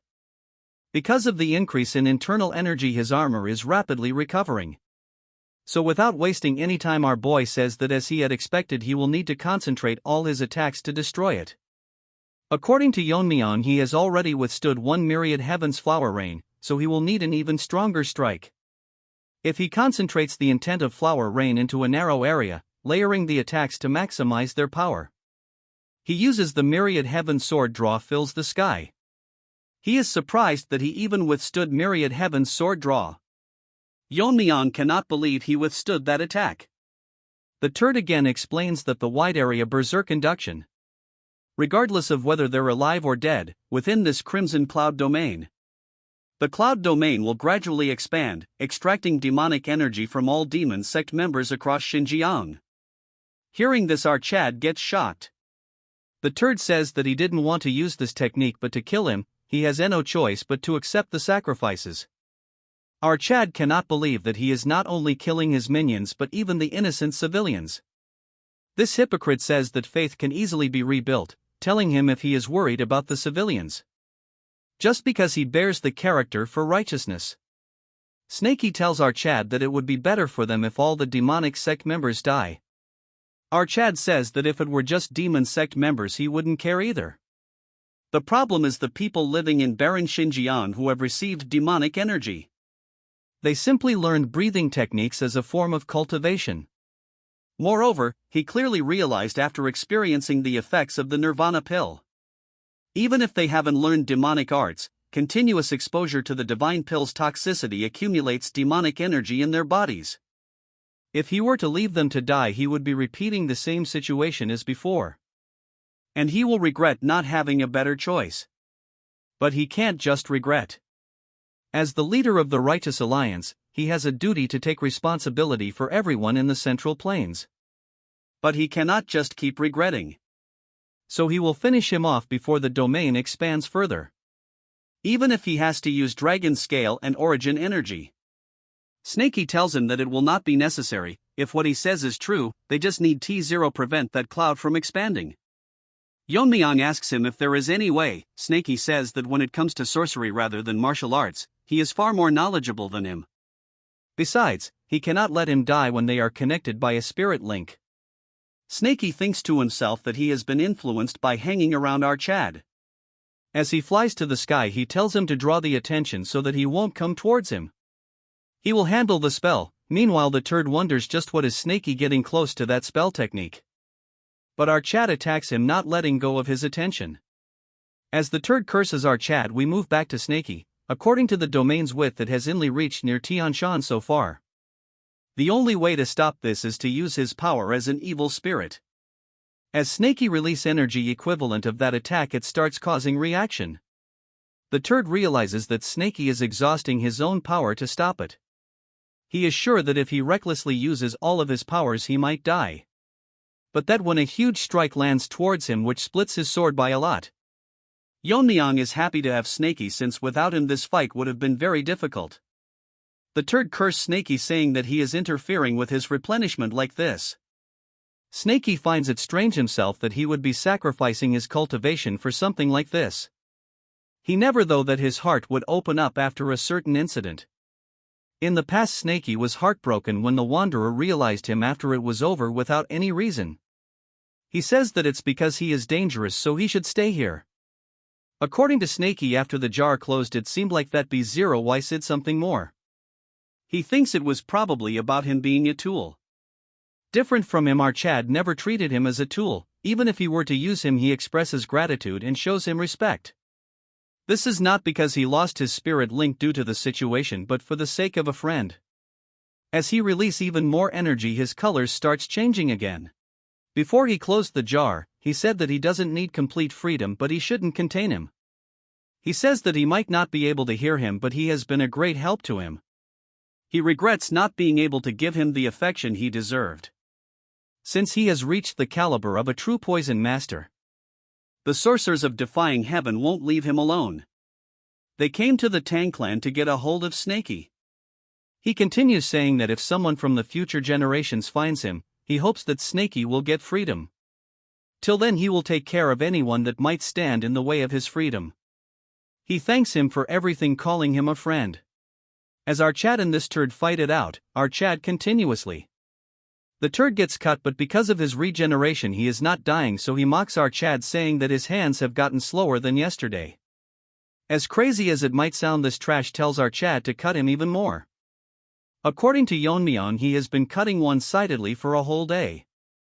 Moreover, he cannot see the end of his regeneration. What's even more horrifying is that as he gets cut more and recovers, he becomes stronger, and even his regeneration, his speed is getting faster. As he lands a blow on our Chad, he gets surprised as the power is enough to shake the grounds. Yeon-myeong thinks he is getting stronger. As for the turd, he finally managed to land a hit. Then proceeds to ask him if he is getting tired. As for the turd, he is not getting tired at all. As he tries to a punch on our Chad, he hits the ground. Looking around, he cannot find our boy anywhere. That's when he activates the Myriad Heaven's sword draw. As the trash sense danger, our Chad lands the attack on him. But even this is not enough, as this lizard regenerates, telling him that it wouldn't be fun if he got tired.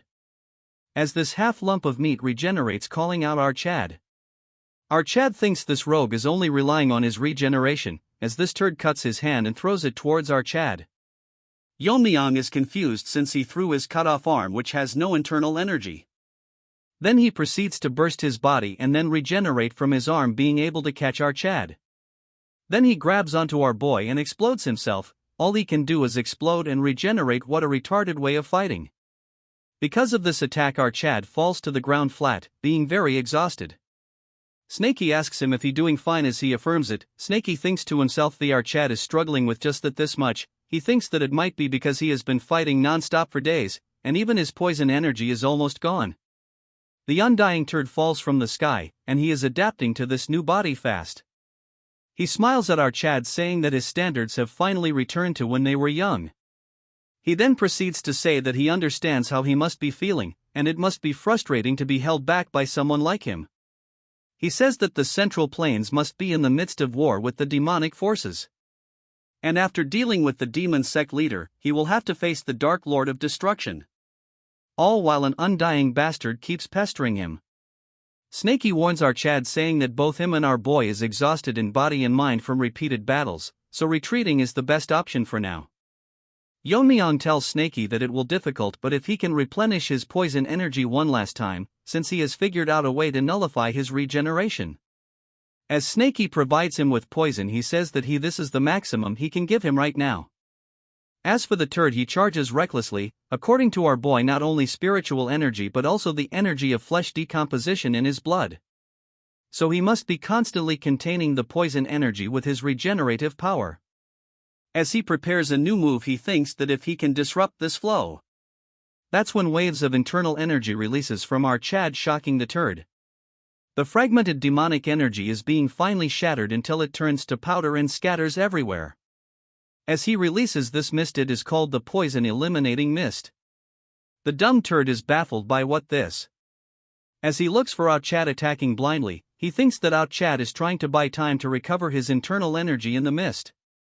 As he continues to swing like a retard, he tells our Chad that he doesn't understand yet. No matter how much he cuts, it's pointless. But he realizes that his regeneration is slowing down, although his spiritual energy has not weakened. He figures out the mist has something to do with it. Our Chad from the mist says that he has scattered demonic energy containing debilitating poison and various toxic effects that weaken the body. Even with his superior regeneration, it'll be difficult to overcome the combination of numerous poisons simultaneously.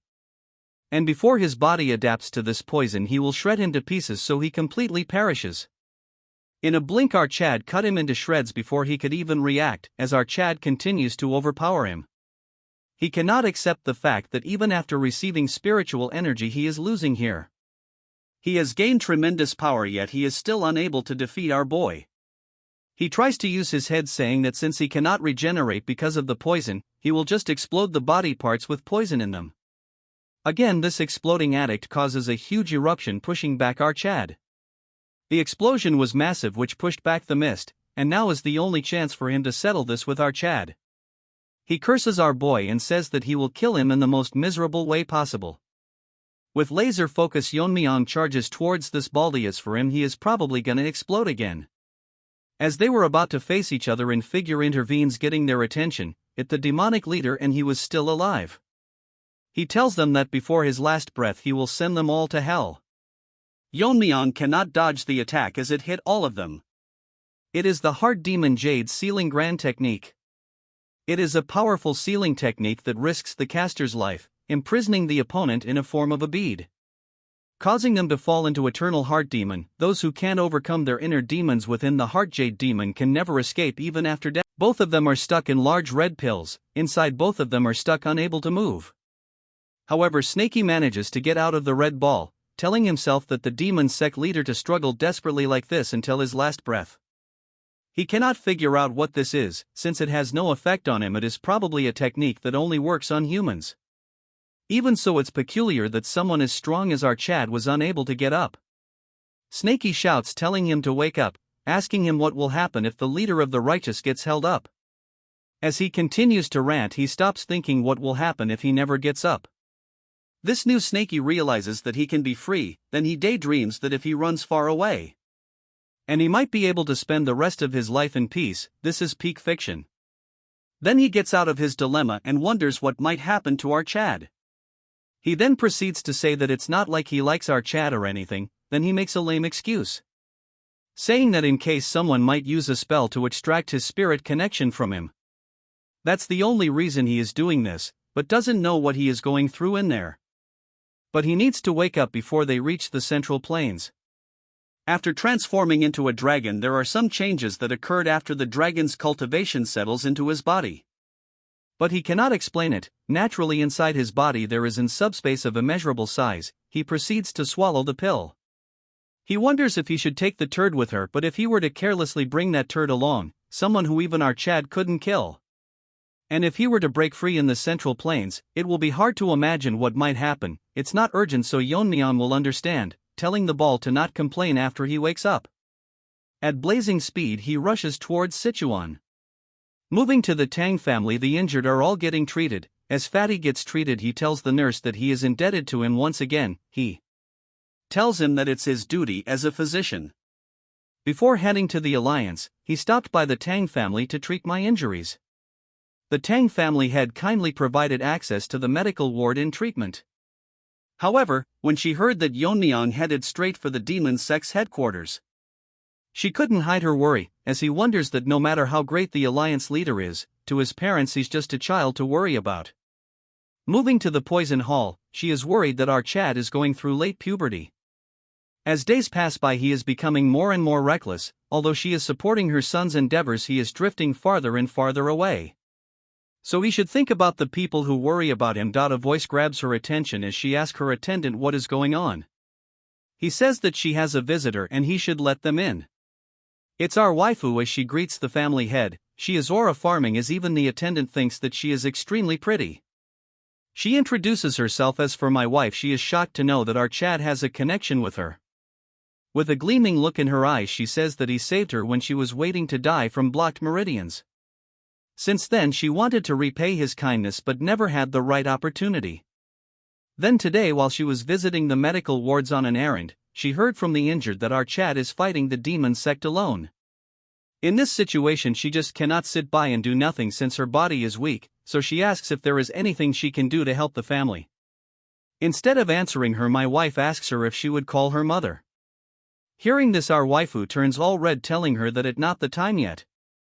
He laughs, saying that she is joking since our Chad should have introduced such a pretty girl if he met one. She thinks to herself that he made a bond with such a pretty girl without him knowing. As for Miso, she says that she doesn't dislike the idea of calling her mother. My delusional wife says that if he starts a family, he will gain some sense of responsibility for his actions. She asks Miso if she suffered from blocked meridians. She must be a descendant of the Ice Palace people who had a marriage alliance with the Tang family in the past. She asks if her meridian was blocked at the level of triple or quintuple. Mommy gets shocked when she hears that it was the 9. Even in the Ice Palace, talents above 7 only appeared once every few hundred years. But she is not even a direct descendant, has a 9 constitution. Moreover, if her blocked meridians were treated, there is a way to help. She thinks for a while and asks her if she wants to help the family. Miso gets shocked as she tells her if she is interested in learning martial arts. With a confused look she asks him if it is too late for her.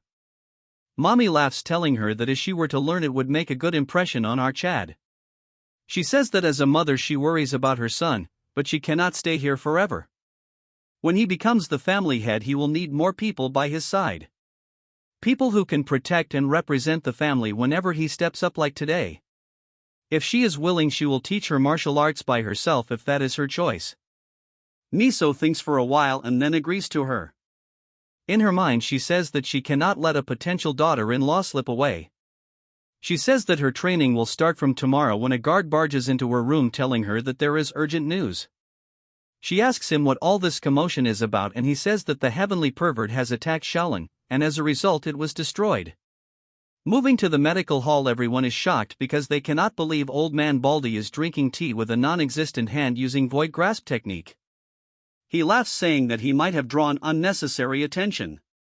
He asks Ljian how Taeho and that angry gorilla are doing. He says not to worry too much, their damaged meridians have settled back in place, so they should regain consciousness soon. He says that it's a relief so he should take good care of them until then. He thinks that it is a peaceful rest, enough to forget about the war with the demonic forces for a moment. But they are at the Sichuan province where the Righteous Alliance is located, and one of the very few places the demonic forces haven't reached yet. He hopes that the other master regain consciousness as soon as possible, since it is unsettling to be in such a comfortable place while in a raging war. Aijin asks him if he is aware when Yeon-myeong will be coming back. Baldy, hearing him call by his real name, says that it seems he is very close with the alliance leader. With a smile on her face she says that they were from the same group. As mommy walks into the room he says that they must be comrades who has been through life and death together. Although he agrees, but our Chad overpowered them all. He says that he is very modest since who would not boast about having such friends. Why wife call for them as he asks her why she has a serious look on her face. She says that urgent news just arrived so he should remain as calm as possible. She says that Shaolin has been annihilated by the Dark Lord of Destruction's attack, along with nearby secular sections. He drops the cup telling my wife that the joke has gone too far. He cannot understand how Shaolin, which has stood for 1,000 years, has been destroyed in a few days. Moreover, Shaolin is the birthplace of Zen Buddhism, supported by the imperial court. As he releases aura he tells her to explain from the beginning to the end, and if this is nothing but a rumor, he will not let such an insult pass by unchallenged. She says non-interference in military affairs. The Dark Lord of Destruction received a non-interference treaty from the Pang family of Hebei and the imperial court. And then they all immediately advanced to Shaolin. He falls to the ground unable to believe that Shaolin has been abandoned by the imperial court. She says that his distress is huge, but there is more to it. The Hua family, a demonic force in Shaanxi, has made their move. They are currently heading towards Huashan and Zhongnan. And a full 5-KL war with the demonic forces has begun in the Central Plains. After the invasion by the Heavenly Ervert, it took less than a day for Shaolin to be annihilated. Even so, this turd didn't leave Shaolin. Instead he began to eradicate the remaining forces of Shaolin in Hunan. As he drinks wine his behavior was as if he was trying to erase all traces of Shaolin from the world itself. As he sits on top of a pile of bodies, he thinks that his masked sidekick is late. It seems like there are more skilled fighters among the small fries. As he wonders if he should have gone there himself, moving his eyes to the side he says that he didn't expect them to be this late. This delusion turd says that the retired Shaolin monks who cut ties with the secular world only shows themselves when Shaolin is in crisis. But he thinks it is surprising that they are appearing a bit too late. According to him all of them have reached the flame realm. He smiles saying that it worked out well, as he picks up his sword saying that they can entertain him for a bit. An old man charges towards him with a lot of force but he dodges it easily, telling him that although he is fast his flank and wide open.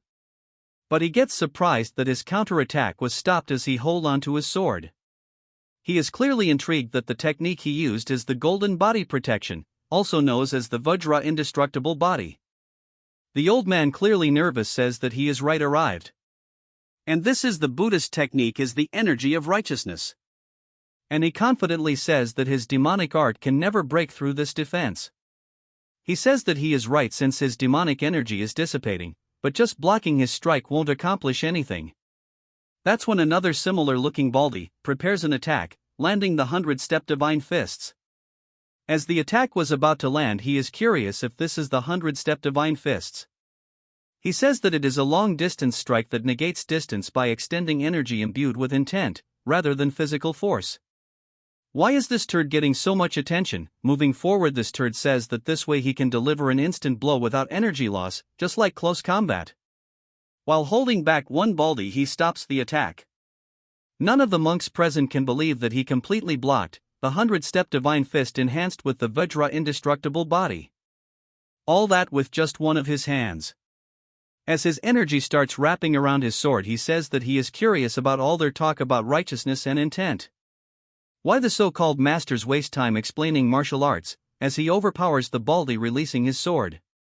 He says that it is enough to just overpower with overwhelming force.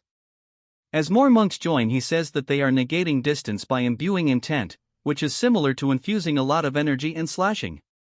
As he uses annihilation, instantly killing two of them. In response to that, he thinks that the sword demon's martial arts are simple, asking if stabbing and killing is the essence of martial arts. But its brute strength is not as strong as the 100-step divine fist. If he swung his sword 5 times harder, it would be close to it. The monks are shocked because he is spouting nonsense, increasing power through sheer force without understanding the principles of martial arts. But his words are not wrong, as energy radiates from his body, as they wonder if he really is human. Or he has transcended the human limits, marking himself as the demon lord. The slash was so strong that it split the main building into half. In the process, all of the monks get killed. He wonders if he should have used less strength, since he wanted to leave the main hall, which suits his taste. Well, he has got a feel of slicing buildings, so he will do better next time. The masked turd arrives, telling the pervert that he apologizes for interrupting his entertainment. He then says that he is a bit too late, as the man says that he just finished his extermination. Look at his hand, he has a fake dummy telling that he got a gift in his hand. It's belonged to the one who was about to become the next abbot of Shaolin. And he was gathering nearby monks to counterattack, but he eliminated all of them. He appreciates him, saying that they have nothing left to do in Hunan. He asks him the situation in Shaanxi, and this turd says that after the troop deployment ceremony, so turd moved out with First Demon and Demon Blade. He asks him if he is getting impatient because the other party will learn merits before he knows. This turd says cheesy words saying that they move solely as his limbs. But he gets shocked by saying that he is a little greedy, since he might have a chance too. He tells him that's enough talk for today, saying that they must head back now. Shaolin, which had been at the center of the Murim for a millennia, had its lineage completely wiped out. And that news quickly reached the ears of the Tang family in Sichuan. The Righteous Alliance, which had set up camp in Juxian before news of Shaolin's invasion arrived, was in a situation where they couldn't even attempt to send support to Shaolin due to the Shaanxihua family troop deployment ceremony. In this situation, Skinny Barbie had to find the best course of action in the current situation. After receiving news of the Hua family's troop deployment, he sent Okayan and Hakwun to Manhwa in Zhongnan. So they must persuade these two major sects to block the Hua family's advance. Although Manhwa and Zhongnan are both righteous sects in Shaanxi, they don't get along. But both of the leaders have reached the peak of the Flame Realm. If both of them were to join forces together, they should be able to stop the Shaanxihua family's advance. Recently, a young disciple of the Manhwa sect have reached the Flame Realm, as he was born with extraordinary talent. That means including him there are 5 master at the Fire Realm in Shaanxi. They currently have 2 Fire Realm master. No matter how strong they are, they can't be monsters like the Heavenly Pervert. If they can confront just those 2, there is no reason for the righteous side to lose in Shaanxi. Meanwhile, the remaining Righteous Alliance forces can move to Hunan. That is, if both of the sects put aside their grudges, and he prays that the people he sent can persuade them all. Moving to the Manhwa sect, the sect leader will not cooperate and won't even listen to what he has to say. She says that she heard it all, and the Shaanxi forces have yet to invade anywhere yet. Yet he wants to move like dogs, attacking them with a stick. He knew it won't be easy, since it won't be easy, but she is already fuming at the mere mention of Zhongnan. In the past, at a friendly gathering, she was harassed by a group of Zhongnan scholars and she beat them all up. After learning about this, the current leader of Zhongnan retaliated against Manhwa. Since then, several rounds of retaliation have built up resentment, but is now the time to dwell on that. Even that Namgung family head was defeated by the heavenly pervert, and now he is headed towards Shaolin. That's when her femboy disciple has something to say. This is the turd that has reached the flame realm. She says that she is aware of his concerns, but the 1,000-year-old Shaolin won't fall this easily. They should even consider the possibility of the heavenly pervert's defeat. The man suggests they wait to hear the results of what happened in Shaolin. She says he is being complacent, that they move after Shaolin has been annihilated. The nobody says that if the heavenly pervert wins, then it means they were weak. If it comes to Manhwa, they are different.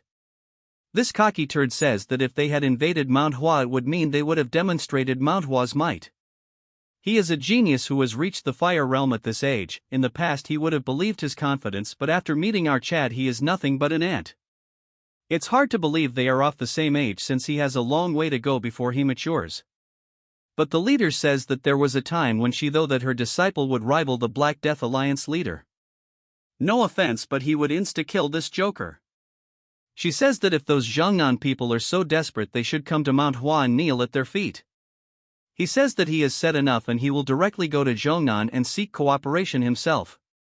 He says that if she cannot change his mind, she doesn't need to stop him.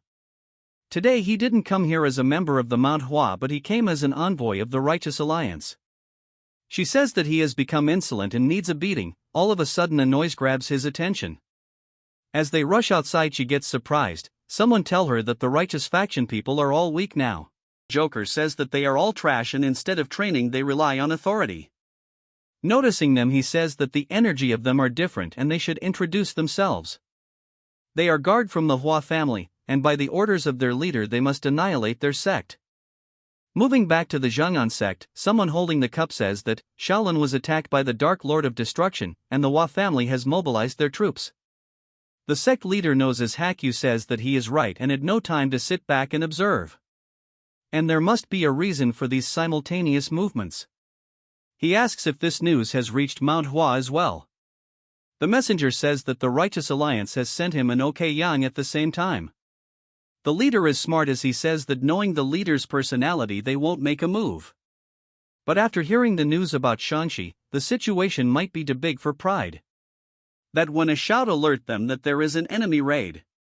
Outside, the disciple are lying dead left and right, and one of them thinks that his partners are splits apart like paper. His senior brother, who was always cheerful, was killed. His junior brother, nobody number 2, who he trained with just this morning, have all died meaningless death. This similar looking turd wears a golden mask, so Golden Turd Barbie says the injured kid that he is trembling. He doesn't want to finish off cowards who have no will to fight, but today is different. He uses aura trying to finish an ant of quickly. A sword manages to block the strike from landing, and it is none other than the Zhongnan sect master. Seeing him, the ugly Barbie gets excited because he was waiting for him all this time. Another strong strike lands, causing an energy wave, it none other than Hakyun. He curses this golden Barbie, asking him how he can do this to his disciples. The turd instantly recognizes him, saying that he is part of the Righteous Alliance, and guesses that the Righteous Alliance sent their response quicker than he thought. A mysterious figure says that their momentum is not to be underestimated. Asking him if he will be alright by himself. If they are going to strike Zhongnan, then it would be ideal to launch a full-scale attack. This cocky Barbie tells him to not worry, since numbers are meaningless after reaching a certain level. So he should wait and see the situation unfold. It's enough for his troops to surround and pursue an ants that escape. All credits of them eliminating the sect will be given to this guy, who is the young master of the Shangxi Hua demonic family. He says that if the elder Golden Barbie wants this, he will follow him gladly. The righteous goatee says a righteous slogan, but let's skip that. As a dark aura starts releasing from him, he says what he is saying, they will find it out soon. It will be obvious to see what they are capable of. The release of energy is sinister that it shocks both of them as fear strikes them. As this turd goes legendary Super Saiyan Barbie, he shouts, saying killing 2 Fire Realm Master will earn him greater merit. He tells them to attack together since he hates wasting time. The leader orders Hakwun to take the disciples to Mount Hua before an encirclement. Hearing this, he says that it is best if they break through this together. He tells him he had thought he has a grasp of the Fire Realm master of the three demonic families, but he cannot gauge the identity of this Barbie nor his level. Since he is moving alone, the other master are attacking Manhwa. The leader says his guess is correct and they are attacking two places simultaneously at once. It is in order to prevent one sect from fleeing if the other one falls. Since they know that their forces are divided, they must reinforce Manhwa and take them down one by one. As the Barbie launches an attack, the master blocks it easily, but the second attack causes a huge explosion of energy. With a serious tone, he tells him to follow his order. The confident trash says that even two wouldn't be enough to handle him, yet he thinks he can go alone against him. And he should already be aware of his level after the first strike. The leader is in a tough situation since his demonic energy far surpasses his internal energy. As he grips onto his sword, he realizes it's been a while since he has felt the possibility of losing his life. But he must hold him until the disciples evacuate. He releases his energy, saying that he must pay the price for underestimating the sword Zhongnan. The freak shouts, telling him to entertain him. The dogs are chasing the rabbits, in this case the Zhongnan disciples, as one barks, telling them not to escape. Hakwon expected a pursuit team, but they instantly started. He tells the disciples to keep running and not look back until he hold them off. All of a sudden, a huge wave of energies collide, gaining attention of everyone present at the SCE, and all he can do is pray that his master can hold it off. Moving to the Xinjiang mountain, Snakey is flying non-stop, but now he is exhausted. He was carried by our Chad, so he didn't realize how vast the place was. Because originally he was a snake, so he is not used to long-distance flying, so he hopes our Chad, who was having a beauty sleep, wakes up. Moving to Yeon-myeong, he wakes up wondering where he is and realizes that the leader's spell hit him. He wonders if it has been dispelled and asks Snakey how much time has passed. But gets shocked when he sees that it is the same place from his past life. He believes this is happening and it is impossible. A voice gains his attention, saying that since ancient times, sword techniques have focused on one of 7 principles as their ultimate goal: weight, speed, illusion, destruction, dispersion, singularity, sharpness. But that's the path chosen by ordinary people who couldn't grasp the ultimate principle from the start. It's because they can't handle the repulsive force inherent in the principle of strength. As a result, the world escapes to principles like softness, but it's by confronting the repulsion with overwhelming force that one reaches the principle of ultimate strength. Our Chad remembers that this is a scene from the past, and if he is dreaming. Because he is seeing his master again and wonders if he unconsciously longed for those days with his master. But he gets shocked and nervous as his master call him out, telling him why he is watching him like a thief when he is training. And how he managed to get here. If he fails to answer, he will cut him down. His master warns him that he will lose the head of his, but he is at a loss of words since this is not a dream. He is aware of our Chad and even conversing with him. Now he is confused if he has traveled to the real past or if it is just a memory. He tries to make up something by introducing himself, but before he could even finish, his master splits him in half. Saying that he asked how he got here, the simple strike was so strong that it split the place in half. But he is surprised that R managed to see through the sword techniques. For a moment our Chad forgot that his master has an eccentric personality, and doing that strike probably stimulated his competitive spirit. Our Chad thinks that he will show interest if he counters him with swordsmanship, but he is in trouble as he cannot find white snow. He is in deep trouble because he cannot white horn, moreover Snakey's either, which means he is still under the spell. As for his master, he laughs, telling Yeon-myeong that he grasped his sword path, so now he is see more of his skills. Moving back to the battle, Golden Barbie cannot believe it is taking him this long, and it's trickier than he has though. Praising him that he didn't become the sect leader just like that. But he cannot change his fate since Zhongnan will fall with his generation. The leader says that just because he has the upper hand, he is speaking so easily of annihilation and ending bloodlines. Old man says if he thinks sects disappears like dust, even if he falls, his sect will not crumble. He gets surprised as old man releases extreme amounts of energy. Even if one of his disciples, his sect will continue and he will give his life to stop him. This turd laughs as if he is a main character that says the old man has a strong spirit, so he has changed his mind. He will leave him just barely alive, then he will make him watch as he kills the Zhongnan disciples in front of his eyes. As they exchange moves, the old man gets overwhelmed, so he uses his secret art to launch multiple strikes, managing to create distance. But he continues to spam attack, and this time the 9-dragon demonic steel. As he continues to stop the attacks, he thinks he can hold on, but his body gives up. As he falls, he thinks to himself that by now the disciples of Zhongnan must have escaped. He has no regrets or last words to leave for his sect. His only regrets is for the sect leader of Manhwa, who he has words that are unsaid. In the past, they were known as the Shinchi Dragon and Phoenix and the top representatives of their sections. On the day of a friendly gathering, their eyes met by chance, and he fell for her at first sight. To impress her more, trained relentlessly until the next gathering. He researched shops she liked in Shanxi and rewrote love letters to express his feelings. However, at the next gathering something unexpected happened. She has broken the arms and legs of all Zhongnan disciples named Hack. Her rampage had not stopped and tried to attack him, but she was exhausted after battling so many people. So it was not difficult for him to handle her. He tried to find reason behind her sudden actions. Because of peer pressure from the turds getting beaten up, they want him to avenge them.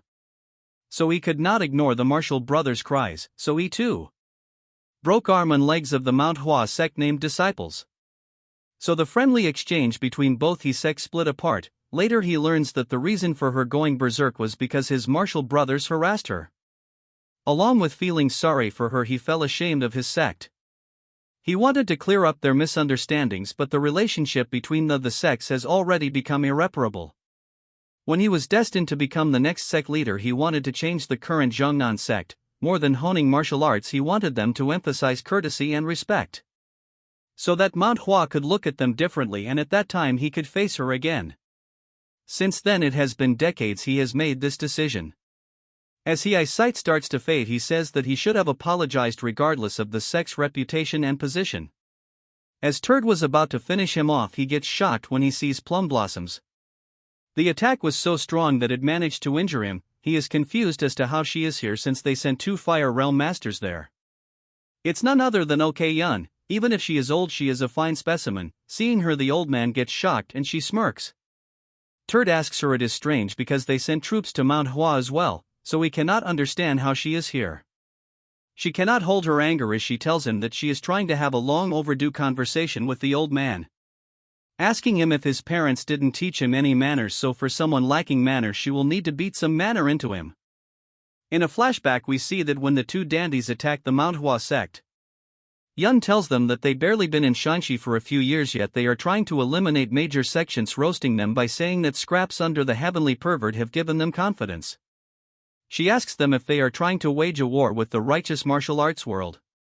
One of them tells them that a war is already underway, and since they are behind on information, he tells them that their lord has annihilated Shaolin. Hearing this, he gets shocked because he is heading towards Shanxi, but the bigger problem is that if they compare history, Shaolin has been the foundation of martial arts. The troops they have sent will be of no use since it is late.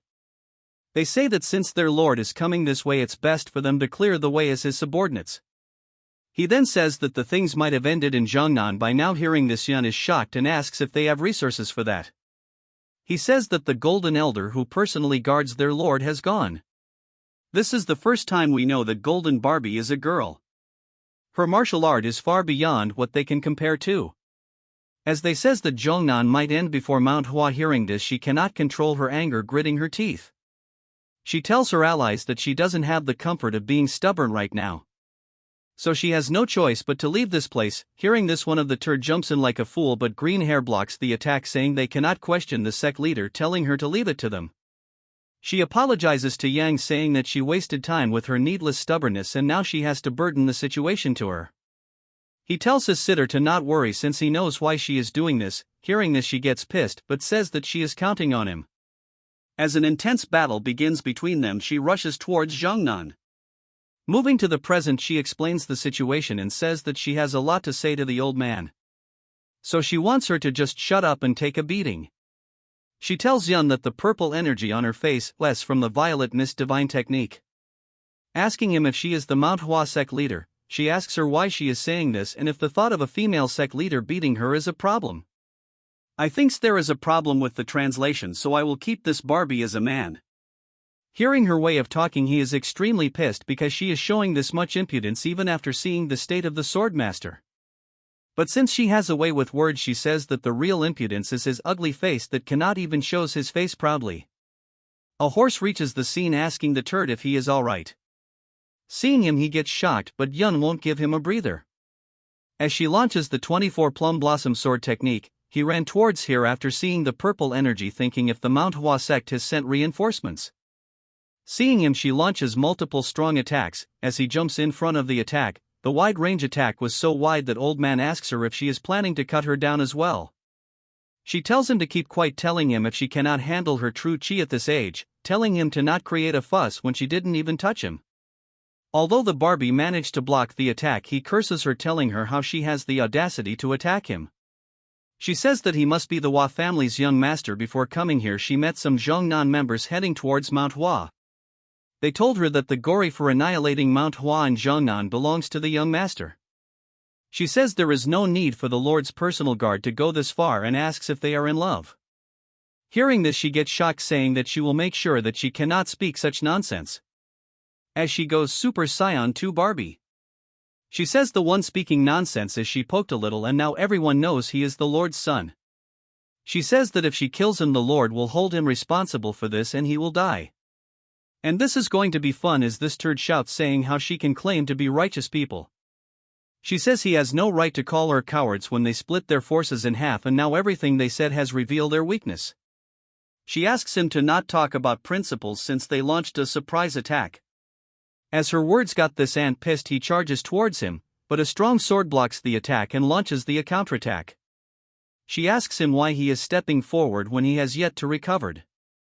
He thanks her for buying time, but he can move at least. He says he cannot be a burden to a lady, no matter how old he becomes, love is forever young. She rushes towards the young master, telling old man that if he was young she would have beaten him senseless. The turd is now in a tough position because without the plum blossom goddess not blocking, he could eliminate old man easily. But the young master alone will never be able to block Yun's attack, but she launches a strike which the turd blocks, but in the process gets injured. To create distance, he goes berserk, and she says that targeting the young master was the right answer. He says if this is drag out it will be extremely disadvantageous to him. He tells the young master that they should retreat for now. Hearing this, he gets shocked since with his skills it's within his reach. He tells her that his priority is the main thing and then admits his defeat, but warns them that once his lord reaches this place they will regret not dying by his hands. Hearing this, she wants to behead the kid, but old man stops her. She asks him why he is blocking her as they run away. He says that boy is their weakness, and if she actually killed him, he would have fought till death. With their combined attack they could take him on, but he has injured his leg which is holding him back. He tells her to not worry and he will recover with his greater circulation. Seeing this, she sighs, saying that it's all bravado. As she picks him up, she can if he can even walk properly, and the man called the Dragon of Shangxi is past his prime. Hearing this, he asks her she didn't need to bring back the past and thanks her, then apologizes, and she says that it is not really for Zognan but for the righteousness of their sect. He says besides this, he asks her what happened on the day and the friendly match long ago. He wanted to apologize for that day, but he can say sorry before he can die. She says she remembers everything and wants to break their legs one more time. Hearing this, he asks just what his disciple did to her, and she says that it's not much but very embarrassing. He wonders to himself what they did. They read aloud the love letter she wrote for him and teased them mercilessly. The old man says that it is certainly something embarrassing, then says he spent one night writing one himself. Then realizes what it means, but she ignores him and picks him up, saying that he will use lightness techniques. As they continue to fly, he wants to know more about the love letter. This part starts at the Manhwa sect, where a huge battle is going on, and as always all side characters in this story are useless. One of the bearded turds punches our weakling and he instantly spills blood.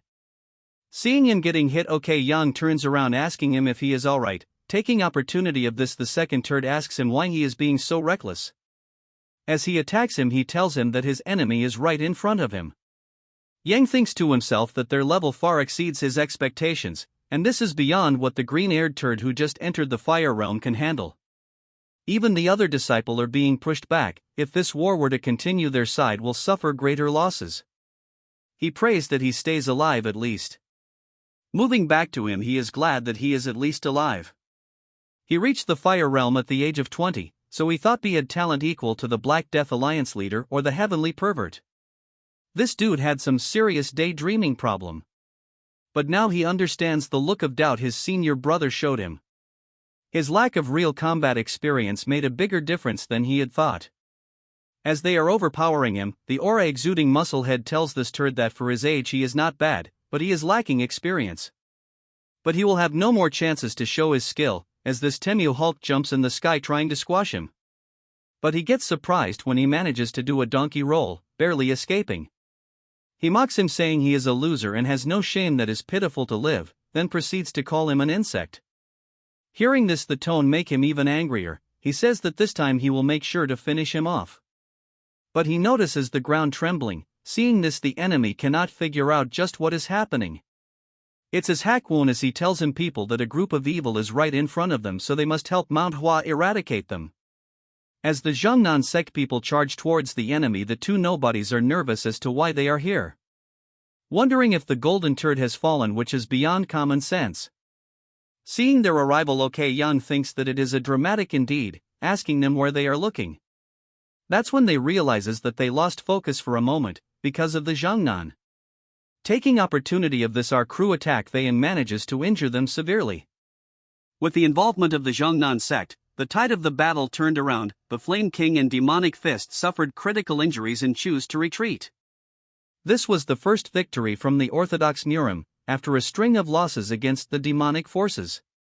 After they are done with the battle, everyone is shocked as someone tells them to inflict critical wounds on Fire Realm monsters, praising them that they have played a great role. It's Yang as she praises her disciple because this is her first real battle and he did well. As for Swordmaster, he is dying out of embarrassment, but she is confused why they have been staring at her like this. Man, this is so wholesome, as her disciple tell her that it's obvious that they would not look at her. As they sit for a meeting, she starts summarizing the situation. Currently the Heavenly Pervert is on his way to Shanxi after annihilating Shaolin. Although they have driven them out, they have suffered severe losses. Moreover, they don't know just how many Fire Realm monster they have under him, besides the known demon masters of the three demonic families. Especially that golden turd, as he managed to force them to retreat by taking the turd's son hostage. If they had fought till the end, neither of them would have returned unscathed. Hearing that, they are shocked as Greena thinks to himself that it's unbelievable to hear such things from her master's skills. It's a shocking matter because he fought on par with two peak Fire Realm masters at the same time. They only bought time for some time and the situation is not looking good, so they will quickly regroup and invade again as quickly as possible. If the possibility that the Heavenly Pervert were to join them, it would be impossible for them to stop with them with their power alone. Old Man says that after much deliberation with his waifu, they have reached a conclusion that Manhwa and Zhongnan must abandon Shangxi. Hearing this, everyone present is shocked as he continues telling that Shangxi is the very symbol of Manhwa and Zhongnan. However, the Demo Inc. forces have grown strong to the point that they alone cannot handle them. So right now their priority is to restore balance. So both Manhwa and Zhongnan must lend their strength to the Righteous Alliance. Beardo thinks that it is the best option, but he is worried about the commoners in Xi'an who have supported both sects in Shangxi. Yang says that they will take them all with them. It is no exaggeration to say that they exist because of them. They should still have time before they come back towards Xi'an. So they need to persuade them to evacuate before the enemy arrives. She orders OK Yang and Hakwon to go relay this information to the Righteous Alliance, while she and her disciple will go persuade the citizens. But OK Yang mocks her, saying if with her personality if she can persuade anyone. She asks this turd that he is upset because he ignored his words the other day. He tells her that him and Hakyun will go persuade the people, and for the alliance they will send a messenger pigeon. Hearing this, she is confused what she will do then. He tells her that for now she should tend to the sect leader's injuries and avoid beating him up. Hearing this, she gets mad. The next day we move to the Righteous Alliance camp in Jushan. The letter states that after the battle with the Hua family, Manhwa and Zhongnan, so they has announced their intention to leave Shangxi and join the Righteous Alliance.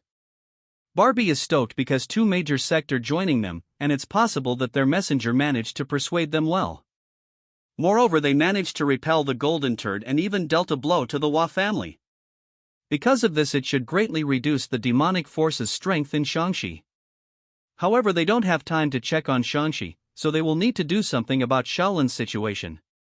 If the Shaolin monks who have joined the alliance learn the truth, their morale will plummet since they cannot keep this hidden forever either.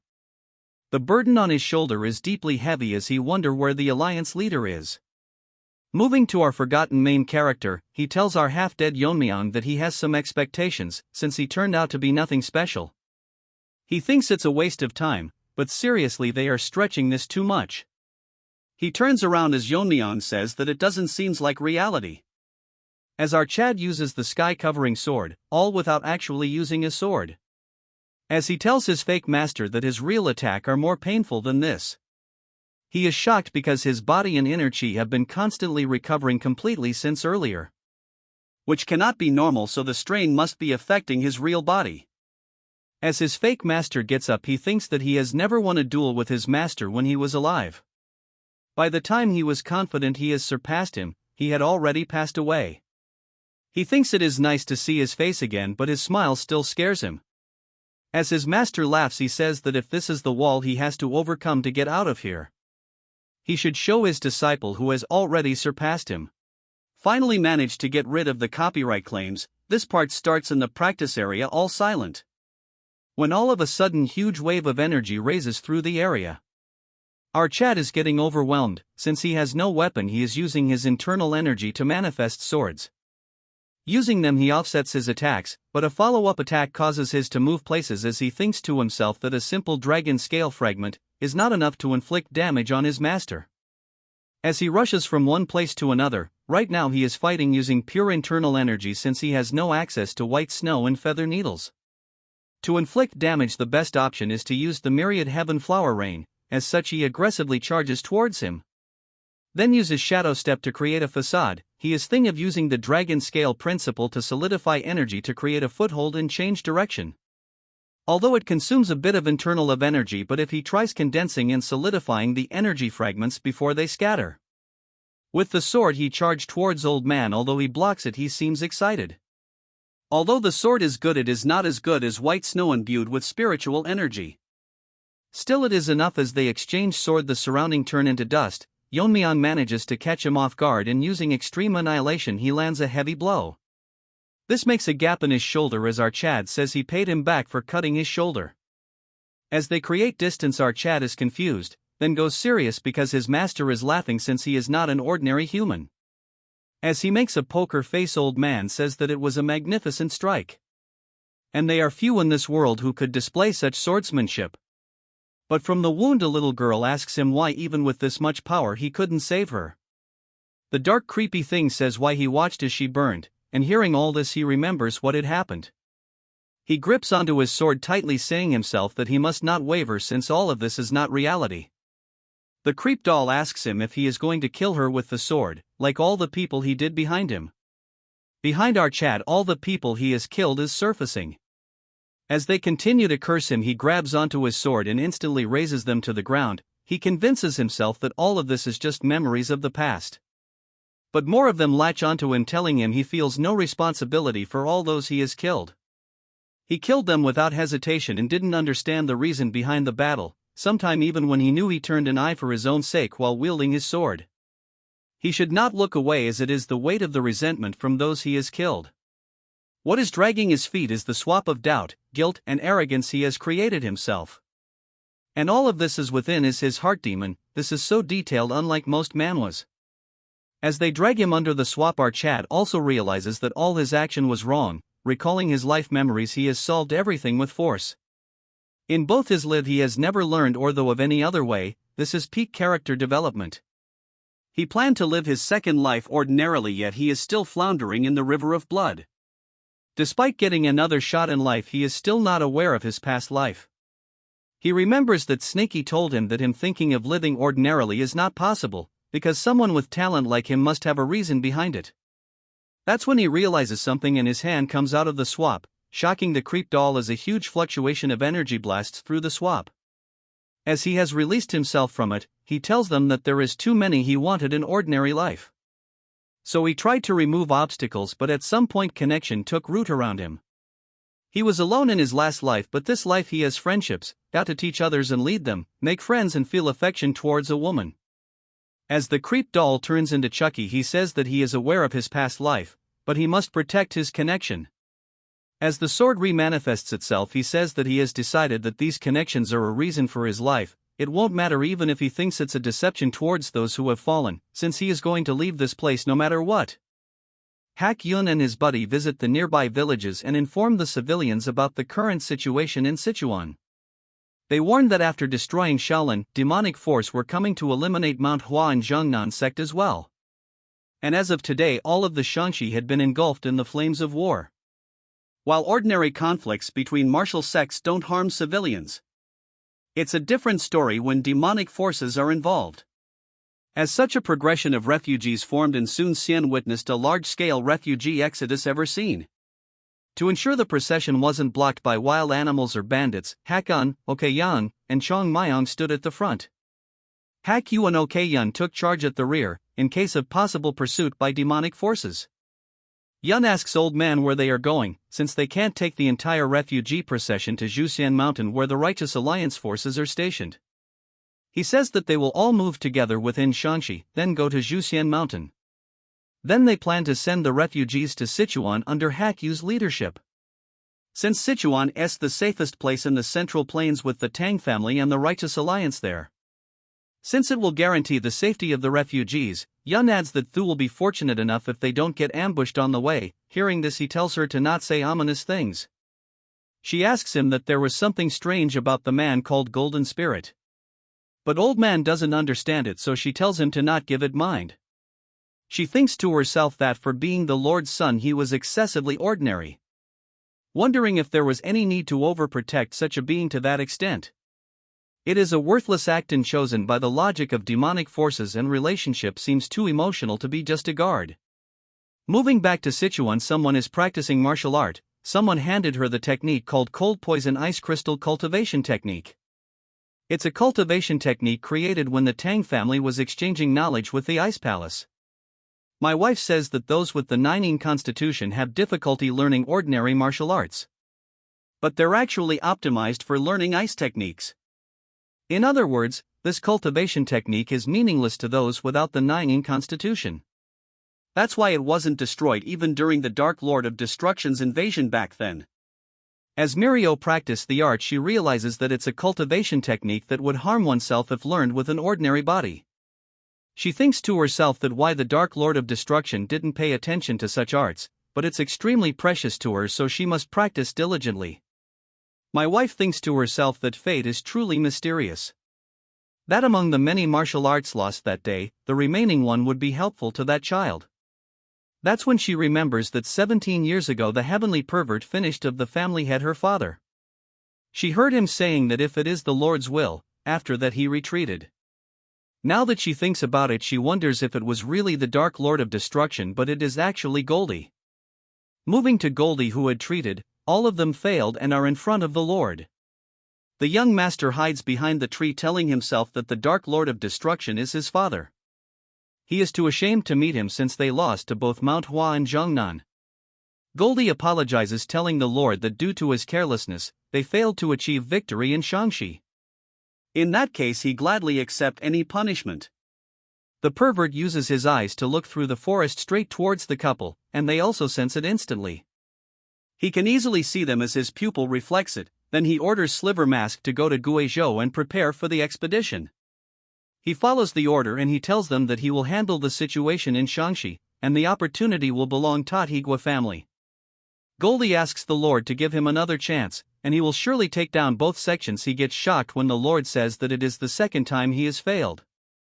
17 years ago, he invaded the Tang family. He also trusted only in his own abilities, and took only a small force and failed to bring down the Tang family. He forgave generously at that time. Also, the Black Death Alliance leader ruling Sichuan was wary of them and make a move. But now, with the Black Death Alliance leader gone, he has repeated his recklessness mistake. So there is no reason for him to give him another chance. He announces that as of this moment the Hua family will be excluded from the succession competition. That when the useless son stops him, greeting him and tells him that he is the young master and he is his son. Goldie gets nervous as the blabber dog says that he is responsible for the defeat, because he became a weakness in the battle. With the sect leaders, Golden Spirit had to retreat. Then this dumb turd tells him to not ignore Goldie's requests. The Lord gets pissed saying that he stopped him for such a stupid reason. Since all of the responsibility lies within him, then he must pay the price. As an attack is aimed towards him, he can't even react, yet Goldie blocks the strike, falling to the ground. The Lord says that it is dreadful to die like this, since he raised him as his shadow all this time, only for him to give his life for mere affection. But there is nothing he can say as he walks away, saying that parents bear the sins of their children. Dumb kid cries saying that he is not of the Lord's bloodline and Goldie is his father. As Goldie lies lifelessly, we see a flashback where two kids are being adopted by the Lord as they will be his honor guards. There were many children S0LD to the heavenly demon sect to obtain divine pills.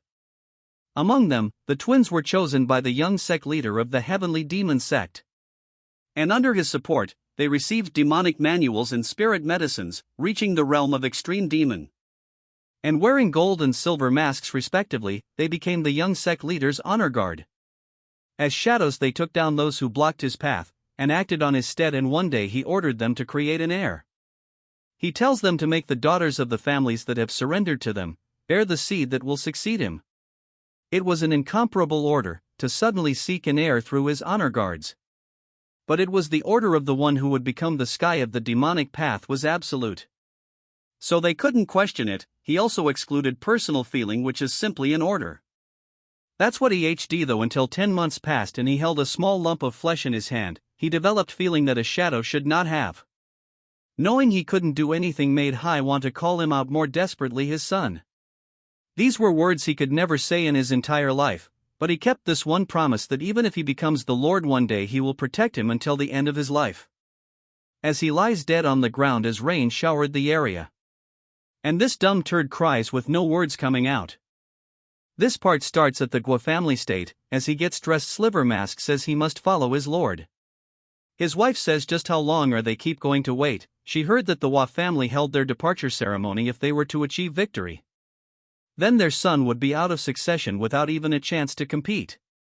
He says that he cannot do anything since it is the Lord's decision, but understands her impatience. Instead, this Riz Lord kisses her and says that he cherishes their son as much as she does, so she should wait a little longer and he will find a way. As Silver Mask rushes towards the Gua family, he is happy that Goldie has failed, and thanks to that an opportunity has arisen. This dumb turd is going to deploy all forces and attack Sichuan, which is the Righteous Alliance main base. Since most of the Righteous Alliance forces are at Mount Jusian, so reinforcements will be slow. If they take down the Tang family, the position of the next lord will belong to his son. Moving back to the squad, they are splitting and one of them will escort the civilians to Sichuan, then later they will meet again at Mount Jusian. As they depart with extreme speed, Yun asks Old Man if Hakwun would be alright alone. And he might get ambushed leading that many people. He says that Goldie and the Hua family has suffered serious internal injuries. So they need time to regroup, and in the meantime they will get away in the meantime. But they freeze instantly the moment the pervert is gazing at them through the sky. Just sensing the energy, all four of them stop, unable to move, realizing that what they felt earlier was not imagination and someone has been tailing them, and whoever it is, they are extremely powerful. A voice tells them that they have been too late to move separately after all this time. Old Man understands that the person standing before them is the Lord just by his demonic energy. He says he was getting bored waiting and almost dozed off. Yun is shocked that he reached Shanxi much faster than them and even predicted their route and got ahead to wait. As for the twerp, he cannot even fathom just how strong he is, then he proceeds to laugh because he was delusional to think that they were on the same level. Old Man knows instinctively that even if all of them attack together they will die. Old Man thinks that he must focus on getting at least one person alive, so he must buy time for them to flee even if he has to sacrifice himself. The pervert says that the civilians are headed towards Sichuan, but he has no interest in them. What he cares about is them who will join the righteous forces at Mount Jusian. He completely figured out their plan. Old Man thinks that he know about the groups heading towards Sichuan. It is as if he can see them with his eyes. That means his energy sense has developed enough to encompass all of Shaanxi.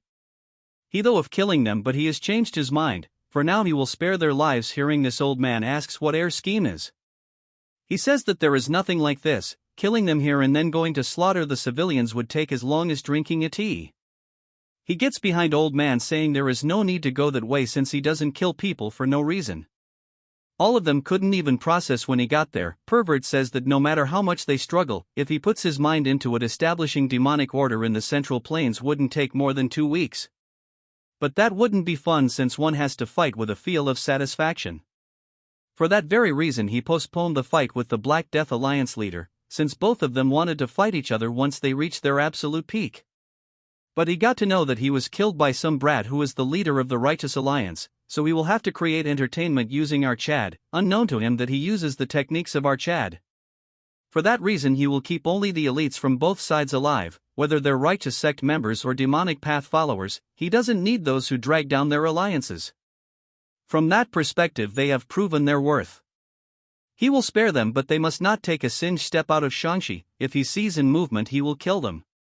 Yun cannot believe he is just letting them leave, and old man says it doesn't seem like an empty threat. Yun asks OK Yang is he is not going to do anything.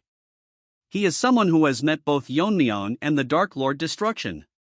Asking him if our Chad has any chances of winning against him, he instantly says that our Chad has skills that is too difficult to even gauge.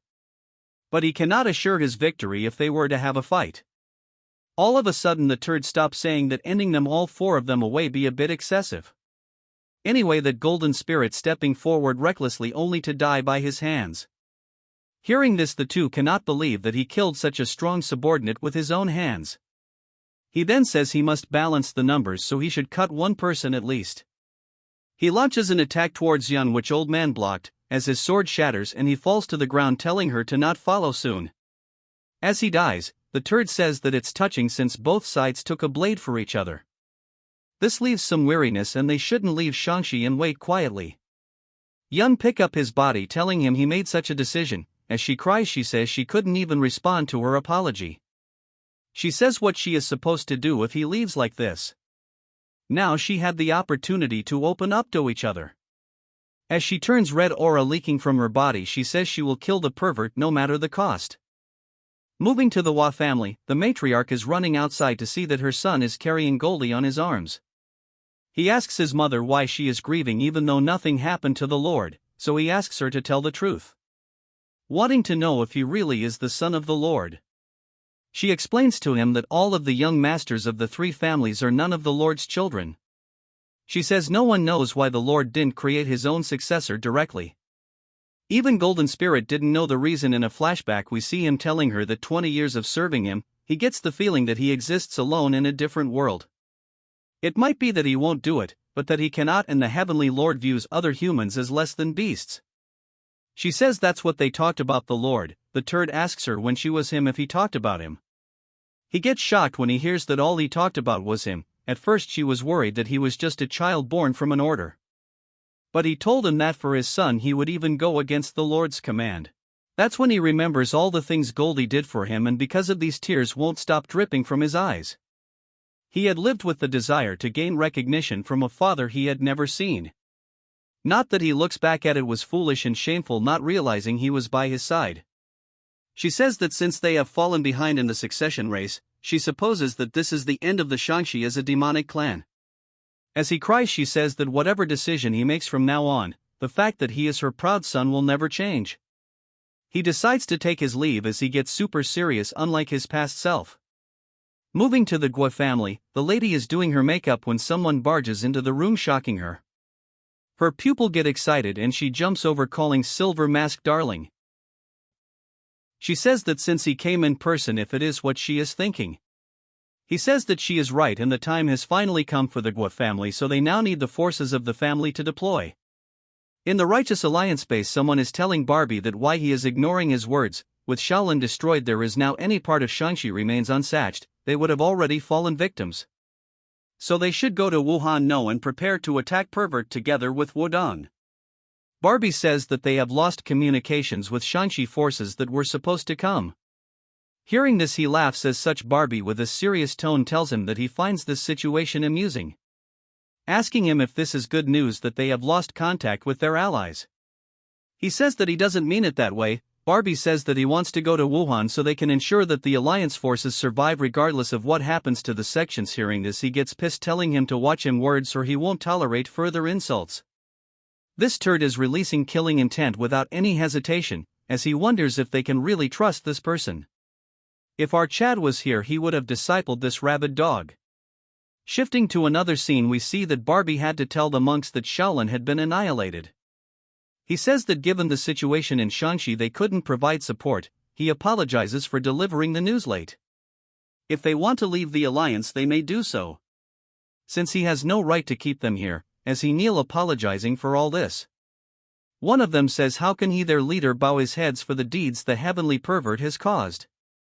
They are already grateful that he has informed them and none of them is blaming him. So he should not worry and continue leading the alliance.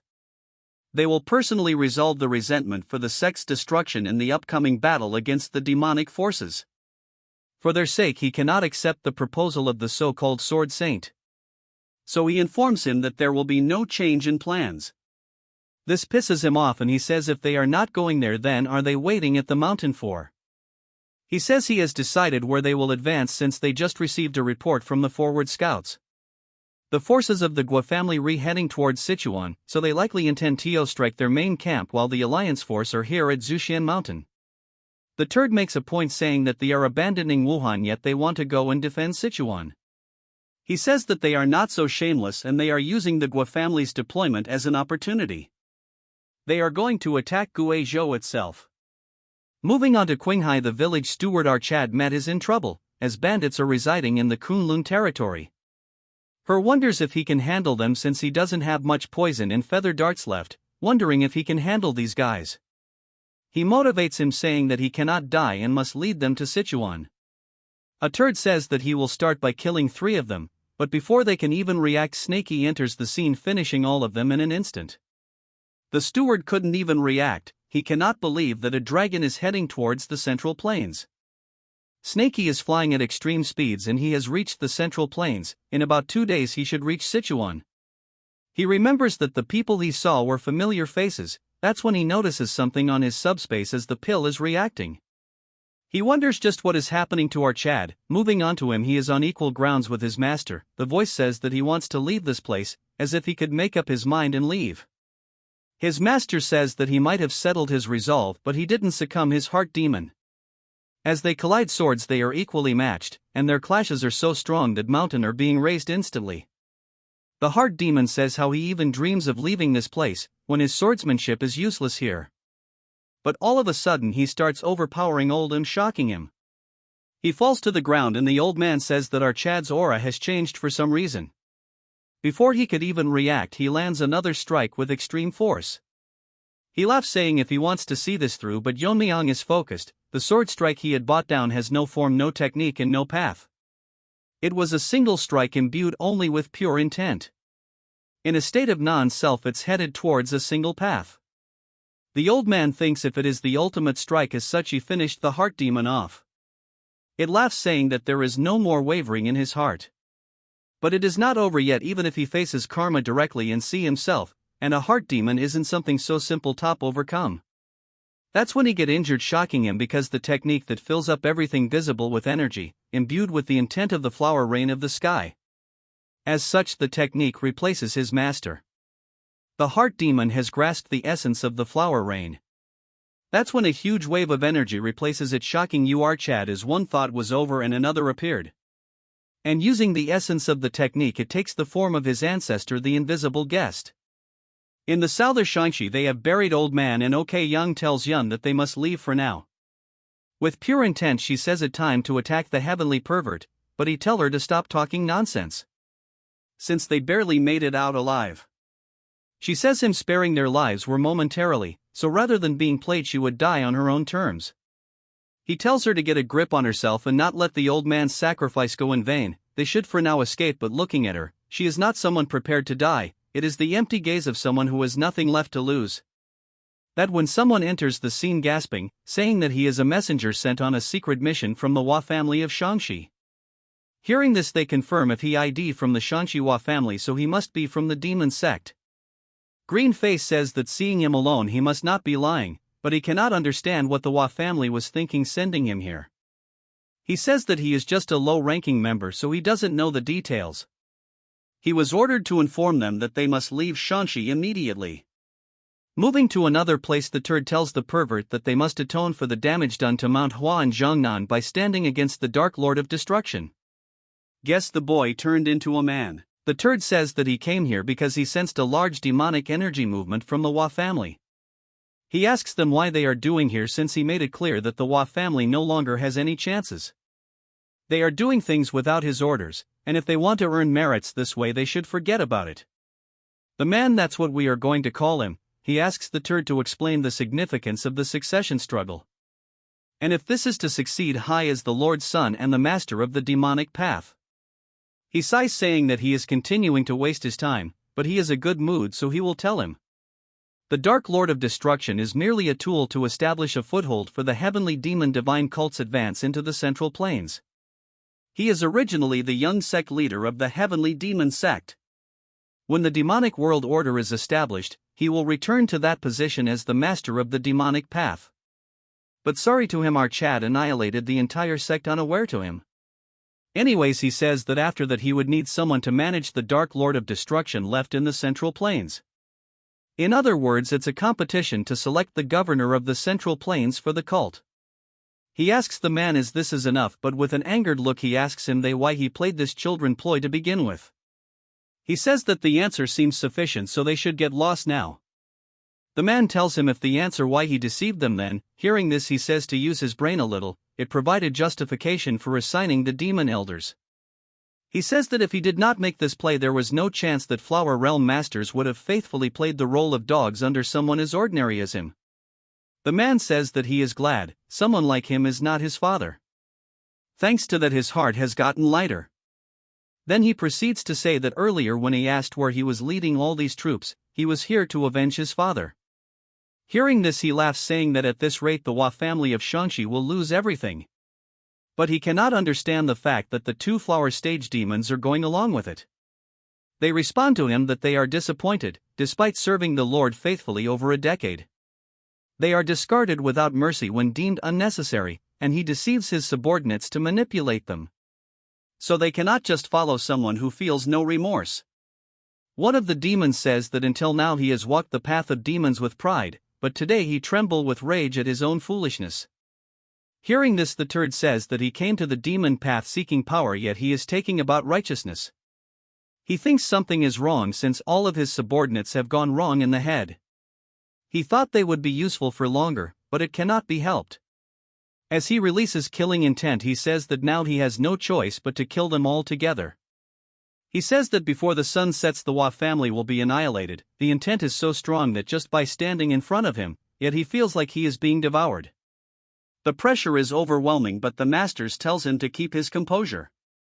Even if they are fully prepared, they cannot do anything against the Lord, but they cannot forget their purpose. In a flashback we see that he telling the masters that he has lost the succession race and he is not even the Lord's child either. So they don't have to show courtesy towards him. They will him to not dishearten him, since he failed the succession race, since their bond as master and student will remain, so he asks them even if they will follow him even if he goes against the Lord. Although someone like him would never reach the Lord, but he cannot just sit idly after witnessing his father's death.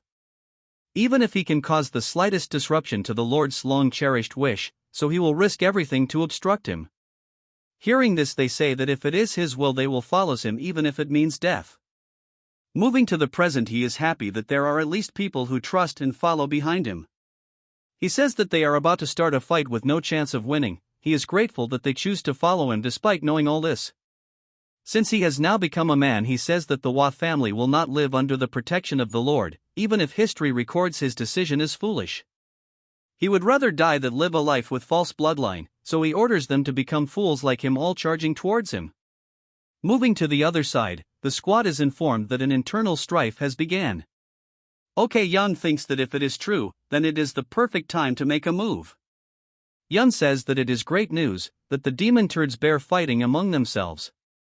She has lost her mind as she draws her sword, saying that in the chaos she will find an opening and finish the turd that invaded Manhwa and Zhongnan. Then she moves towards the messenger and asks Hai if he was there during the invasion of the Manhwa with a black cold stare. Ok Yang had enough of his sister and slaps her directly on the face. He says that if she will kill someone that even 4 Fire Realm Masters don't dare to face with a sneak attack. As for the sneak attack, he says that is a stupid idea, since by the time they arrive, everyone from the Hua family would have been annihilated by the pervert. She asks him what they should do then, since she lost him right in front of her eyes. She grabs him by the collar and asks him about her revenge, and if he's saying she doesn't have the right to have her revenge just because she is weaker than him. Hearing this, Ok Yang tells her to look at her feet. Looking down, she sees the old man's broken sword. He says that they are the only one that can take care of his belongings. He says that if they die there will be no one to carry his will, so what they need to do right now is not revenge. To ensure his sacrifice was not in vain and to honor his will, they must survive till the end. Hearing this, she is having a hard time controlling her tears. Moving to his disciple, he is at a loss of words, so he tells the sobbing minion if he is going to go along with them. She apologizes to old man, and says that when the war is over she will make sure to give him a proper burial, so that everyone from Mount Hua and Zhongnan can remember him. We move on to the other side of the story, and it's not our Chad. Everyone from the Hua family has been slain, and the turd says that even after all of them attacking together, this is all they could amount to. At the moment he grabs the man by his neck, and tells him that he cannot understand, as he told him that from the beginning that they cannot draw a single drop of blood from him. And all he did is pile up meaningless corpses. Even if they did nothing, they could have at least prolonged their lives. That's when he realizes that something is wrong. The man is laughing crazily, telling him to use the great ability of his figure it out. Hearing this, he uses his ability to figure out that the Mount Hua turds have disappeared from his energy detection range. He asks the man if he really threw away all this life just for the enemies to escape. Even in his dying moment, he says that his enemy is right in front of him, although they couldn't inflict a single scratch on him. Before he could continue talking, he uses his aura to punch his gut instantly, saying that he is foolish to think such a thing will harm his action. But he will praise him that he was not just a fool. It would have been better if he showed this sight in front of Mount Hua and Zhongnan. As he falls to the ground, he says that it was entertaining and that he will watch it from the afterlife how useless his defiance was. And he will personally show him that all of the central plains will realizes it. Moving back to the other side, we see the messenger telling them to not go to Zhuanshan Mountain, elaborating that there is someone called Silver Wolf who guards the Lord alongside Goldie. He was ordered to lead the Gua family army and attack the Tang family and destroy the Righteous Alliance. Hearing this, they are in a tight spot as he continues to explain that by now their army should have learned about this and withdrawn from Sichuan. So they might cross paths with them on the way. Since he is done with his orders, he take his leave. Afterwards, as they were running towards Sichuan, Yun cannot understand why the Guizhou forces are moving now. So she wonders if the Lord is really thinking this as entertainment. Yang thinks that this is fortunate for them, because if the 3 demonic families and the Dark Lord of Destruction had moved at full force simultaneously, the righteous factions would have already been annihilated. That's when they notice something. Yang thinks that the movement is unusual, and it is like they have a will of their own. Yun wonders how many people on Earth can do something like this, since the pervert is currently looking for them. He is manipulating the flow of the clouds to look for them. Currently his level has gone beyond martial arts. She tells them to speed up, or else he might just locate them. As a huge dragon with glowing eyes manifests itself. Moving to the Righteous Alliance, Yanjiang is exhausted because she has to make reports on outer patrols and internal maintenance along with her training. Since she is the actual military commander and temporary chief of administration. His uncle's communication has been cut for a week, and there is no news from our Chad, which is frustrating. As she misses him, she prays that nothing bad happened to our sleeping Barbie. That when some guy enters the scene telling her that she has been working hard, he then tells her that he has bought some snacks and offers some for her. As she stuffs her mouth in them, saying the guy that she is going to live thanks to the section leader. He tells her that she has been pushing herself too much and he is worried about her health. Dude has no chance, but sleeping Barbie will not be available for more new chapters. as he suggests her some methods to offload the work. Hearing this, she says that she is fine, since this is nothing compared to the ones who went to the battlefield. They have this dumb filler talk. I can go on writing this, so just imagine them talking about the same thing again. That's when a voice shocks them, telling them he hates to ruin the mood, but the news is very urgent. As the busybody is daydreaming, one-armed Chad says that the Gua family troops are heading towards Sichuan. This shocked them very much, as he informs that they grew, turning every place they pass into wastelands. Moving to them, the army is walking through a village all burned out, and the sadistic young Master Gui turd is enjoying this chaos. Now we even need to know his backstory. Back at him, he had to live an ascetic life due to his surveillance, and the dignity befitting his status. That's when a voice tells the troop that morale is important in war.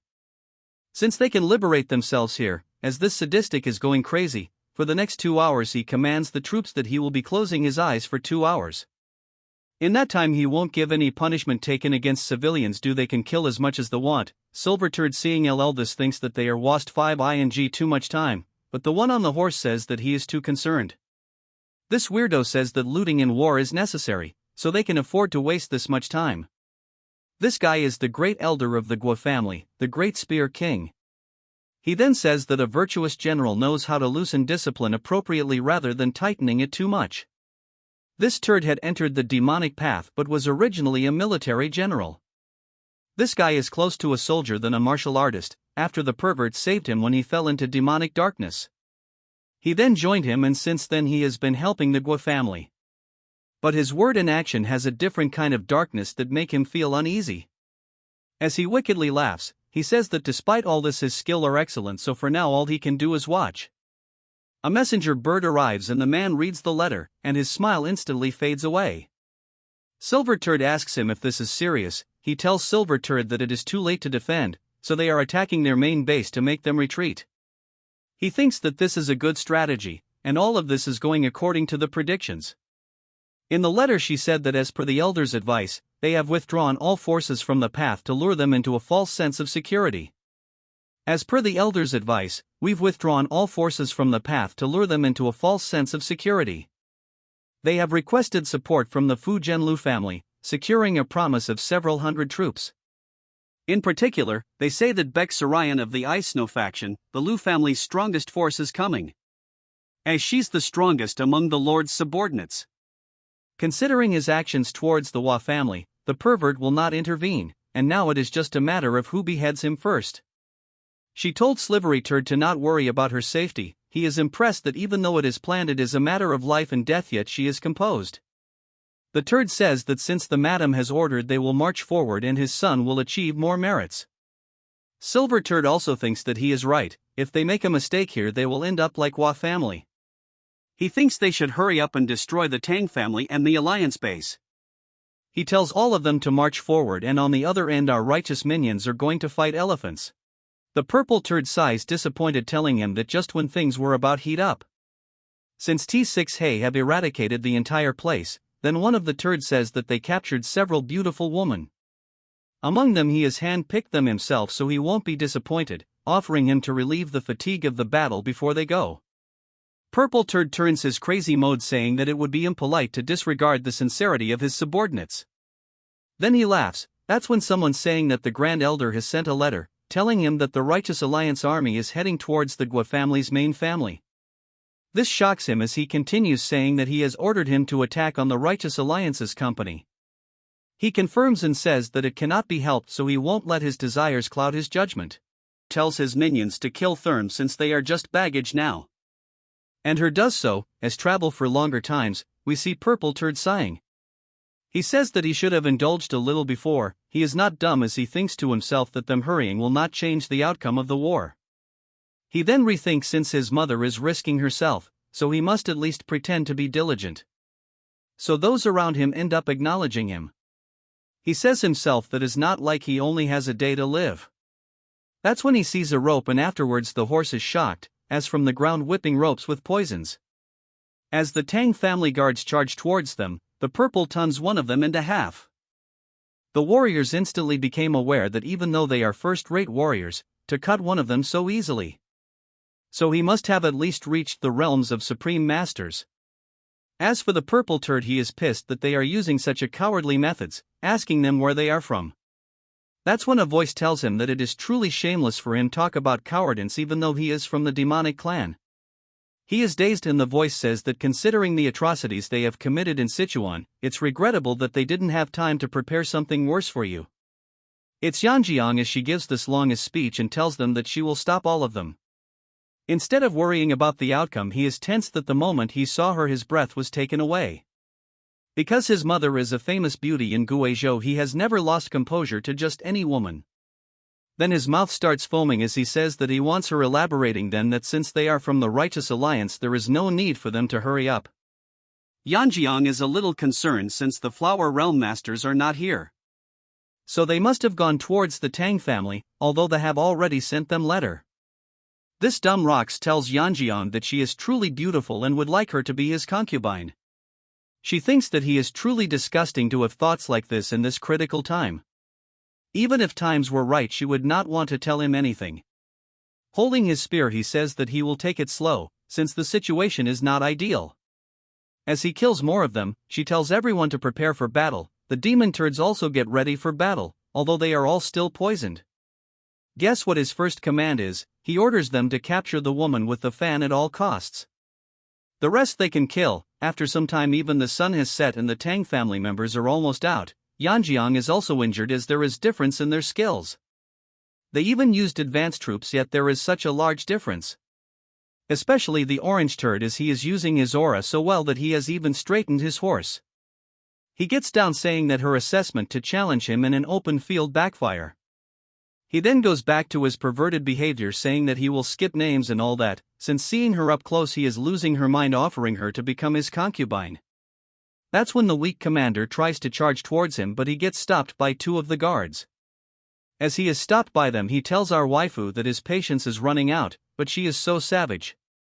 She tells him that someone as violent and brutal temperament has the confidence to court her like this, telling him to get lost since he is not even worth a dime in front of the person she likes.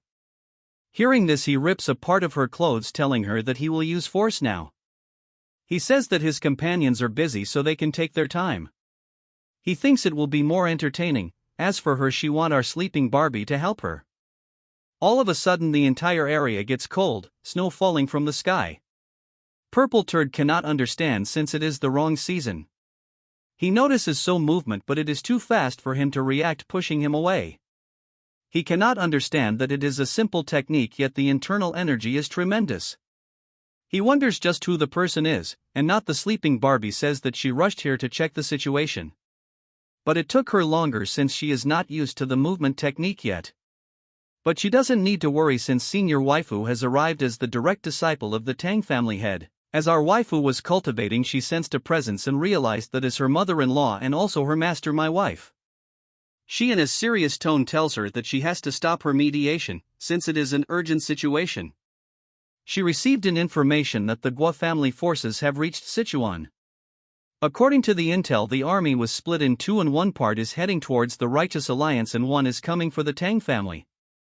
Although they are short on manpower, but the alliance is in an even more bad situation since they have minimum personnel. So she asks her to go as reinforcement. Hearing this, she asks her if she is capable. More importantly, if the main force is her, she should stay, but she tells him to not worry about this place, since they have formation masters from the J-Gal family, so although they might not win, they have a defensive advantage. She says that the one heading towards the Tang clan have two Fire Realm Master. As for the alliance, they is at max entry-level extreme demon. Although she doesn't want to force her, she should achieve victory and support the Tang family, because she is someone more talented than she thinks. Yeon-myeong cannot believe that the last time she saw her they were on the same level, yet she has become this strong. But the horn dog is not worried about his life yet, he is appreciating her beauty. He orders them to capture her alive, but she use a cold poison ice technique, as it release a blizzard not affecting any of them. As they laugh, Yeon-myeong thinks they are done for.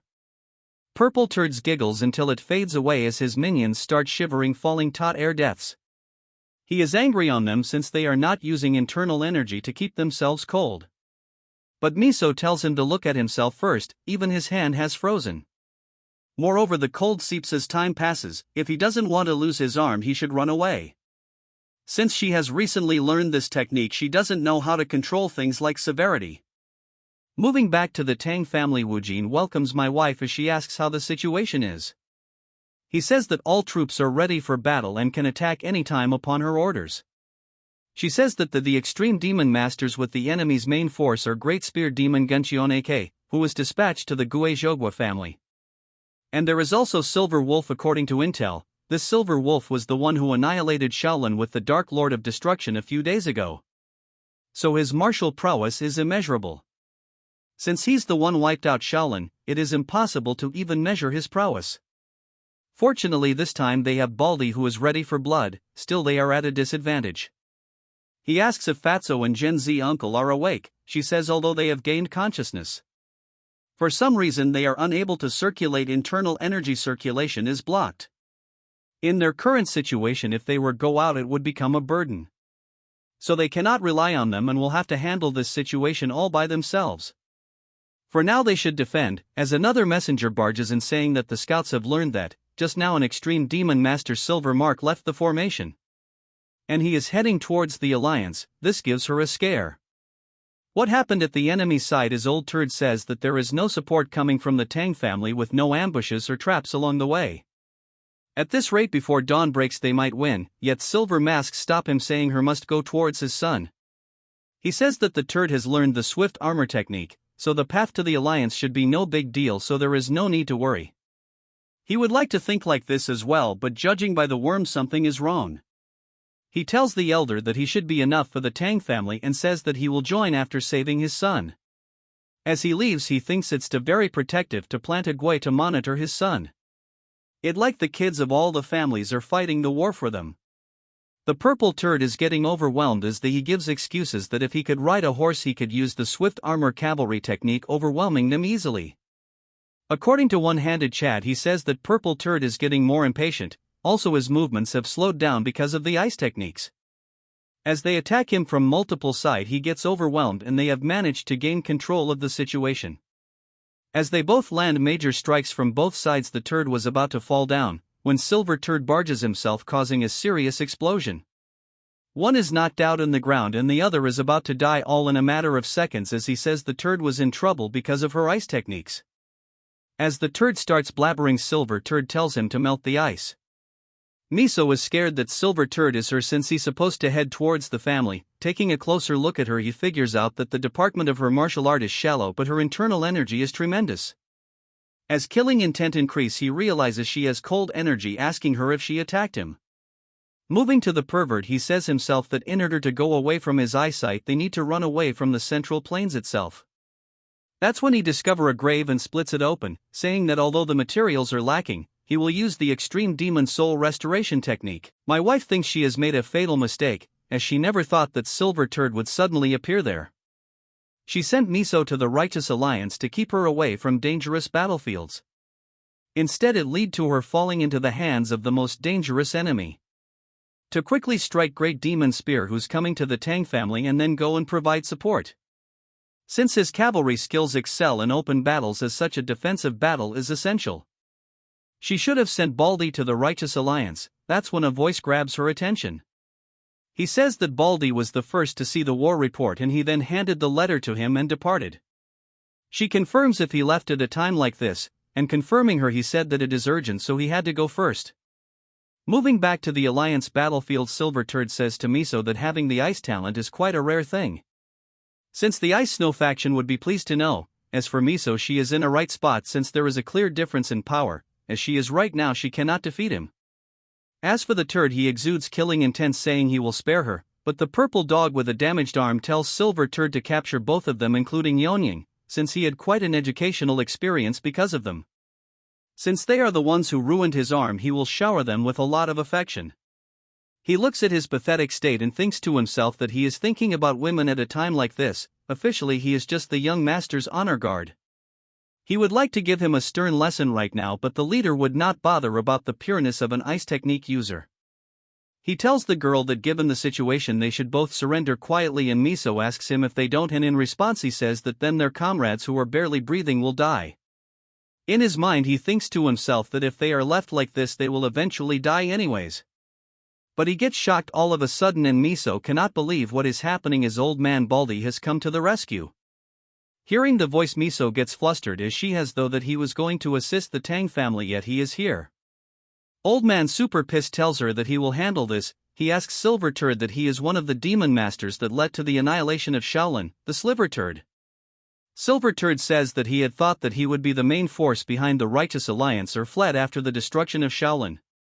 As Old Man says that he will not show any mercy as he release an extreme amount of energy. The silent landscapes get overhauled by waves of energy as Silver Turd is barely holding his own. As he is indeed worthy of the title Vajra Great Victory since he is levels above a temple abbot. Although he has lost an arm he is still overwhelming him and it is not like his strength has diminished at all. But it's not like he cannot defeat him as he uses Kaioken times 10 and pushes Old Man to the side. As he says it's his turn laughing a critical strike, but Old Man ID far from being an ant so he uses a technique landing multiple punches towards his strike. The pressure is so much that Miso thinks that they wouldn't dare intervene in this setup. As it is a battle between masters who have surpassed the Fire Realm. As for Old Man he is currently overwhelming the Silver Turd, as for Purple Dog he cannot believe that he is getting pushed back asking why he didn't die when Shaolin was getting pushed back. Silver Turd thinks to himself that demonic energy techniques and Shaolin Buddhist techniques are almost polar opposites. If this turns into a battle of internal energy attrition, they will be at a great disadvantage. He thinks he must look for opening but it flops as he grabs him by the head and throws him onto the ground. The impact was significant but Old Man feels something and stops. His energy channels are twisting and yet he haven't been affected by his demonic techniques. That's when he realizes that Buddhist techniques originally control the flow of energy through internal circulation. However, his deep-seated killing intent for the destruction of Shaolin interfere with controlling this flow of energy, as such the conflict between reason and action ultimately led to demonic possession. As the Silver Turd releases demonic energy as he get overwhelmed, Silver Turd thinks it pitiful that he got blinded by revenge. As he falls to the ground he says that it was close but in a matter of seconds the tables have turned.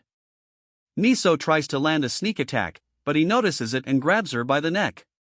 Telling her that she is too slow and if she decided to launch a surprise attack she should have done it fast, but when Old Man says he was indeed too late. Hearing this he tells Miso that the Old Man has gone crazy after falling into demonic possession. As he was rambling he notices a presence scaring the wits out of him. Turning around he cannot see anything but the energy just past him. Although it was brief the presence rivaling the Heavenly Lord. The Old Man completes the sentence that the Alliance leader is late. As he saves our waifu and chopped the fingers of Silver Turd. He apologizes to everyone for being late and thanks everyone for enduring until now, despite the difficulties. As Silver Turd is at a loss of words our sleeping Barbie has finally come to the rescue. Silver Mask couldn't even react what had happened before him. Silver Masks thinks that he has reached the level of Fire Realm, but he couldn't sense his presence until he got close to him. He realizes that the person in front of him is the Righteous Alliance leader. As Miso is crying seeing our awake Barbie, Yeon-myeong says unlike the first time he saw her, she has gained a lot of internal energy as well as flow. It seems like she has been training diligently, but she says yet it was still not enough. Yeon-myeong cannot believe that things have gotten so bad that even she had to step up, so his absence must have been a burden. That when the Silver Turd uses Kaioken times 20 causing red shockwaves. Yet he is clearly aware that his instincts tell him that he is very dangerous, so he must kill him no matter what. He tells the Purple Turd to leave this place immediately since he cannot fight him while he is here. Looking at Yeon-myeong he analyzes that Silver Mask is on a higher level than the envoys, as he wonders if the Dark Lord of Destruction have many martial artists of such caliber. He tells Miso that they will have to postpone catching up for later. As he summons his sword he says that he will deal with this trash first. As they charge towards each other, a huge eruption of energy collides, they exchange multiple moves in a blink, while Silver Turd is flying in the air. The difference in their strength is however enormous, so it'll be impossible to fight and escape. But he cannot escape since he will be a big hindrance to the Lord. Although his chances of winning are practically zero, but at very least be some injury at cost of his life. As such he releases even more energy but gets shocked when he sees our Chad walking in the air. As he closes the distance, all of them bystanders are in awe, and while aura farming, he finishes him off in an instant. As he finishes Silver Mask off, Baldy is amazed that he never ceases to amaze people every time he sees him. At this point, he cannot even fathom the limits of our Chad. All of them run towards our Chad, and Yeon-myeong says that she is relieved to see that he is safe.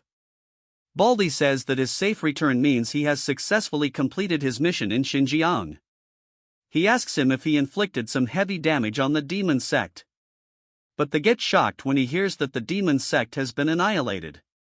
He explains that he only intended to deal them a blow, but they created a poison that could plague the world. It was clear that they would eventually extend their reach to the Central Plains, so he attacked their headquarters. Although I struggled a bit because of their sorcery, he not only eliminated their main force but also their leader. Baldy cannot rest easy since he has uprooted the main forces of the demonic forces. He is concerned about leaving the turd in Xinjiang, but unless he gets the same opportunity as he did, he won't be able to come out. But for now he has matters to attend. He tells everyone to wait for a moment since he has some unfinished things to take care. As Purple Turd runs away, he cannot believe that Silver Turd died without putting up a fight. He cannot comprehend since Intel said that most of the Tang family forces had moved to the Zhuxian mountain. As he starts crying, he rants about how if they knowed he was this strong, they would have never attempted to attack this place. But our Chad gets a hold of him and stings him with a poison needle. He asks him that he wants to walk away unsatched after messing with the members of the Tang family and the Righteous Alliance. As our Chad asks him if he has heard about the rules of the Tang family. That is to repay kindness twofold and repay grudges tenfold. Then he returns to the scene and Baldy asks him if he killed the one who fled on horseback. Our Chad agrees. Hearing this, Baldy says that is impressive, but he couldn't express his gratitude earlier. He punished Silver Mask, who annihilated Shaolin and the demonic forces as well. Hearing this, he gets shocked since he was aware of all this. Yeon-myeong explains to him while he was away, 3 demonic forces begin their attack. In Shanxi, Manhwa and Zhongnan defend their main temple from the Hua family's offensives. But they could handle a second wave of attack, but they evacuated with the civilians. Afterwards, the Gua family entered Sichuan and advanced towards the Tang family. Her uncle and the alliance, on the other hand, went to attack the Gua family's main castle. But they have received support from the Liu family, so they have lost contact with them. Hearing all this, our Chad apologizes, saying that has suffered because of his foolish actions. Baldy thanks him instead, saying that they no longer needs to worry about the demonic sect and the Western Front. He has accomplished great things, so he should not blame him too much, so their main focus should be to eradicate the Dark Lord of Destruction and save the Central Plains. That's when Snaky manifests itself, saying that the monk is right and he has noticed it before as well, saying that he is sometimes too sentimental. But for some reason the girls are completely shocked. Baldy asks him what the talking creature is. Snaky notices that they are staring at him and he says that how they can see him. Before he can blabber anymore, our Chad tells him that he warned him not to show himself in front of others.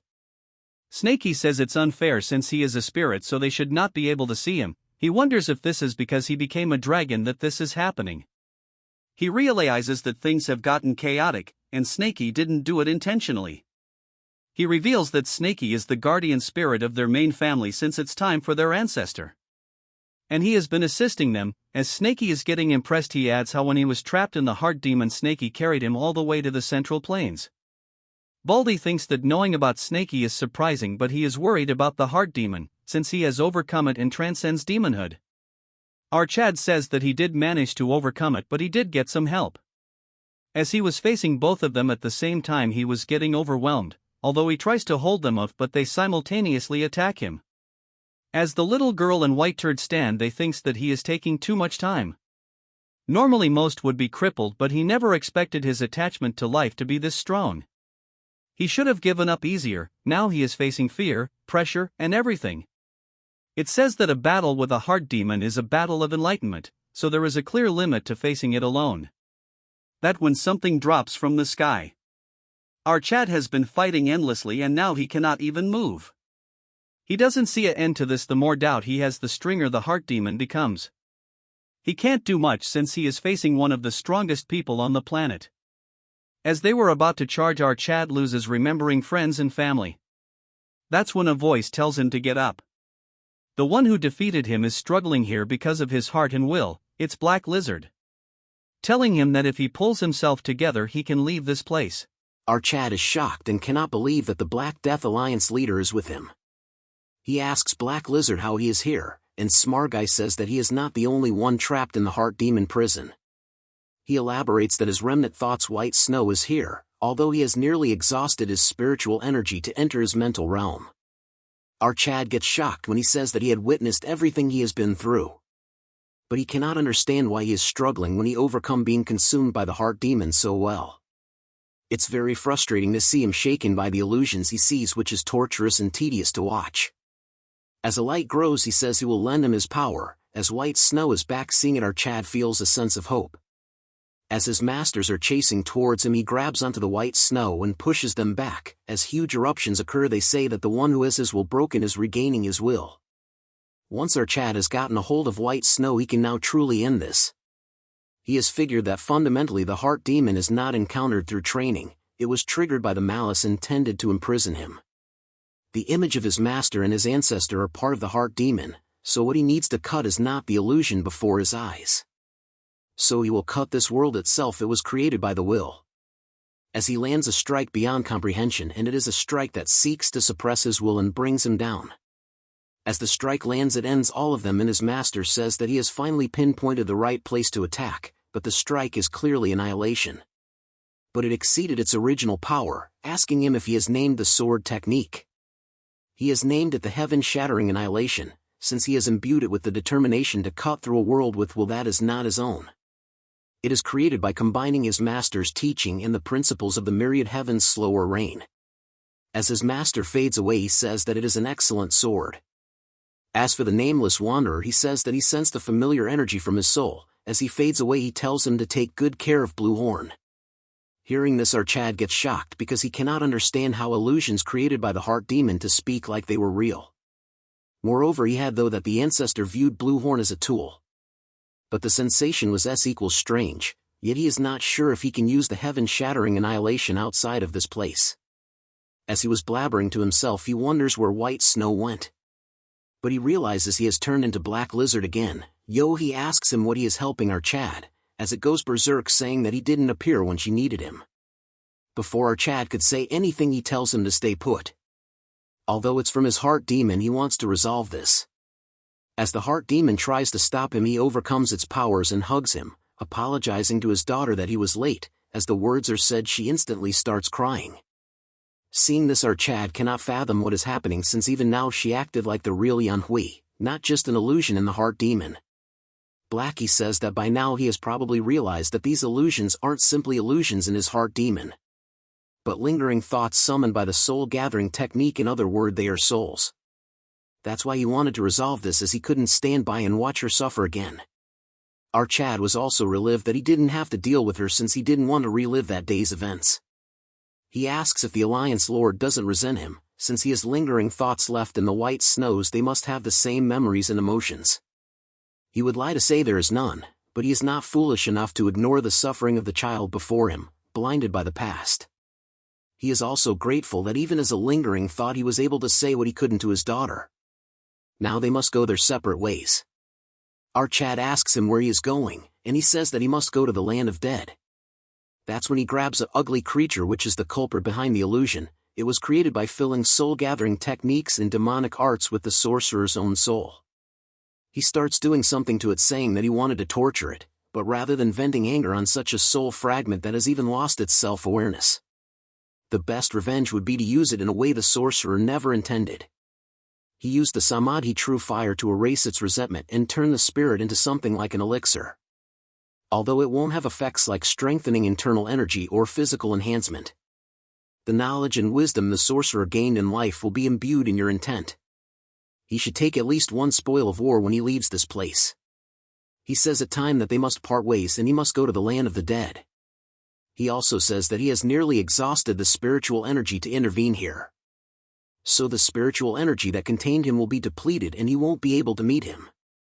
He says that the one who defeated him shouldn't go around getting beaten just because he doesn't have a weapon. And although HEW is not entirely without resentment towards him, he can see that he has never forgotten the guilt, although he cannot forgive him, but he will believe his sincere desire. As he leaves, he says that unlike him he should protect his connections. Yeon-myeong thanks him, saying that although they are not parts of their will, it comforts his heart a bit longer. As he gets ready to exit this place using his intent, he starts hearing Snakey. He felt a connection re-establishing, and says that they are almost at the main camp, so he should hurry up and come out. He is surprised that Snakey actually flew all this way. When he gets ready to come out, two voices grabs his attention, saying that with today's enlightenment he should spread his will throughout the world. As a complete person looking at the sky, he says that their appearance in the heart demon wasn't a coincidence. He is a disciple who was taught the sword in the past life, and a descendant leading the family in this life. He looks at the sky and says that it was the will that appeared reversing the demon's spell, as he tells them that he will lead the war against the demonic path to victory, as he will protect his will and his connections. As the mommy force and demon squad comes face to face, they are shocked that their sheer number is twofolds of their family. They cannot find Silver Mask since he has gone towards the Alliance. Baldy went after him, so she does not need to worry about that. She tells her minions that their only command is that there's no way around it, that they outnumber them. And before they die they should at least kill 10 by any means necessary. When they invaded before, they suffered annihilation, but today it will be different as per the Tang family code. As they charge towards each other, she says that they repay kindness twofolds and repay hatred tenfolds. As the battle continues, the old man says that although they overwhelm them in numbers, yet the battle lean against them. That's when he finishes one of the assassins trying to sneak up on him. Since it has been a while that he made a mistake after a long time in military tactics. Still, in battles between martial artists the power of the commander is critical. That when multiple dagger attack him, but he uses his demonic energy to fend them off. My wife thinks that the art he uses is the Imperial Guard Pure Demon, just like she had heard it, an incredible wall of chi. The man gets arrogant, saying that there is no way a mere dagger can break through this armor. But instead of listening, she throws more dagger, creating a type of formation. He is confused since none of them managed to hit him. But my wife assures him to check it again, as they start spinning using the flying dagger chi art, the soaring pedal dance, causing whirlwinds that stop his movement. She says in the realm of refinement it's the battle of chi, and that flying daggers are merely designated a node to manipulate the chi flow. She is aware that the gust of chi at this level will only manage to hold the horse.